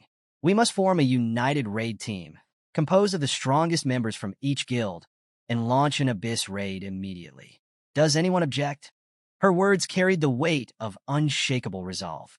She raised her staff high, catching the golden light that poured down from the temple ceiling. Her piercing gaze swept the chamber. A beat of silence. No objections, came the unified response. Her declaration echoed like a commandment. The temple's light grew brighter, cascading over the assembled leaders like a divine decree. She thrust her staff skyward, her voice unwavering. Then let's begin assembling the team at once. This time, we absolutely cannot allow another reverse sin artifact to fall into the hands of thieves. The room erupted into motion, but her gaze lingered on the abyss beyond, its dark energies pulsing ominously. This time, she vowed silently, we will not fail. Deep within the shadows of the abyss, Seong, now the original Sin Monarch, stood amidst the void, his crimson eyes glowing ominously. The oppressive darkness coiled around him like a living thing, shifting and pulsating with his presence. Speaking of which, he murmured, his tone measured and cold, there should be a world announcement again, right? With the second artifact stolen, those Abyss Raiders are bound to take this seriously. A wicked grin split his face, sharp and foreboding. Worst case scenario? They'll charge in as early as tomorrow. The air quaked faintly, a prelude to the storm brewing within the abyss. The demon abyss stretched endlessly, layer upon layer of shadowed platforms spiraling into the depths. A vast, eerie map materialized, marked with ominous red crosses on certain floors. 100, 200, 300, and 400. The demon abyss spans 700 floors. Suyong's voice echoed through the dark. Every 100 floors lies a king of sin. He stepped forward, his gaze piercing through the void. Gluttony and wrath have already fallen to me, yet lust and greed remain dormant. A pause lingered as his thoughts turned toward the advancing raiders. This means they can push straight to the 500th floor. The image of the abyss shifted, revealing the looming 500th floor, shrouded in darkness. The visual cracked and shattered like glass, but the tension it carried lingered. But all of that follows the system, Suyong continued, his voice cutting through the void like a blade. His glowing red eyes narrowed, his smirk curling wider. My very existence, he paused, letting the weight of his words sink in, is the greatest disruption to this system. The abyss trembled violently as Lucifer emerged from the shadows. Her immense wings unfurled, dark energy rippling outward like a violent storm. The void itself recoiled under her suffocating presence, the space trembling beneath her overwhelming aura. If I were to place Lucifer, the strongest among them, directly in Gluttony's domain, his words trailed off, a cold challenge etched into the air. Who could possibly clear the 100th floor? A few days later, in the demon abyss, Augustine stepped cautiously onto the jagged terrain of the abyss. The crimson glow of crackling lightning reflected in his eyes, tension carved deeply into his furrowed brow.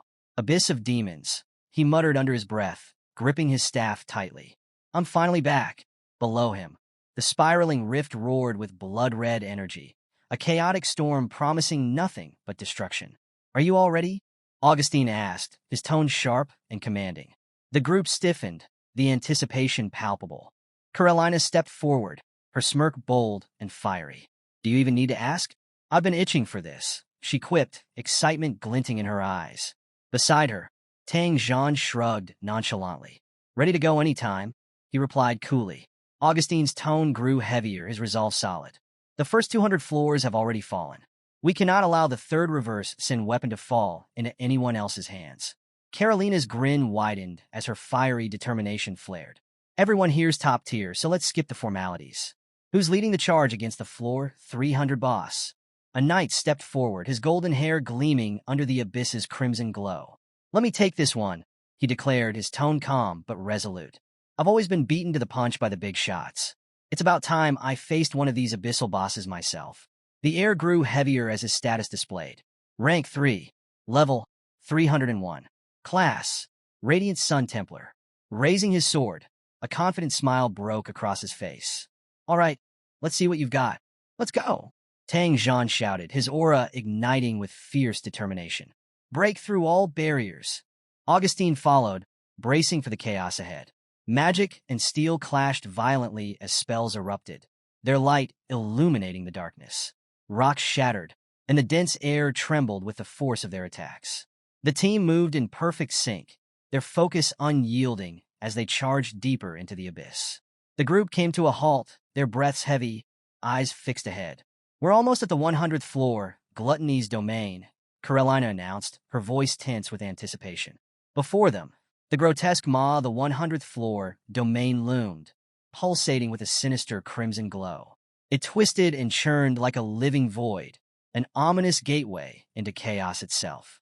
Since there aren't any guard bosses left, let's charge through in one go, a voice called out, determination cutting through the tense silence.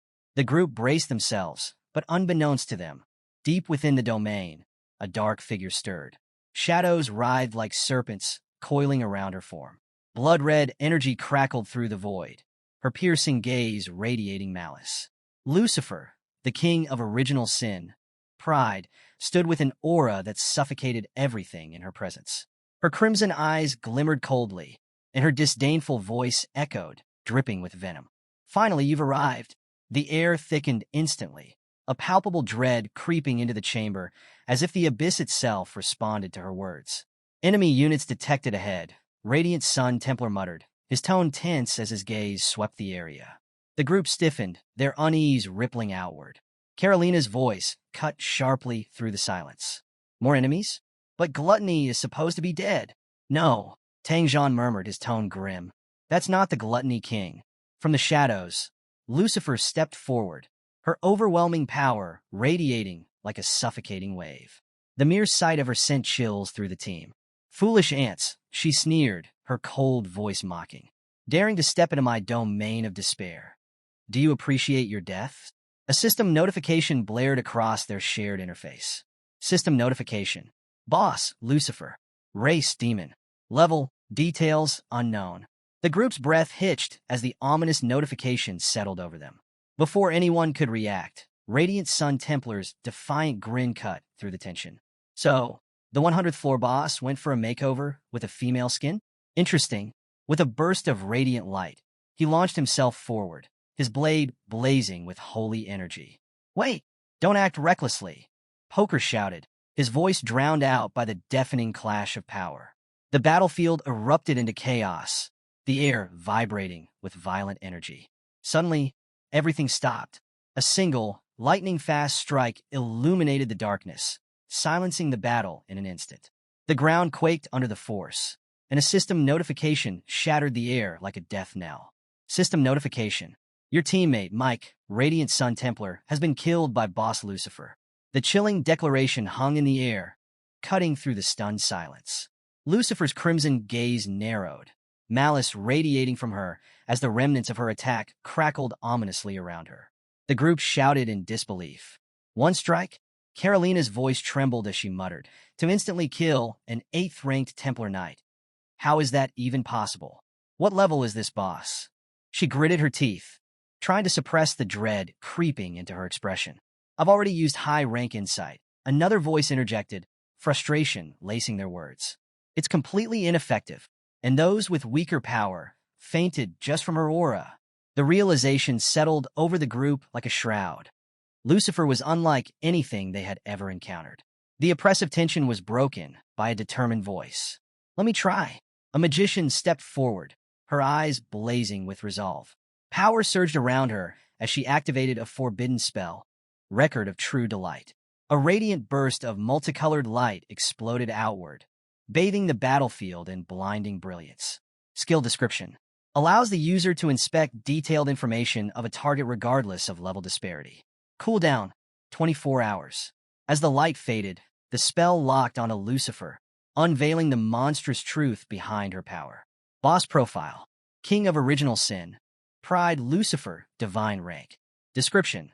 Lucifer stands as the leader of the kings of original sin, embodying the sin of pride, the most dominant among the 7 deadly sins. Level, 400. Attributes. Strength, 452,121. Spirit, 231,123. Speed, 213,432. Carolina's eyes widened in disbelief, her voice trembling. This is divine rank. The group exchanged glances, their unease growing into outright fear as the magnitude of their challenge became clear. Deep in the shadows of the abyss, Suyang, now the original Sin Monarch, stood motionless, his crimson eyes piercing the void. His voice, calm yet edged with tension, broke through the oppressive silence. During the punishment battle earlier, I forgot to check Lucifer's information, he murmured. But now that I see her stats, it's absurd. She's almost on par with the original Sin Monarch me. As if on cue, a notification materialized before him. Status, weakened. Special abnormal state. Cannot be dispelled, significantly reduces stats and restricts some abilities. Suyang's gaze darkened, his thoughts swirling. Even in this weakened state, she's a Sin Monarch. If this is her power at half strength, how invincible must she be at full capacity? Let's see her talents next, he muttered, narrowing his eyes. Gluttony and wrath were already ridiculous, but pride might break the scale. Talent abilities. Pride.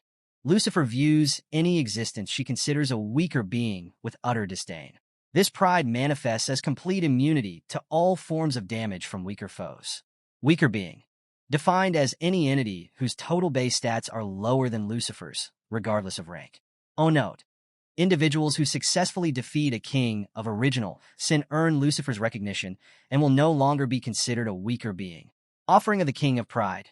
Anyone slain by Lucifer is marked with the soul mark, subjugated loser. This mark grants her the ability to issue one unconditional command to the defeated individual, cementing her dominance over them. Suyang's jaw tightened, his disbelief palpable. What the hell? This is way too overpowered. His thoughts spiraled. Anyone below her level or stats can't even scratch her. That's practically invincibility. And considering this world, there isn't a single divine rank professional alive. He grimaced, his mind racing. If it weren't for that one person who defeated a king of original sin before, Lucifer might as well be untouchable. Straightening himself, Suyang's calculating nature resurfaced. And that offering of the King of Pride. If Lucifer wipes out the assault team, I'll gain one-time control over them. A sharp grin spread across his face, dangerous and gleaming with malice. If players like Tang Zhan and Augustine are here, oh, this is going to be glorious. I can't wait. Flashback. Days earlier. In the dark abyss, Suyang's voice echoed with authority. I've decided, Lucifer. You'll take Beelzebub's place and guard the 100th floor of the abyss. Let those arrogant fools learn what true strength is. Lucifer's crimson eyes flared with delight, her lips curling into a wicked grin. She bowed deeply, her voice a mix of mockery and devotion. Your loyal servant, Lucifer, obeys the king's orders. Present. The 100th floor of the abyss. The grotesque battlefield raged as the global top rankers unleashed their might. Frost Howl Elemental Chimera. Come forth and cover poker. Carolina's commanding voice rang out as two massive spectral beasts materialized. Frost radiated from their hulking forms, their icy breath chilling the air as they lunged forward, claws tearing into the void. Beside them, Poker charged forward, his blazing red cloak trailing behind like a streak of fire. Ultimate Tyrant Mode, Tang Zhan roared, his body enlarging as raw power coursed through him. His muscles bulged, each step shaking the battlefield as he prepared to unleash his might. Everyone, no holding back. Augustine's voice boomed, steady and commanding. His staff radiated chaotic energy as he channeled a powerful incantation. Flames and lightning erupted in tandem, their destructive forces ripping through the battlefield. Ultimate Destruction Fist. Tang Zhan's massive form surged forward, his glowing fist tearing through the dense air with unstoppable force, the ground trembling beneath him. Above, the sky split open as elemental forces clashed, energy cascading in violent arcs. Thunderstorm of heaven and earth. Augustine raised his blazing staff high, unleashing a colossal beam of light. The radiant energy tore through the battlefield, obliterating everything in its path. A deafening explosion followed, illuminating the abyss in blinding brilliance. As the fiery glow faded, silence fell across the battlefield, broken only by the faint crackle of dissipating energy. Smoke and dust billowed into the air, cloaking the scene in a suffocating stillness. The group stood frozen, breaths heavy and hearts pounding. The group cautiously regrouped, their eyes locked on the settling debris. "Did we do it?" one of them asked, their voice trembling with a flicker of hope. The silence stretched unbearably, only to be shattered by a ragged cry. "Leader!" The team turned in shock as their president emerged from the smoke, his once pristine armor cracked, his breath labored. "President!" the group cried out, scrambling toward him in panic. But their relief turned to dread as the smoke cleared entirely, revealing an unscathed, chilling figure standing tall amidst the devastation.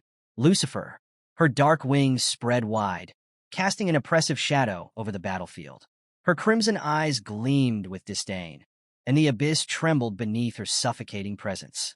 A pulse of energy exploded outward, forcing the group to brace themselves.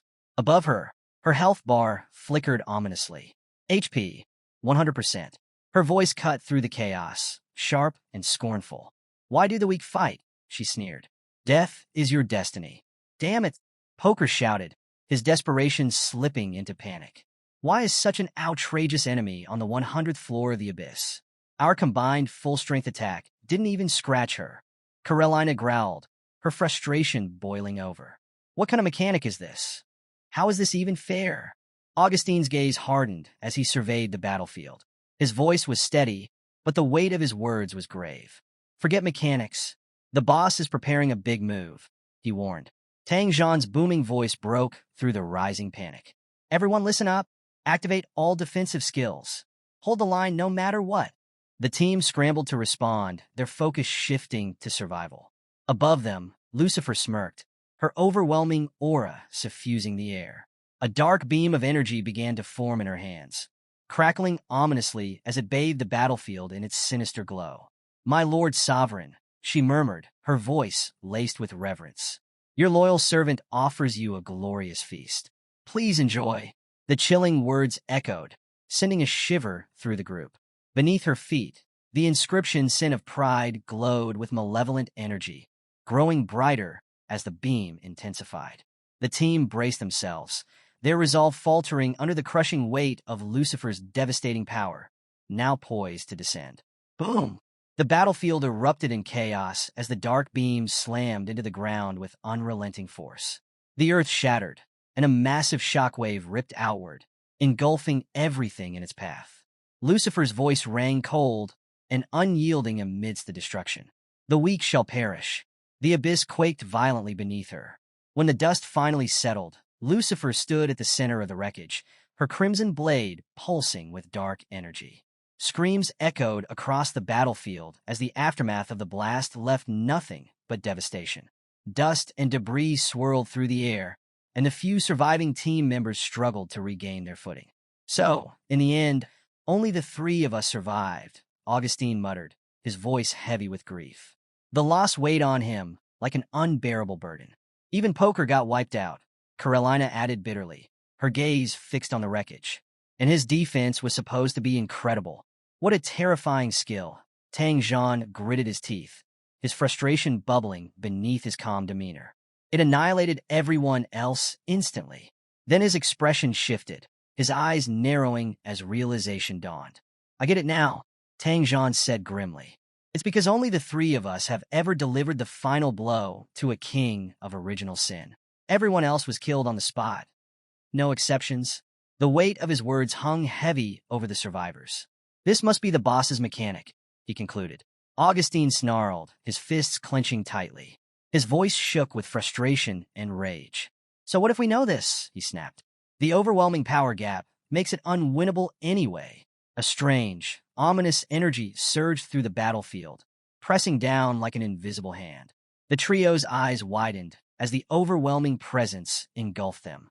Lucifer stood tall amidst the fading chaos, her dark wings unfurling to their full span, casting an immense and foreboding shadow across the ruined battlefield. Her crimson eyes glowed with a cold brilliance, exuding absolute authority. "My Lord Sovereign," she declared, her voice unwavering and filled with reverence. "I have not failed my mission."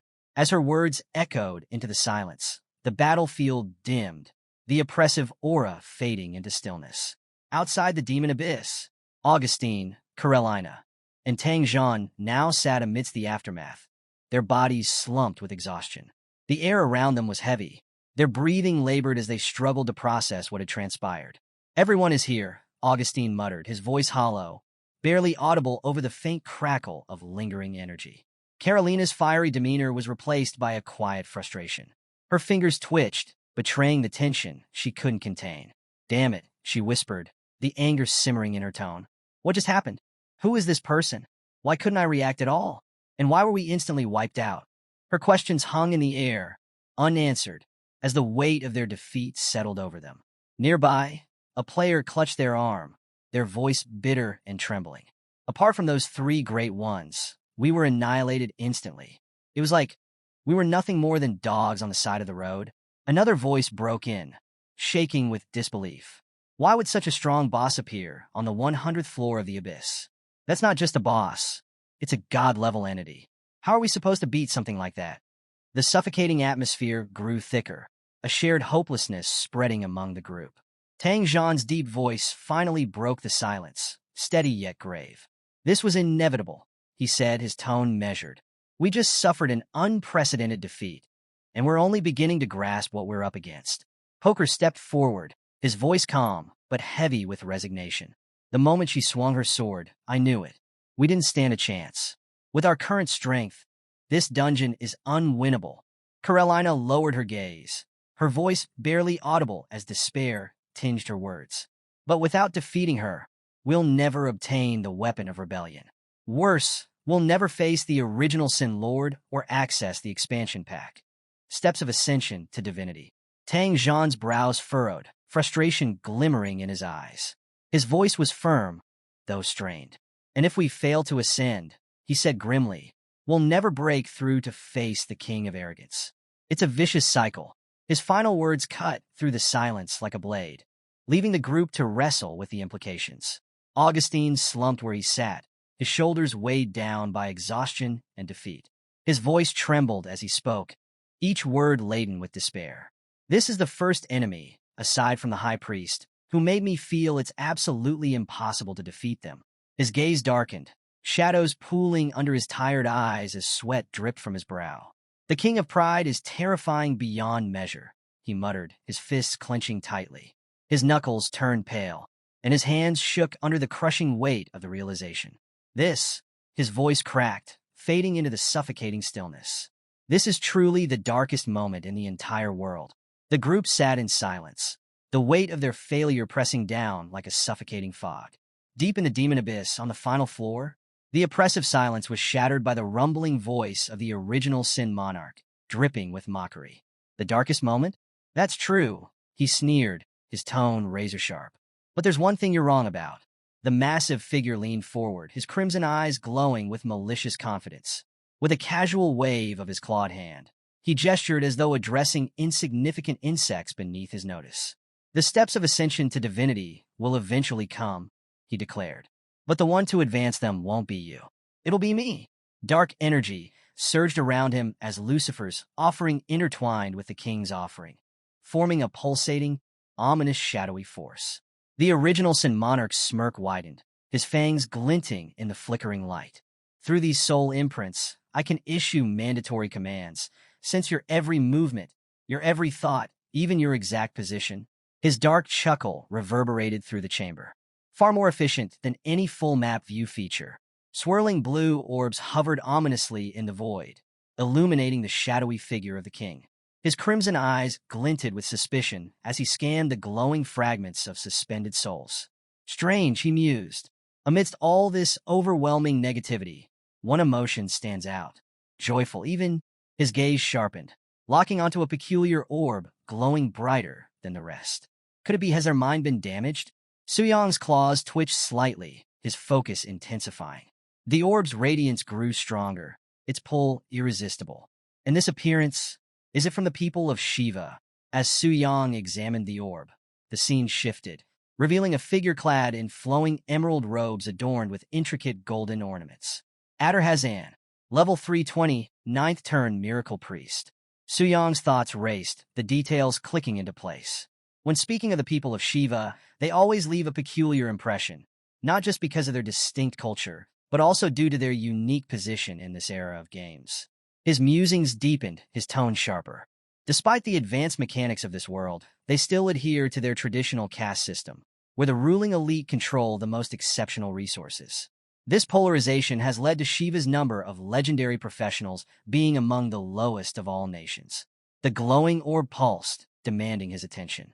Suyang's voice cut through the void. To suffer such a devastating defeat and yet find someone in high spirits. How intriguing. Let's see what he's really thinking. The scene shifted again, focusing on Adar-Hazan. He stood calmly amidst the ruined battlefield, his masked face shadowed, yet exuding a commanding presence. His emerald robes flowed faintly in the tainted breeze, untouched by the devastation surrounding him. Adar's smirk widened, smooth and laced with satisfaction. I didn't expect even the best teams in the world to collapse like this, he muttered, his voice a mix of amusement and calculation. Tilting his masked face slightly, a sly grin formed beneath the veil. Wonderful. Excellent. He turned his focus inward, his tone dripping with calculated malice. With the significant decline in the strength of elite professionals and the halt of global mission progress, both Xia and the American Union will face severe setbacks. He surveyed the field of devastation, confidence radiating from his every motion. And this will give Shiva the opportunity it needs. A chance to surpass Xia and the American Union. Adar's piercing gaze lifted, his resolve unshaken as his mind turned toward his goal. The chance to become the world's next superpower. In his mind's eye, the shadow of the ancient devourer loomed, a towering, crimson-horned figure shrouded in a storm of ominous energy. Its glowing eyes narrowed with suspicion as if assessing Adar's worth. Adar muttered to himself, his voice resolute. So long as we obtain the legacy of the ancient devourer. The words hung in the air, carrying a weight of ambition and dread. Deep in the demon abyss, Suyang's crimson eyes flashed as a realization struck. The ancient devourer, he murmured, his voice low but sharp. A flicker of memory surfaced, tugging at the edges of his consciousness. I've heard that name before. Oh, right, it's in the description of the dragon bone sword. The scene shifted to a glowing void where the dragon bone sword hovered, emanating an eerie, blood-red glow. Dragon bone sword, Devourer Athos. Bearing the name Athos, descendant of the ancient devourer. In the end, he walked toward the grave of death. The sword of bones, the soul of blood. The corpses do not decay, and the devouring never ends. Suyang's voice trembled slightly as he spoke to himself. Yes, according to this description, the Black Dragon AOS was the descendant of the ancient devourer. At the time, I thought it was just a simple backstory. I didn't expect it to actually exist. The weight of the revelation settled over him like a dark shroud. The scene flickered again, revealing fragmented memories drawn from Adar-Hazan's thoughts. Suyang's mind replayed the discovery made by Adar's brother, Yumino-Hazan. Near the dragon spirit's secret realm, Yumino had unearthed an ancient stone stele. The weathered inscription etched into its surface whispered ominous truths. The ancient devourer rests here in his slumber. The ancient devourer was killed by an unknown hero. Dragons and spirits crowned him simultaneously, celebrating the demise of that dreadful shadow. But the hero, he was betrayed. His body was buried, his soul lingering here, waiting for someone to finish his vengeance. Suyang's thoughts raced. It's astonishing to learn that the ancient devourer could instill fear in both spirits and dragons, two races imbued with divine power. Just how strong must this ancient devourer have been? Meanwhile, outside the demon abyss, Adar-Hazan stood silently, his face concealed beneath a turban adorned with a skull motif.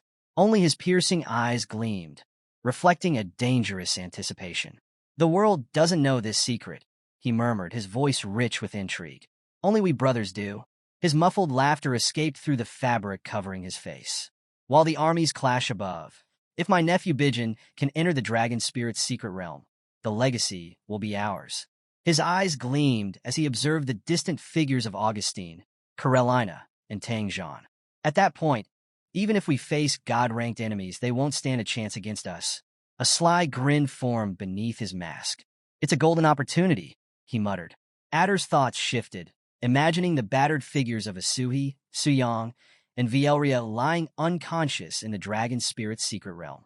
His cruel smirk deepened as he whispered to himself, Let's start with you so-called geniuses. His voice dripped with malice. After all, the Dragon Spirit Secret Realm is a different dimension, isolated from the real world. If you die here a few more times, you'll truly die. A sinister chuckle escaped his lips as he stepped forward, the air thickening with tension. Back in the abyss, Suyong's smirk widened as he absorbed the depths of Adder's thoughts. Let me mourn you for a second, Adder Hazan. Suyong sneered, his voice a mix of mockery and disdain. After all, who would have thought your inner thoughts would be overheard? His grin sharpened, as cutting as the blade of a knife. Then, how can I thank you for telling me all this? His tone darkened, filled with a predatory edge. Bijin, a 7th-rank beast trainer. With my current power, it shouldn't take much effort to kill him. A cruel gleam shone in Suyong's eyes, his thoughts cold and calculated. Oh, I almost forgot, he murmured, his voice dropping to a low, rumbling growl. Lucifer, what are you doing now? The swirling orb of energy in Suyong's hand glowed brighter, pulsating with malevolent power. Within it, the faint echo of Lucifer's sinister presence stirred, her aura suffusing the chamber like a looming shadow. Suspended in a void of swirling violet light, Lucifer stood motionless, arms crossed, her figure silhouetted against the pulsating glow. She had remained in this position for so long that Suyong, observing her through the orb, murmured to himself, "Isn't she tired? Or perhaps at God level, such trivial concerns no longer exist." His musings were interrupted as Lucifer's lips curled into a sly smile, her crimson eyes snapping open with a glint of mischief. Her voice, rich with amusement, sliced through the silence. Playing this laid-back style. Surely the Lord enjoys watching me pretend to remain silent, she murmured, her tone dripping with playful sarcasm. Ah, I can't endure the sound of such excitement. You're too modest, my lord. Suyong felt a pang of secondhand embarrassment. Cringe, he thought, before cutting through her monologue with a sharp command. Lucifer, come to me. Her response was immediate, her expression lighting up with an eerie glee. Her movements were fluid and hypnotic as she descended toward him, her presence growing more suffocating with each step. Standing before her lord, Lucifer lowered herself reverently before Suyong, her voice dropping into a soft, honeyed purr. My lord, I wonder, have my actions pleased you? Suyong gazed down at her, his towering form radiating an imposing authority. His deep voice resonated. You have wiped out all the enemies and done an excellent job, Lucifer. So, I've decided to reward you. Lucifer's expression shifted to one of bliss, her lips curling into a sly smile. Lowering her head further, she spoke with a blend of adoration and anticipation. As long as I have pleased you, I am utterly satisfied. How could I dare accept your grace so easily? Suyong raised his colossal hand, his fingers curling as an orb of swirling crimson energy began to form above his palm. The glow intensified, pulsating with ominous power.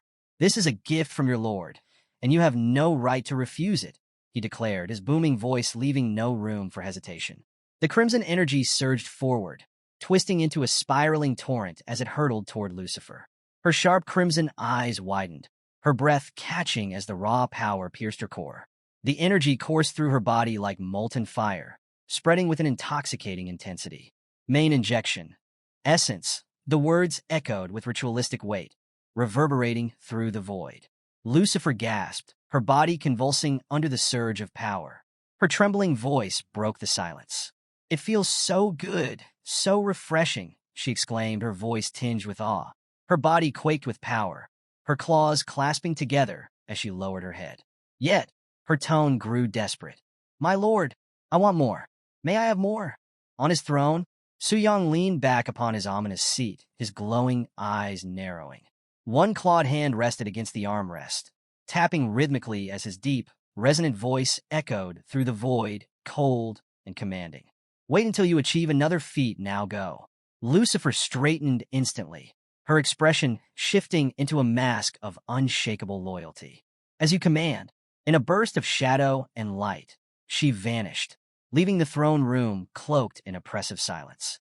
Alone once more, Suyong leaned back further, his crimson eyes glinting with amusement. He tapped his claws against the armrest in a measured rhythm, his voice dipping into a low growl. It's really tiring to roleplay in front of a god-level boss. And she's such a difficult character, he muttered to himself.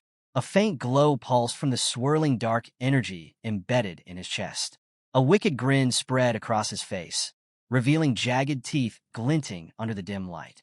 But compared to those trivialities, the power of the Lord of Original Sin is truly terrifying. Just a wisp of that dark power can make Lucifer obsessed. When this weakened state is lifted, how strong will I be?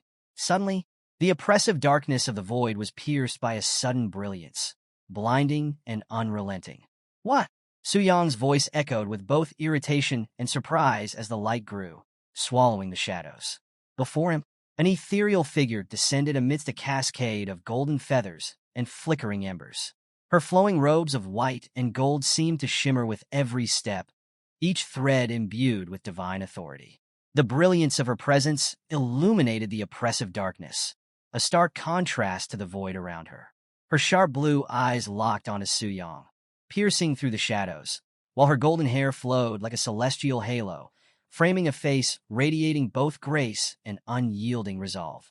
A faint whisper escaped from Su Yang, the realization striking like a thunderclap. It's her! The high priestess of the holy temple stood before him, her radiant form cutting through the abyssal gloom. A flashback. Euphemia stood in the sacred halls of the holy temple, her fingers trembling slightly as she read the report. Her voice, usually calm and measured, cracked with disbelief. The resistance army, composed of the strongest warriors on the continent, completely annihilated? How could this happen? The numbers and details scrawled across the glowing screen painted a grim and irrefutable picture. Euphemia's grip tightened on her staff. The situation is extremely abnormal, she muttered, her brows furrowing. I cannot remain a bystander anymore. With unshakable resolve, she raised her hands to the heavens, her voice echoing with divine authority. Oh, sacred statue, I am your representative, Euphemia Vega, the third high priestess. I request your blessing. Golden beams of light cascaded from the heavens, enveloping her in celestial brilliance.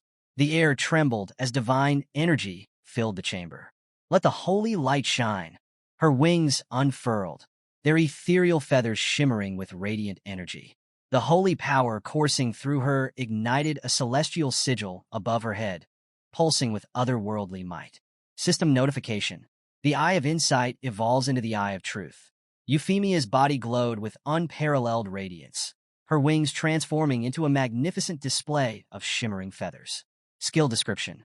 The ultimate form of the Eye of Insight, enhanced by the sacred statue's power, contains the essence of the holy stars, capable of perceiving all truths in the world. Back in the present, Euphemia hovered high in the vast, shadowed hall of the demon abyss. Beams of holy light radiated from her form, descending like celestial fire, pushing back the suffocating darkness around her. Her voice rang out, steady and resolute. What is this terrifying dark power? Are you the Lord of the Abyss? Su Yang leaned forward on his throne, his skeletal grin widening beneath his tattered cloak. His crimson eyes glowed menacingly, a stark contrast to her radiant presence. His claws rested casually on the armrests of his throne, but the oppressive weight of his aura bore down on her like a storm. What brings the high priestess of the holy temple to the very depths of this absolute darkness? His voice reverberated through the cavern, mocking yet commanding. Euphemia's eyes narrowed. She could feel the oppressive force of his presence pressing against her very soul. Despite the suffocating atmosphere, her tone remained steady, unwavering. You know me, she stated, her sharp gaze locked onto his. Of course, Su Yang replied, his voice laced with cruel amusement. I am fully aware of your so-called resistance force, and your desperate attempts to attack the demon abyss to complete your global mission. He gestured lazily with a clawed hand, his disdain for her efforts clear. Those cowards were all eliminated by Lucifer's hand. Is that why you've come here? To see the depths of your failure firsthand? He rose from his throne, his towering figure looming in the oppressive shadows. With each step forward, the air around him distorted, bending under the weight of his aura. Then tell me, High Priestess, he growled, his voice sharp and commanding. How should I welcome you? In the abyss. Euphemia's blazing sapphire eyes betrayed her determination, even as unease churned within her. Her grip tightened on her staff as she observed the towering demon, his skeletal grin stretching impossibly wide. The last time I used the Eye of Insight, he appeared to be sleeping, she thought, her heart pounding. I didn't expect he'd awaken this time. Is this the cause of the abyss's sudden changes? She tried to peer deeper into the essence of his overwhelming power, her divine senses straining to unravel its mystery. But this energy was darker, more profound than anything she had encountered before. Even the eye of truth couldn't penetrate its depths. Her breath caught as the realization struck her, chilling her to the core. He is certainly a being above the level of gods, she murmured, her voice steady despite the storm swirling within her. Her wings shimmered with celestial light, feathers glowing as divine energy surged. I need to retreat and regroup with the resistance force to devise a plan. With a graceful motion, Euphemia raised her staff high. The air rippled as divine energy crackled, bending reality itself. A space-time rift began to form behind her, warping the darkness with brilliant light. Suyong's crimson eyes narrowed, his lazy grin curling with disdain. Space-time rift? He drawled, his voice cutting through the tension. Do you think you can enter and leave this place as you please? He flicked his wrist, and dark energy erupted from his hand, spiraling toward her with suffocating force. Euphemia's wings flared wide, celestial light bursting forth as she propelled herself upward, narrowly evading the malevolent blast. But to her dismay, the darkness twisted and surged, lashing out like living tendrils. They coiled around her, freezing her in place. Her wings trembled under the strain, her fingers gripping her staff tightly as she fought against the oppressive force. From his throne, Suyong leaned forward, crimson eyes gleaming with malice. I wonder what equipment will drop upon killing the strongest human high priestess, he mused, his massive clawed hand rising. A vortex of energy coiled into existence, crackling with malicious intent. But alas, experience points will be wasted again. He thrust the energy forward, the cavern quaking under its might.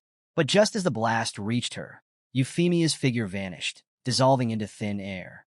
Suyong froze for a moment, his grin replaced with irritation. Then, a low chuckle rumbled from his chest. As expected of the strongest and most mysterious high priestess on the continent, he muttered, leaning back on his throne. She won't break so easily.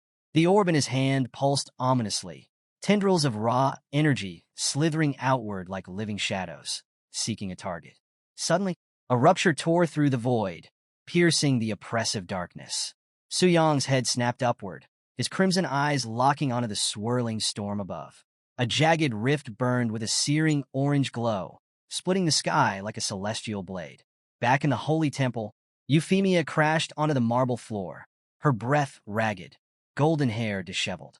She clutched her chest as faint relief flickered in her exhausted eyes. That was incredibly dangerous, she muttered, sweat dripping down her brow. Her wings folded behind her as she slowly pushed herself upright. The warm glow of the temple's sacred architecture surrounded her, offering a fragile reprieve from the chaos she had just escaped. Towering golden statues stood vigil, their serene expressions a stark contrast to the storm within her. A voice broke the silence. Are you all right, High Priestess? Euphemia turned to see Temple Priestess Raya, her face etched with concern. I'm fine, just exhausted, Euphemia replied, exhaling slowly as she steadied herself. Despite the safety of the temple, the shadow of the abyss loomed heavy in her mind. How is the resistance force? She asked, her voice firm. They've all regrouped and are on their way to the holy city, Raya reported, her tone brisk and reassuring. Euphemia exhaled a breath she hadn't realized she was holding. Survival was a fleeting relief, but the weight of responsibility pressed heavily on her shoulders. Good, she said, her voice regaining its calm. I'll return to my room to sort myself out. Wait here and inform me if any visitors arrive. With that, Euphemia turned and walked away, her steps steady despite the heaviness in her heart. Above the holy temple, faint wisps of violet energy flickered ominously, weaving through the intricate carvings on the temple's ceiling. A deep, unseen presence stirred, its single glowing eye faintly illuminating the sacred architecture. Through the rift space that opened from the demon abyss, Suyong had infiltrated the heart of the holy temple. I didn't expect the energy to reverse through Euphemia back to its source, Suyong murmured, his voice a cold whisper in the void. In the shadows, Suyong began following the high priestess, his crimson eyes glinting with cruel amusement as he trailed her. The high priestess, Euphemia, he mused mockingly. A figure I've only read about in textbooks and news reports. She's never left the holy city. But now, it's clear, she didn't choose to stay. She couldn't. With her power, she might have rivaled Lucifer herself. He chuckled softly at the thought, his mind envisioning Euphemia bound by Lucifer's overwhelming strength. If the high priestess had fallen, Suyang mused, her soul could have been repurposed, inscribed with my sigils. A perfect puppet. Such potential, wasted. Yet what intrigued him more was the realization that the original Sin Monarch's dark power had successfully infiltrated the real world undetected. Is this the capability of the transformation statue?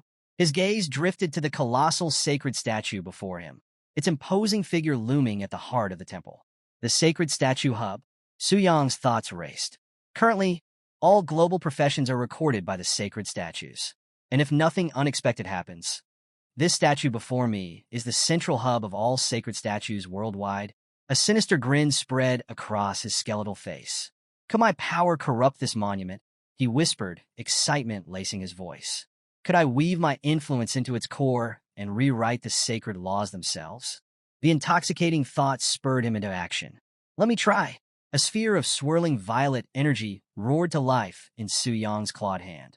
The temple grew deathly still as the dark force surged forward, its focus locked on the sacred hub. Minutes stretched into tense silence as the violet energy wrapped around the statue, probing its divine defenses. Finally, the energy faltered, sparks faded, and the violet light dissipated into the air like smoke, leaving the statue untouched. It didn't work at all, Suyang muttered, his voice laced with frustration. His crimson eyes darted around nervously. Whatever force the sacred statue wields not only resisted corruption, but completely nullified my power, he murmured. Still, no alarms were triggered. The resistance had been invisible, an untraceable wall of divine power. Fortunately, it didn't set off any defenses. Otherwise, things would have been troublesome, he admitted with a grim smirk. Shifting focus, turning away from the impenetrable hub, Suyang's attention was drawn to a lone figure standing beneath the golden light of the temple halls. Temple priestess Raya stood silently, her back to the encroaching shadow, unaware of the malice now fixating on her. Let me try controlling someone else, Suyang murmured.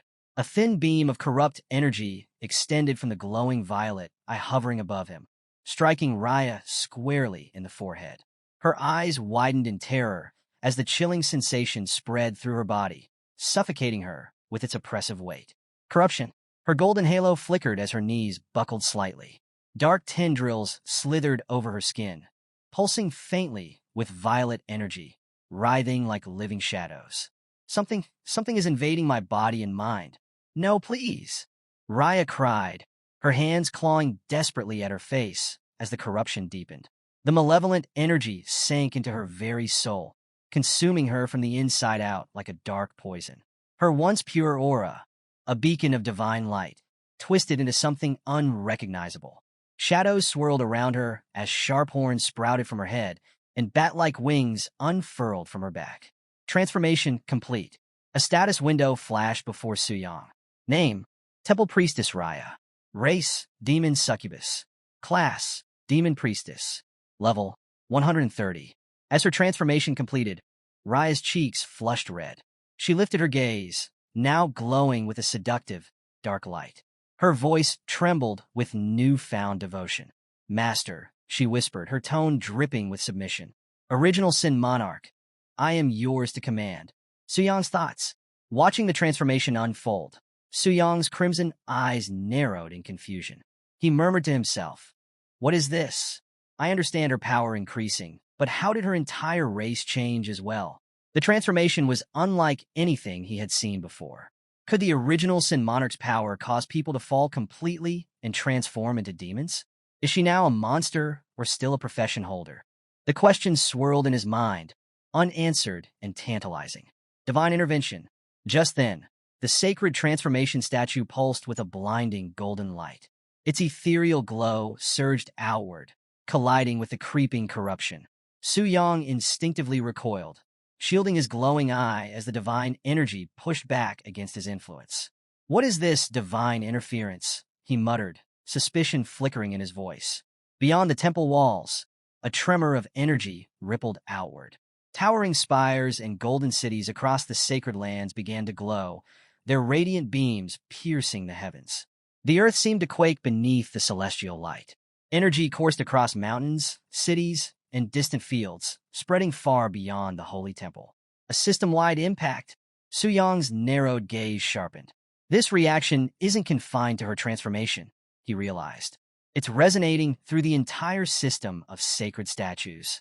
The statues across the world began to hum with divine energy, their synchronized glow a celestial response to the corruption's intrusion.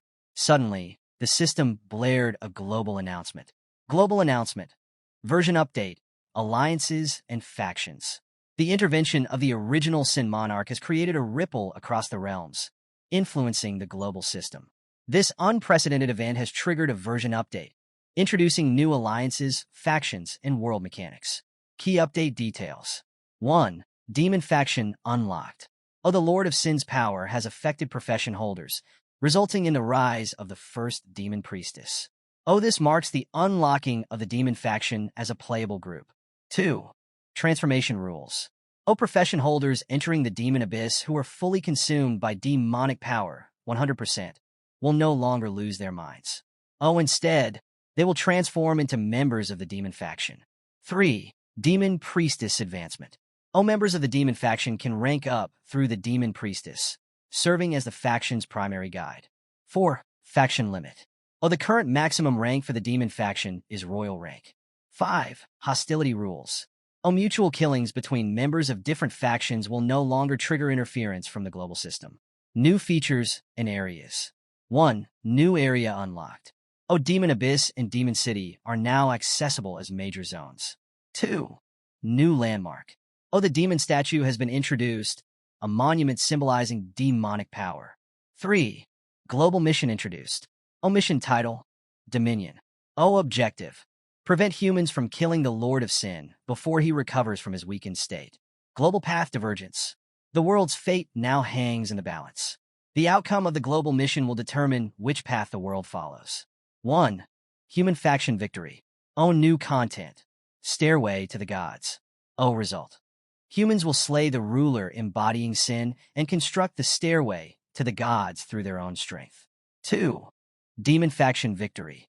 New content. Eternal Night Dominion. Result. The Lord of Sin will descend, merging the demon abyss with reality and ushering in the era of eternal night.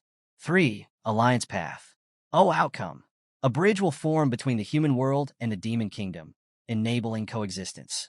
System notification. Please make your choice.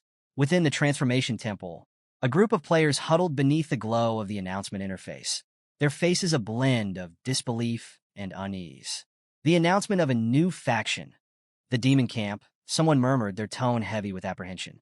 The shimmering blue light of the interface cast long shadows on the walls, giving their uncertainty a tangible presence. What does this mean for us? Another asked, their voice trembling with tension. The room erupted into speculative murmurs. This isn't just an expansion, one figure noted grimly. This hints at a massive shift in power. But at what cost? What happens to those who join? A player shook their head in disdain, their conviction cutting through the noise. No one could truly want to become a demon, who would trade their humanity for power. I don't want anything like that. Their words hung in the air, but unease seeped into the group like an invisible fog. The demon camp wasn't just a choice. It was a temptation, its consequences vast and unknowable. A silent observer. In the corner of the room, a pink-haired guild member stood silently, their expression inscrutable. Their mere presence stirred unease among those nearby, their intentions impossible to discern. Perhaps, someone speculated hesitantly, those drawn to the demon camp are already teetering on the edge. Maybe they see it as pity for the corrupted, a way to save them from becoming monsters, or worse. But the words sounded hollow, a flimsy attempt at comfort in the face of growing dread. A private conversation. Elsewhere, two figures conversed away from the gathering. One leaned against a wooden railing, their dark expression contemplative. This goes far beyond us, said Director Jia, their tone heavy with foreboding. It's not something we can handle alone. This must be viewed through the holy city's lens. The younger figure narrowed their eyes, leaning forward slightly. Do you think those who've embraced this darkness truly grasp what they're walking into? The question lingered, unanswered. If this gains traction, it could become the worst-case scenario, they added, their voice low and resolute. Director Jia's reply was quieter, almost to themselves. I hope it doesn't. If this demon faction rises unchecked, the Holy City's mission will never see completion. Within the Holy City, the towering gates of the Holy City loomed as golden beams of light pierced the heavens. Inside the Holy Temple, the air was thick with tension. Factions from across the world gathered to deliberate the implications of the global update.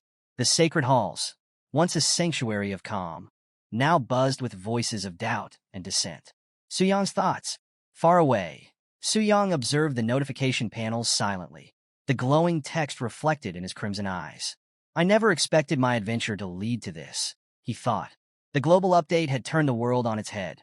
So far, the world's top players haven't even broken through the 100th layer of the abyss, let alone defeated Lucifer. And now, they're supposed to negotiate killing the original Sin Monarch. The very notion was laughable. The human faction's global quest had gone from daunting to hellishly impossible. In such a scenario, Suyang knew the demon camp would become an irresistible temptation. The demon camp's allure. The update had removed the insanity penalty from joining the demon camp, making it a viable path for those unwilling to face the impossible odds of defeating the original Sin Monarch. By joining the demon camp, players can bypass the human quest entirely and take on god-level job transfers without ever confronting me. Through his soul seals, Suyang sensed a troubling trend. The world's strongest warriors, at least 6 or 7 of them, are seriously considering defecting to the demon camp. Their defeat at Lucifer's hands left a lasting impression. The thought lingered, a mix of amusement and annoyance. I didn't foresee this. My actions might have accidentally made the demon camp the most tempting option in the world. A new opportunity. Suyang's thoughts shifted to his own predicament. With the demon statue now standing tall in Demon City, a new opportunity had presented itself. This statue allows me to accept my profession change quest without the risk of detection from the career change temple. It's the perfect way to solve my speed upgrade issue. His crimson eyes gleamed with determination. If I complete my rank advancement and collect all 7 Sin weapons, I can still claim the prestigious first kill of the Lord of Original Sin. Suyang's realization. As the swirling energy of the demon abyss pulsed faintly around him, Suyang's mind churned with unease. If I rely too heavily on the Sin weapons, will I strip the original Sin Monarch of their authority? He pondered, the question gnawing at the edges of his thoughts. But an even deeper and more troubling notion followed. If the monarch is slain and revived by the system, would they still retain their authority? Almost as if responding to his doubts, a system notification materialized before him. System notification. The Lord of Original Sin is no ordinary boss. Whoever claims the authority of Original Sin will automatically ascend as the new Lord of Original Sin. Furthermore, the system will always seek a higher-level entity to serve as the ultimate challenge. Once the current Lord is defeated, a boss stronger than the Lord of Original Sin will emerge. Suyang's crimson eyes narrowed as the implications sank in. A boss stronger than the Lord of Original Sin? The very idea felt impossible, defying the limits of power and authority. What kind of being could exist beyond the pinnacle of sin? His claws tapped rhythmically against the jagged stone of his throne as his thoughts deepened. If such a being exists, could I be walking straight into its trap? In the holy temple, High Priestess Euphemia stood silently in the radiant halls, her sharp gaze scanning her surroundings. Her momentary reprieve was shattered when she caught sight of Raya, now transformed into a demon priestess. Euphemia's sapphire eyes narrowed, recognizing the threat instantly. "Guards!" she commanded, her voice carrying across the grand chamber. "Capture the demon!" The temple guards sprang into action, their golden armor glinting as they moved to surround Raya. Suyang acts. Deep within the shadows, Suyang sensed Euphemia's detection. He moved swiftly, grabbing Raya by the arm. "Stay close," he murmured, his voice calm but firm. Euphemia, quick to react, raised her hand, her sacred staff glowing with divine energy. Holy beam! A brilliant ray of light erupted from her staff, tearing through the space where Suyang and Raya had stood. The explosion left smoke and debris in its wake, shaking the sacred temple to its foundations. As the dust settled, neither the demon priestess nor Suyang's energy signature could be found. The guards hesitated, their movements unsure. One of them shouted, "Search the area. They might still be hiding." But Euphemia raised a hand, her tone calm yet resolute. "There is no need. They are gone." The guards exchanged uncertain glances before retreating at her command. Left alone in the chamber, Euphemia's composed exterior faltered. A bead of sweat slid down her cheek as dread crept into her heart. "That power," she muttered, her voice barely audible. Could it have been the Lord of Original Sin? Her breath hitched as she realized the gravity of her mistake. Had her actions inadvertently drawn the Lord to the Holy Temple? The weight of her oversight pressed heavily on her shoulders. The Lord's cunning and strength were undeniable, and the shadow of their presence now loomed over the holy city. "This isn't over," she whispered, her grip tightening on her staff.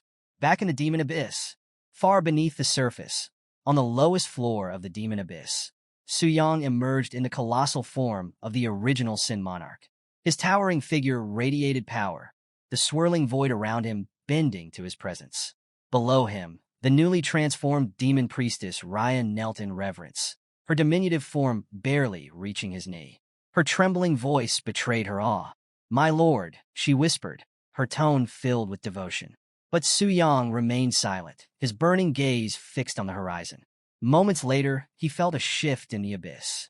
The air crackled with energy as a new location revealed itself in the distance. A sinister city loomed on the horizon, radiating an eerie green glow. Lightning crackled across jagged spires, illuminating grotesque statues and towering structures. Suyang's eyes narrowed. The demon city, so it's real, he thought, recalling the mention of the city in the global update announcement. Within the demon city, deep within the city's twisted depths, a group of newly transformed demons examined their monstrous forms. One demon stumbled, their grotesque body towering awkwardly. "What is this?" they exclaimed, their voice filled with horror. Another demon scoffed, their jagged claws flexing as they sneered. "At least I don't look as ridiculous as you," they said mockingly. A third demon let out a sardonic laugh, their tone dripping with cruel amusement. "You should be grateful," they sneered. "Freed by the great Lord, you're lucky to exist at all. Salvation and enslavement, not so different, are they?" Suyang's smoldering crimson gaze swept over the unruly gathering of newly transformed demons. Their grotesque forms bristled with raw energy, their movements erratic as they adjusted to their monstrous transformations. Standing at the edge of the chaos, Suyang issued his first command. "Raya, manage this rabble," he said, his tone calm but unyielding. Without hesitation, the demon priestess spread her bat-like wings and soared toward the horde, her voice ringing out with authority as she began rallying the unruly masses. Building order from chaos. From his vantage point, Suyang observed critically. "Their transformations are raw. The power is there, but so is their volatility," he mused. "Managing such chaos with only one priestess is a gamble." Suyang leaned back on his shadowy throne, his clawed fingers tapping rhythmically against the armrest. Power requires structure. Chaos needs hierarchy. If the holy city relies on a high priest, the demon city will need its counterpart, a great demon priest. The summoning darkness coiled around the throne as Suyang prepared an ancient summoning ritual. The air grew heavy, crackling with raw energy. His deep voice resonated through the chamber. "Envy, answer my command." The shadows parted, and the energy reached a crescendo as a regal figure materialized before him. With fiery crimson hair cascading like a torrent of power, piercing eyes gleaming with cunning, and a sly smile that hinted at her ambitions, the King of Envy, Livia, emerged. She knelt before the towering monarch, her mind racing with thoughts of glory. "This is my chance," Livia thought, her heart pounding with anticipation. "Only Lucifer has ever earned the monarch's favor. Now it's my turn to outshine her." Suyang's gaze locked onto her, his voice carrying the weight of absolute authority. "Envy," he began, "I appoint you as the first great demon priestess. Rule over the demon priests and manage the demon temple. Use this power only for my benefit." Livia's piercing eyes glinted with satisfaction as she bowed deeply, her voice steady and resolute. "Yes, my lord." Without hesitation, Livia departed to fulfill her role, her crimson hair trailing behind her like a comet of ambition. The blueprint, turning his attention to the sprawling blueprint laid out before him. Suyang's gaze hardened. The map resembled a strategic game board, marking key locations and objectives for the demon faction. Our progress is far from complete, he said, his tone sharp and commanding. We must move faster. Dedicate yourselves fully to the cause. Livia's rise. Below, Livia emerged as a commanding presence among the horde of demons. Her fiery charisma and sharp intellect inspired immediate loyalty, and her piercing gaze demanded obedience. The new recruits fell silent as she addressed them, her voice steady yet dangerous. Discipline is essential, she declared, her smirk carrying an edge of warning. Loyalty without order will lead to ruin. The other priestesses watched in awe as Livia effortlessly rallied the recruits, her authority unquestioned. Her words cut through the chaos like a blade, transforming the horde into a semblance of order. The system's message. Just then, a system window materialized before Livia, its glowing text casting an eerie light across her face. System notification. Congratulations! You have been appointed as the Great Demon Priestess. Knowledge of the demon camp will soon be unlocked to you. Directive. Resist the Red Moon invasion alongside the original Sin Monarch. For a moment, Livia stood motionless, the weight of her new responsibilities pressing down on her. The directive was clear and chilling. Her sharp mind processed the magnitude of her task. Not only would she lead the demon priests, but she would also play a pivotal role in defending the demon camp from an apocalyptic threat. The Crimson Omen and the Gathering Storm. A hulking figure steps forward from the shadows behind her, its monstrous form a clear mark of its devotion. It hesitates before speaking, casting a glance at the mysterious object before shaking its head. Forgive me, my lady. I see nothing. Frustration tinges its voice, a subtle weight of failure hanging in the air. She narrows her eyes, sifting through fragments of knowledge, whispers of old legends. The Red Moon, is it what you mean? The creature's voice carries a mix of doubt and intrigue. I've heard rumors, it admits. They say those who complete the fivefold promotion quest may witness it. But whether that's true or not. Its words trail off, uncertainty lingering. Her gaze sharpens, locking onto the towering demon statue in the distance. Could it be coming from there? A decision settles in her mind. She must seek her lord's guidance. Without hesitation, she strides across the desolate ground, her every step filled with purpose. Before an unseen presence, she kneels, bowing her head in reverence. Great Lord, your faithful servant seeks an audience. Silence. A vast, oppressive silence. Her fingers curl into fists. For a fleeting moment, her composure wavers. No response. A whisper escapes her lips. Has my lord fallen into slumber again? Frustration flickers beneath her calm exterior. Her mind drifts. Her lord's slumbers have always been an enigma, a cycle she both dreads and respects. No matter how we call, he does not wake. It is truly puzzling. A quiet murmur, tinged with something almost like longing. Rising smoothly, she turns, her crimson cape flowing like liquid dusk as she vanishes into the shadows.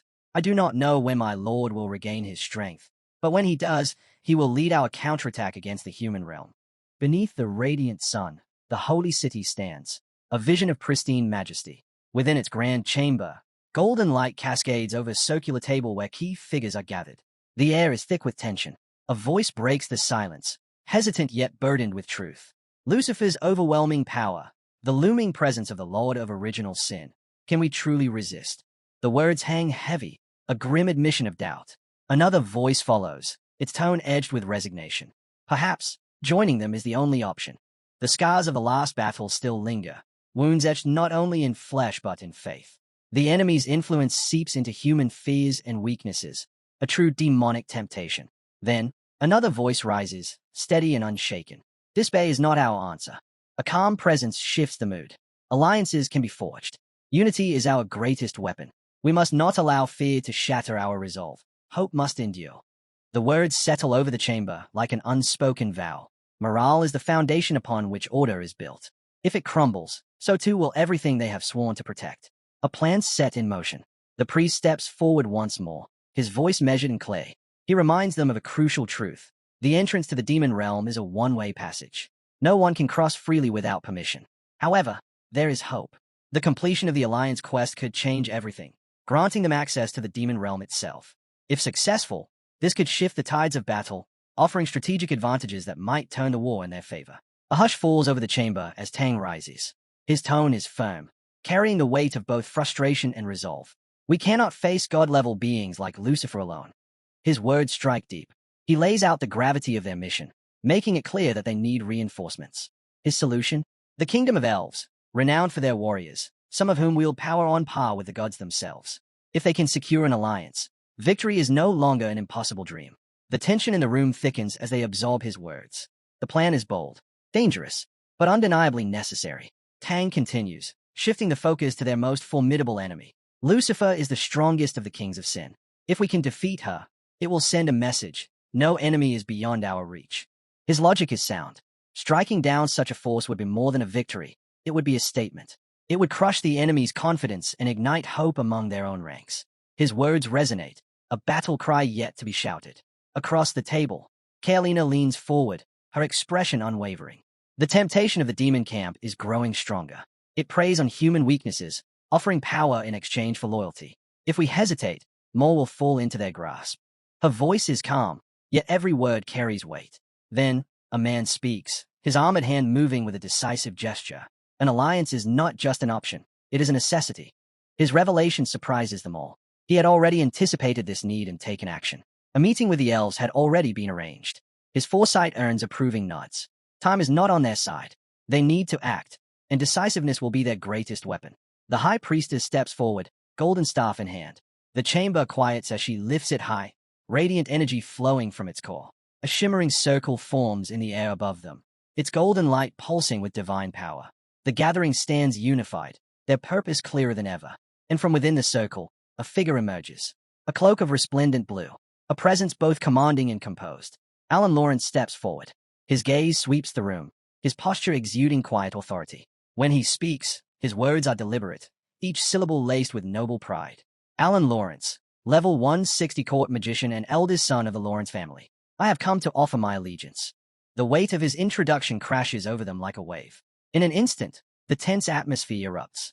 A kingdom's price. A young man shoots to his feet, his voice dripping with sarcasm as he mocks Alan Lawrence's so-called impressive level 160. The bitterness in his tone makes it clear, this isn't just about levels. There's something deeper, a frustration simmering beneath his words. Before the tension can boil over, the girl beside him tugs urgently at his arm. Her voice is low but firm, reminding him exactly who Alan Lawrence is. The Lawrence family holds immense power within the kingdom of elves. Offending them would be a mistake neither of them can afford. Her warning carries desperation, but whether it's for his sake or their own future remains unclear. Just as the atmosphere grows heavier, the high priestess steps forward, her presence alone enough to command silence. With the grace of a seasoned diplomat, she turns to Alan Lawrence. Your presence honors us. The kingdom of elves has answered our call without delay, and for that, we are grateful. Despite her composed demeanor, there's a pointed sharpness in her words as she presses forward. But tell me, where does your queen stand on this alliance? Alan, unfazed by the earlier hostility, meets her gaze with effortless charm. A knowing smile tugs at his lips, his green eyes gleaming with amusement. His next words, however, take an unexpected turn. Ah, the legendary high priestess, a true jewel of the human temple. His tone is smooth, but the flirtatious undertone does not go unnoticed. A flicker of irritation flashes across the high priestess's face, her usual composure momentarily shaken. Before she can respond, a sudden tremor rumbles through the chamber. All eyes whip toward the source. Augustin stands, his presence radiating barely contained fury. But Alan remains unshaken. Instead, he unfurls a scroll with deliberate precision, the queen's decree in hand. His voice is steady, authoritative, and leaves no room for debate as he lays out the conditions of the elf support. The terms are brutal. Or no human shall be permitted to enter the dragon spirit's secret realm. Or the human forces must locate and return the missing elf princess. Or a substantial portion of the Red Moon crystal cores must be surrendered to the elf temple. The demands keep coming, each more unyielding than the last. The weight of the elves' leverage hangs heavy in the air. Carolina's expression hardens, skepticism flashing in her eyes. Others murmur in growing frustration.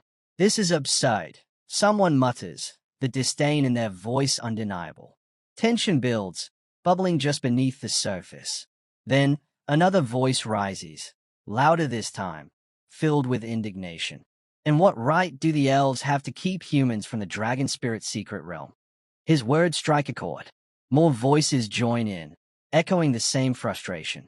But before the brewing argument can spiral out of control, another figure steps forward.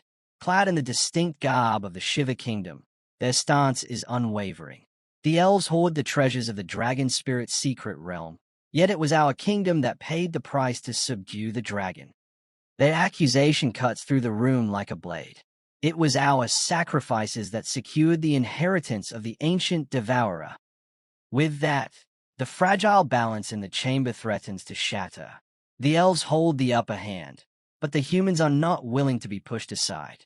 The battle may not have begun on the battlefield just yet, but in this room, the war of negotiations has already started. A battle of wills. The High Priestess, sensing the storm brewing, lifts her golden staff once more. A brilliant light flares from its core, cutting through the rising voices like a blade. The room stills instantly, the divine radiance serving as a stark reminder of their greater purpose. She surveys the gathering, disappointment flickering in her gaze at the discord unfolding before her. With measured authority, she turns to the guild leaders, her voice firm but diplomatic. We cannot afford division at a time like this. Tell me, what are your thoughts? A representative from the Kari Change Temple steps forward, his expression carefully composed. The second and third conditions, we can accept them, he acknowledges. However, the first, this restriction on the Dragon Spirit secret realm is a serious issue. It undermines the core interests of guilds across multiple nations. His tone remains respectful, but there is no mistaking the underlying challenge. He urges the elves to reconsider, emphasizing the impact such an exclusion would have on their alliances. Alan Lawrence remains unshaken. Standing tall, his emerald gaze sweeps across the assembly, his expression unreadable. Then, with a slow, deliberate nod, he counters. The right to enter the Dragon Spirit secret realm is not granted freely, it is earned. His voice carries an air of finality, laced with a subtle condescension. He leans forward slightly, letting the weight of his words settle before delivering his next blow.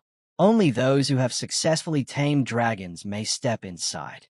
The declaration stays a wave of murmurs through the chamber. Then, as if savoring the tension, Alan lists the few privileged nations that meet this requirement.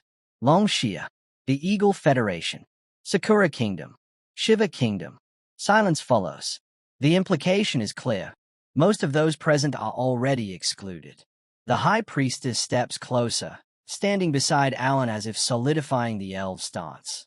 Their combined presence commands attention, leaving little room for argument. Then, with a smirk, Alan delivers a final stipulation, his voice slow and deliberate. One more thing. A dramatic pause. The individual who tamed the black dragon is forbidden from entering. His words land like a hammer blow. Instead, that person must be taken to the kingdom of elves. The chamber erupts. A loud crack splits the air. Tang Zhan's fist slams onto the table, his knuckles white with fury. His breath is sharp, barely containing his rage as he glazes at Alan. Are you targeting Longxia? His voice is tight with suspicion, daring anyone to deny what now feels obvious. Alan doesn't flinch. His response is swift, unwavering. The kingdom of elves holds no bias against any human nation. The words are sharp, almost dismissive. He offers no further justification, no attempt to soothe the growing hostility. The terms have been laid out. It is now up to the assembly to decide. The weight of the elves' demands hangs thick in the air. But before Tang Zhan can lash out again, another figure steps forward. A seasoned representative, his tone calm yet calculated. Tang Zhan, he begins, his words carefully chosen. Think wisely. There's an old saying in your nation. Helping others succeed is the first step to securing one's own future. The message is clear. The bigger picture must take precedence. The alliance with the elves is too valuable to risk, especially with the looming threat of the Lord of Original Sin. His reasoning is sound, tactical, and yet, Tang Zhan remains stiff, his jaw clenched in silent fury. Tang is forced to reconsider his position as another delegate steps in, his voice firm and laced with confrontation. He reminds Tang that this isn't just about Longxia. Humanity's survival is on the line. Rejecting the alliance with the elves could plunge the world into chaos. Stepping closer, he delivers a pointed warning. If Longxia's decision leads to failure against the Lord of Original Sin, their nation will bear the shame of betraying humanity itself. His words strike at Tang's pride and duty, but another voice cuts in, laced with mockery. She scoffs at the accusations, dismissing them as overblown theatrics. Her biting remarks liken Tang's stance to that of a disgraceful coward. Yet, Tang remains unfazed. Without a word, he turns to leave, his towering presence radiating restrained fury. Someone calls after him, their voice tinged with hesitation. "Warrior Tang, where are you going?" But their question barely lingers before Tang stops in his tracks. His piercing gaze locks onto the speaker, freezing him in place. A nervous stammer follows. "Why are you looking at me like that? Is there something on my face?" The air tightens. Then, like a lightning strike, Tang moves. His fist connects with brutal speed. The delegate's face twists in shock as is sent hurtling backward, crashing to the ground with bone-rattling force. Gasps ripple through the room. Another man steps forward, attempting to intervene. But Tang is relentless. His next strike is even faster. A blur of motion, a devastating impact. The would-be peacemaker crumples, his protests reduced to silence. Tang's voice slices through the chaos, cold and unyielding. Longshia's path is not for worms like you to dictate. His defiance echoes through the chamber, suffocating any further argument. The weight of his conviction settles over the room, leaving all stunned. Then, Longshia's leader speaks. His tone remains measured, acknowledging the gravity of the elf's decision. He accepts the consequences for humanity's sake, but there is one thing they will never surrender. The dragon tamer is ours, he declares, and we will not hand him over. A heavy silence follows. His words leave no room for debate. With a final glance, he steps back. "I have other matters to attend to." Without another word, he exits, the elven envoy watching him leave with an unreadable expression. Meanwhile, the aftermath of Tang's assault plays out. The man he struck groans, blood dripping from his mouth as he curses under his breath. Damn it, that punch was too strong. Pain and humiliation burn in his eyes, twisting into hatred. "I'll make them pay. That so-called genius from Longxia will be the first." A swirl of dark purple energy engulfs him as he vanishes, teleporting to another chamber. From the shadows, another figure watches. He murmurs to himself, his gaze cold. "The elves, Sakura Kingdom, Shiva Kingdom Plus. They all dare to move against me." His maids gasp as he strips off his robe, his body radiating raw power and dominance. He lets out a low chuckle, his sharp grin cutting through the tension. Fools who overstep deserve punishment. His fingers curl into a fist, recalling Tang's earlier strike. That punch was far too light.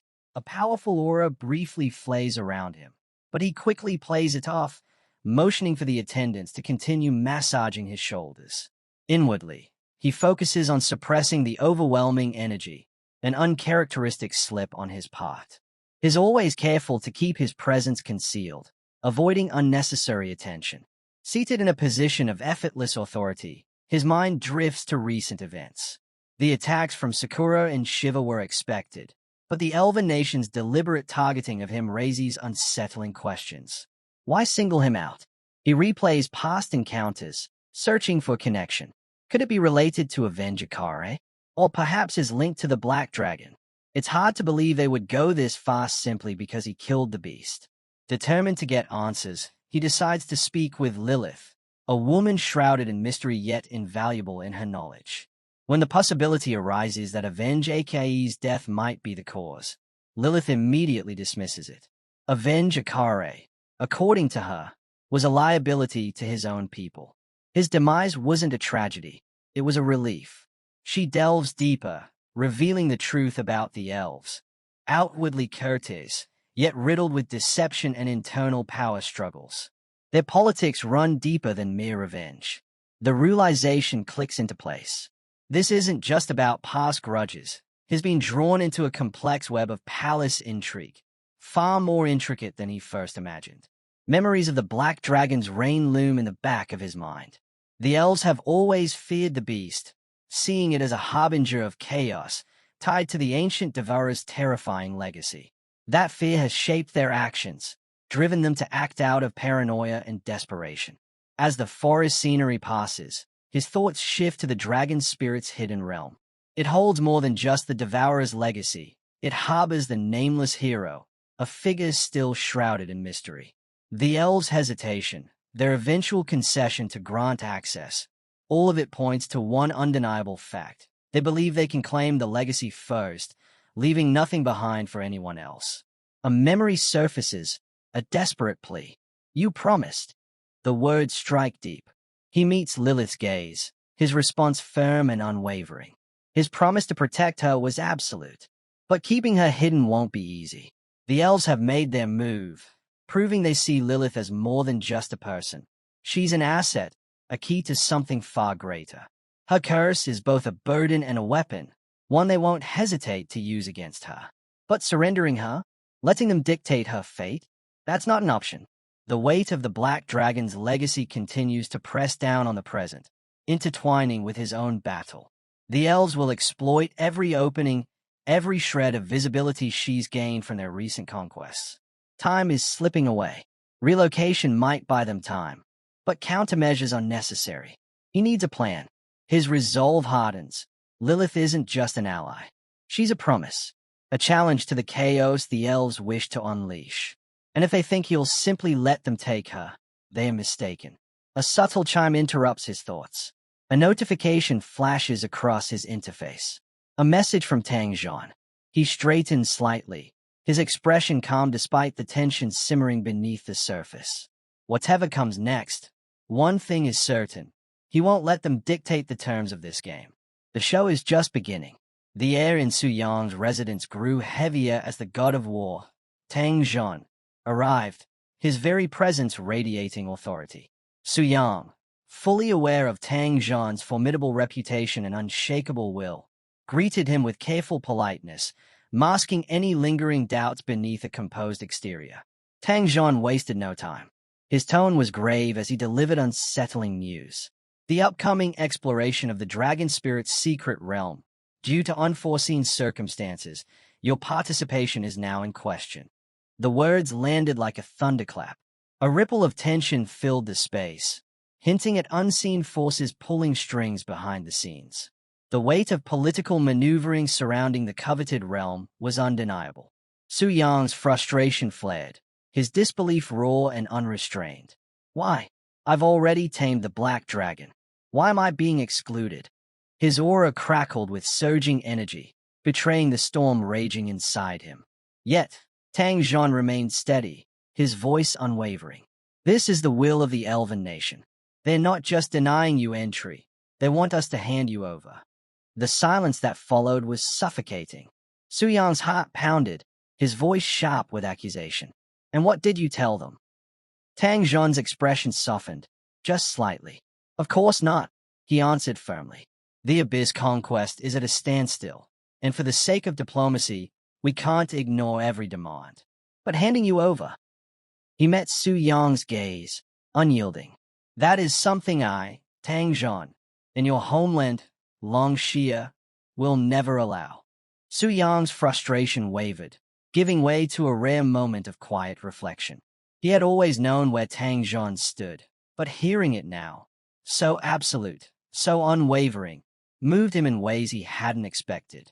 Tang Zhan placed a firm hand on his shoulder. Don't dwell on it. You may not be stepping into the dragon spirit's secret realm, but rest assured, the country will compensate you. We won't let Longxia's newest genius be slighted. Though his heart remained heavy, Su Yang nodded, placing his trust in Tang Zhan's words. All right, I believe you. With that, Tang Zhan turned, stepping into the glowing portal. Su Yang watched him disappear, his respect for the man solidifying further. Then, his gaze shifted toward the ominous sky. A slow smack tugged at his lips, his fingers curling into a loose fist. Tomorrow, the dragon spirit's secret realm opens. His voice was barely above a whisper, but it carried a dangerous edge. His eyes gleamed, not with frustration, but with something sharper. Anticipation.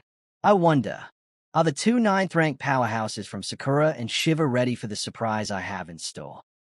The scene transitions, revealing the preparations underway in the Sakura, Shiva, and Elven nations as the countdown to the dragon spirit's secret realm begins. The Tomorrow family watches from the sidelines, their presence quiet but observant. A young woman, composed and calculating, voices mild disappointment at his absence. Yet beneath her outward interest lies a quiet relief. Avoiding a clash with a black dragon's tamer is a fate she won't complain about. Her demeanor flickers between curiosity and caution, as if weighing the balance of power from afar. Meanwhile, in Shiva, tension coils like a drawn bowstring. 6JNU, a towering figure of power, kneels before his elder. His orders are simple yet ruthless: subdue, suppress, and, if necessary, eliminate. The air is thick with ambition, their sights set on seizing the realm's contested treasures. But Vijayanu's smirk betrays him. He craves the challenge, and deep down, he wishes a boy who fight with Black Dragon were here to make this bloodbath even more exhilarating. Across the realm, the Elven Empire unveils its might. Third Prince Eric leads a squadron of dragon knights, their formation cutting through the sky like a blade. Their synchronized movements radiate overwhelming power, a testament to the elves' disciplined supremacy. As Eric surveys the growing number of human dragon tamers below, his expression hardens. This shift in power troubles him. Humans taming dragons? It's a crack in the foundation of elven dominance, and one he refuses to ignore. From atop his colossal dragon, Eric's gaze sharpens. How do they tame these beasts? He muses, amusement flickering in his icy stare. But then his smirk darkens. No matter. Once this dragon spirit secret realm is sealed, they won't have any dragon knights left. His chilling resolve hints at a ruthless plan, one that ensures no human opposition remains. As the conversation unfolds, the Elven Prince's true intentions come to light. He promises spoils beyond measure once the human world falls. No need to rush, he reassures his allies. Once we conquer the human lands, the Lauren family will have its share. Humans breed like vermin, endless numbers for you to do with as you please. His laughter, sharp and cruel, cuts through the air like a dagger. Not far away, a red-haired warrior stiffens, her piercing gaze betraying her disgust. She listens in silence, suppressing the anger burning within her. Nearby, another elven ally soars through the sky, her cheerful facade masking quiet ambitions. But Eric's sinister grin only deepens. I can't wait that long, he mutters. Once we're inside, I'll. In stark contrast, human warriors gather, their mood grim as they brace for what's ahead. The red-haired warrior looks up at the sky, her thoughts uneasy. My view of elves is crumbling, she murmurs, bitterness lacing her words. Something tells me to stay far away from them. Beside her, a veteran mentor speaks with steady wisdom. Stay calm, he advises. If danger comes, don't be reckless. Survival is what matters most. Do you understand? The younger warrior swallows hard but nods, determination flickering in her eyes. Yes. The tension mounts as the elves tighten their grip on the battlefield. The entrance to the secret realm pulses with a violent purple glow, a storm of power waiting to be unleashed. Their dragons stir, roaring in anticipation. The battle for dominance is about to begin. The elven country is really putting on a show, he remarks sarcastically, watching their overwhelming display of force. But beneath his casual tone lingers a hint of suspicion. They are wary of Tang. Who knows if he'll actually keep his word? Suddenly, a young warrior from Shiva steps forward, determination burning in his eyes. His crimson scarf flays behind him as he makes his move. Uncle, I'm going, he declares. His uncle's response is immediate, fierce and filled with pride. Do well. Let them witness the true power of Shiva.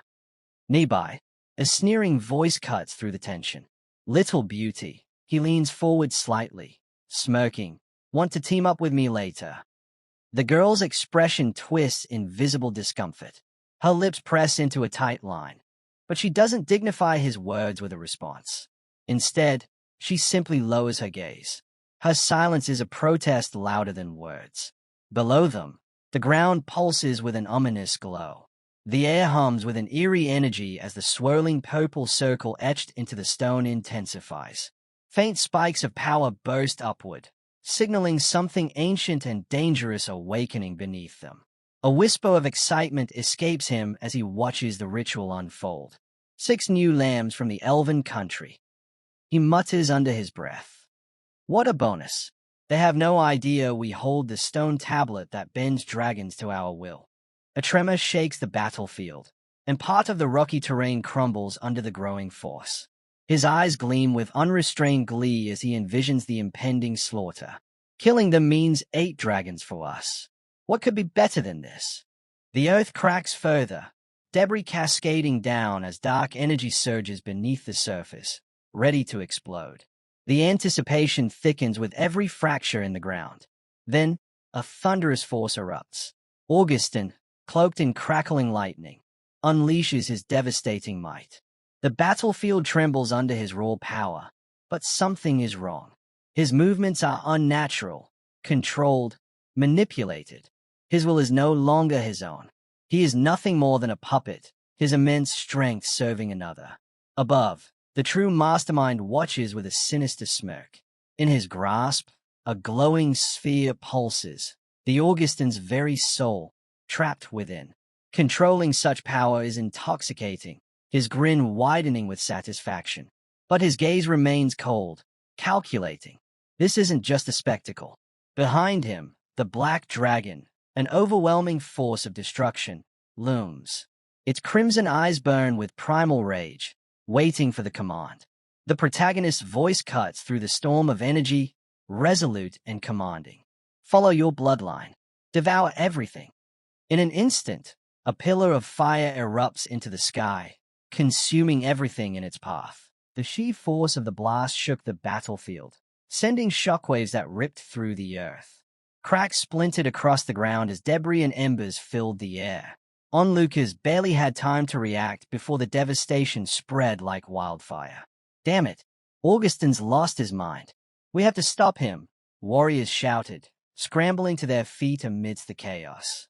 Coughing through the swirling dust and embers, Atel struggled to regain his footing.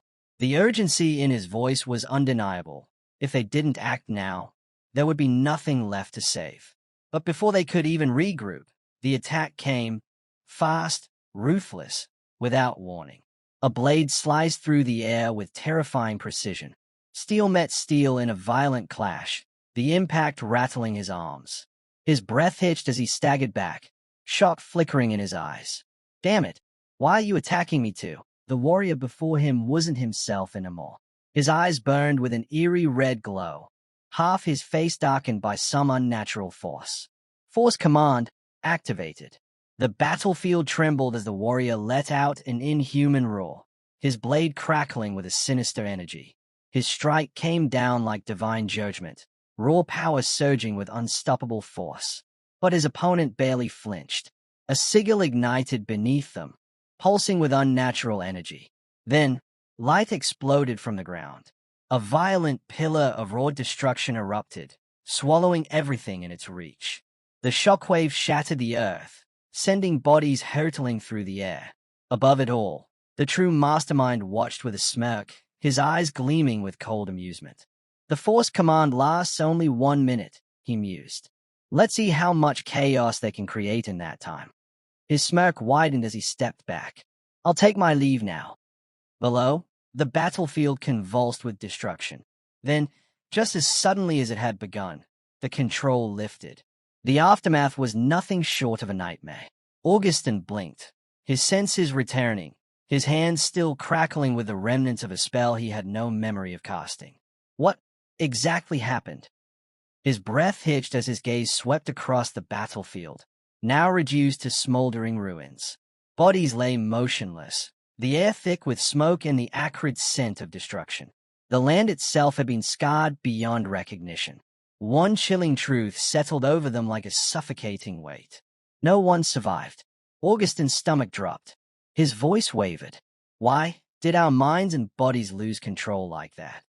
Smoke curled from the ruins, the stench of charred stone and dust clinging to the air. We were definitely being controlled, another warrior growled, his fists clenched in frustration. A priest of miracles, his robe still flickering with remnants of spiritual energy, furrowed his brow. My spiritual sense does not lie. Someone was pulling the strings from the shadows. Even Augustin, he must have been affected, too. The realization sent an icy chill through the remaining warriors. To control all of them so completely, without them even realizing it. Who could possibly be behind this? Before the tension could mount further, a golden light burst through the chaos. Ancient doors groaned as they creaked open. The gateway to the dragon spirit realm stood wide, its entrance pulsing with residual energy. For now, their questions would have to wait. He finally broke the tense silence. During the fight, I saw it. A black dragon entered the realm. A ripple of reactions followed. I saw it too, someone confirmed hastily. Me as well, another chimed in. A realization settled over them like a heavy fog. Are you saying all of this, the chaos, the mind control, the dragon, was orchestrated by Long Xia? It was too much to be a coincidence. I'm not sure, he admitted, his brows drawn in deep thought. But I do know one thing. It wasn't Tang Zhan. He's never broken his word, let alone stooped to something this vile. Uneasy glances were exchanged. That much was true. Tang Zhan was a warrior, a man of strength, not deception. Then who? Someone asked, suspicion creeping into their voice. That level of force control, only someone with immense spiritual energy could pull it off. Exactly, another agreed, though his voice wavered. The thought was unsettling. If it wasn't Tang Zhan, then who had the power to turn them into puppets? A hesitant voice broke the silence. Could it be Su Yang? The room fell deathly quiet. Are you serious? One warrior scoffed. That kid is barely a fourth transition professional. How could he possibly manipulate ninth transition demigods? His words were sharp, but there was a flicker of doubt in his tone. I was just speculating, the other muttered, looking away. He exhaled slowly. Ever since we started this crusade against the Abyss demons, strange things keep happening, one after another. No one could argue. The battle should have been straightforward, yet instead, they had lost control, turned on each other. And now, they had a bigger problem. Forget it, one of them said grimly. We have a more urgent issue on our hands. Their expressions darkened as the weight of the situation sank in. While we were controlled, we killed the royal court guards of the Elven Kingdom. A heavy silence followed. They should have revived in the temple by now, another murmured. But once the Elven royal court finds out, he didn't need to finish. Everyone knew what it meant. This could destroy their fragile alliance. An elder finally spoke, his voice calm but firm. Since we can't capture Su Yang for questioning, we need to act first. If the Elven royal court hears about this before we explain, it could spell disaster. I agree, another said immediately. No objections. They had to move. Now, the masked warrior spoke at last, his expression unreadable. With that, the discussion ended, and their path was set. But far beyond their reach, deep within the dragon spirit realm, the sky cracked open, rippling with shimmering energy. Floating islands trembled, jagged rocks hovered in mid-air, and an eerie silence settled over the land. Something ancient was awakening. Are you afraid? The sky itself seemed to quake as dragons circled above, their colossal forms blotting out the sun. The very air shifted, rocks levitating as if drawn by an unseen force. Could it be that even dragons fear what lurks in this realm? The answer came swiftly, dripping with certainty. It must be the lingering presence of the ancient devourer. No matter how much time passes, that fear still lingers in their blood and their souls. With a confident flick of his wrist, a warrior guided his dragon through the turbulent winds. Miss, you seem to be struggling. How about riding with me instead? A nearby figure, barely keeping balance on her own mount, shook her head frantically. No need. A mocking voice cut in, amusement lacing his words. Alan, are you seriously flirting while riding a dragon? Alan just chuckled, unfazed, his grin widening. But beneath the humor, the tension remained thick. Only the ancient dragon fang can suppress the fear of the devourer within dragon bloodlines. Humans have no such relics. Without a true dragon tamer, this should be easy. Before anyone could respond, a new voice sliced through the moment. You're celebrating too soon. A figure clad in red stepped forward, eyes gleaming beneath his mask. I'll use the stone tablet to control your dragons and take you all down at once. Power erupted from his palm, crackling like lightning, ready to reshape the battlefield. Then, a low, thunderous roar rolled across the sky. A shiver ran through them. The red-haired woman tensed, gripping her weapon. Beside her, another warrior turned pale. No, this roar. A massive shadow loomed over them. It's him, and the black dragon. From above, a figure in a dark hood descended, perched atop a colossal black dragon. Its enormous wings cast a suffocating shadow over the battlefield. Su Yang lazily counted on his fingers. 1, 2, 3, 6 of you. Looks like this will be quite the feast. Below, panic spread like wildfire. Why is the green dragon afraid again? Even the stone tablet isn't working. What's with that black dragon? A furious warrior turned, eyes burning with rage. Weren't black dragons forbidden from entering the realm? Nearby, the elven general clenched his fists, his voice dripping with venom. Humans, such despicable creatures. You break every agreement. One of his subordinates rushed to his side.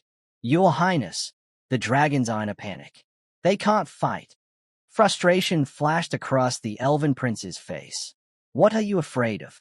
That so-called black dragon tamer is just a fourth transition weakling. Take him down. His voice was sharp, commanding.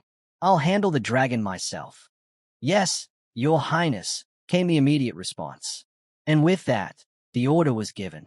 By command of Prince Eric, the battle would begin. A black dragon, a lone rider, a storm of warriors erupted into action, launching themselves at the dragon rider. Weapons gleamed, spells ignited the sky, an overwhelming assault. Or at least, it should have been. The man simply chuckled. So it's death then. Dark energy coiled around his fingers, pulsing with raw power. His smirk deepened. But the ones dying will be you. A vortex of destruction exploded outward. You have slain level 152 Elven Holy Knight. You have slain level 150 Elven Divine Archer. Havoc. Experience gained 52.1 million. Eric's face twisted in disbelief. How is this possible? In the blink of an eye, 4 of their strongest warriors had been erased. Panic gripped the battlefield. We can't even see his attacks. A voice choked out. How is a fourth transition human this strong? His advisor's expression was grim. We need to use our trump card. Now, but before they could act, darkness surged. A monstrous force clamped down on Eric. What is this? He struggled, terror creeping into his voice. Open up, but there was no escape. The power radiating from the black dragon was crushing. If Eric couldn't withstand it, then the rest of them had no chance. A flicker of movement, a blur of power, and then impact. A devastating kick sent the prince hurtling into the ground with a thunderous crash. The dust barely settled before a boot pressed against his throat. Su Yang peered down at him, expression unreadable. Do you even know what you're doing? Eric coughed, his mind reeling. Su Yang just smiled. If someone wrongs me, I return it 100-fold. I don't care who you are. His gaze darkened, menace laced in his voice. Even if you were a god. A pulse of raw energy crackled around him. I would kill you all the same. Above them, draconic power began to gather, ready to bring judgment upon them all. Don't get cocky, brat, one of them spat. We were just careless before. This time, you're dead for sure. A smirk tugged at the corner of his lips. Freshly revived and already in a hurry to die. The air trembled as golden flames erupted from the dragon's maw, a blinding inferno tearing through the sky. The elf riding atop the beast sneered, his voice ringing with arrogance. Burn to ashes. A deafening explosion shook the battlefield. Waves of fire surged outward, devouring everything in their path. The air distorted from the sheer heat, and a massive crater formed where the blast struck. But as the smoke thinned, something was wrong. What's happening? A voice filled with disbelief cut through the chaos. The green-haired girl's sharp eyes caught it first. The eyes. The colors changed. Her voice wavered. They're being controlled, forced into a frenzy. A spell like this. The elves were desperate to kill Su-yang. Amidst the chaos, the elven commander grinned, relishing the moment. Well done, he murmured, his eyes glinting with malice. Watching the inferno engulf its target, he smirked. Let's see you act tough now. The battlefield trembled. A low, ominous hum filled the air before, boom. A golden explosion surged across the sky, the elf prince's magic pulsing with raw power. But then, crack, a distortion split through the air. Below, the battlefield twisted as a violent surge of energy erupted. A radiant column of violet light shot upward, splitting the ground in two. From within the storm of power, a black silhouette emerged, wreathed in flickering energy. Two dragons flanked the vortex, their wings thrashing in terror. And no, this can't be real. The elf prince's voice wavered, his confidence shattering as the void advanced toward him, relentless and unstoppable. Then, screams. Fire rained from above, crashing down in blazing torrents like a meteor shower. Explosions rocked the battlefield as the elven forces scrambled in panic. Through the chaos, one figure stood motionless, untouched. Su-yang. His black dragon loomed beside him, wings outstretched against the smoldering sky. Smoke curled around them, the battlefield littered with the corpses of those who had dared to stand against him. A strangled cry rang out. Where are you taking me? Above the battlefield, the elf prince dangled in mid-air, caught in an unseen grip. Su-yang's dragon carried him higher and higher, toward his final fate. To eliminate the threat completely, of course. The voice was cold, merciless. Below, the surviving elves could only watch, frozen in fear. Su-yang. The green-haired girl whispered his name, her voice shaking. The red-haired warrior swallowed hard. He didn't just survive that attack. He countered and annihilated them, effortlessly. Silence settled over the battlefield. Two dragons, one crimson, the other white, hovered uncertainly, their overwhelming might now shaken. That scared me to death. Someone muttered. Farther away, the last remnants of the elven forces stood trembling. Behind a distant cliff, a massive green-scaled creature observed the destruction, its claws digging into the rock. The elves had been wiped out in an instant. Its grip tightened as the truth sank in. Is Su-yang even human? A lone figure stood in the distance, cloaked and masked, unmoving. Sweat dripped down his brow. His mind raced. A direct fight? Impossible. I won't survive. His fist clenched as he exhaled slowly. An ambush. That's my only chance. Across the battlefield, a battered elf staggered forward, his face twisted in horror and fury. His voice cracked as he gasped. How? I died again. His comrades, equally blooded and exhausted, barely held themselves upright. That kid, he's not human, one of them muttered. The weight of their situation crashed down on them. 2 deaths. Their levels had plummeted. They had no strength left to fight. Panic spread. Their strongest warriors had fallen. There was only one option left. The leader gritted his teeth and pulled out a trembling hand. A scroll, one last chance at survival. The dungeon entrance is closed, he rasped. Use the town portal scroll. Whoosh! A gust of wind sliced through the air. His hands were suddenly empty. A chill ran down his spine. A low chuckle echoed through the battlefield. Trying to leave. Su-yang's voice dripped with amusement, his eyes gleaming as he closed in. Did you ask for my permission? He struck, swift and merciless. The elves had no time to react. The elf prince stumbled back, his eyes wide with terror. A monstrous entity loomed over him, its jagged grin stretching wide. Don't bother, the creature sneered. Even a 7th tier can't break free. What can you possibly do? The prince's breath came in shallow gasps. He forced a trembling smile, desperate. Oh, let's talk this out, he stammered. I'll give you whatever you want. A deafening boom shook the earth. His body stiffened. A massive force slammed down before him, shaking him to his core. Su Yang stepped forward. His gaze burned cold. Oh! His voice was almost playful. And what I want is your life? The prince froze, fear gripping him like a vice. He looked up at Su Yang, the arrogance from before drained from his face, leaving only raw terror. Su Yang tilted his head, amusement flickering in his gaze. Scared? His voice was mocking. Weren't you trying to kill me just a moment ago? So bold, so arrogant. You even demanded Long Xia hand me over. His smirk faded. Why the sudden change of heart? The prince swallowed hard. His lips trembled. We were wrong. We were blind before, he choked out. We admit our mistake. Please, sir, spare us. Su Yang scoffed. Too late. The elf's vision blurred as dread consumed him. I've seen what you elves are like through Akare. Su Yang's voice was like a blade. You think I'll let you walk away? The prince's breath hitched. You're the one who killed Akare. Su Yang's gaze darkened.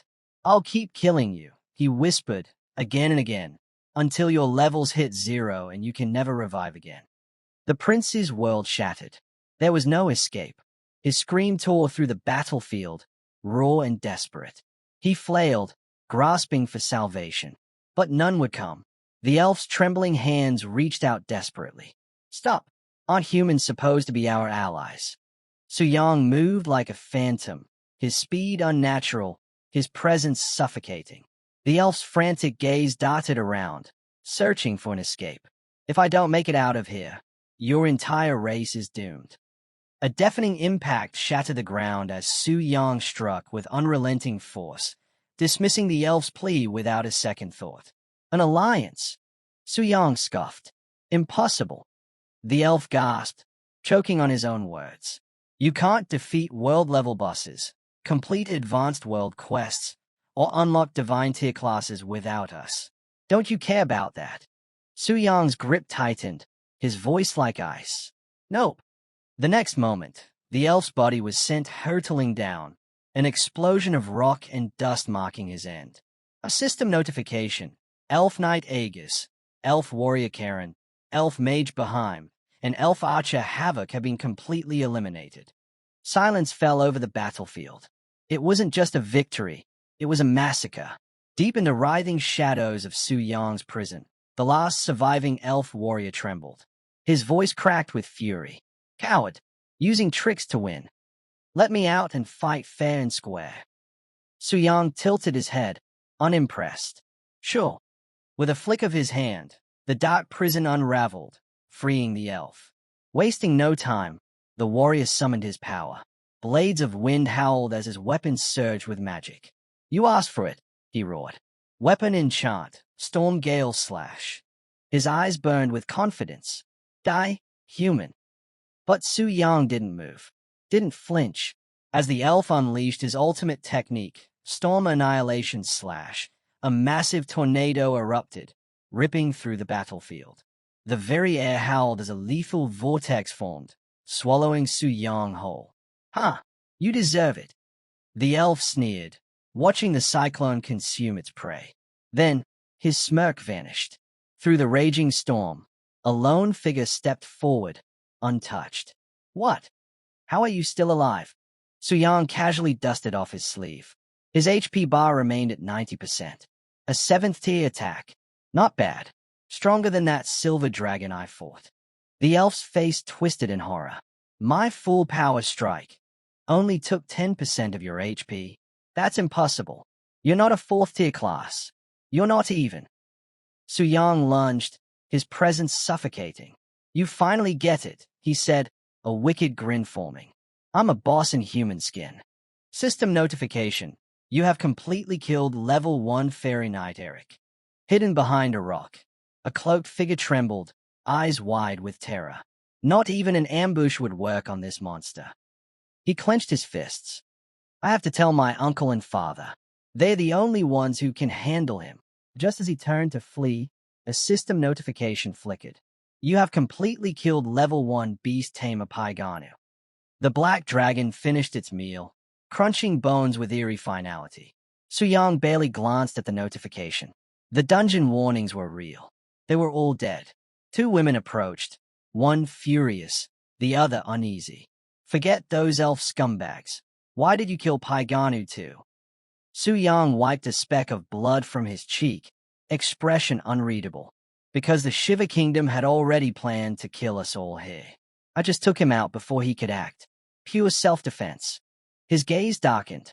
Besides, the Dragon Spirit Dungeon isn't some leveling paradise. It hides dangers beyond your imagination. He turned, walking toward the horizon. Stay put if you value your lives. Wander off, and I can't guarantee what'll happen to you. The blonde swallowed hard. Gulp. And just like that, their so-called hero disappeared into the distance, moving too fast for them to even react. He wasn't just powerful, he was a god among mortals. While riding his black dragon, he notices that after killing 6 elves, a moonlight behem, and 7 dragons, he gains over 30 million experience points. In the past, he would have been thrilled, but now, with his current accumulated experience, it barely feels like a drop in the bucket. The items, tools, and equipment dropped are somewhat valuable, but he doesn't need them for now, so he stores them away. Checking his attributes, he silently gazes at his dragon's sword, wondering if it's grown. The values seem necessary, but the bonuses from devouring those 7 dragons should be much higher than this. As he looks at the panel, he sees that slaying a Sunlight tier dragon is required to complete the evolution and unlock the devouring cap of up to 20,000. He wonders if he's already reached the first tier devouring limit. The mission ahead will be challenging, but there's no rush for now. He holds the locket, wondering if the nameless warrior buried here is the original owner of his Dragon Slayer heart. He believes he might be right as a distant light appears. Observing it, he wonders if it marks the direction of the guiding light, the place where the ancient devourer resides. A thick fog settles in, making it impossible to see anything. But he's lucky. The Dragon Slayer's heart points the way. He instructs Adel to charge forward, and the dragon moves fiercely. As they near, he spots a colossal mass of dragon bones. Could this be the proper form of the ancient devourer? He grins, noting how even Adel looks small in comparison. He's in awe, wondering how powerful the nameless warrior who defeated such a terrifying creature must have been. Was he a divine tier being, or something even beyond that? He lands, saying, "Even you can feel the thrill. Let's witness the continuation of this legend together." Just as he's about to land, a mighty wind starts to blow, so intense that he wonders if some rule is preventing flight in this airspace. The mist begins to swirl around him, and the skeletons stir. He observes the arm of the ancient devourer and wonders if he's meant to climb this path to the peak. It feels like some kind of ritual. Interesting. Suddenly, one of the skeletons opens its eyes, glowing with light. In an instant, many colossal dragons surround him. He calmly observes them and wonders, are these the dragons I killed earlier? Had they revived? Could there be a necromancer nearby? He draws his sword, and flames start to flare in the windstorm. A thought crosses his mind. Could this be part of the ancient devourers and the nameless warrior's trail? With that, he launches into the air, soaring above the ground, and begins smashing through the ancient dragon skeletons. He strikes relentlessly, not allowing a single bone to remain intact. After eliminating them all, he confirms that they've truly been revived. It's not the first time he's slain dragons and their bones. No matter how many times they're resurrected, he'll keep killing them. After slaying the final skeleton, Arthur shouts triumphantly over the mountain of bones. I still don't fully understand the meaning of this trial, but at least it looks like it's finally over. It took some effort, but it was done. They make their way straight to the peak in one go. As he climbs higher, a swirling mist suddenly rushes at him, tossing him off the cliff. He barely manages to grab the edge of the stone, clinging on with one hand. Looking up, he sees Adel in the distance and can't believe what's happening. The wind doesn't stop. It hurls his arrow perfectly into position like it was guided. Suddenly, a dark figure lands on the ground, sword in hand, standing right in front of him. Caught off guard by yet another surprise, he's still processing when the stranger slashes at his hand. But Suyang quickly switches hands and dodges the attack. The stranger doesn't let up, launching a flurry of strikes while Suyang is still barely hanging onto the cliff. Whatever thrill he had moments ago is gone. He closes his eyes, spots an opening, and leaps back up onto the cliff. He takes a breath and starts piecing it all together. Was that violent gust an attack from the ancient devourer? A map-wide blast in such a cramped area, flight restricted, and now an assassin swooping in for the kill? This whole place is a death trap soaked in malice. It reminds him of one of those legendary hell-level games from Sakura Country. Frustrated, Su Yang draws his sword and mutters, "After all that effort taming the black dragon, and now it's gone just like that? I'm pissed. Ancient Devourer, Nameless Warrior, I don't care who you are, but today, I'm taking some of your bones home." The stranger calmly replies, "Flame's qualification appraisal. It's being tested." That's when Su Yang notices something. His dragon's body is slowly regenerating. So, this is a bloodline assessment. If they fail, will the dragon die, for real? He hopes Adol pulls through. But right now, he has to deal with the stranger. He demands, "Who is this nameless warrior?" The stranger just responds with the same question. Su Yang answers, "My name is Su Yang." But then the stranger repeats the same question again. "Who are you?" It stuns Su Yang. What does that even mean? 2 times in a row? Has this guy seen through him? Can he feel it? The pull of the sovereign of original sin? The stranger doesn't wait. He unsheathes his sword again, the wind slicing around it like a living force. It's unbelievably fast, and in the blink of an eye, the blade pierces right through Su Yang's shoulder. In the next moment, Yang drops to his knees.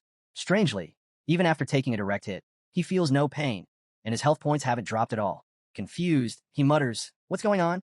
The stranger looks at him and says, "Correction failed. You are," but before he can finish, Yang leaps back up, grabs his sword, and launches a sudden attack. But the stranger effortlessly parries the blow and counters with a swift strike. Yang barely manages to block it. Their blades clash violently as the two battle all across the area. Then, with a clever move, the stranger jumps up and slashes straight at Yang's face. Yang is caught off guard, but instead of dodging, he opens his mouth and bites down on the blade. With a burst of strength, he slams the stranger while still holding onto the sword with his teeth, managing to knock it out of the guy's hands. Yang chuckles. Didn't expect this. Even after unlocking the ultimate power enchantment, my bite's gotten stronger too. But he knows the fight isn't over. This guy still looks like some legendary hero, and even though he's unarmed now, he's not to be underestimated. Yang thinks it's just a matter of time now. With no weapon, the stranger's combat strength should be significantly reduced. But then, unexpectedly, the guy just sits down. That puts Yang on alert. The stranger mutters, "You are, I see." Suddenly, a strange mana begins pouring from his body, wrapping around the sword in Yang's grip. The stranger calmly says, "I entrust this sword to you now." That same energy begins to condense in Yang's hand. The stranger looks at him and says, "Go and kill Chloris." Yang blinks. Chloris? Who's that? Is it someone tied to the legend of the Nameless Warrior? But before he can ask more, the stranger vanishes into thin air. A system prompt appears. Weapon trait unlocked. Equipment transcendence. Crimson sword has been added to your inventory. Yang stares at it. What does this mean? Could this be a level beyond divine artifacts? Another notification pops up. The Crimson Sword consumes Red Moon Crystal cores to launch correction attacks. Curious, Yang pulls out a Red Moon Crystal and feeds it to the sword. Instantly, the blade absorbs it, and he sees it. 1 Red Moon Crystal core equals 1 charge point. Meanwhile, a tall as Black Dragon seems energized. It looks like the inheritance ritual is complete. But then Yang remembered the strange pale flames from earlier times.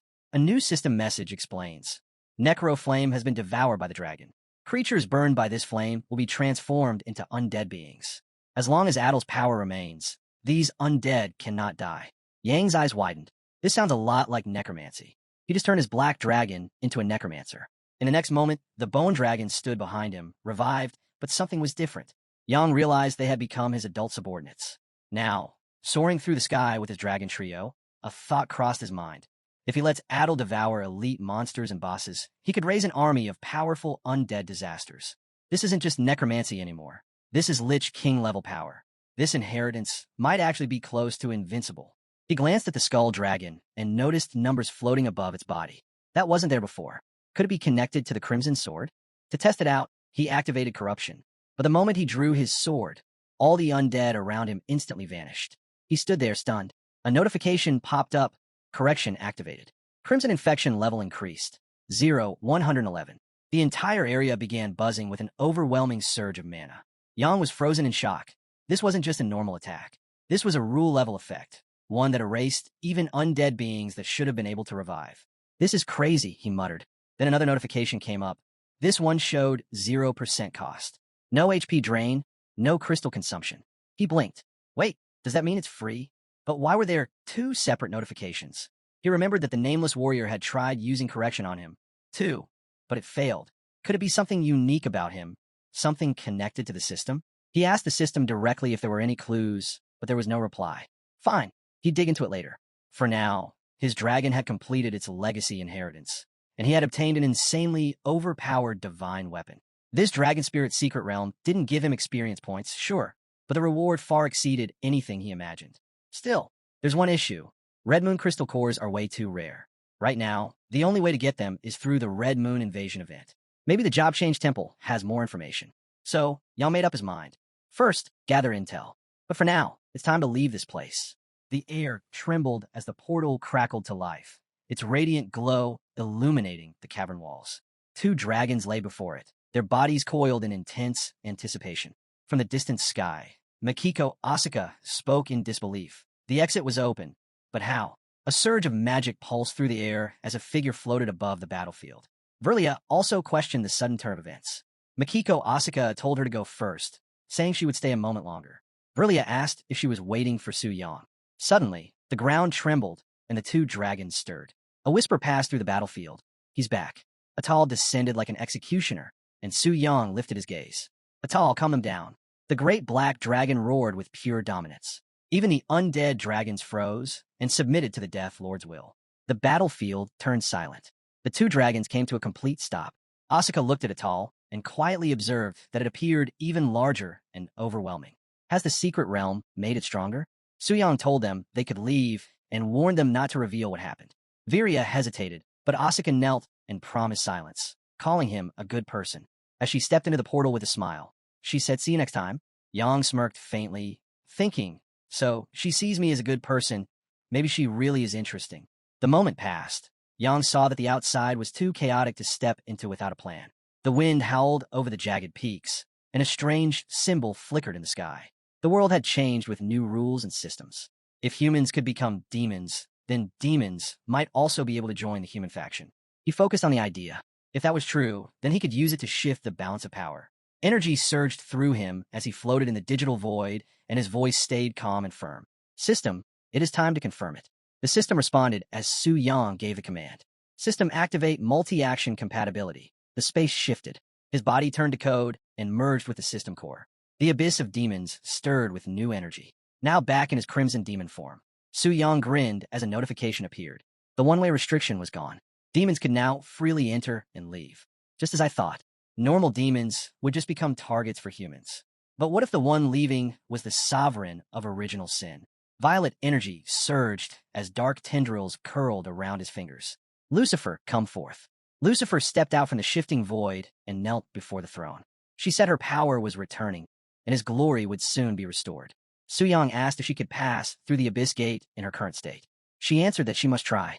He told her to go. The Abyss Gate towered over the frozen Siberian plains. At -30 degrees Celsius, the icy winds could break even the toughest mortals. The armored sentinels chant, how much longer do we have to stay in this godforsaken place? Even deep demons would freeze solid here. Lucifer's form materialized amidst the blinding frost, her body recoiling instinctively from the oppressive cold.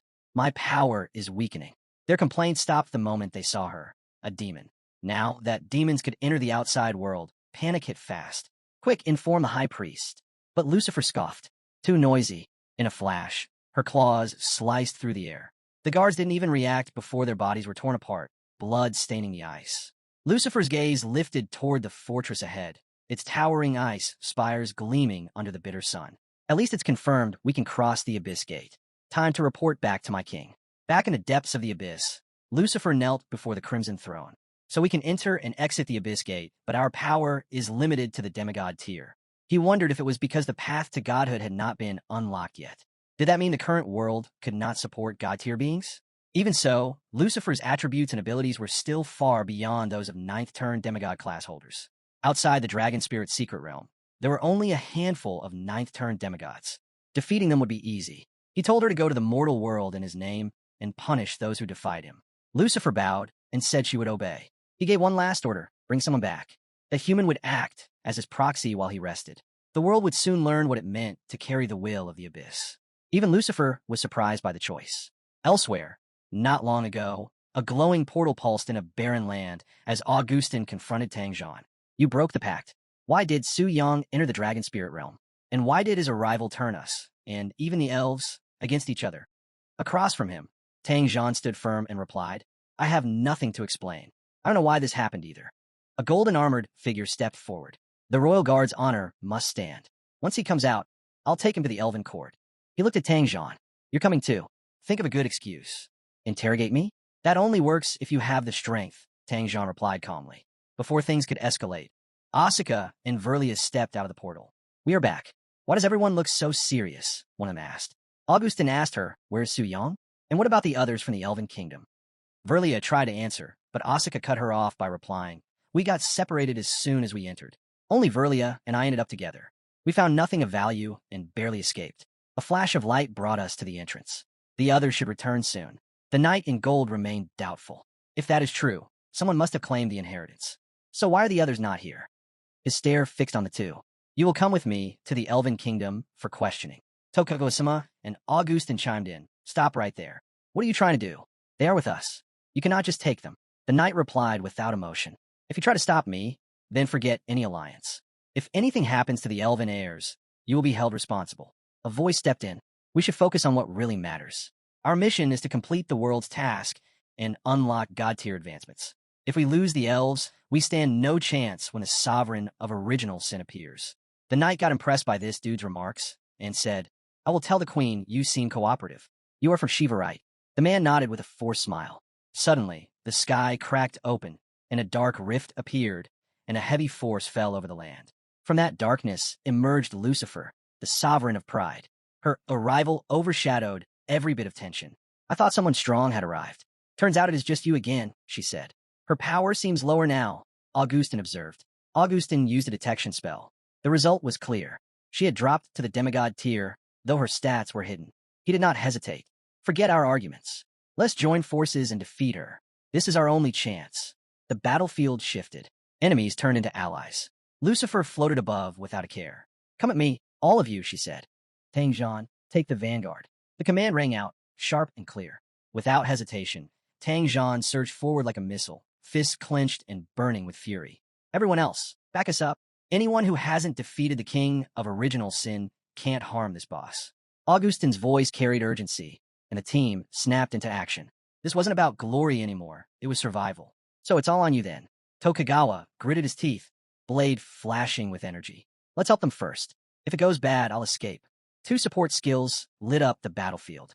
Samurai Benevolence boosted nearby allies' physical attack by 20% and healed 17 HP per second for 30 seconds. Power rippled outward like a war drum. Then the real assault began. Heaven and earth thunder, transformation. Augustin descended, lightning tearing through the sky. Extreme annihilation fist. Tang Jian followed his golden punch, glowing with rage. When it landed, the battlefield exploded with light and shockwaves. Boom! The sky shook. As the dust settled, Lucifer hovered above, her wings folded. So I actually got hurt, she said in surprise. Augustin observes that means she's not invincible, so they need to keep pushing. But Lucifer's cold voice cut through the momentum. Foolish insects. That little sting won't save you. She raised her hand, dark energy swirling violently. Enter Dark Domain. A black vortex exploded, dragging everyone within a 500-meter radius into a barrier that had all their attributes. Oh, what is this? We're being pulled in. A storm of black and purple swallowed them whole. Panic spread fast. But amid the chaos, something was off. Why aren't those three affected? Augustin stared at the calm figure, standing firm in the madness. Tokugawa-sama, Master Augustin. The others tried to help, but couldn't resist the pull. Then, violet light erupted from the center. It is Yang who activates soul engraving by his command. Tang Jian's eyes sharpened. He turned. Come with me. Before they could react, he launched into the sky, pulling two women with him. Below, space twisted unnaturally. This should buy us some time. Tang Jian, take it slow. Su Yang stood steady, calmly scanning the battlefield. Looks like it's wrapping up over there too. In the distance, Lucifer's wings vanished in a blink. She suspects that this weak human could really be the agent His Majesty spoke of. She landed silently on the ground and said, I don't understand why His Majesty chose you. Calling you an insect feels generous. Su Yang smiled slightly. Maybe. He didn't flinch. His calm voice carried weight. Enough arrogance. Lucifer, go retrieve someone for me. The words hit harder than any spell. Lucifer's eyes widened. That voice didn't match his appearance, yet her body moved before her mind could process it. Yes. She lowered her gaze. Su Yang stepped toward a spinning abyss of crimson energy. Her hands trembled. I felt His Majesty's pressure. No, it must be an illusion. Yet deep down she wasn't sure. Far from battle, under a clear sky, a peaceful home stood still. A silver-haired elf woman hummed softly, watering flowers. Then a sudden pulse ripped through the air. The watering can slip from her hand, crashing on tiles. She staggered and fell. Suddenly, a voice echoed. Come with me. A colossal spectral hand burst from the void, grabbing her without warning. Let me go. Who are you? Why are you taking me? No answer came. The sky cracked. The void collapsed and vanished, leaving only wind and silence behind. Elsewhere, the warriors knelt in defeat. Broken by the storm, they couldn't stop. It failed again. Augustine's voice breaks under the weight of despair. Tokugawa-sama said that the gap, it's too wide. This fight is hopeless. Augustine asks, where's Tangjean? No one answers, just shaken heads and grim faces.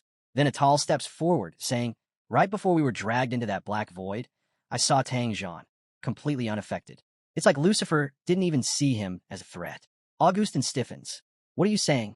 Atal says, I have a chilling theory. What if Tangjean and Long Xia have already betrayed humanity and sided with the demons? Augustine yells in protest. Impossible. Tangjean would never betray humanity. But Atal stays firm. Master Augustine, I know you're close with him, but we can't ignore the signs. Others saw it, too. Lucifer spared him. That's no coincidence. A murmur ripples through the wounded soldiers. Doubt takes root. Remember the massacre outside the Dragon Spirit's secret realm? Another voice chimes in. We turned on each other for no reason. No human could have caused that, unless demons were involved. And who benefited in the end? Atal presses. Su Yang and Long Xia. Su Yang got into the realm, despite being forbidden. Augustine stares blankly, shaken. To control me without my knowing, that power exceeds 9-turn half-god tier. Then the Tokugawa-sama erupts. So what? Are Mikiko Asaka and Verlia traitors too? You're accusing everyone now. Atal falters for a split second. Damn, forgot about them. But he quickly recovers. Then Tangjean must have kidnapped them, maybe to monopolize the realm's secrets. That lands hard. A grim possibility. But deep down, Atal's motives twist darker. I don't know what Tangjean did, but he's clearly ahead of us. I need to drag him down. His mind races. Only those girls know the truth. If I turn them against him, we might steal the secret. Shiva's rise must not be interrupted again. Atal tells the gathering that everyone should think carefully that Tang's words and actions are highly suspicious. He must be hiding something. The gathering starts to gossip, saying that although it's hard to believe, there still is a possibility. Atal says they don't need to waste any more time and suggests they head out to find Tang. Suddenly, someone moves and comes up behind Atal. The figure slaps him across the face and delivers a forearm blow, so hard that Atal slams into a rock, which shatters into pieces. It's Tang who says, if you dare slander me again, I won't mind making you experience death once more. Augustine shouts at him, demanding an explanation. Why wasn't he trapped in Lucifer's barrier, and why did he suddenly disappear? Tang replies that he has nothing to explain. If Augustine truly suspects him, he should go to the holy city and ask the highest priest to verify. Verlia adds that His Majesty led the two of them in a mad dash all the way to the border of Long Xia, stopping only briefly before immediately returning. Verlia adds that, at the time, this uncle looked very strange, almost as if he were being controlled. Now Augustine and Tokugawa begin to wonder. If Tangjean dares to propose going to the holy city, then the likelihood of him colluding with the abyssal demons is low. Everyone knows the high priest can detect lies. So, could it be that the young man from Long Xia, Yang, is actually the one working with the abyssal demons? All of their thoughts converge on one man, Su Yang. They question whether someone who has only just reached his 4th-class advancement could even have the power or status to pull something like this off. However, Augustine says that if that's the case, then they should head to the holy city, ask the high priest to decide, and handle the matter involving the priest as well. Meanwhile, Atal, with a swollen face, disguises Tang and says that he will make him pay one day. In the holy city, standing before the priest, she asks if everyone can confirm they have never colluded with the abyssal demons and have no knowledge of being forcibly controlled. They all nod in unison. A bright yellow light shines above Tang's head, showing that he is telling the truth. The priest remarks that it is no wonder Tang was so confident. Since none of them is at fault, he places the two girls on the seat and questions them about the events they described in the Dragon Spirit's secret realm. He asks if they can confirm that there are no falsehoods in their statements. The girls are taken aback as the light above their heads dims, revealing that they have lied. They panic internally, realizing this is bad. They hadn't expected the holy priest to possess such an ability. Now, They can no longer hide the truth from Su Yang. Realizing the deception, Augustin shouts at them, "How dare you lie?" Tokugawa also rebukes them harshly, demanding, "What exactly are you two hiding? If you don't tell the truth, I won't spare Asuka, even if her father begs for mercy." Meanwhile, Tang begins to wonder, could these matters really be related to Su Yang? He had previously investigated everything. His background, his classmates, the guilds he joined, and even the temple priest. All gave the same evaluation. Su Yang is a genius, strong and kind-hearted, definitely not a ruthless villain. Even if, by some chance, he has a connection to the Abyss, he has never implicated Tang or those two girls. He wondered if the final verdict had confirmed Su Zhang's connection to the Abyss. Should he eliminate him now? But just as he was trying to make sense of it, the priest turned to the two girls and said their identities had already been exposed. There was no point in hiding anything anymore. If they didn't wish to speak here, they could follow her to the confession room and explain everything there, so she could deliver her final judgment. Verlia and Asuka had the same thought. If the priest could detect lies, then maybe that matter would come out as well. So they agreed to go. The priest led them to the confession room, and on the way, the two girls looked back at Atal. He had no idea why they did that. It puzzled him. 10 minutes later, the priest stepped out of the room holding a weapon. Without hesitation, she pointed it at Atal and said, "Did you conspire with your nation's Vijanu to kill all the secret realm participants?" Atal froze. What has happened? How did the high priest know about this? Was it those two girls? Could they have caught Vijanu? That didn't seem possible. The priest continued explaining that according to the girls, back in the Dragon Spit's secret realm, Su Yang had discovered Vijanu's plan and killed him. They were not involved. That left only one question to resolve, whether Su Yang was guilty or whether it was Vijanu, who was actually Atal. The priest demanded a clear answer. Meanwhile, the crowd began whispering among themselves. Some questioned how Su Zhang, a 4th class advancement, could have killed a 6th class like Vijanu. Others began to suspect Atal, noting his long history of cunning behavior and wondering if he had been behind everything all along. Still trying to maintain his innocence, Atal denied everything. But the priest declared that the truth had already come to light. By the authority of the Holy Light Priest, he temporarily sentenced Atal of Shiva Nation to 3 death penalties. He would also be detained by the Holy City, with the duration of imprisonment to be decided later. Atal dropped to his knees in disbelief, unable to comprehend how it had come to this. Burning with rage, Su Zhang stepped forward. So it turns out, I and the other participants from Sakura Nation and Eagle Federation were completely innocent. This was all because you, Atal, wanted to frame me for your crimes. Atal dismissed it as slander. He admitted to plotting, but denied any ties to the Abyss. He accused Su Yang of killing a prince of the elves and claimed Long Xia had helped. If he was guilty, then so were they. In his eyes, they had ruined the Elf Alliance, and they were the real traitors. Tang shut him down immediately. He slammed a raw punch into Atal's gut. The impact launched him across the hall, and he crashed into the giant statue of the priest outside the building. Tang remained still and unmoved. And it was not over. Tang caught up to him and drove a brutal knee into Atal's groin. Then he followed with a powerful punch that sent Atal tumbling again. He stood over him and ordered him to go to the dungeon and wait for final judgment. He called him a stubborn, scheming bastard.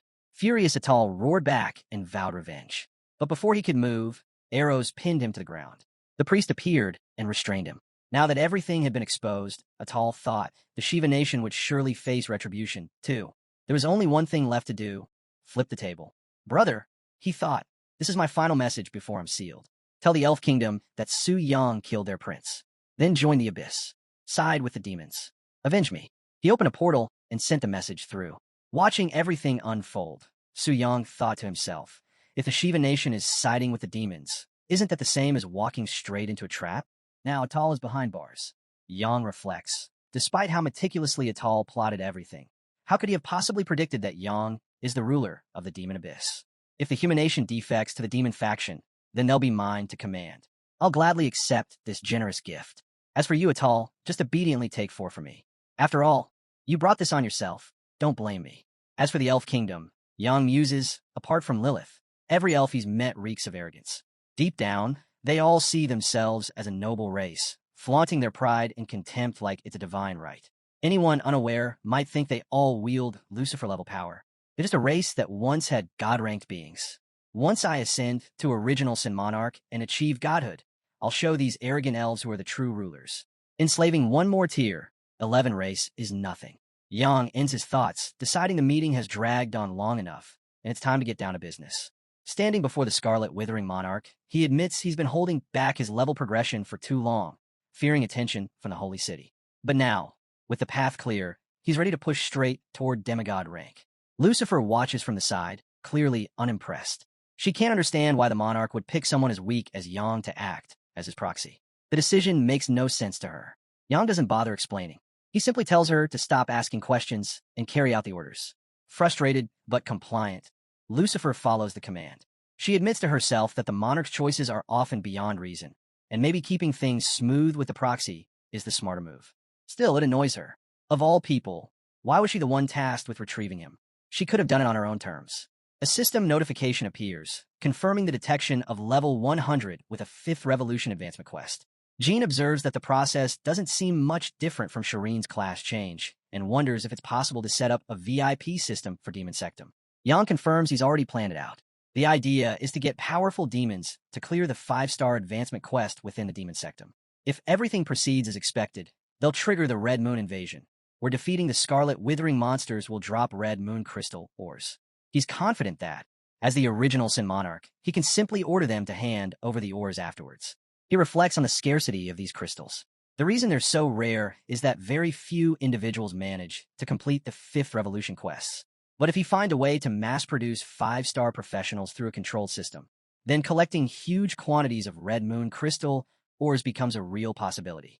Alongside the wealth that would generate, it would also solve the enhancement issues tied to the Crimson Sword. With excitement building, he sees it clearly. Once the collection power is secured, nothing will be able to stop him. Not even gods or Buddhas. The quest details arrive next. The objective is to kill the 5th Revolution demon and non-demon professionals. The reward includes a Spirit Reaper title and advancement to the Legend stage. Yang reads it carefully. The difficulty is obvious. At this level, anyone who completes a 5th Revolution advancement is already a chosen one.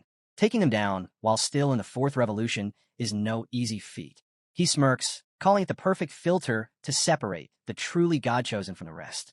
Taking out 5th Revolution professionals, he adds, is child's play. Turning toward the abyss, he declares his plan to stroll through the demon abyss and casually finish the first task. The scene shifts to Shiva Nation inside the Ganges temple. A man paces anxiously, frustrated by the silence, wondering why there hasn't been any news yet. The waiting is killing him. He clings to the hope that if Vishnu successfully inherited the power of the ancient devourer, then no one would be able to stop Shiva Nation's rise. They would surpass Dragonvaya, overtake the Eagle Union, and become the strongest nation in the world. With that power, they wouldn't even need the alliance with the elves. They'd be strong enough to kill the original Sin Monarch and take control of the world quest. While he's lost in ambition, a system notification appears. He quickly checks it and is stunned. Vishnu has failed. Worse, he was killed. How is this possible? Shocked, he slams the table. He can't believe it. His proudest son, a beast-taming prodigy with more talent than himself. If Vishnu had lived, he was sure to reach the 9th Revolution.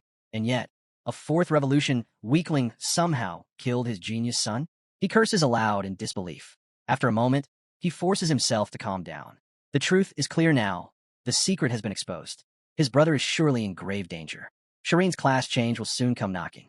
He knows he must act immediately. Joining the demon faction means betraying humanity. Once that step is taken, there's no turning back.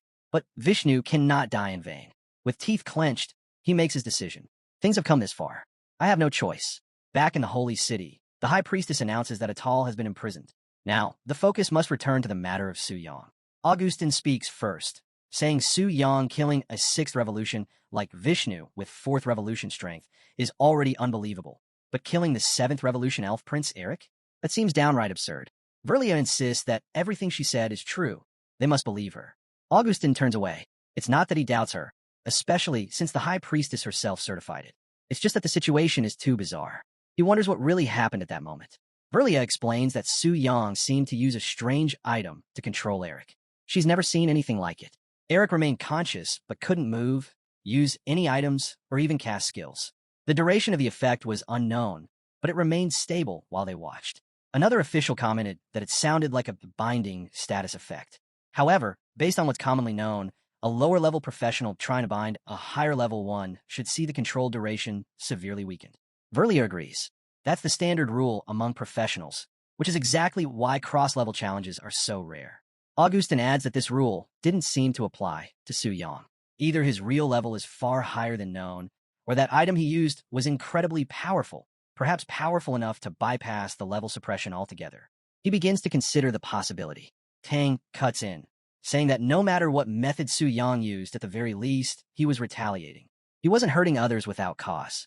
Tang doesn't believe Su Yang is guilty. Tokugawa speaks next. Maybe Su Yang isn't guilty in their eyes, but to the Elf Kingdom, he absolutely is. After all, one of their princes was killed inside the Dragon Spirit's secret realm. They all pause, realizing the political implications.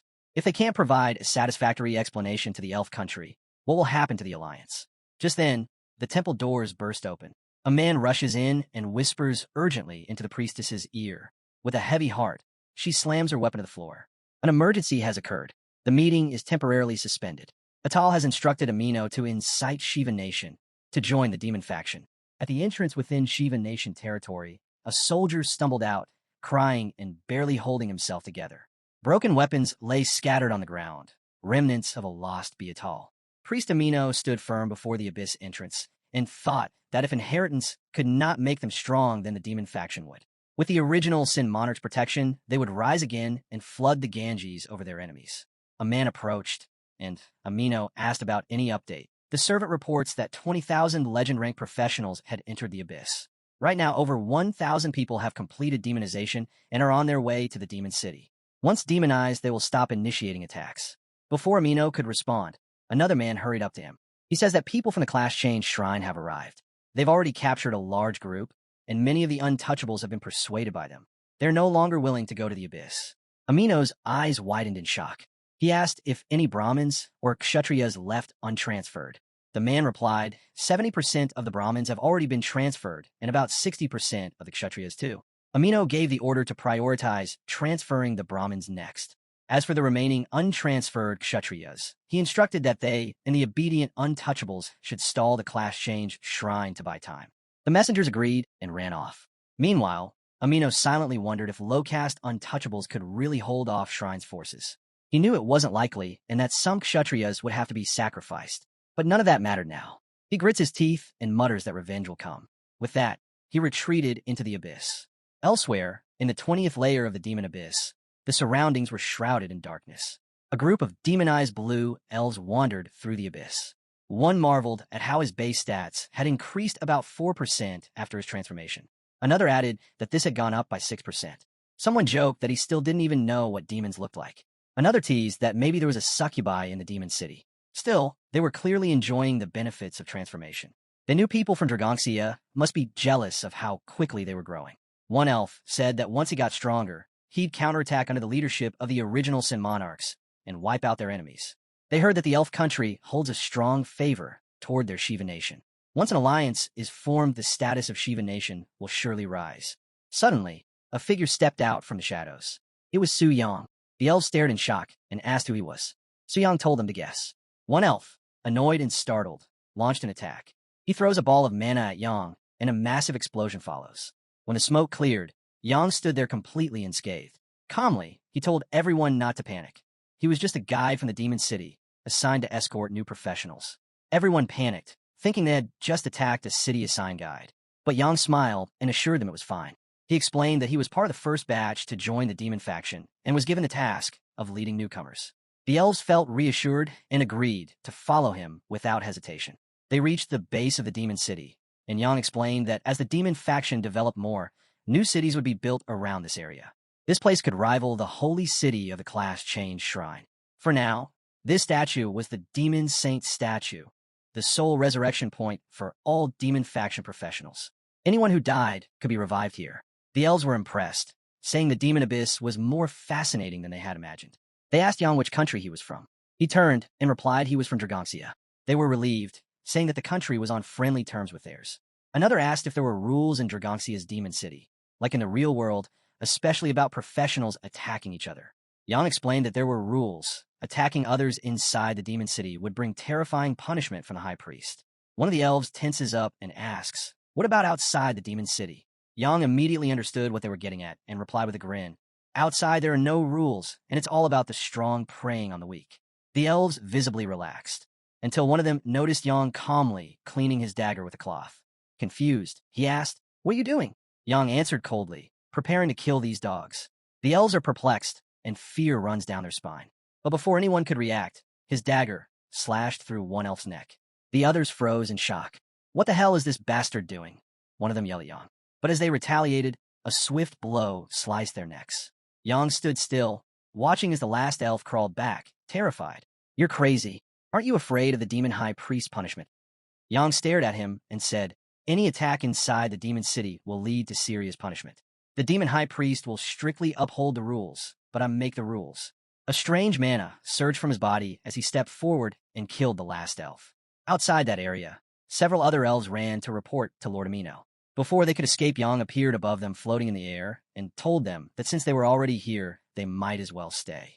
They were shocked by his sudden appearance, but in the next moment Yang cut them down in an instant. A prompt appeared. All Demon Faction 5th Revolution professionals were eliminated. Now only the non-Demon Faction 5th Revolution professionals have to be killed. Yang looked over the bodies and thought that the ones from Shiva Nation alone were enough to push him forward in the class change quest. He planned to keep hunting and finish the 5th Revolution advancement within a day. Meanwhile, the corpses around him burned quietly with the mana. Sung wonders that people from the Shiva Nation are still pouring in nonstop, and it's more than enough for me to finish my class change quest. Yang casually burned mana just to cremate the bodies, then jumped right back into hunting, trying to finish the 5th Revolution advanced quest in just one day. As he moved further away, Lucifer had her eyes locked on him. Watching his actions, she couldn't help but think, this guy, the proxy chosen by the monarch, really doesn't seem all that simple. He's only in the 4th Revolution, yet he's capable of killing people in the 6th. But what exactly is the monarch's end goal here? Was Yang chosen just to help speed up the monarch's awakening? Still, can someone this weak and fragile really pull that off? Meanwhile, somewhere else, a hero quickly wiped out 10 5th Revolution demonstration professionals. Just like that, the 5th Revolution advancement quest was complete. Yang, on the other hand, got ready to take on the non-professional demons while checking his system quests. He figured there should still be quite a few untransformed Brahmin nobles left in the shallow layers of the abyss. Taking them out would be easy. The real issue was that they'd respawn under Shiva Nation's protection. That could mess with his plan unless he made sure to camp their corpses properly after death. If rumors started spreading about him in a bad way, things could get real annoying. Suddenly, he felt a presence. Lucifer, you were right there, he said. She was caught off guard by how sharp Yang's senses were, and it gave him a nod of respect. What do you want from me? She asked. Yang gave her a grin and said, as a proxy, I'm ordering you to issue a quest. Send all the demon professionals in the demon city to the shallow abyss layers and have them kill 10 untransformed 5th Revolution Brahmin nobles. He pointed his sword at her as he spoke.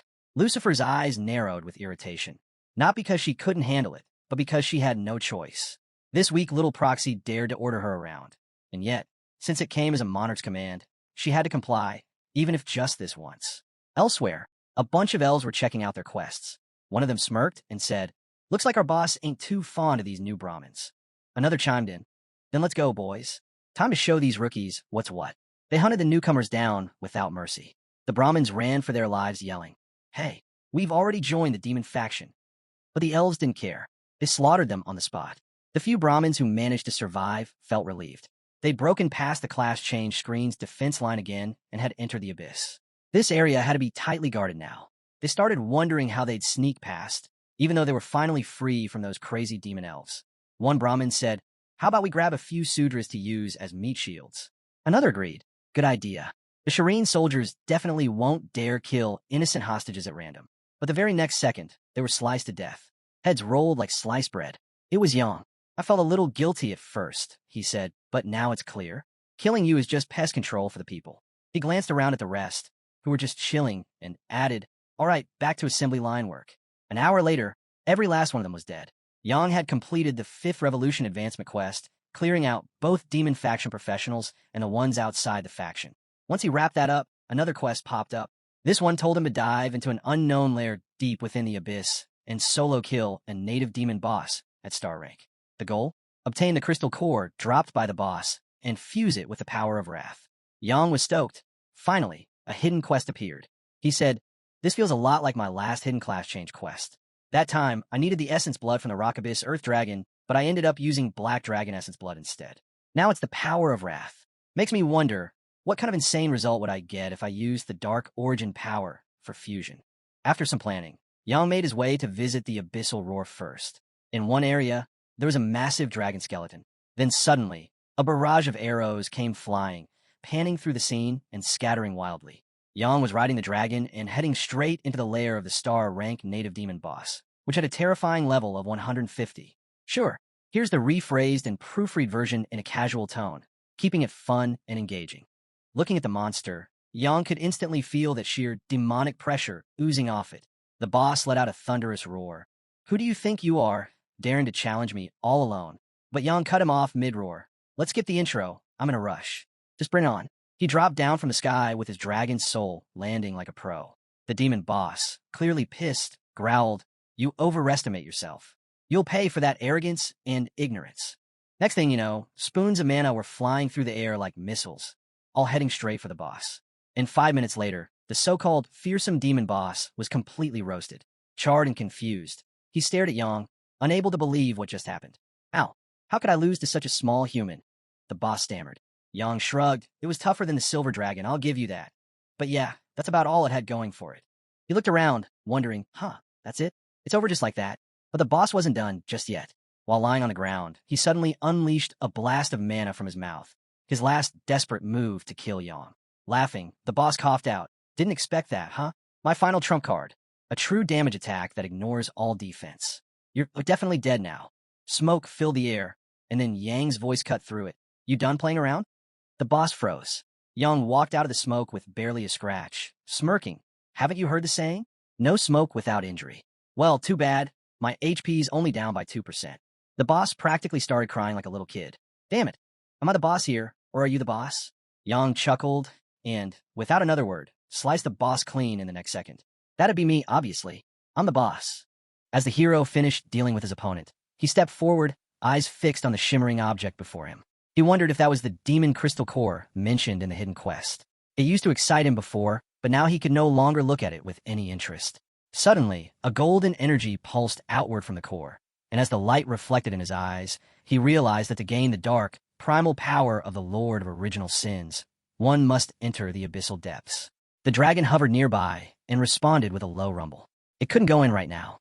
The power of the Lord of Original Sin had to be bestowed first and then passed back. With a swift beat of its wings, the dragon rose into the air, noting that the connection opportunity hadn't refreshed yet. Waiting until tomorrow was the only option. As the scene transitioned, the focus shifted to a grand demon city, known as Su Yang's private residence. Inside, Elf stood near a window with her gaze distant, until she saw the hero. Her expression lit up, filled with relief and confusion. She had waited long for his return and asked herself where exactly this place could be. The hero stepped forward with calm assurance. This was the Demon Lord's city, deep within the demon's abyss. Elf's eyes widened with shock at the realization. A human like him shouldn't have been there. But the hero smiled faintly. The reasons were complicated, and he knew she would not be safe where she came from. He had heard that the Yelef Kingdom had begun yet another investigation. Bringing her here had been the only option. He assured her that this place was safe and that all her daily needs would be taken care of. She hesitated, but as she sat nervously on the couch, her voice softened. She agreed, trusting his words. Gently placing her hand on his chest, she admitted her thoughts. Sometimes, she truly wondered if Yang was really human. Everything he did felt too incredible to belong to an ordinary person. She meant no harm, and to her, whether he was human or demon made no difference. The hero let out a light chuckle, calling her a silly girl in a teasing tone. He assured her that he was human, just someone capable of doing things usually beyond human reach. Far away, across distant lands, the scene shifted to the elf royal court. The princess sat tall in her grand hall, her gaze sharp as she addressed the armored knight commander standing before her. She questioned Tassi, reminding him that he had gone to the human world to escort Prince Eric and the others, and demanded to know why he had returned ahead of schedule. Tassi bowed respectfully and reported with a heavy heart that Prince Eric had not been able to return from the secret realm. The princess's composure shattered instantly. She rose to her feet, her voice trembling with panic as she called out her son's name. The fear in her eyes made it clear. Something had gone terribly wrong. Before Tassi could respond, the Minister of Forbidden Magic stepped forward, urging the Knight Commander to explain everything clearly. He also inquired about young Master Allen, whose whereabouts remained uncertain. Tassi's voice grew low and tense as he admitted that the details were unclear. He had been negotiating with the humans outside the secret realm when he was suddenly caught in the Pride King's attack. As far as he knew, only the humans held the answers to what truly happened. The princess's eyes narrowed with fury. Her voice rose in anger as she questioned Tassie's usefulness to her if he couldn't even ensure her son's safety. Sensing the tension, the minister quickly stepped in, pleading with the princess to remain calm. While he acknowledged that the Knight Commander bore some responsibility, he insisted that their main focus now should be addressing what he called the human world's greatest act of treason. The princess took a deep breath, trying to steady her rising fury. She agreed with the Minister of Forbidden Magic and ordered him to send word to the human world. She demanded that those silly, ignorant humans provide an explanation. If they failed, she warned, then the elves' longbows and magical staff would enslave them before the demons even had the chance to destroy their world. The minister nodded solemnly, accepting her command without question. Meanwhile, within the holy city of the human realm, the high priest stood before the sacred monument of Pandora's box. Her expression was one of dread as she reflected, the Pandora's box of Shiva Nation has ultimately been opened. Once the other countries of the world see the benefits Shiva Nation gained after transforming into the abyssal demon faction, who can guarantee they won't follow suit? With growing sorrow, she thought at that time, the world will inevitably fall into chaos. Who will be able to resist the invasion of the Red Moon? As her thoughts spiraled, an attendant approached. High Priest, there are people from the Elf Kingdom outside the holy city. So soon? She muttered, turning toward the grand door, just as it opened to reveal Mr. Carl Lawrence. He strode into the chamber with commanding presence and declared, "Humans, are you ready to pay the price for your stupidity? I don't have time to waste with you. Hand over the murderer of Prince Eric and Alan, or else." His voice carried heavy with threat. "We don't mind shifting from aid to enslavement." The court murmured in shock. What? What do you mean by that? The high priest quickly raised a hand. "Please mind your wording, Mr. Carl Lawrence. As far as I know, although the Elf Temple has opened the divine path of job transfer, the most recent appearance of a divine tier being was over 200 years ago. In those 2 centuries, that divine tier might have fallen. And as a godless tribe, have you all become too confident?" Carl's expression remained unfazed. "Unfortunately, I am one of them." The hall fell silent, stunned by the unexpected revelation. After a brief pause, Tang, a dignitary from Longxia, stepped forward defiantly. To him, it was merely a matter of level suppression. As long as it wasn't a divine-level challenge, victory was still possible. He reminded everyone that Longxia had a long history of miracles, where the weak had defeated the strong. If the elf world refused to ally with them against the abyssal demons and instead considered an invasion, then they were welcome to try. Carl's gaze narrowed as he responded. If it were just level suppression, then perhaps a miracle could happen. But what if he told them that his side possessed not 1, but 2 divine weapons, and they were fully equipped to complete the fusion process? What would they do then? Another wave of silence swept across the hall until one of the human representatives finally spoke. The words carried a hint of resignation, acknowledging that Carl seemed to understand his position. Carl pressed further. He had heard the Knight Commander mention a country called the Shiva Nation, supposedly more sincere in negotiations. He then asked who among them represented the Shiva Nation. The High Priest's expression darkened. Shiva Nation, she declared, no longer belonged to the human world. They had fallen and willingly chosen to side with the abyssal demons. Carl scoffed at the revelation. He had assumed humans were united, but that clearly wasn't the case. With that in mind, he asked once more, who among them was truly sincere in forming an alliance and willing to hand over the murderer? Tokugawa stood slowly, his voice steady and clear. He claimed to know who the murderer was. According to him, it was Su Yang from Longxia. Tang's temper ignited at the accusation, and he demanded to know how Tokugawa dared to say such a thing.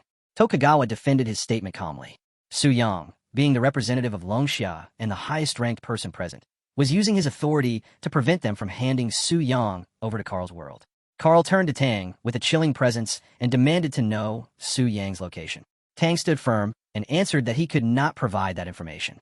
Carl stepped forward, his hostility growing with every word. He accused Tang of seeking death. The priest stepped in with equal fury, challenging Carl to try him if he dared. Carl quickly shifted focus, changing the subject. He had heard that other survivors from the secret realm were present and demanded to know where they were. Tokugawa gestured toward them, saying that those were the ones who knew of Su Yang's crime and should be questioned. As the two survivors stepped forward, Virelia called out for Lord Augustus. But before Augustus could respond, Carl interrupted. Since no one could reveal Su Yang's whereabouts, he decided he would take the two secret realm participants back for interrogation. He turned to the high priestess, expecting no objection. She gave a reluctant nod, unable to deny the request. Watching from the shadows, Makiko clenched her fists. Once we go to the elf kingdom, things will become unpredictable. Suyang, what should we do? Elsewhere, Livia stood atop a sacred platform, gazing at the sprawling city. So, this is the holy city of the human realm, she whispered to herself. Killing and saving people. Those executors sure know how to use others. As the scene transitioned, the hero sat confidently upon his throne, a faint dark aura curling around the edges of his seat. With calm disdain in his voice, he remarked how absurd it was that the elf queen actually wanted to enslave humans. Leaning forward with a sharpened glint in his eyes, he declared that, as the ruler of the abyss, he would never allow such a thing to happen. Without delay, he summoned his trusted subordinate. He ordered Livia to go teach that arrogant fool a lesson and bring those two girls back as well. Livia responded with a swift nod and vanished into the void, her presence fading like a shadow on the wind. Watching her disappear, the hero murmured to himself with quiet anticipation. He was looking forward to witnessing the special power of the king of jealousy. Meanwhile, as the summit came to an end, the hall began to empty. Envoys and nobles filtered out, their faces tense with suspicion. Among them, Tokugawa moved in close to Mikiko, his tone heavy with pressure and authority. He instructed her to reveal everything about Suyang once she arrived at the elf royal court. According to him, this was her chance to repay the country's favor. He warned her not to anger Lord Karl or Her Majesty the Queen, or else she would be branded a traitor to the Sakura nation. Mikiko clenched her fists, her heart aching from the sting of betrayal.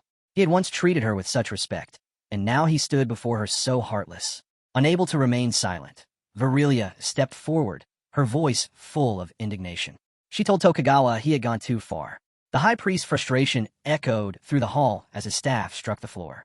He chastised Tokugawa, reminding him that as the ruler of a nation, his behavior was disgraceful. But Tokugawa was unfazed, his mind swirling with selfish thoughts. One part of him observed everything with detachment. Another part whispered about taking a share, about seizing this opportunity. Perhaps, he mused, if he could make this elf noble feel good, then what he gained would be considered legitimate. Before the tension could escalate further, Karl cut in with his commanding tone. He stated that he still needed to report back to the magistrate, the queen. He made it clear that he liked obedient people. As a reward, he granted Tokugawa permission to accompany them to the Aleph world, where he promised to help him increase his level a bit. Tokugawa responded with an overly dramatic bow, expressing his gratitude. At Karl's gesture, two guards stepped forward. Magical restraints shimmered into existence and bound the two girls tightly, their enchanted bindings causing visible pain. Yet not a soul dared to speak up. Without delay, the group departed from the mansion and entered the dense jungle ahead. As the party moved along the wooded trail, Tokugawa leaned in closer to Karl. In a low voice, he asked what would happen if Tang continued to refuse to hand over the murderer of Prince Eric. Karl did not hesitate. He said that he would kill Tang and replace him with another ruler. Tokugawa's eyes lit up with cruel satisfaction. In his mind, he believed that Tang was finished. But just as the path ahead seemed clear, the sky suddenly darkened. A powerful presence descended from above, halting the group in their tracks. Livia emerged from the clouds, her form cloaked in ominous energy. Tokugawa's expression twisted with alarm as he looked up at the figure. He wondered who it could possibly be. Karl instinctively analyzed her, but confusion twisted across his face. I can't see your panel info, he realized, his instincts blaring with warning. Acting quickly, he launched a powerful magic blast toward her. But my instincts tell me this woman is extremely dangerous. Livia deflected the attack with ease, her voice dripping with icy confidence. Useless struggle. From now on, all your powers are mine. Dark tendrils of energy surged from her as she activated the sin of jealousy, absorbing every trace of power from Karl and his allies. Her ability, born from endless envy, allowed her to seize not only skills and strength, but even the right to wield them with mastery. Karl collapsed to his knees, horror overtaking his face. My power, it's gone. Livia examined the collection of stolen abilities with thinly veiled contempt. What are these garbage skills? Completely useless. She clenched her fist, condensing the raw energy into a glowing sphere. Pages, watch me improve your useless, forbidden skill. Power flared around her as she refined and amplified the stolen abilities, surpassing their original form. Karl, watching helplessly, cried out, "That's my skill. How can you? It's even stronger than when I used it." But Livia gave no response, only a cold, amused smile, as she stood triumphant above the broken remnants of their pride. He looked on with deep sadness as he tried to activate his forbidden skill, but despite his desperation, the power didn't come. Yelling in frustration, he shouted, "Activation failed? How can that be?" In that moment, he realized his power was completely gone. Tokugawa, sensing the shift, immediately panicked and cried out, "Monster! Someone help me!" From above, Livia hovered with a sneer, her voice sharp and merciless. "Noisy little fly, try this one." Without hesitation, she extended her arms and unleashed a massive wave of magic, bright red and layered like burning curtains, toward him. Both Tokugawa and Carl stared in stunned silence, unable to believe the overwhelming power radiating from her. Makiko stepped back and muttered, "This is terrifying," while Virelia, equally shaken, whispered, "What should we do?" They stood together on a vast, empty playground, the air tense and heavy. Virelia, though normally composed, trembled slightly. Fear had crept into her expression. Suddenly, Livia dashed toward them, urgency in her tone. "Come with me," she ordered, and without waiting for a response, led them away. The scene shifted. In a distant sanctuary, a priest stood frozen in place, her expression grim. A powerful force had erupted just moments earlier, and she could feel it in her bones. The auras of Carl, Lawrence, and Tokugawa, once strong and vibrant, had vanished completely. Before her, a man knelt on the ground, his body trembling and his head bowed low. He muttered, "That was terrifying." The priest stepped closer, her eyes narrowing as she asked what had just happened on page 8. Page 8 took a breath, still visibly shaken. He explained that Lord Carl and he had just left when they encountered a mysterious woman. She had not only sealed their skills, but had also used Carl's own power to kill them instantly. Her eyes widened at his words. She said that kind of power wasn't something even a semi-divine powerhouse with 9 transfers could unleash. She then wondered aloud if another king of original sin had come to the human realm.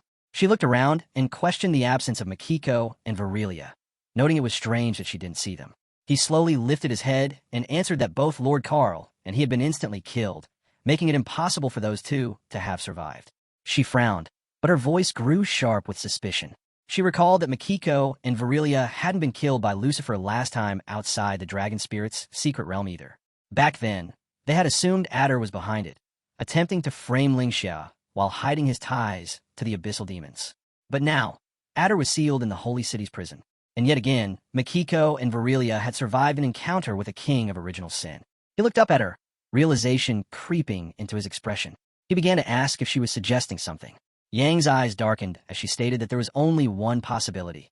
The center of all these events was Su Yang. The priest turned pale at the thought and struggled to accept the conclusion. She asked if the king of original sin could really be acting under Su Yang's command. Livia stood silently for a moment, her brows furrowing as thoughts churned within her. She couldn't understand what the Lord's proxy was thinking. Bringing so many women here, what was the purpose? Makiko looked around at the dim, otherworldly architecture that loomed in the distance. Her eyes widened as she recognized the setting and wondered aloud if this could be the demon city. Virelia turned sharply, her voice rising with urgency as she demanded to know why they had been brought there and what the intention was. Before either of them could get an answer, a familiar voice echoed across the space. It was calm, yet carried a playful tone. He greeted them casually, telling them there was no need to be nervous. Both women froze, stunned by the sound of his voice. They couldn't believe it and questioned how Su Yang could possibly be there. Su Yang stepped forward with a steady, reassuring tone and instructed Livia to leave first. As he approached the two, his gaze remained calm, but unreadable. He said that he couldn't explain his presence for now, but assured them that they were safe staying there. Makiko stepped closer, her eyes locked on him as she tried to speak. He gently asked what was wrong, his eyes scanning her expression. She hesitated before quietly replying that it was nothing. Meanwhile, Livia stood silently nearby, her mind racing with suspicion. Su Yang appearing in this place could only mean one thing. He was one of the demons. Then his voice cut through the air again as he addressed Makiko directly. She stepped forward, still uncertain, and responded. Su Yang explained that the reason he had saved her from the elf was because she had once chosen to trust and help him. He reminded her that she had said she could see from his eyes that he was a good person. He asked if she still believed that to be true. There was a long pause as silence settled over the room. Virelia opened her mouth to speak, but couldn't find the words. Makiko stepped forward again, her expression sincere. She admitted that she still believed in him, or more precisely, that she hoped to believe in him. She said he must have had a reason for everything he had done. Su Yang gave a small nod, a faint smile playing on his lips as he thanked her. While they spoke, Virelia stood aside, quietly observing. She thought they were likely safe now. Even the king of original sin listened to Su Yang. Offending him would be a disaster. But she couldn't help questioning whether Makiko truly believed Su Yang was a good person. Still, she reasoned. Su-yang had saved them from the elves. That was enough. Su-yang turned to her and told her to stay put until the outside situation settled down. Once it did, he would send them back. Makiko nodded with a smile and agreed. The scene shifted to a quiet, candlelit room inside the mansion. The elf sat on the ground, a trace of sadness on her face as she muttered that 2 more duties had been brought back. She wondered aloud if he was planning to build a harem there. Su-yang responded without hesitation, teasingly asking if she was jealous. She looked away, her cheeks flushed. She insisted that she didn't mind him bringing other girls back. What she wanted was simply some time that belonged to her. Since they had come to this place, he had been too busy to accompany her properly. He let out a sigh and smiled gently. Since she had said all that, what else could he do? As the door closed softly behind them, he promised to spend good time with her that day. Later, as the candlelight flickered gently, Su-yang sat in a chair lost in thought. He reflected that after obtaining the dark source power of the King of Original Sin, he would be able to complete the 5th transfer the next day. With his accumulated experience, he felt confident he could jump directly to max level and begin the 6th transfer quest.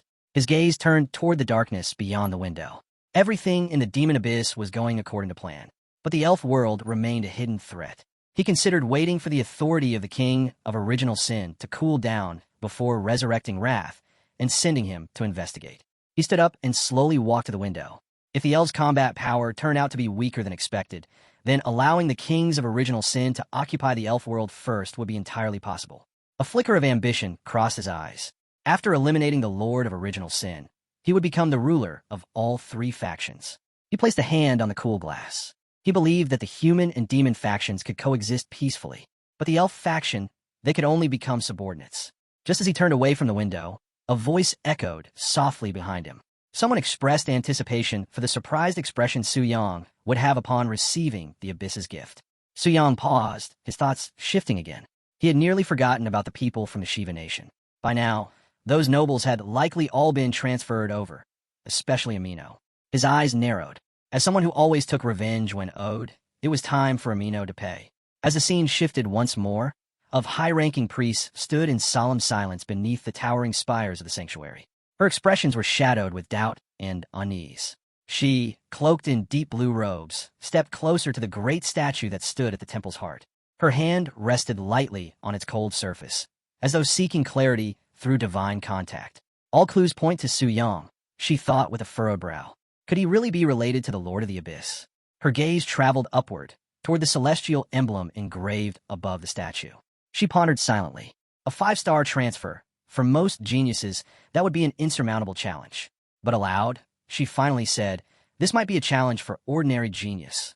She paused, then added internally, but if Su-yang is truly the incarnation of that Abyss Lord, then completing a 5-star transfer would be as effortless for him as breathing. Her thoughts moved quickly. The priest responsible for overseeing his previous transfer, would she know something?